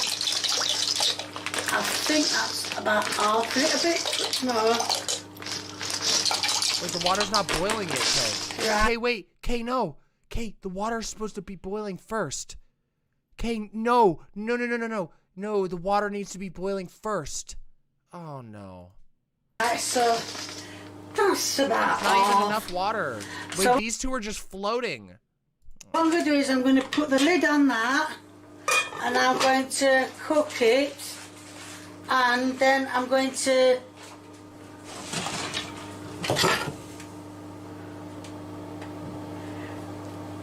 change pans over. I can't open this. Oh, I can. I've just managed it. Tomatoes. Get out of the tin. And I'm going to warm them up as well. As you know, I put a jacket potato in the microwave. It's cooking nicely. So I've got to find out which rings are reached. That one's for the back one, so that can go on. And that one's for the front one. And that, oh, not going on. No, that can go on. So now they are going to cook and cook and cook. Okay. So something you should know about Kay is that Kay never seasons any of her food. All of her food has no salt in it unless it has so much salt that you can't handle it. I don't understand why. Salt literally enhances the flavor of everything you put in there, but I guess she just likes bland food. I mean, really bland, though. Like, to me, like, this is shaping up to be nothing. This sounds like it's going to taste like literally nothing. Because there's no salt, there's barely any acidic, it's 2 starches, neither of which have been seasoned. Which, listen, I just can't get behind that. I know, but no, everybody makes the British memes, but let's be real. This is particularly egregious. I love Kay, but this is bad. And then when the potato is done, I will show you the rest of it. Right, as you can see,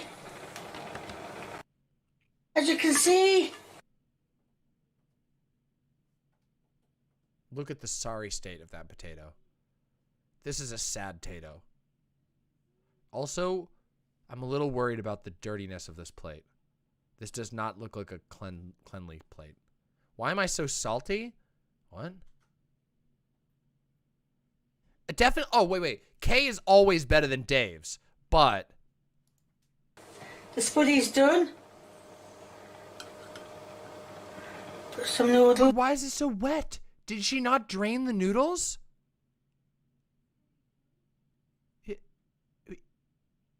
Did she? She didn't drain the noodles. They're full of water. I'm not putting more than that on. That's just a bit silly, that, isn't it? So, some more. But those are huge. Wait a second. These things are huge. These are like stuffing. These are like stuffing shells.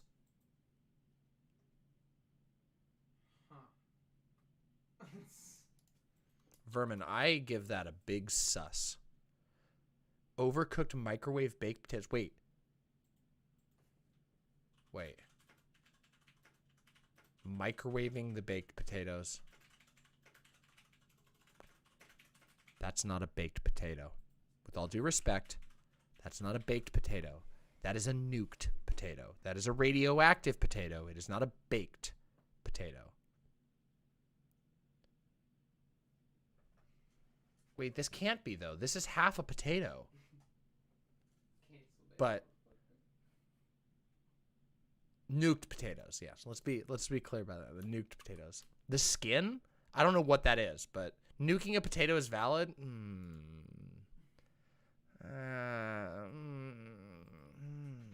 Reheating mashed potatoes? Maybe.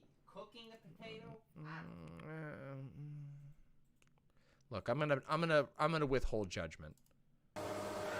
Noodles, there we are. They're not noodles. Oh, they're not noodles. They're the pasta. Sorry, it's pasta, not noodles. And then I'm going to put some tomatoes on the spud potato and on the pasta. And here is No, look, they are giant shells. You can tell right there. That's a huge shell. That shell is like the size of her fucking thumb. That's a big shell. That's a big shell. She bought like stuffing shells and didn't put anything in them and just put plain crushed tomatoes with no seasoning. And this is the vegan dish. Test.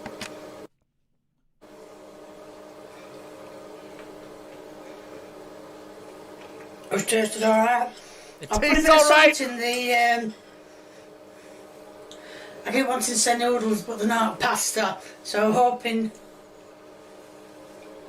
Okay, remember, it's been a while, but remember, if Kay says it's all right, that means it's terrible. If Kay doesn't say it's a 10 out of 10, then you know it's fucking bad. It's bad. Kay gives 10 out of 10 to every dish that she likes. And if she doesn't like it, then she'll say it's all right. That means it's bad. That means no human can eat this. That's how bad it is. I knew other British people who did the same thing. Yeah. If she says that it's like, it's just okay, no other human can eat that. Yeah, butter. Put butter or salt or pepper or anything. Oh. It tastes alright. Big thumbs up. Right, there's good. Wow, she really did not like that. Okay, that's inedible. What you have witnessed is an inedible meal. Just so you know. Just so that we're 100% clear, that vegan potato thing was... If even Kay can't finish more than one bite, it has to be putrid. There's going to be a link in the description to my merchandise. If you like what you see, please keep viewing me. If you want to give me a big thumbs up, that's them, please do. Yes. If you want to leave a comment, please feel free, the more the merrier. Yes, if you haven't subscribed or you know someone who hasn't subscribed, get them subscribing and get yourself subscribing. I've done it! I can guarantee next week I'll probably mess it up. Thank you, bye. All right. Okay. Well, let's do one more K. Let's do one more K for good measure, because that was disappointing. Oh boy.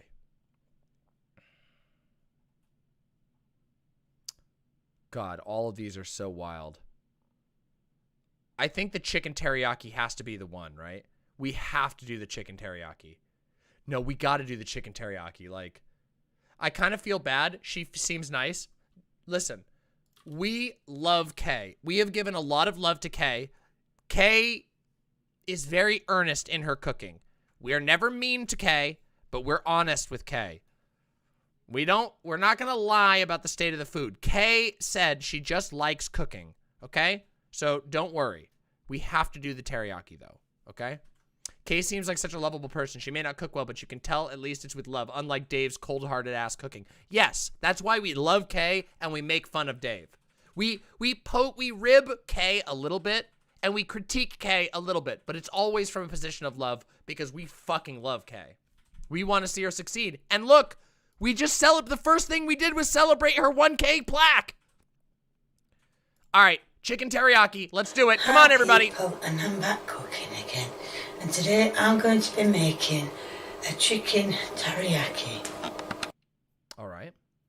As you can see, I've got the, well, you can't tell, but I've got the pan on. And it says, put the chicken in. It says, oh, come on. And it says that has got to cook on its own. I don't know if I told you, but I did put some oil in before and it says it's got to cook until it's golden brown. Warning, everyone, it is never going to get golden brown. I can tell you right now, Kay is going to turn this into gray mush. Yeah, cold pan, I know. Ugh. Also, look, I don't want to be that person, but there is some serious nasty grunge going on down here. This needs to be scrubbed the fuck out. That is very dangerous right there. Yuck. That is like a health hazard right there. yuck. You got to clean that the fuck out. That is going to make you and that's going to make you and your I always forget the son's name. The son's name. Anyway, let's continue. As you can see, I've got a piece of garlic. I've already top and tailed it, so I know a lot of people say I'm wasting lots of garlic, but I don't like lots of garlic. Oh, it's sprouting already. You can see it's so all I'm going to do is just crush it up. Yeah, I think it's Scott. I think you're right. And keep on crushing it until it's crushed up. What more I can say? But yes, so keep crushing it up. Ooh. And I need Kay to always let the makes me chicken so keep nervous. cooking. Kay makes me so nervous. I swear to God, one of these times Kay's gonna cut a finger off. Oh God, it's so scary. Doing these, come here, keeps escaping from me. So I don't think I can get it any finer than that. So I'll just, yes, I think that's okay. And I'm going to add it. What the fuck did I tell you about the chicken? What the fuck did I tell you about the goddamn chicken?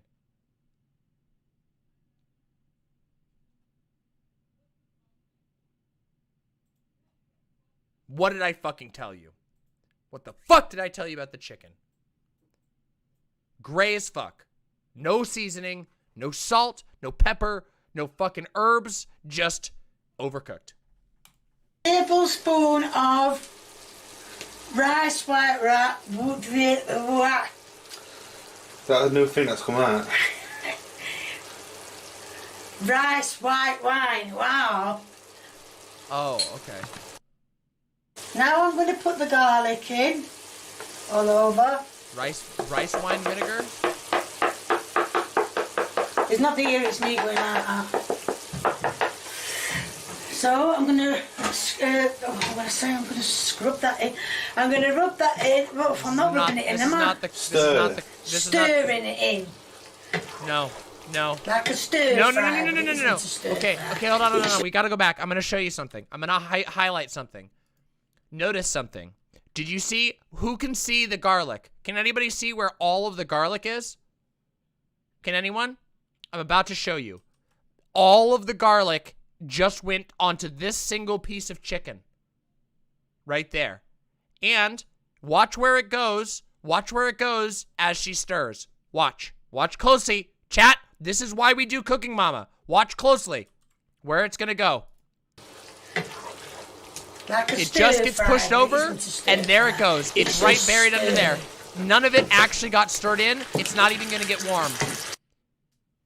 Where is it? Where's the garlic? You should be able to see garlic pieces in here. It's still stuck to that one piece of chicken.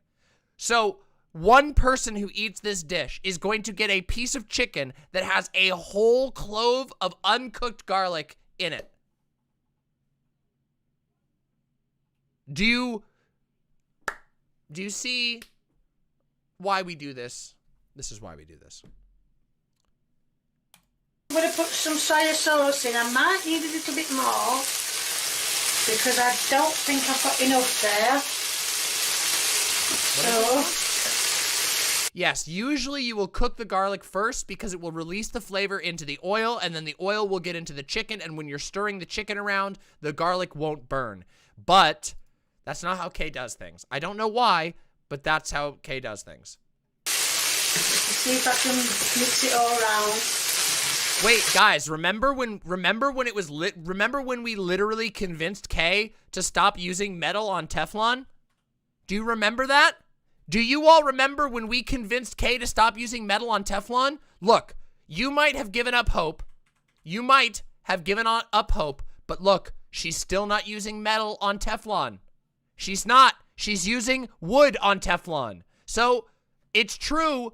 Yes, it is true we may have saved Kay's life, but it also shows that Kay does get better over time. Over time, she does.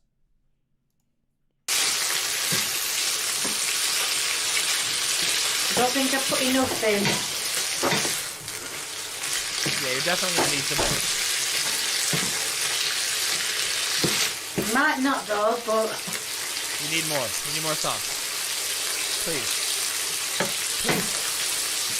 Please, Kate, please. Please, more sauce. Please, more sauce. I know I didn't show you the old, the putting She didn't put any more sauce in. the rest of the soy sauce on, but that's what it's supposed to look like, all coated. Now I'm going to add the water. Thank you. Now I'm going to add the water to it. Hey, Peony. Just going to wash all the Water. bloody soy sauce off. Never mind, never mind. Ooh. Oh, it's quiet now. Water. And it does say to cook this for 2 to 3 minutes on a medium heat. Now, it's already on the medium heat, so I'm going to leave it to cook for 2 to 3 minutes. What? And that is the end product. Ew! Kay! Kay, this is gross! This is wet chicken! You weren't supposed to add more water. You were supposed to add more teriyaki sauce. Water? This is okay. This is nasty. Now it's time. No! For the taste test. What? And now it's time for the taste test, and she cuts away from her eating it. What do you mean? That is the end product. What? Now it's time for the taste test.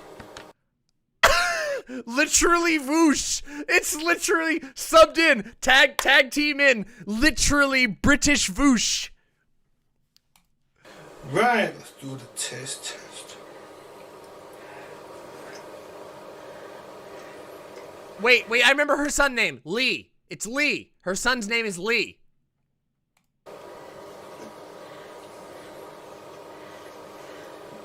Very strange.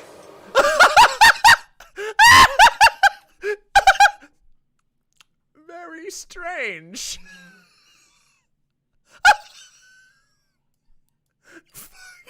No!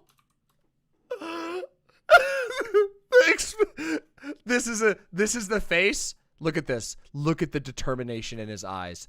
You can see it. There is determination. I will not break my mother's heart. I will not break my mother's heart. His mouth is wanting him to spit, but his eyes say no. You can see it in his eyes. What a good boy. What a good boy. Lee, we love you. Oh, he doesn't even want to finish it. Oh, God, he's trying. It's just Jim. There's no flavour to it at all. Oh, no! Oh, he's never been this cruel before. He's never been this harsh before. John Brongus, thank you so much for the 420 bits. The perfect timing. Very strange.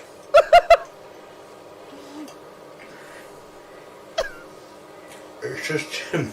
There's no flavour to it at all. Just normal chicken flavour. How? Right, as Lee said, there's no taste in it, but I can't understand because of all the stuff that was put in it. But anyway, there's going to be a link to the description to my merchandise. If you like what you see, please keep viewing me. If you want to give me a thumbs up, please feel free. If you want to leave me a comment, please feel free, the more the merrier. If you haven't subscribed, get subscribing. Everybody gets subscribing. I know I've messed it up, but I told you probably wouldn't get it again. So thank you, bye. Oh, okay. Okay. Kay's cooking. Jesus fucking Christ. What an unbelievable gift of a channel.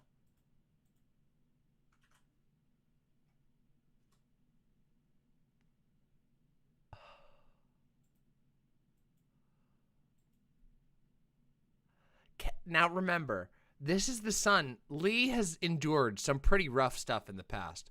We've watched Lee eat like uncooked stuff. We've watched Lee eat like crunchy rice that was so undercooked that it crunched when he ate it and you could hear his teeth crunching. And the bewildered how. I can tell you why.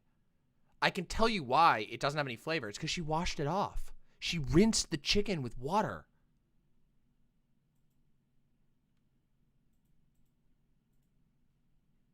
You gotta scrub your meat. Everybody. This is why we do Cooking Mama, and we will do it more frequently. I've been streaming for 10... Wait, have I been streaming for 10 hours?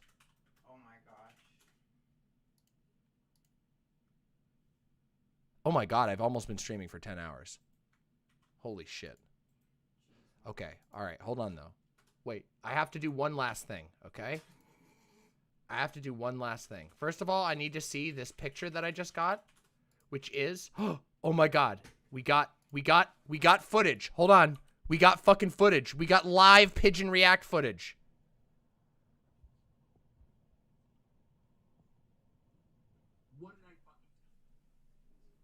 Pigeon React.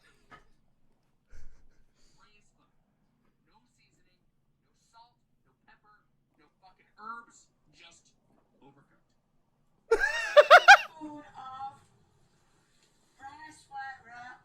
Oh, she's so cute. I love Pigeon is so cute.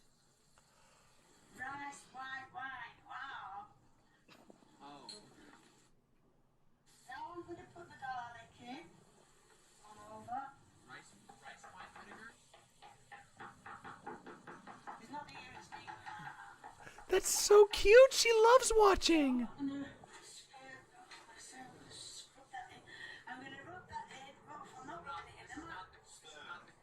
Yeah, Pigeon. Oh, we get petties.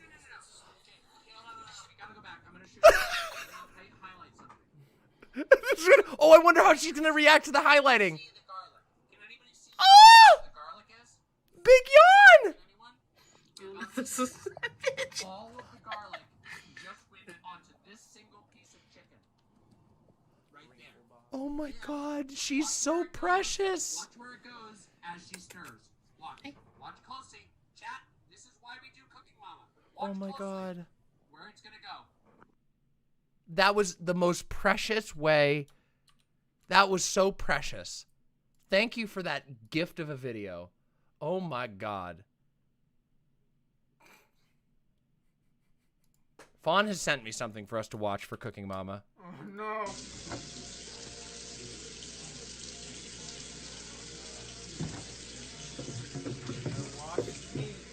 Oh no. Ew. Ah, come on. And then I'm gonna get the seasoning.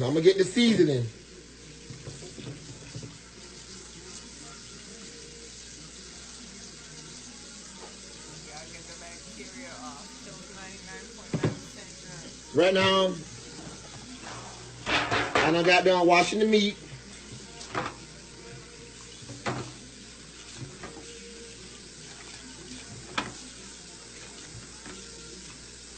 Only thing about fried chicken is that grease pop on you. Ew! Ah! He's putting the suds in! I'm done. I can't do it. Nope, I can't do it. I'm sorry, Mama. I'm sorry. I'm sorry. I brought you to the deepest recesses of food videos. I didn't mean it. I didn't mean to break you. It is quite late. Okay. Look, as much as I want to rest, there's one last thing I have to do. Okay? Which is, hold on one second here.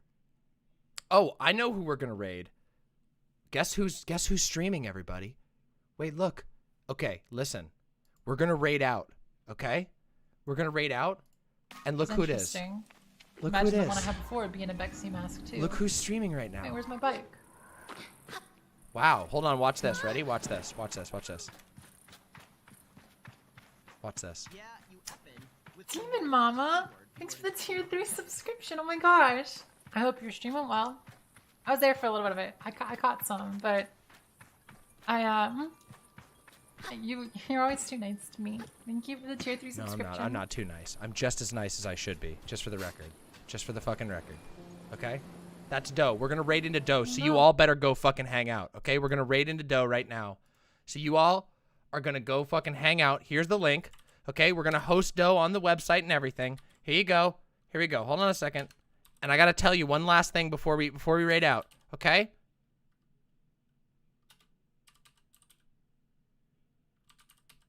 There we go. We're gonna raid out to Acelaces, aka Dough. Okay? Everybody, you better all fucking go over there and give your love to Dough. Okay? And guess what? Chicken nuggets fucking suck ass. Fuck you. I hate chicken nuggets. Fuck you. Fuck you. Go hang out with Dough. Go hang out with Dough about it. And you can complain to Dough about the chicken nuggets. Fuck you. Chicken nuggets blow. Fuck you.